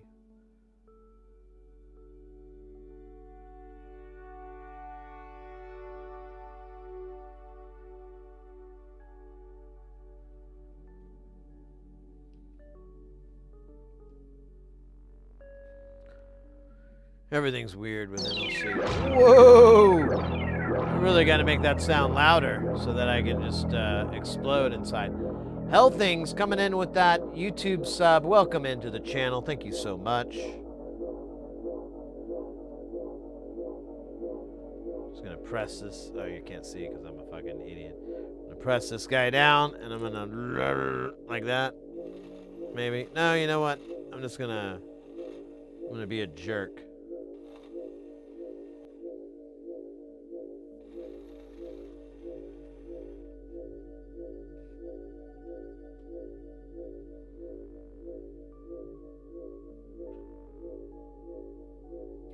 Would that be an implode? What do you mean?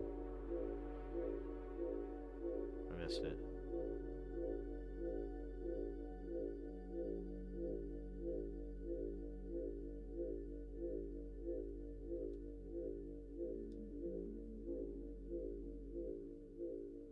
No, Exploding Inside is like a failed ministry song. Exploding inside. Exploding inside. My real, nobody's gonna get that joke, but, you know, sometimes some jokes are for you.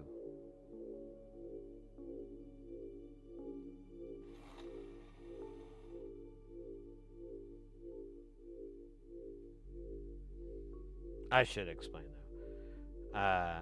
Ministry had a song called Burning Inside.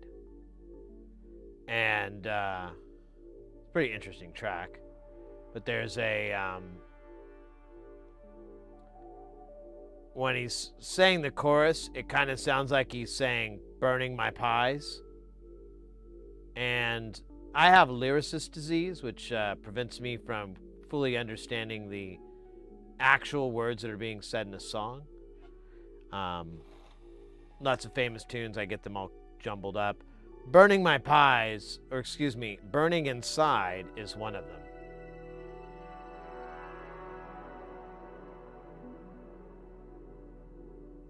Time keeps sweeping away, looking for my edumacation.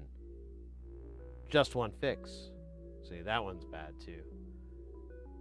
I forget, that's a different song too. They kind of have a similar thing going though. It's kind of hard. Easy mistake to make. Yeah, I don't know if it may be useful, but Sid knows what he's doing. I don't know about that. I don't know about that. I'm just doing what works for me. That's all I can say.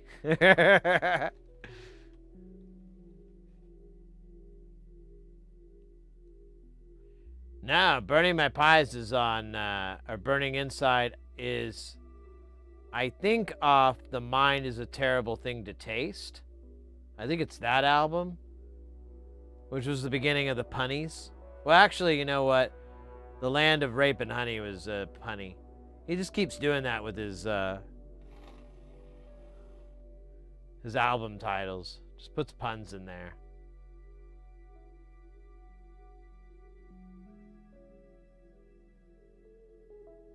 Yeah, crickets chirping. Oh, we could do that. That wouldn't... But we need to be able to get it to go really fast. I've been thinking about trying to update the system because the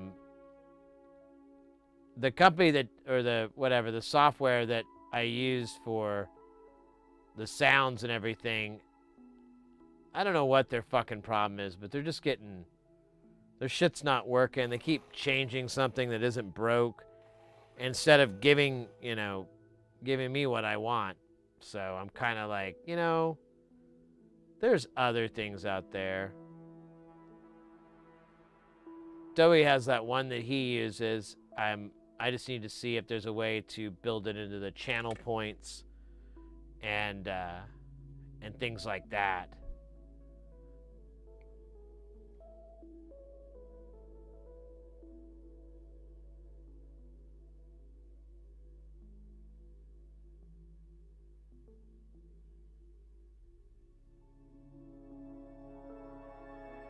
I'm not a musician by any means.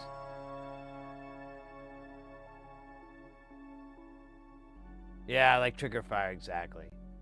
It's called Sound Alerts, and I like it, or I used to, but it's just kind of pissing me off lately, because I keep having these weird bugs, and I'm just like, it's just that classic. There's got to be a better way. There is, stupid.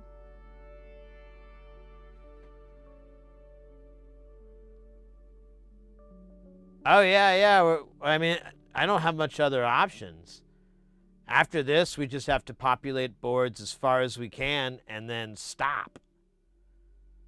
I'm going to try to order parts tonight. I can't make a promise. I might get really sleepy after the stream and just go to Sleepy Town. But, population, me. But, very, very soon. We'll see. We'll have to figure it out. This angle, it looks like my hairline goes way back. It's kind of funny. Looks like I have a giant forehead. I mean, obviously, it's just the way my hair is cut, but still, it's fucking cool. Oh, scheisse.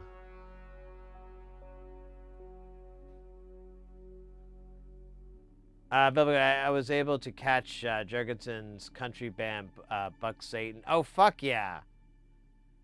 The story goes that band, he that idea came to him, and he was talking about it at the place. So there's a place in Tulsa, Oklahoma, called Kane's Ballroom, and it's a pretty neat venue.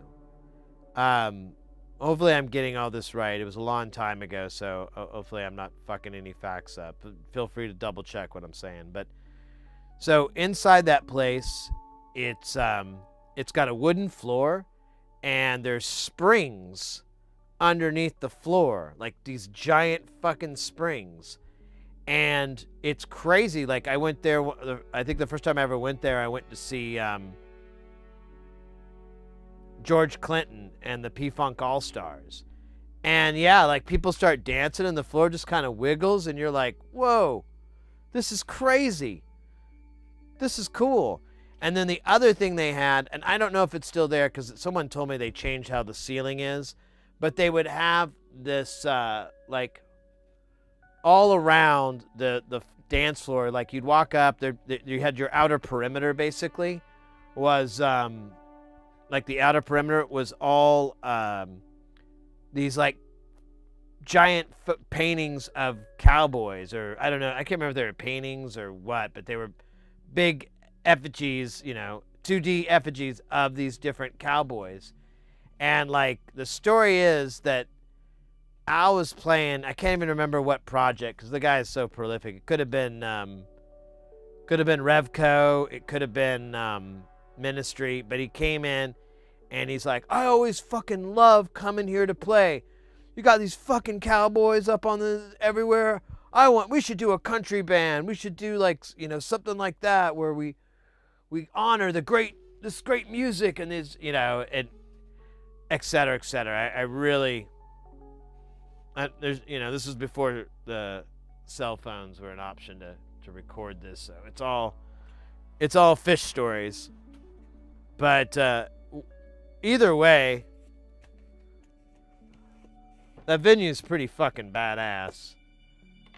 When I was in a band and everything, I always wanted to play there.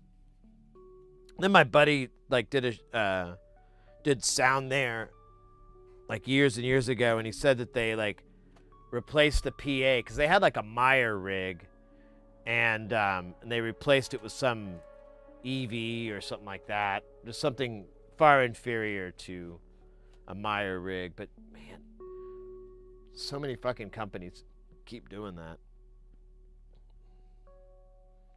It's like, oh yeah, you're gonna save money there? That's a good place to save it. And sound quality.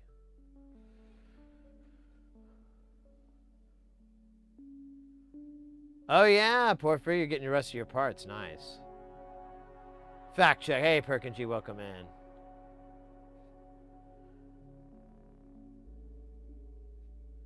Oh, this is the same thing we have in the notes here.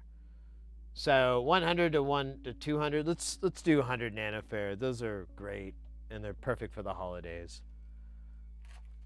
I know whenever I see the family, I just give them a bunch of 100 nanofarad caps and wish them Merry Christmas. And they look at me with their hands filled, little tiny components. Sometimes through holes, you know. If they've been good, I'll give them a through hole 100 nanofarad. Maybe a box cap, you know, some old WEMA, something like that. I never feel like they're very grateful, but that's not what Christmas is all about. It's about feeling good about what you did for someone else inside. I wish I was a pirate.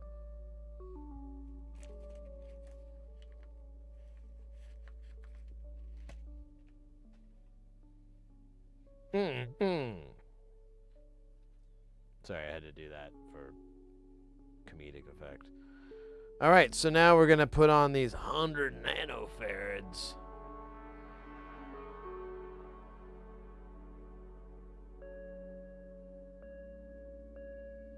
Wish you were a platypus. Oh, well. I never knew that about you. So, well, I mean, I can't say I agree with your lifestyle, but I mean, I support it.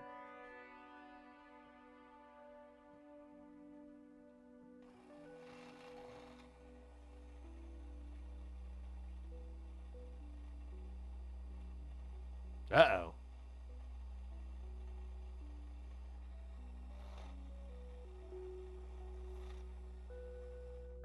Yeah, like a little chunk of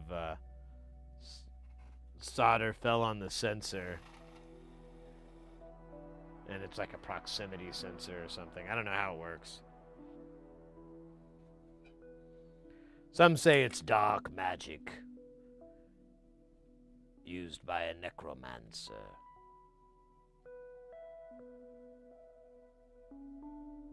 This is a person who loves necks.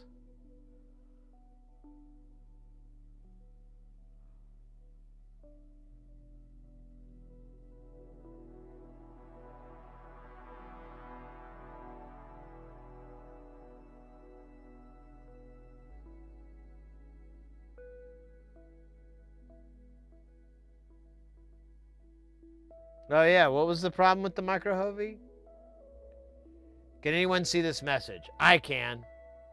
For some reason it didn't show up here. Or maybe it did. No, it didn't show up here.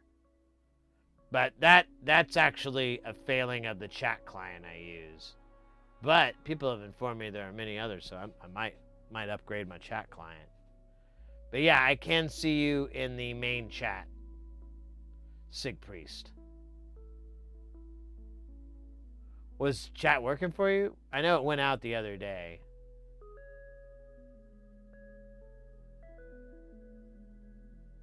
Oh yeah, whatever works, mate. Yeah, it's sometimes we'll miss some. I don't know what to tell you how, why or what.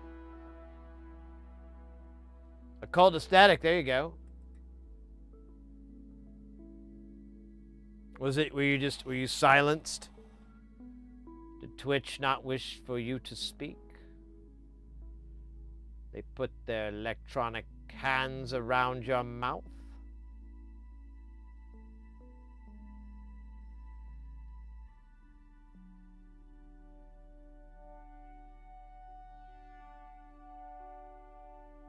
When you follow me, oh, was it a cult aesthetic? I thought it was something else.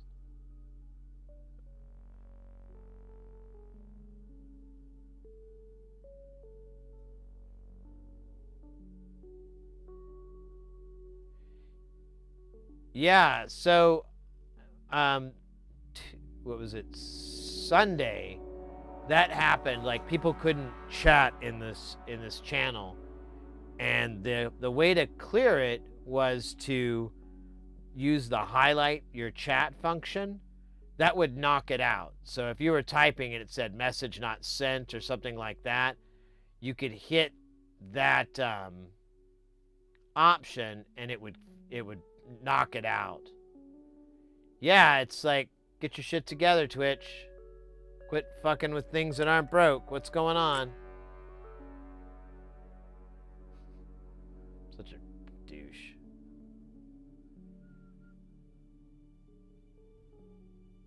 Alright. That was C1. Now we're going to do C2. Then we'll do C10. Oh, no, you know we're going to do C2 and then we're going to do the 2 at the bottom. It's a lot. Put your pants on backwards.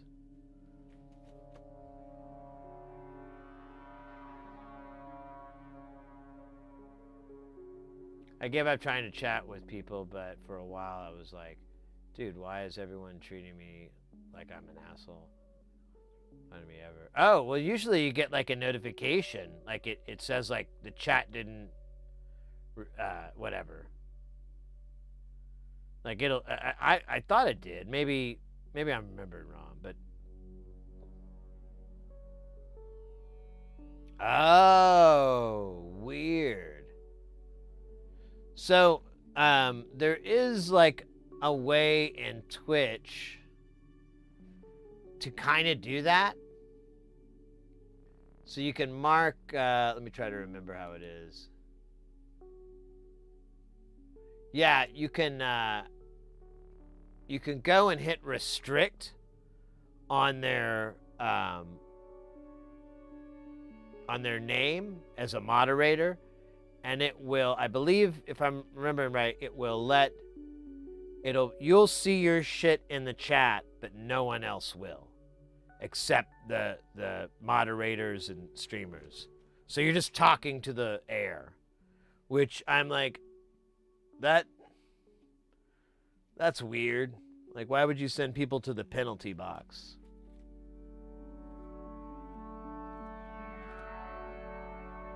But anyways, welcome in.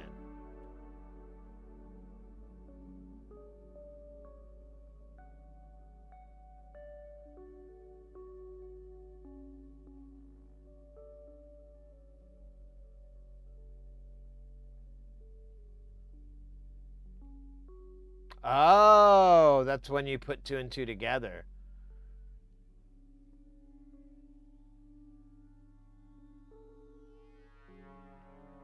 Yeah, it was affecting us, and then we had some raids, and they said they were experiencing the same issue. So I wonder if they're in for some more fun.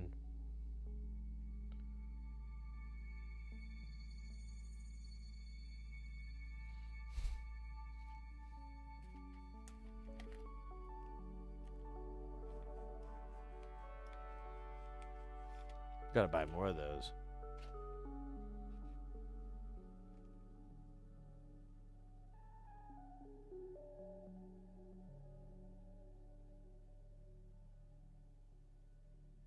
I posted 20 times on YouTube and Twitch on the Sunday stream, but no YouTube chat showed. Oh, really?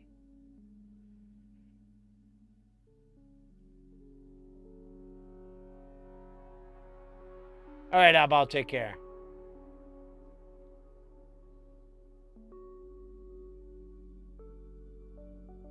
It looks huge. It's there we go. There's for scale. I think it's the one they get you from the dentist. I've had it for like years. I need to upgrade.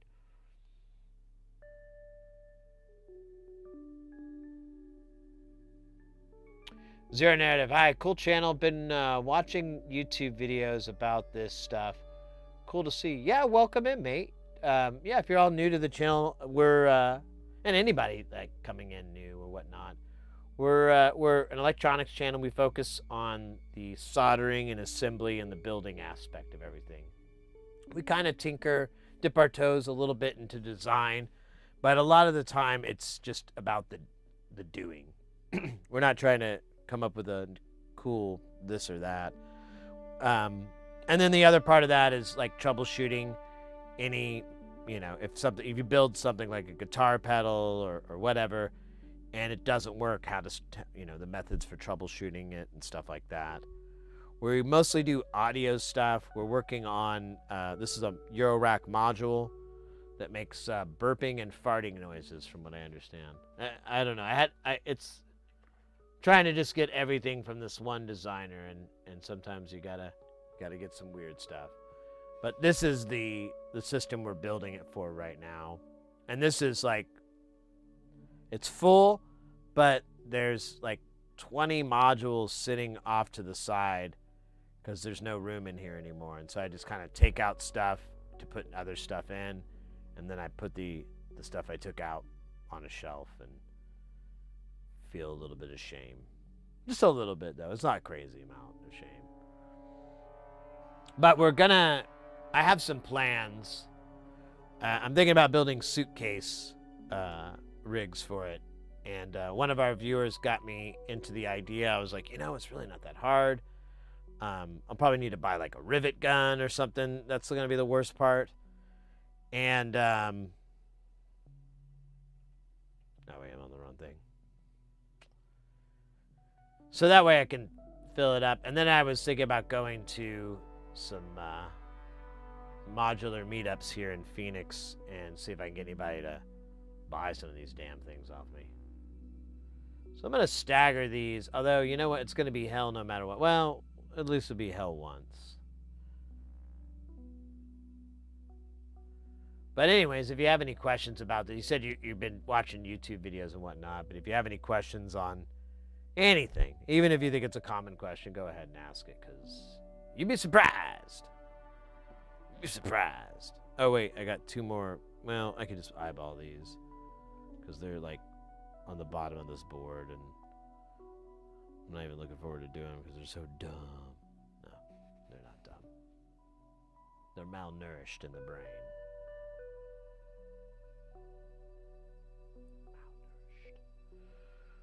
All right, let's, here, we'll do the bottom ones now. Oh, look at that. They're going to be out of my range. All right, let's Casey Kasem this thing. And that means we won't stop till we get to the top. I'm Casey Kasem, and this is a circuit board. It says, Dear Casey.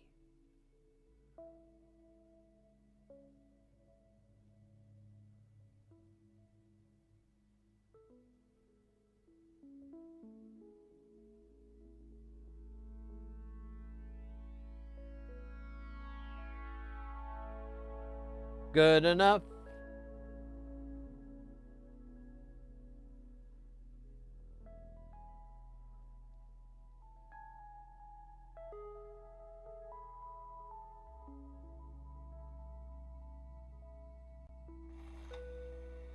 This is gonna suck. I thought it was the other part that was gonna suck, but it's like, oh no, this will suck. See? Look at that sucking already. We haven't even started, and we've already got suckage. Look at this, this is hell. It's kind of cute, though. It's like they're hugging. It's like they're in love. I bet they are in love. I remember when I was in love with my capacitor self. It's a love that you just don't find with a human.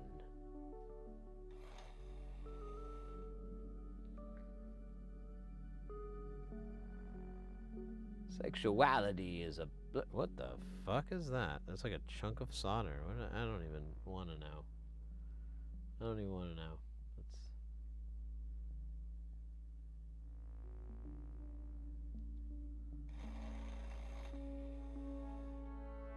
Can't wait to do this again.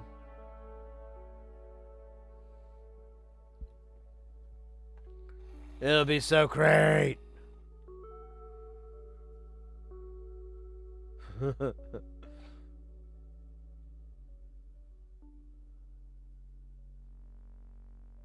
Oh, yeah, whatever, man. I mean, just do whatever you want to do. I gotta aim this solder better. You got me there. Oh, look at that. I'm hosed. Alright, let's just do the tweezer.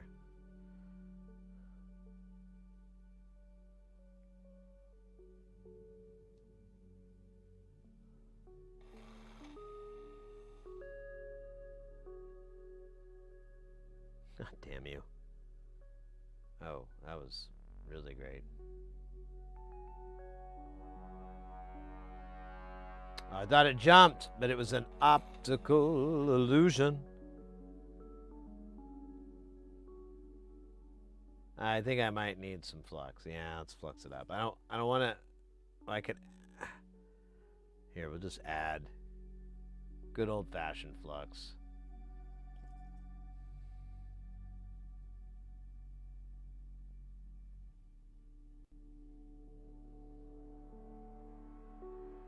Why do you do this to me? After everything I've done for you, why do you do this to me? Huh? You mad at me? You mad about me and your mother? Well, get over it. Not everyone gets everything they want, damn it. And you sure as hell aren't. Alright, let me...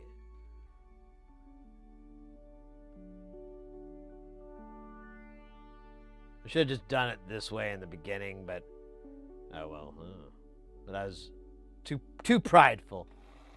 No, it wasn't even that. It was too lazy. Too tired. See, that looks weird. I'm gonna...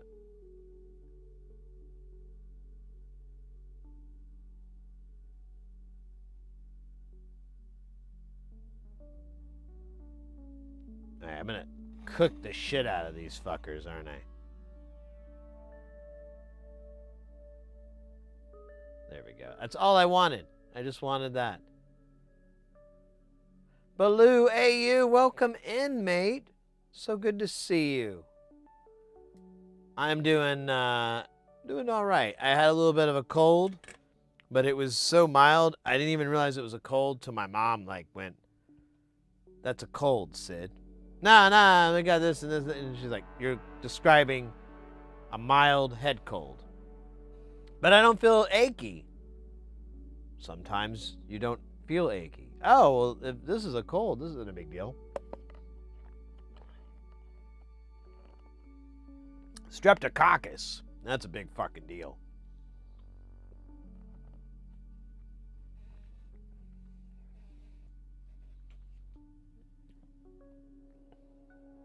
Got down to 40C? Or went up to 40C. Never mind.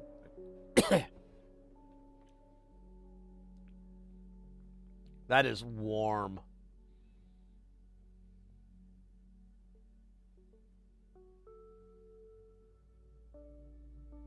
Yeah, a buddy of mine was telling me, it's pretty par for the course that everyone's getting this, the chest cold thing or whatever I'm having. But I think it's on its way out. I was thinking about, I've been sleeping on the couch because I didn't want to wake up the missus. But I think I can wake up the missus. So I don't have a 1 microfarad, but this is like a timing cap. So I think, I'm just saying, we could get by with a 1.2. Ooh. Let me see, we have it in a 603.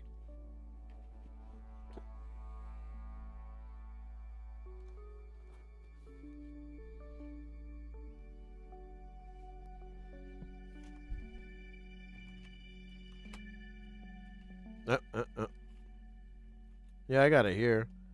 Let's do that then. I mean, it really doesn't matter.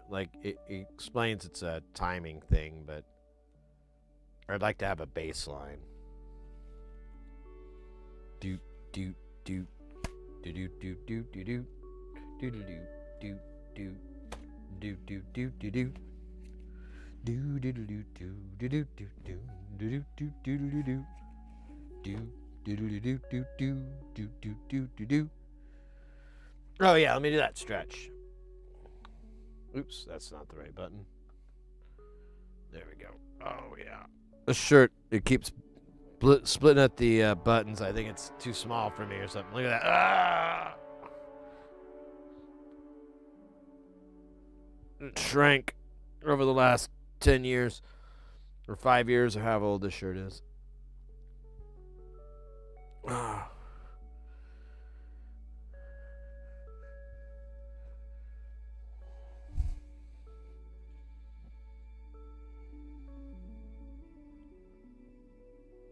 And then a little slurp of the burp.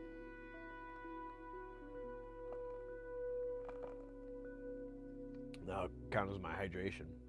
The record was 2022-50. Damn.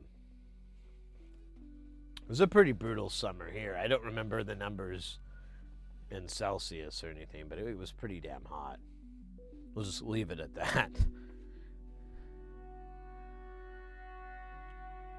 Well, and you're just in the beginning of summer too. I mean, you got a ways to go. That sucks. That is no bueno. No problem. These days I break out the A10, 862, and almost all SMD components. Oh, for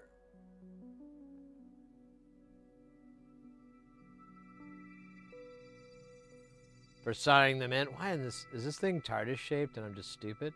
I think it is. I thought it was chip shaped, but that's 805. Yep, I'm dumb. So there's if you're doing repair work or something like that, that works fine.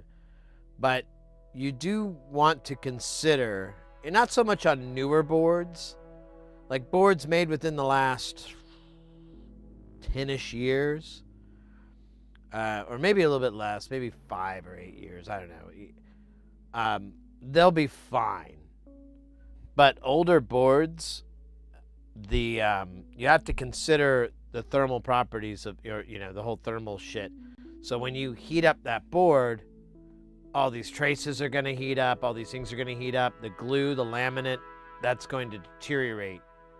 And so if you were to use hot air to fill up a really dense board and do it in multiple goes, like it's, you're heating it up 20, 30, 100 times or whatever the fuck, there's a chance you'll start to have delamination in the board and it, super fail. But modern boards are fucking tanks, so it's not really a big issue. But if you were doing older stuff, it might be better to find a way to lower, like put all your components on and then use like solder paste or something like that, and then reflow it with a wipe of the heat. Because I've done it, and in the beginning, and it was fine and all, but I had like, I can't remember if I ever figured it out, but I had one of them. I was building two things, and one of them worked, and the other one did not.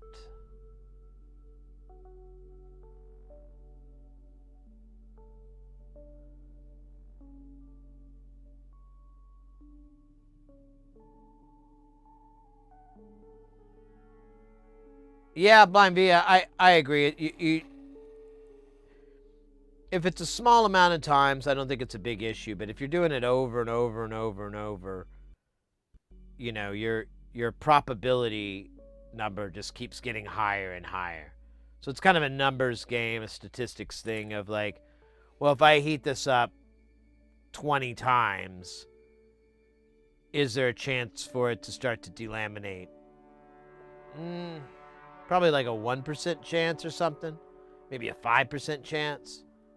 But then 30 times, that number may be way higher. I don't know. I have no data for that. It's just something to be cognizant of, is what I always tell people. Like, if you're going to use hot air for assembly, you need to try to limit the numbers of times that you heat it up, cool it down, heat it up, cool it down. You can use a hot plate. You can use a board warmer. There's lots of stuff that you can get by that's going to lessen that thermal shock, but it going all the way to the peak and all the way down will F things up. Yeah, I think, there's definitely a technology that came around, Baloo, that improved the stickiness between the boards. I don't know who that individual was, but I'd like to shake their damn hand and tell them thank you. Let me get transistors and diodes and sock liners.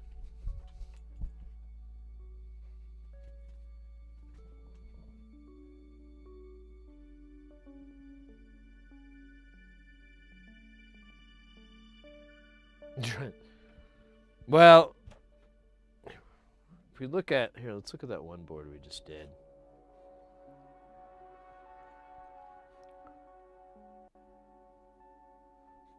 I'm going to take this up pretty high. That's that. I thought it was that. So, like, here's these. They're a little dirty. Oh yeah, because we changed those out. And if you turn it sideways, they're pretty good. Like, they're nice and flush.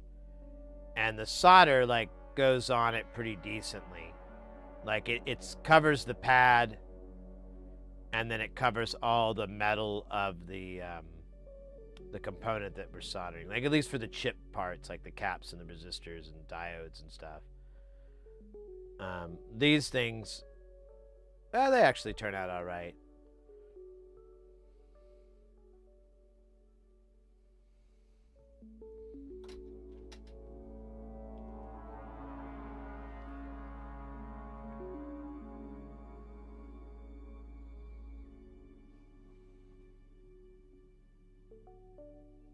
Yeah, don't use a heat gun. Good point.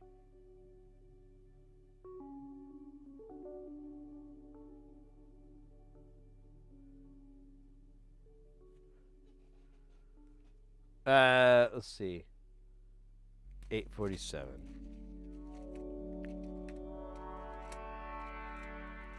Yeah, and I mean, there's nothing wrong with using hot air. Another technique that's fun too is hot plate. You can get, like, I have to go grab it to show you, but it has a metal top.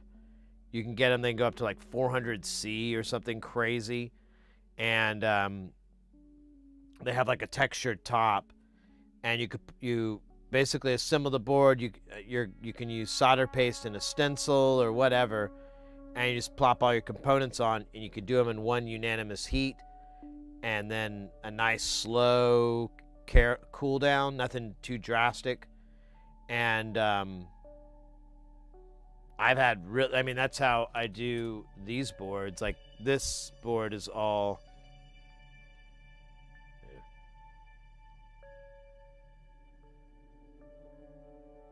hot plate.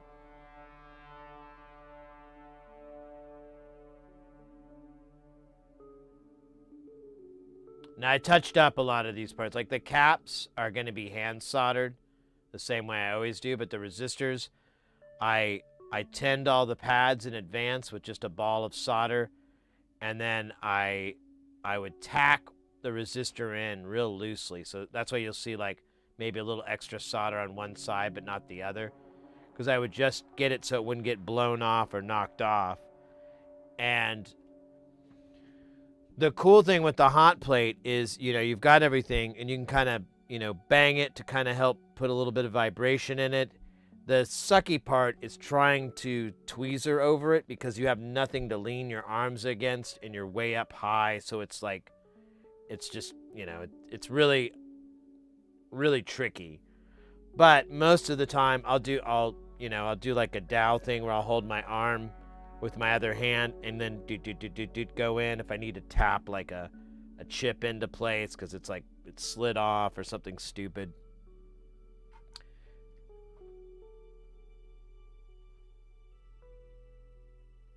Yeah, the hot plates are great. You don't even have to get to, like, you go, I set mine for 220, and I don't even make it past 210. And I'm like, oh, everything's liquid. Everything's all okay, cool. Let's cool it down. It's done. The only thing with the hot plate method is you'll need some sort of fume extractor because it produces, you're going to have a lot of flux on there. Same with hot air, but the hot plate is the whole damn thing just starts billowing smoke. Older coil solder can stuff up a newer PCB. Oh, really?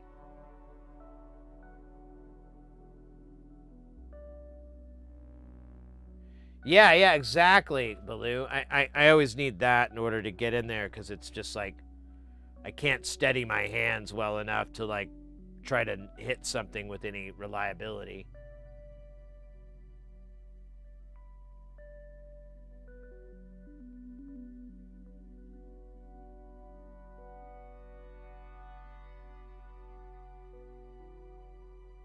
Tablets with lots of holes. So that again, is that what they're doing with graphic cards repairing? They're like powder dusted on a template with lots of holes. Well, there is. So I think you're talking about like a stencil. Yeah, they do. They'll like to apply solder. They'll have a stencil that will have all the pads, and they'll apply the paste, and then they'll either heat it or sometimes you can remove the stencil.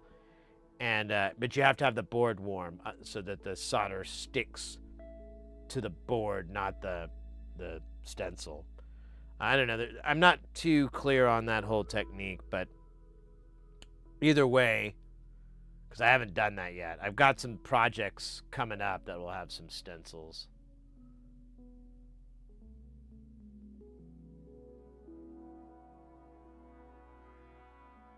Yeah. It's yeah, with BGAs you need to ball it. But again, I mean, most of us aren't dealing with that too often, if ever. What are we doing again? I'm trying to find the transistors, but I can't find them. They have been stolen and lied to by a man who can't get anything straight. Oh, there it is. God damn.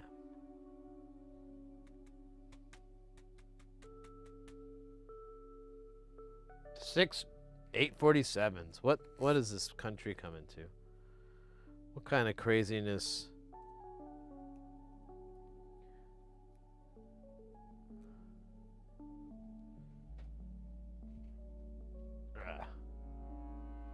Sorry, I'm gonna master with reballing. Yeah, I want to get those. That I don't mind spending $20 on an experiment. I mean, those drives are going to be useless.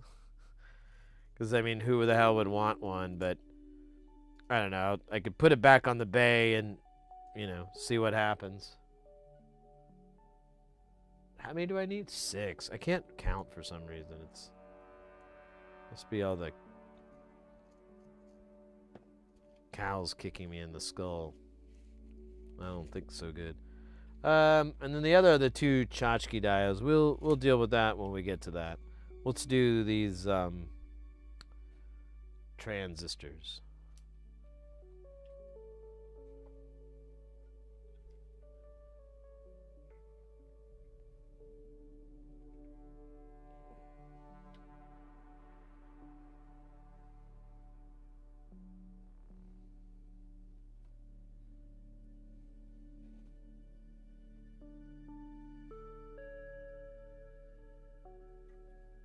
I don't know why this is all weird. Never had it be this wonky. Ow! Fuck me. There we go. That's probably what my problem was. I had it backwards.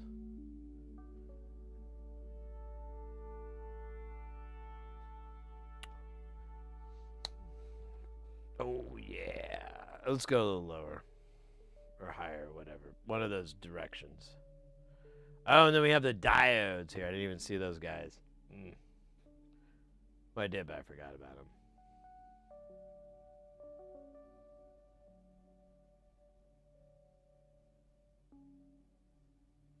Oh, yeah.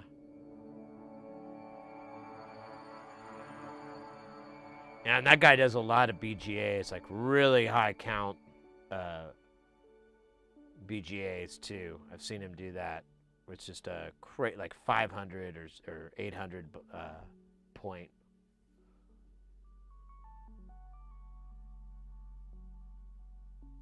Well, I don't know if better is particularly the word, but I like HD Recovery Service because he's dealing with like NANDs and so forth and chips that are much a little bit more common to have to fuck with. You know, if you wanted to upgrade this or whatever, you would need to be able to do a reballing and have, you know, be able to heat up a board properly and everything like that. And that guy covers those really small factors. It makes it a lot easier. I really want to learn it. Hello, everybody. This is Akin. Today's video, I don't... Shouldn't try to do my impression of YouTubers.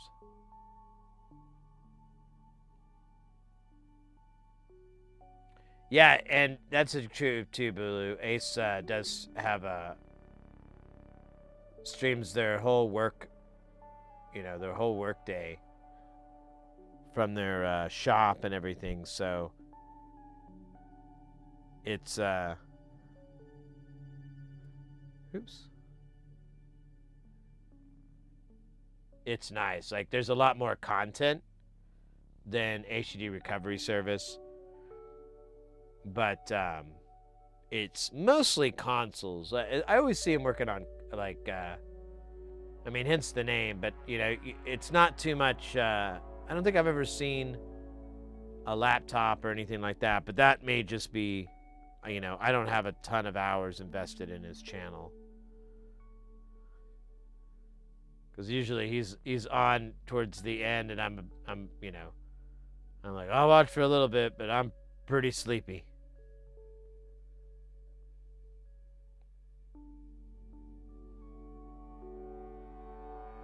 Have you ever played around with the Raspberry? Yeah, absolutely. My like crazy hardware development, no. But I use them for a lot of different tasks in my home. Like for example, my Stream Decks. I have this one, and then I have, like, I'm not gonna pull it up, but I have the larger one, the XL or whatever, and then I also have a foot switch. All Stream Deck. Those all plug into a Raspberry Pi, and that Pi runs this program called it's from a company called BitFocus called Companion, and it handles all the shit on the stream, the camera controls and jumps and cuts and all that good stuff. It's a pretty cool software. It's not too hard to do. It's open source. It's free. If something's not there that you want, if you can get the information on its protocol and whatnot, and you know how to interface with it, you can make it happen. It's very accessible to anybody to make their own, you know, controls.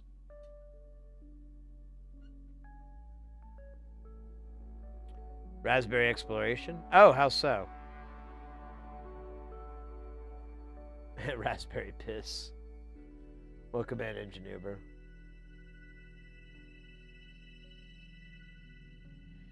You got the yeah. That's oops. Oh, you don't know why. I was looking over to touch. Yeah, that's that one. Here, I can pull this guy out. And then I have this dude. And they're independent from each other, so I can change the page and it doesn't change that one. Vice versa. And then, like I said, below I have a foot switch. It's just a 3-pedal foot switch. It does have to mimic the first 3 buttons on one of the main decks. I can't remember. I haven't set it up in a long time. It was kind of a set and forget because I just use it to cut cameras. I can do that cut, or I can do the slow fade. It's really impresses nobody.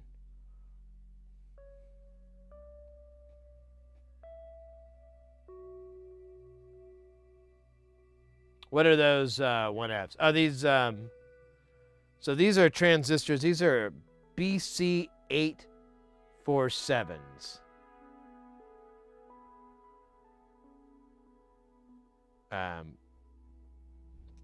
I can't remember. It's like a 50-50 shot if I can remember if it's PNP or NPN or anything like that. But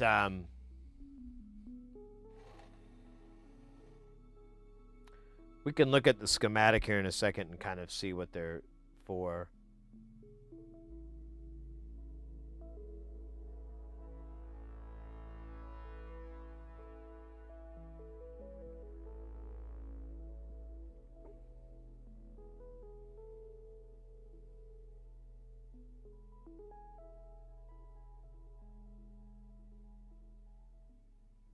Catch up on chat. Raspberry Course Online. Oh, cool. Yeah, that's right, Velvet. I forgot you're doing some development fun with the Pico.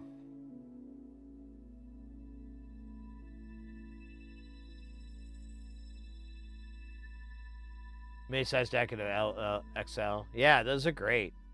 It's a great combo.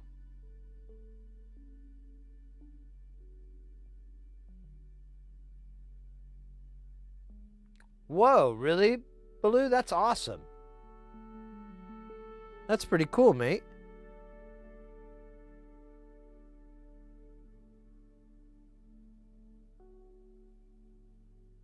I'm gonna side these in so I don't get hosed later.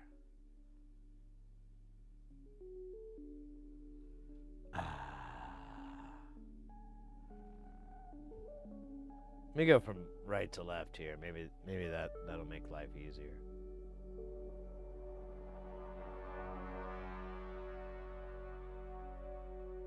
No, it made life worse.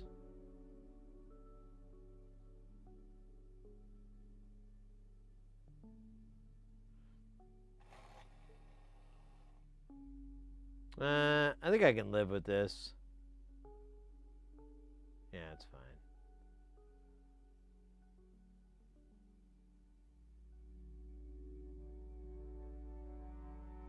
They're a little goofy looking. They've been out drinking.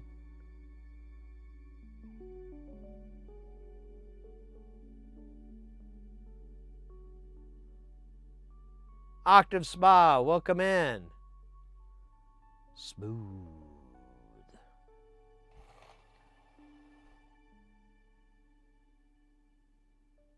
So smooth. Thanks, mate.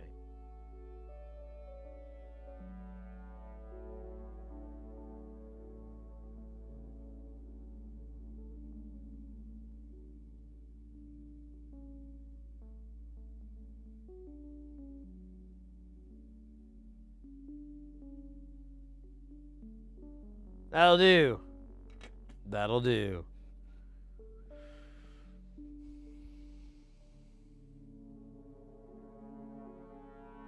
That was real straight. Well, those guys were alright. I don't know. I just got tired of caring. So tired. Alright. Where are we looking at? We're looking at 41, 48. There's just that one right there. Yep. That's a MILF. Metal electrode leadless face. Probably the more sexy of components out there. Sexy as they are infuriating. But I guess maybe that's why I like them so much. It's the game. The dirty, dirty game they play with us. Sorry, I was looking over that cold.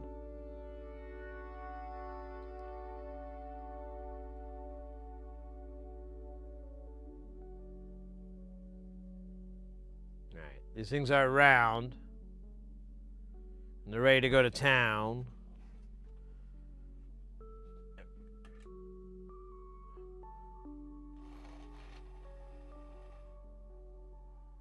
The Z80 was the first made in 1975, I think. Oh, wow. What are we soldering on? What are we building?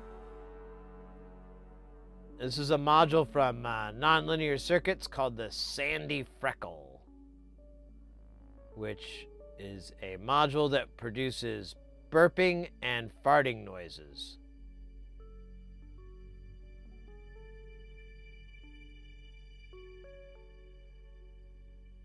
It is apparently a reference to Australian, or I don't know what television show it is. It might be Brit.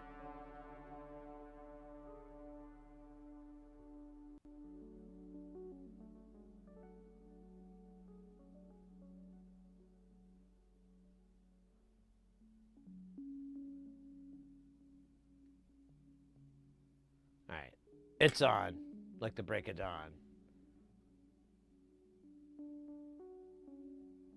Oh, the ads come up. No worries, no worries. I'll tell you again. You get to skip all the coughing, anyways. It's great. Should have a little bit of my beverage.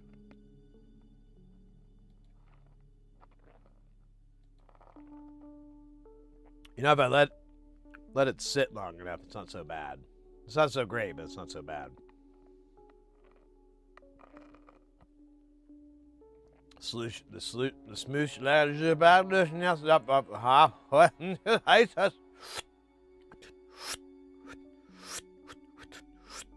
what?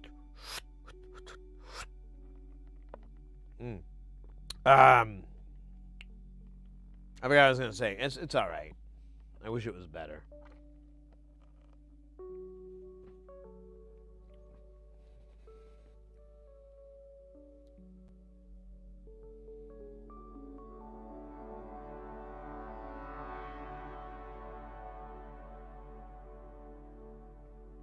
All right, I think we're back from those pesky capitalistic nightmares called ads.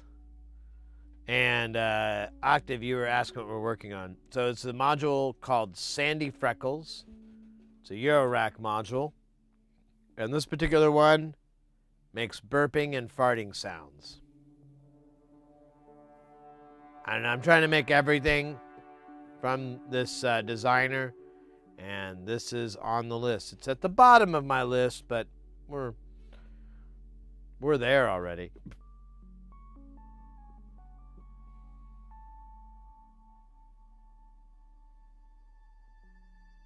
So kind of like Tesla.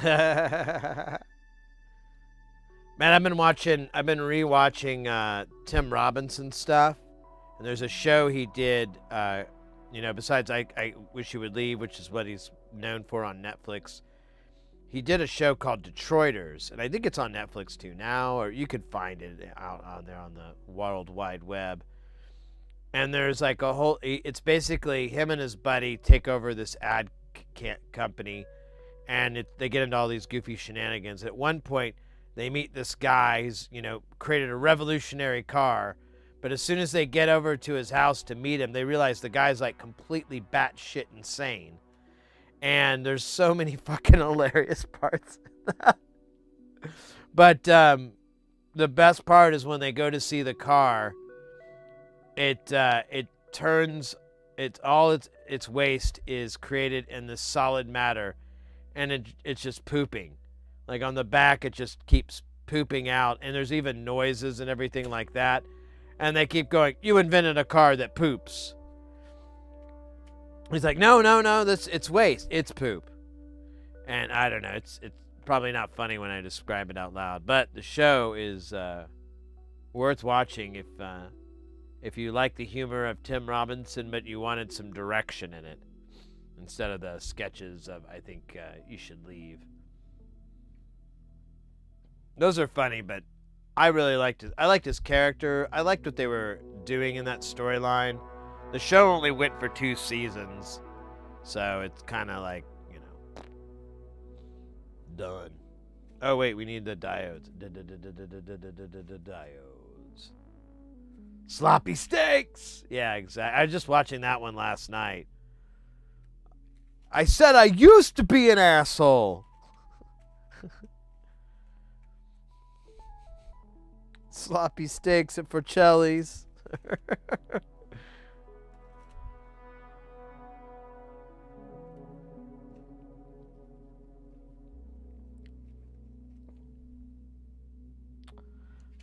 I think I'm gonna get more of these Bat 42s I found. These things are sweet.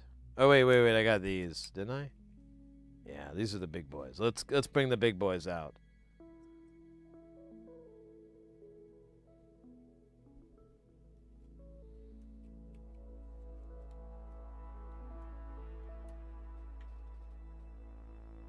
I used to be a real piece of shit. Don't say my dad was a piece of... Oh, no. He was a piece of shit. Say...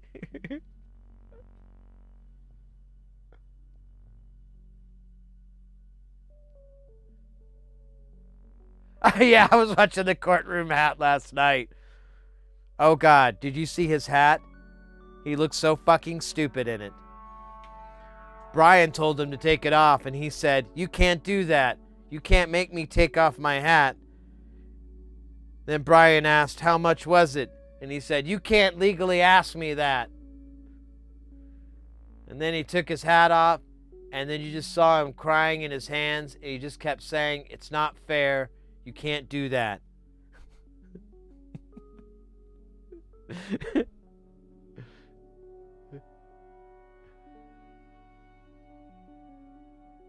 I've never stood for anything in my life, but I'm standing up for this hat. And then he moves and knocks water on his laptop, and then I swear to God, he tried to roll the hat down his arm like he was Fred Astaire or something.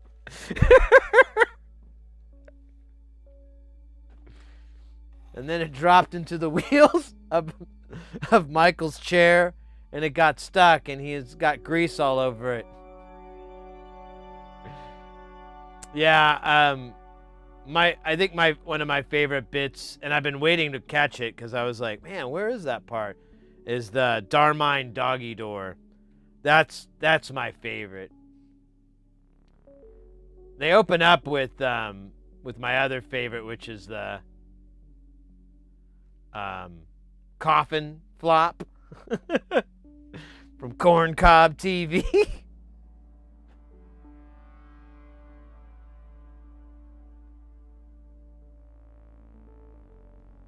I didn't do shit.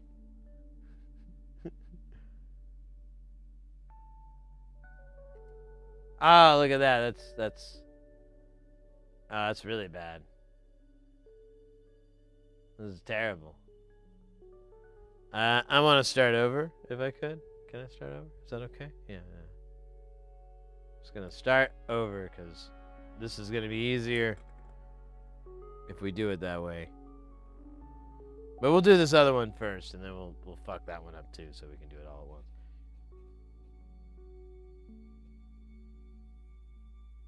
Yeah, I was impatient. You have to wait for the other side to cool, otherwise it'll rise up against you.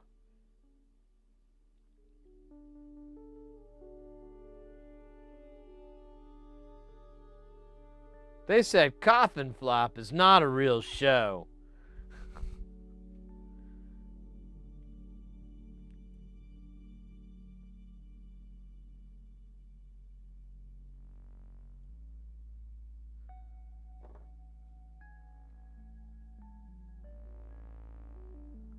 I don't know. We're just shooting funerals and waiting for and airing the ones where the bodies fly out.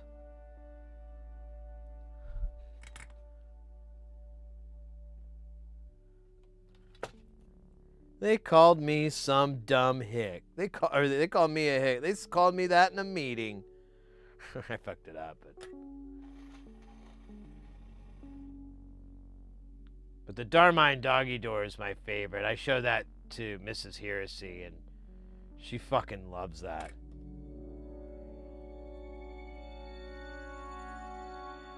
I'm sitting on the couch because a swing dancer flipped my wife at a wedding, and I haven't been able to sleep. I think he flipped her 8 times. And it really bothered me.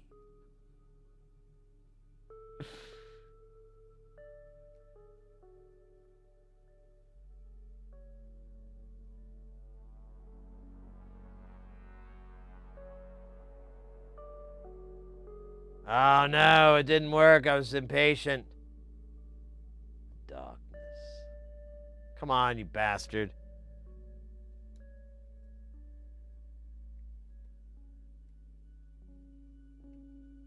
There, you piece of shit. Burn in hell. I said it used to be a piece of shit. No, it's still a piece of shit.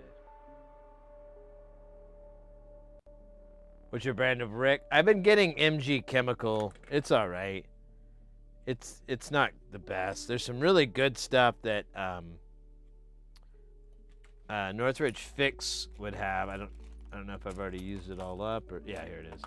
But he rips the label off. But I assume it's Goot, Goot.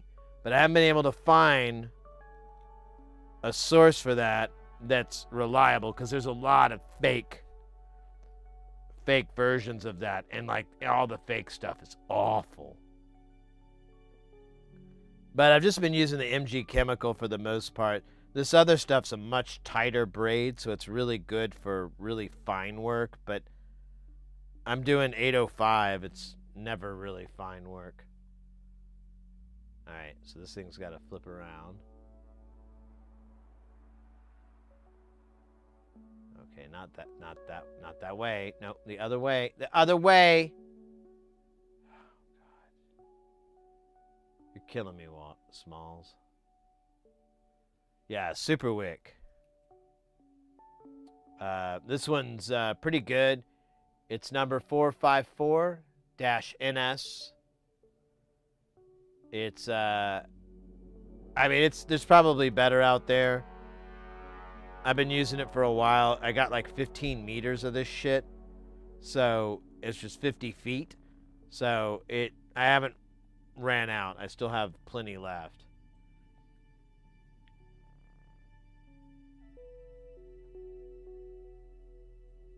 For 26. All right, let me write that down.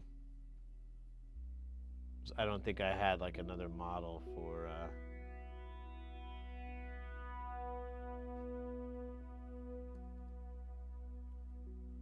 solder wick. MG, what did you say? It was 426.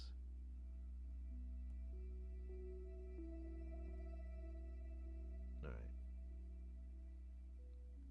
It's in.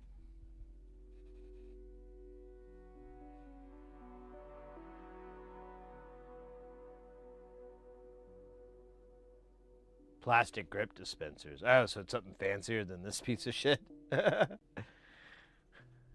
Those I like this spool too. I've kind of grown attached to it.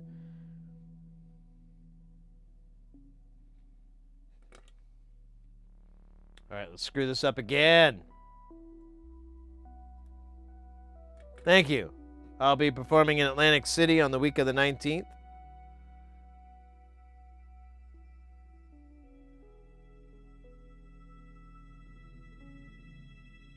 On my Disappointed tour.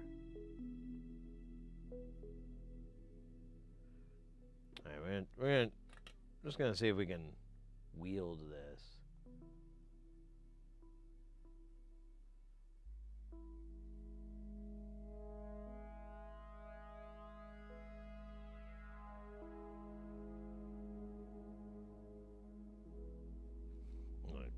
All I don't like that, so I'm just gonna...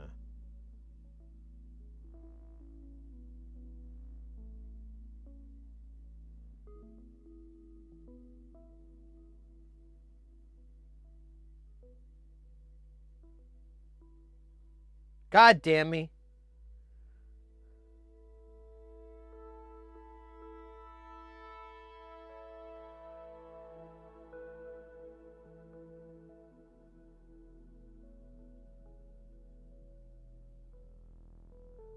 All right, no fucking swings.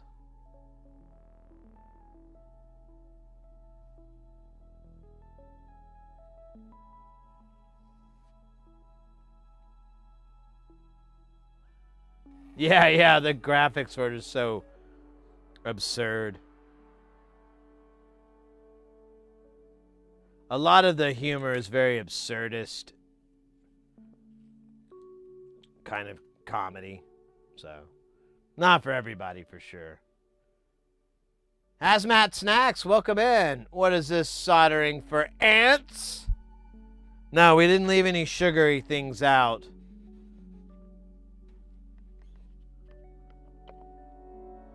But they do like these smoothies, so we have to be careful.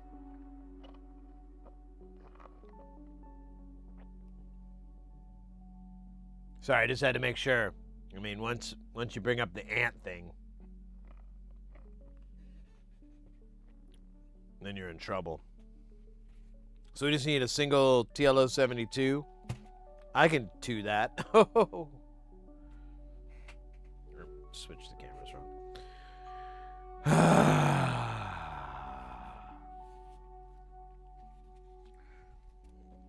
Can't wait to hear this thing.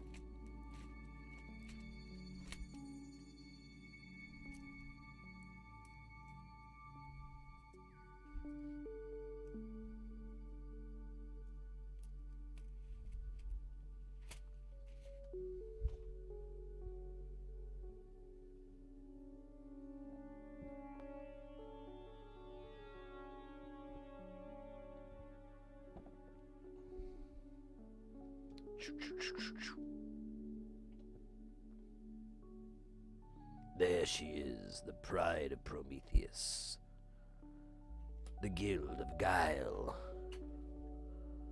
Oh wait, we're gonna 90 this because it's gonna be way easier to solder this from left to right instead of up and down. Trust me.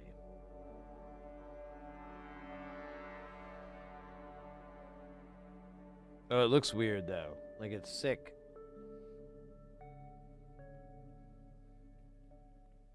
What's this AliExpress you link? Oh. Interesting. Does that little applicator melt to shit? Is it made of some adamantium or something like that? Some sort of magical element only known to the elven creatures.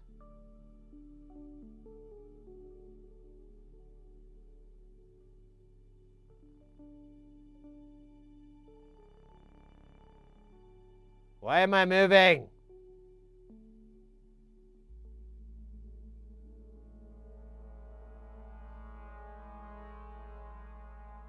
There you go. Well, now it looks crookedish. I don't like it crookedish.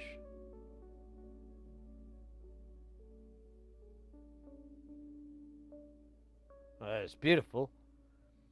Right there. It's perfect. One day, I want to ask it to marry me. But not today. Today, ask it to pick my nose hairs. Tell me I'm pretty. Alright, that's on. Like the funk phenomenon. That's it though. That's all the LEDs. Or all the LEDs. All the SMIDs. Now we do the THT.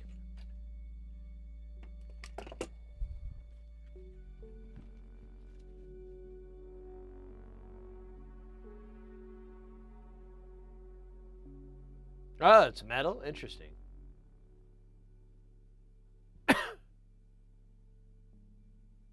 So I said like something that's nice. I try to get the wide ones. This one is 2.5 millimeters or 1/10 inch, I guess. I didn't know that was that obvious, that 1-to-1 there. Do we need LEDs for this? I can't remember. I don't think it has any. Oh, it does. What size? No, it doesn't. Oh, yeah, that's right. It's underneath. Dahoy. It says LED and it wants bright. We do have white. But we could do red. Red's pretty cool. Blue's normally not bright enough. I don't know. We could do blue again. Let's do blue. I like blue. Blue velvet. There it is. We're pretty low on the voltage, so it should be bright as hell. Can we do, what size do they want? 3 or, yeah, it says 3. Oh, it doesn't. Where does it speak of the LED? 3 millimeter, very bright, shine through panel. Okay. And then we need the pots to all be 1 megs, I think. Yeah, 1 meg pots. Crazy.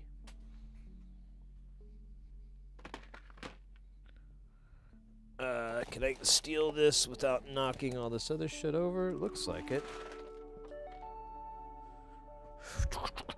What are we gonna do? Little or big? Let's see. Looks like big knobs on this one. We could do little though. What do I want to do? No, I don't know.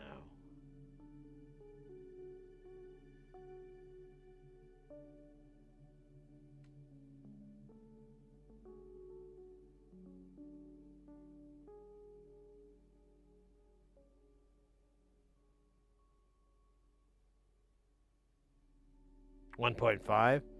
I like it wide like that. I've had some thinner stuff and I just don't care for it.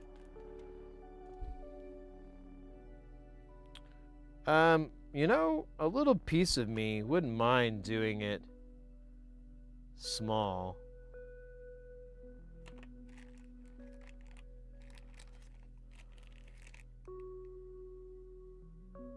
Yeah, let's do small. I think it'll look better.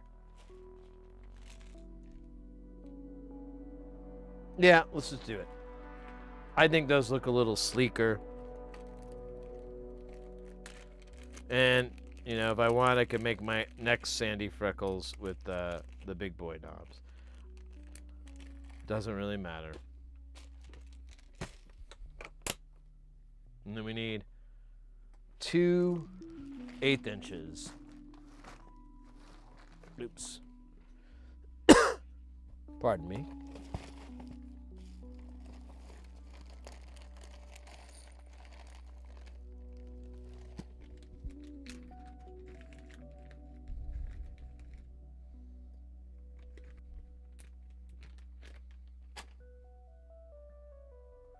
Let me go ahead and get the knob tops for these while I'm standing up.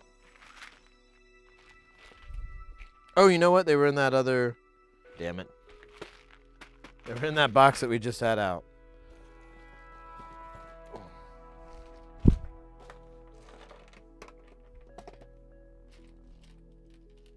Un, dos, tres. Sí, mi amigo.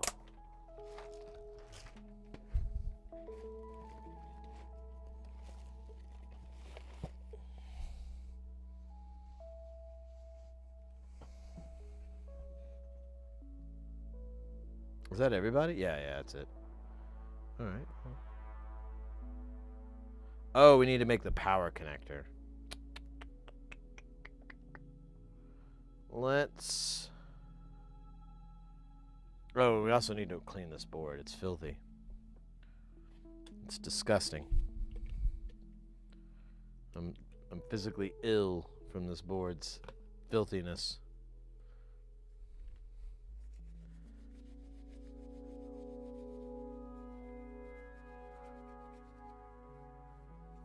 Look at that.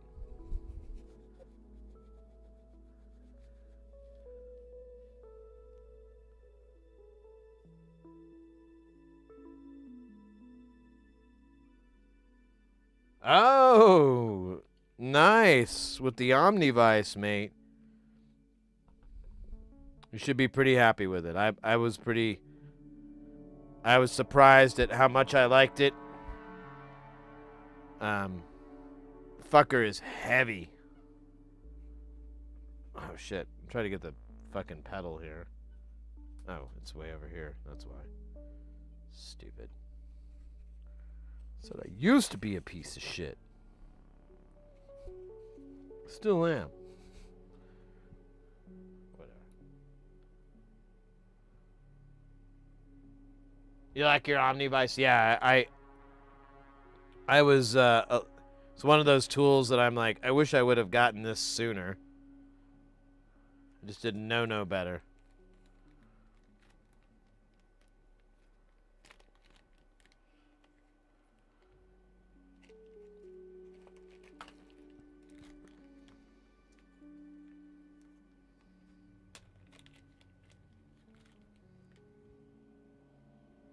Look at the thermometer on the desk. I moved to Canada.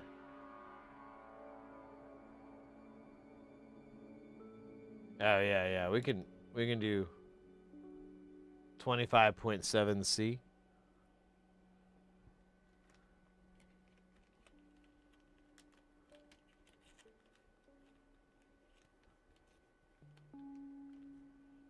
Is them upside down and sideways. Well, as long as it's within the operational constraints, you should be fine.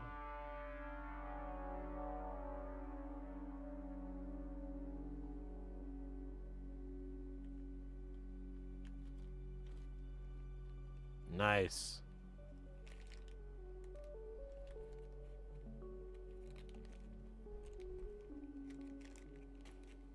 All right. Oh, it's a little wet on that side. But I'm impatient. Begin the assembly process. Oh, we still gotta do the power connector. I keep fucking trying to forget that. I thought I was gonna do it backwards, but I don't think it's not gonna matter.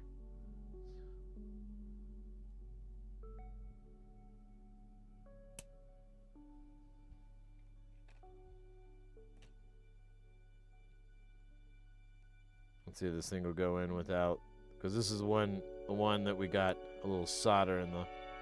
Oh, it fits in there like a champion. Oh, wait a minute. There we go. Need a little bit of convincing. But we convinced the hell out of it.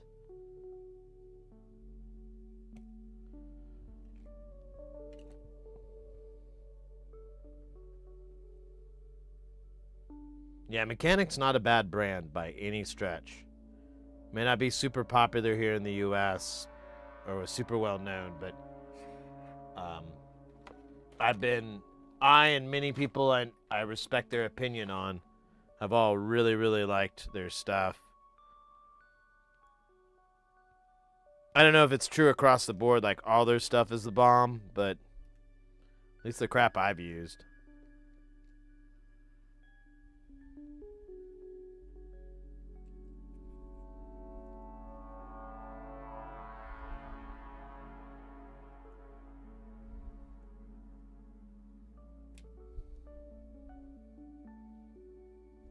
Maybe I can come at it from.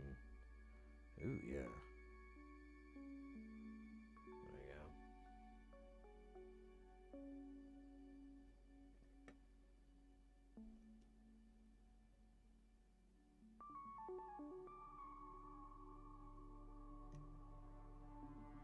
Man, there's so much smoke from this fucking flux. Turn the fan on there.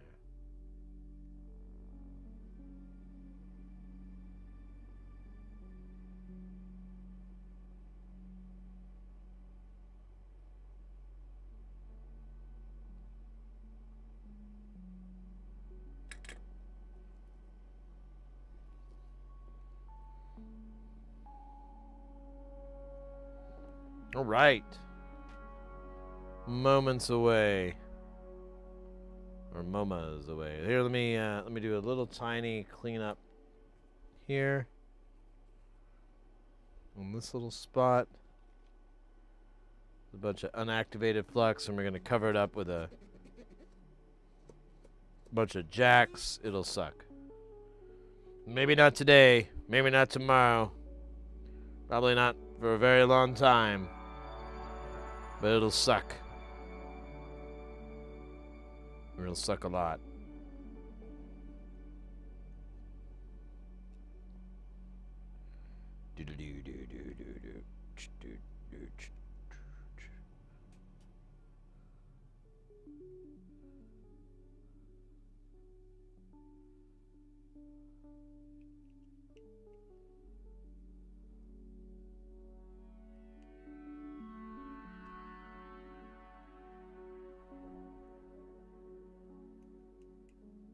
Oh shit.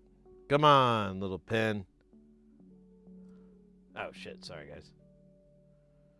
So we're looking at the table here.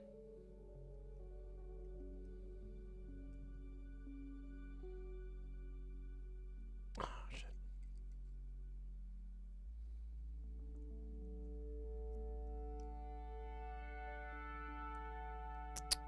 And dos.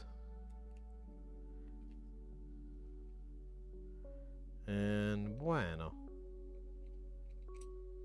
Now the LED, actually, I should have just soldered it on now because it's going to live. It needs to be flush with the board as much as it can, but we'll just work around that inconvenience.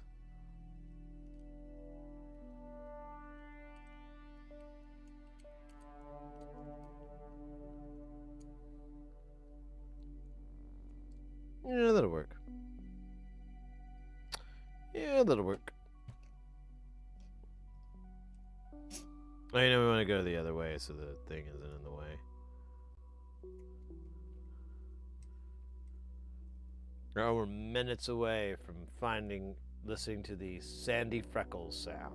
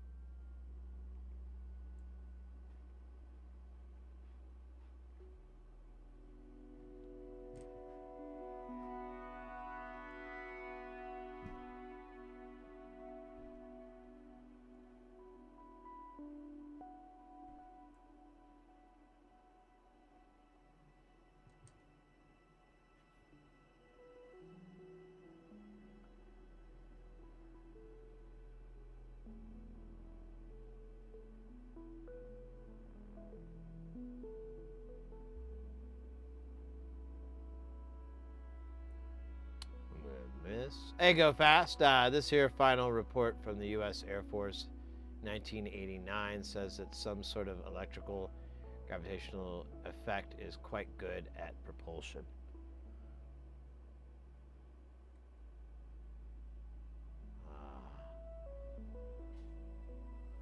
Okay.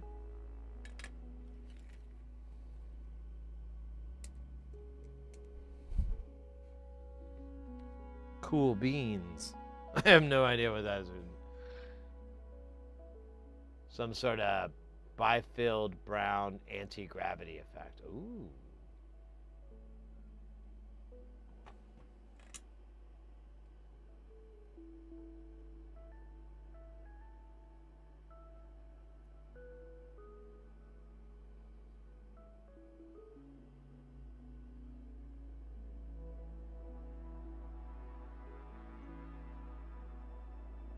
All right.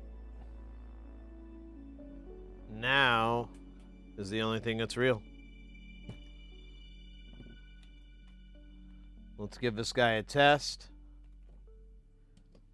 See if he works. Stevie Wonder. All right. Let me swap this cable out.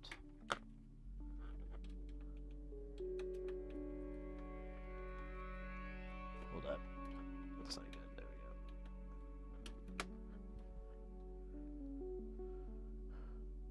Oh yeah, Mechanic Ceramics. Good band too.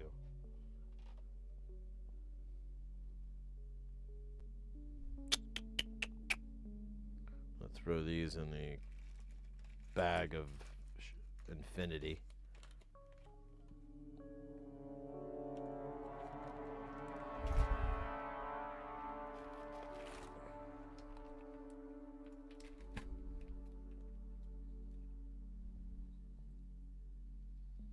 Power connected. Power on. It should work. The screen will light up. Blah, blah, blah, blah, blah. Ooh, I do see the LED, but it's not really cutting through. We might have to go with a lower resistance there. Maybe I can make it flash slower. Yeah, it's really not that bright. I don't know who to blame. But we can fix that. Let's hear what it sounds like, because it's supposed to sound really comical. Supposedly. I don't know.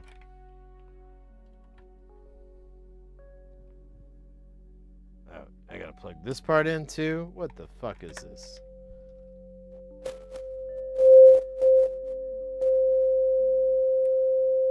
Alright.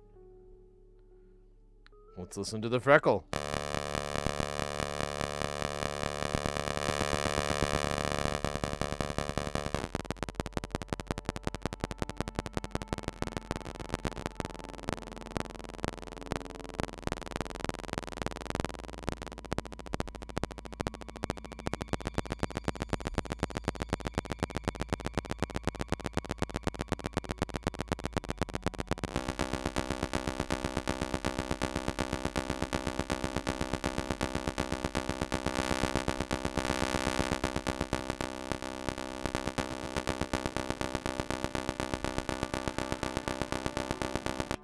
Now I'm curious. There's an input on this. Is it for audio or for CV? I think it's audio. Oh shit. I'll bring this back off and on. Oh shit, it won't go back on. There it goes.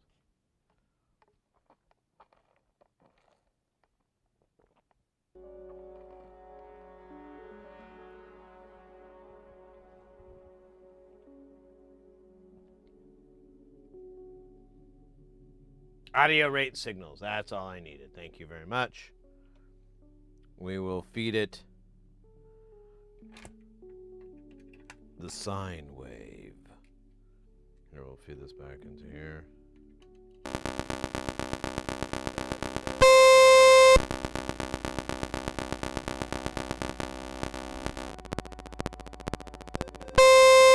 It's really loud.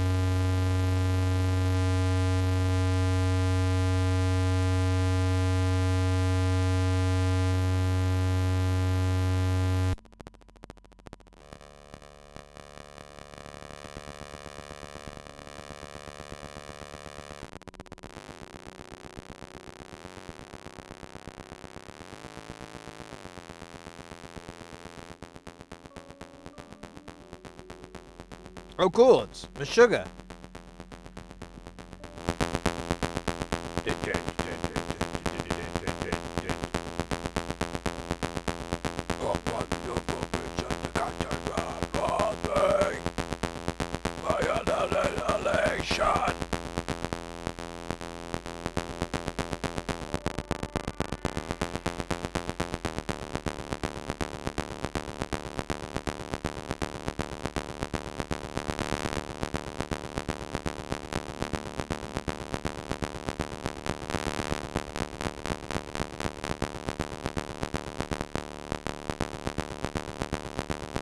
Yeah, this is great. It's the Meshuggah module.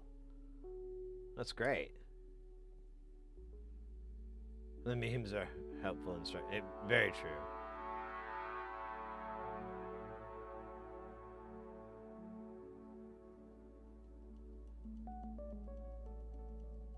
Switching speed and rapid energy density modulation to access effects directly propelling Thomas Townsend's Browning. Oh, interesting. Whoa. All right, let's dress her up and call her done for the day. Or call her done? Oh, we got ads. Dumb. Oh, Mehold put in the request for Metal Zone. We haven't done Metal Zone in a while. It's just what my crusty throat needs. Actually, it probably will do more good than anything, so... let me put these nuts on. We'll wait for this ad to roll out. And I think I have... do you have a topic that you wanna go with there, Mehold? Usually you can throw... I don't know if I'll be able to do it. Some of them I'm like, I don't know anything about that. But, you know, if you want to throw something out into the suggestion bucket, we could try. I don't know if I can sing a whole song about it. It's a lot of pressure.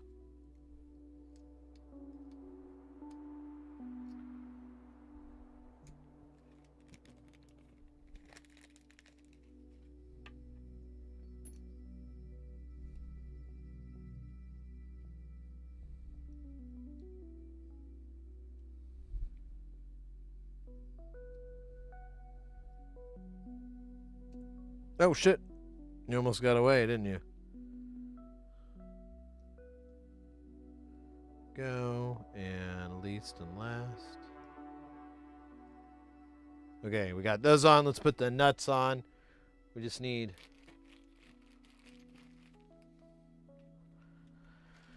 one black and one white. KMFDM. Doing it again. Beats for the freaks. How low can you go? We don't care.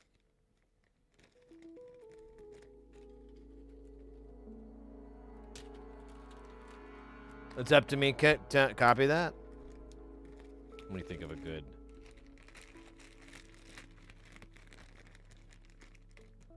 I could do one about Sandy Freckles and our other module we finished today. Spasm.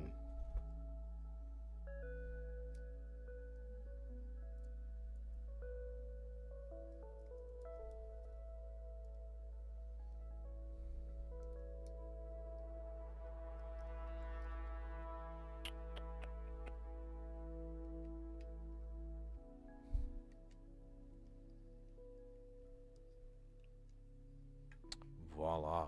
Alright. Let's get this queued up.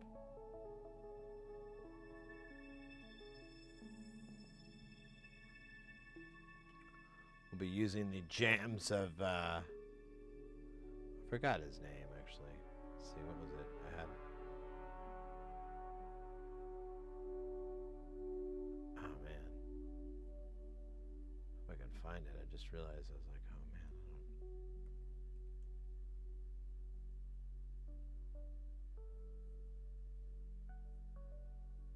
No. Oh, wait, I think I did. M-A-T-T. Ah, shit. Where'd I have it then?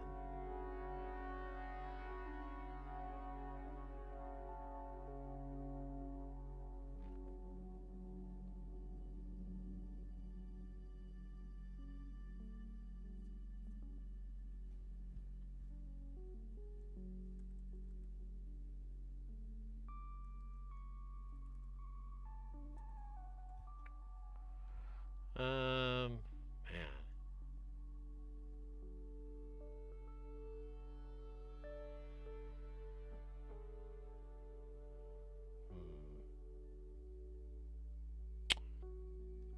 Oh, man.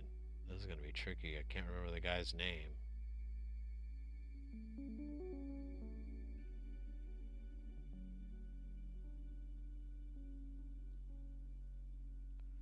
don't see it in my playlist here. Let's see. I don't think I had one.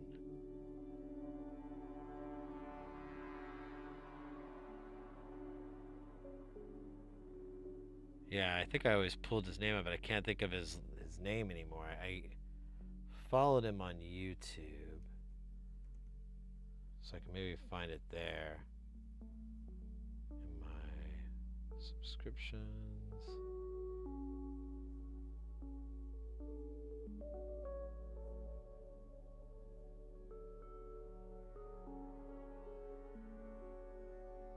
Oh man.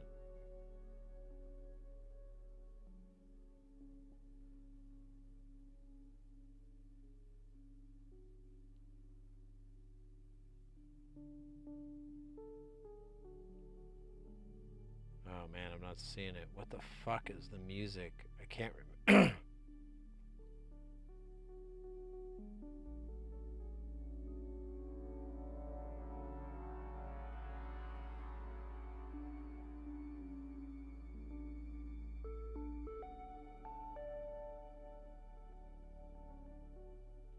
Oh, dude. What the fuck was it? It looks like it, the channel may not be here too, or I can't find it.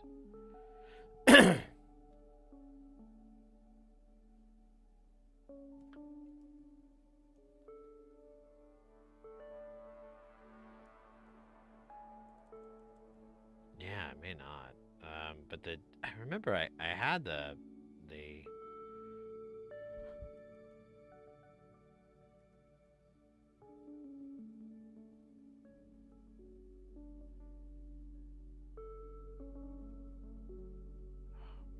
can't remember the name of the fucking album. It's been so long since we've done this. I've gone a little stupid.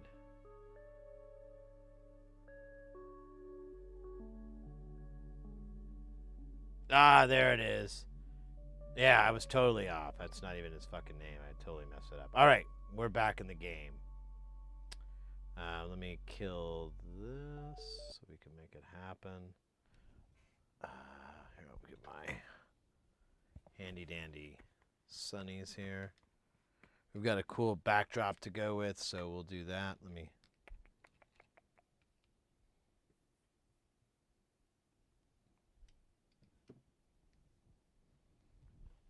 I can't mess up my headphone feed here. Let's see. We got that muted. Let's go to. I kind of like this album more. Or you know what? I like the first one more. So let's go with.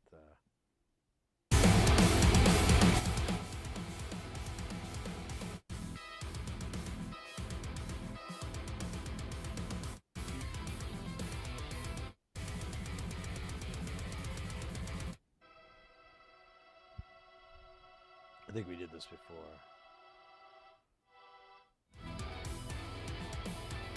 Yeah, we've done it. Let me go to this newer album.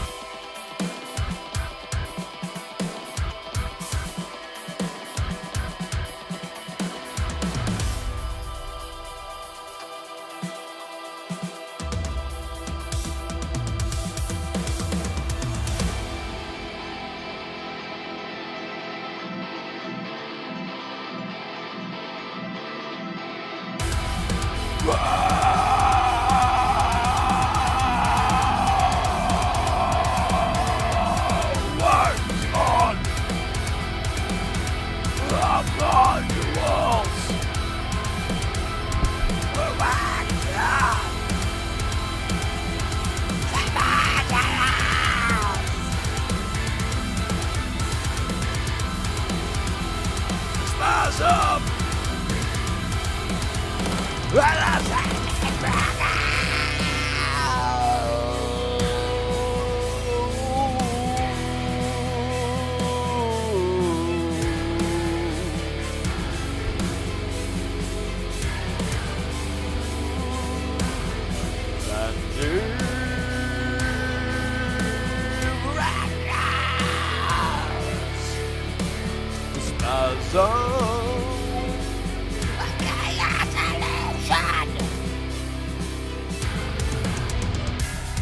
Why did we build it? Why do we build it?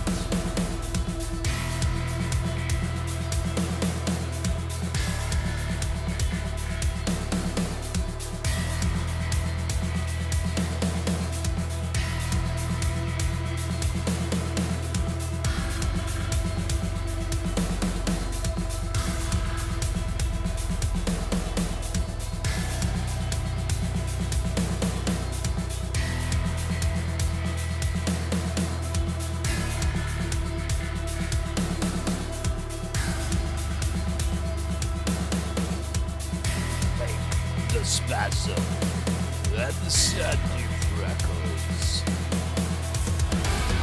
My chaos for our music. We own.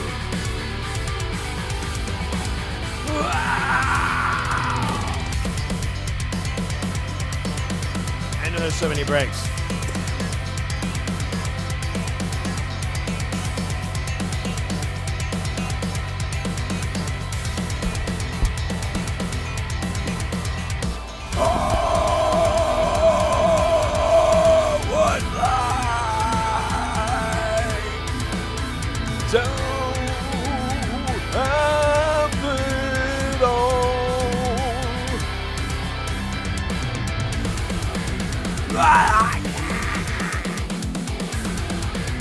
God, build them all!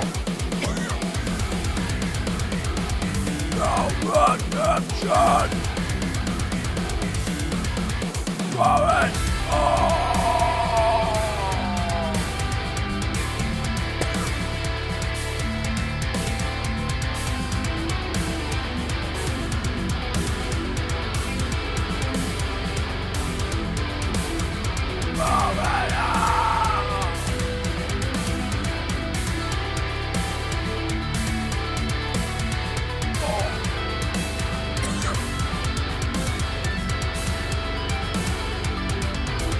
Build. There you go. That is that was okay. We could do a lot better, but I am recovering from a cold. And doing the waka waka is a little trickier than I thought. Look at that. I was misty-eyed.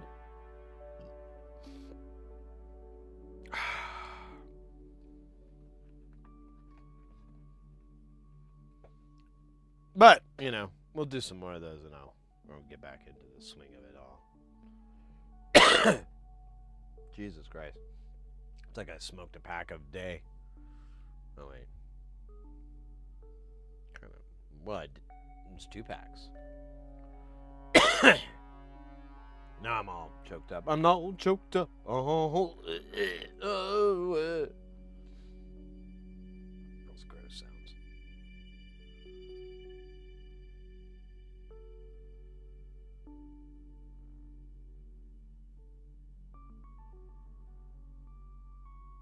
My throat hurts for you. There you go. Well, $20, 20 minutes. $20, 20 minutes. I'm telling you, one Friday night, you and me, Fry Man, blow the lid off. $20. That's not too much for you to pay, right? You can pay for me too. It's okay. I'll let you. It's a favor I'm doing for you. I appreciate that, Carl, but no thank you. Okay, Mr. High and Mighty.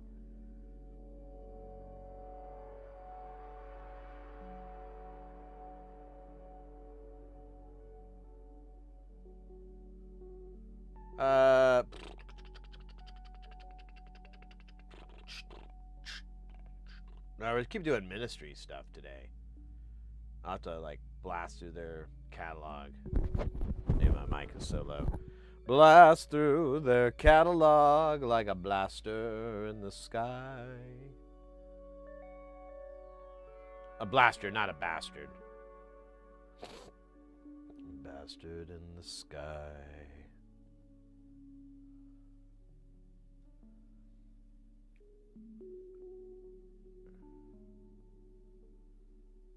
What is this?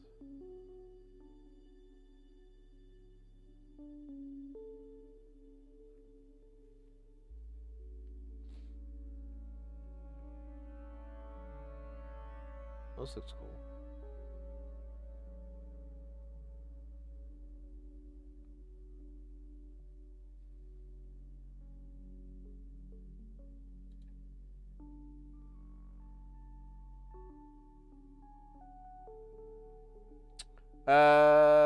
Ba-da-ba-da-ba-dum.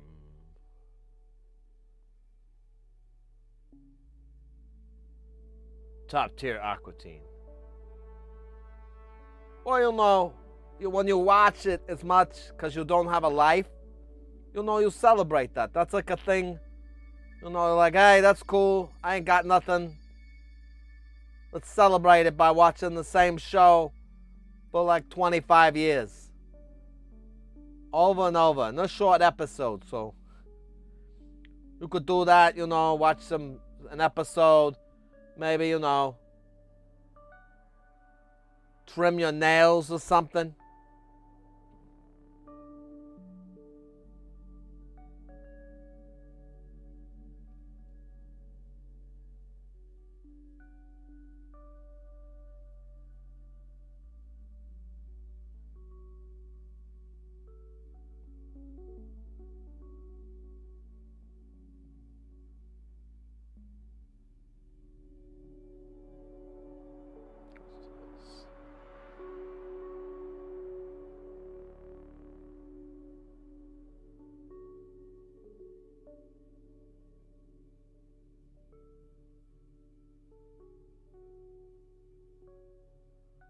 All right. Well, I think we had a good day today. We'll have a ministry, Land of Rape and Honey. Yeah, we were doing that earlier. Is that Land of Rape and Honey that has the... I think it's... Oh, man, what's the name of that album? I don't remember. The first ministry had the laughing song.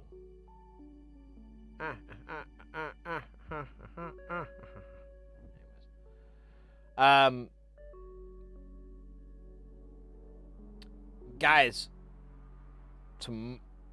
I don't know. I might stream tomorrow. I might kind of take the day off. Well, we'll see. It's not really a day off. I have dental surgery stuff on Thursday, and I'm not streaming. I'm not sure when I'm gonna stream again. Like, hopefully by Saturday I'll feel fine.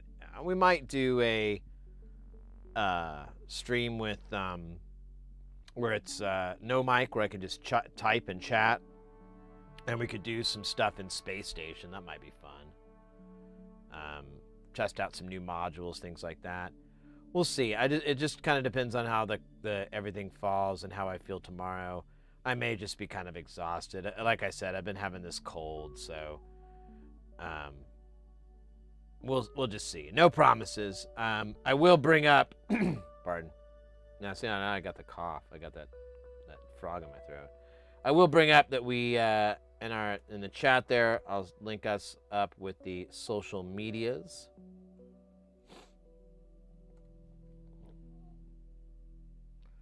Love the stream. Will do my best to catch the next time. Yeah, mate. Well, we stream Tuesday, Thursday, Saturday. Of course, the holidays are going to knock that out of kilter a little bit, and, medical things that I have to go do because I don't want to.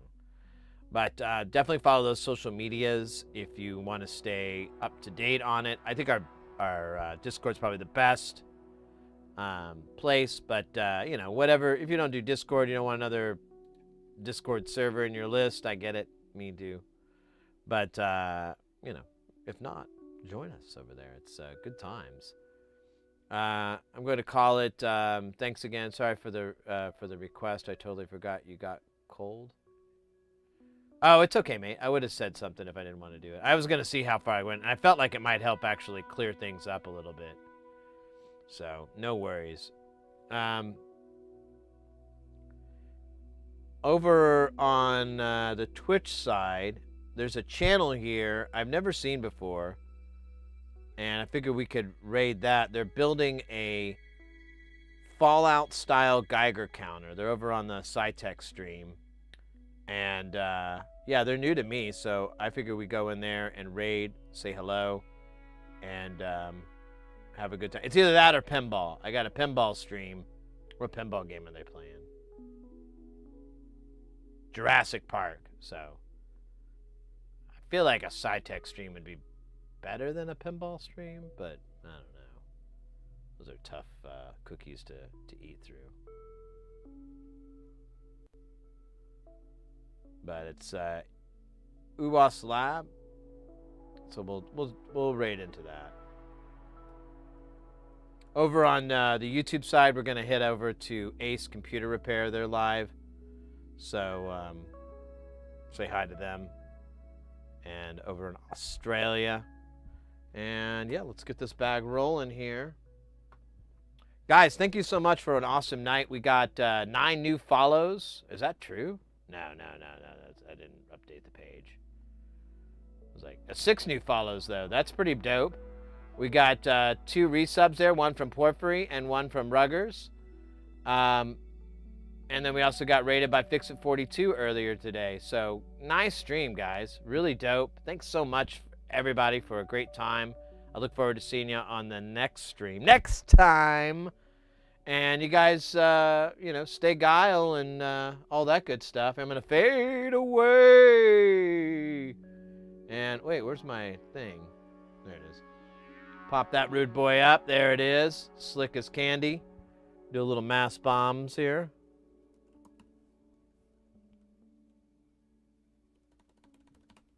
And away we go. Guys, take care, stay guile, and see you next time.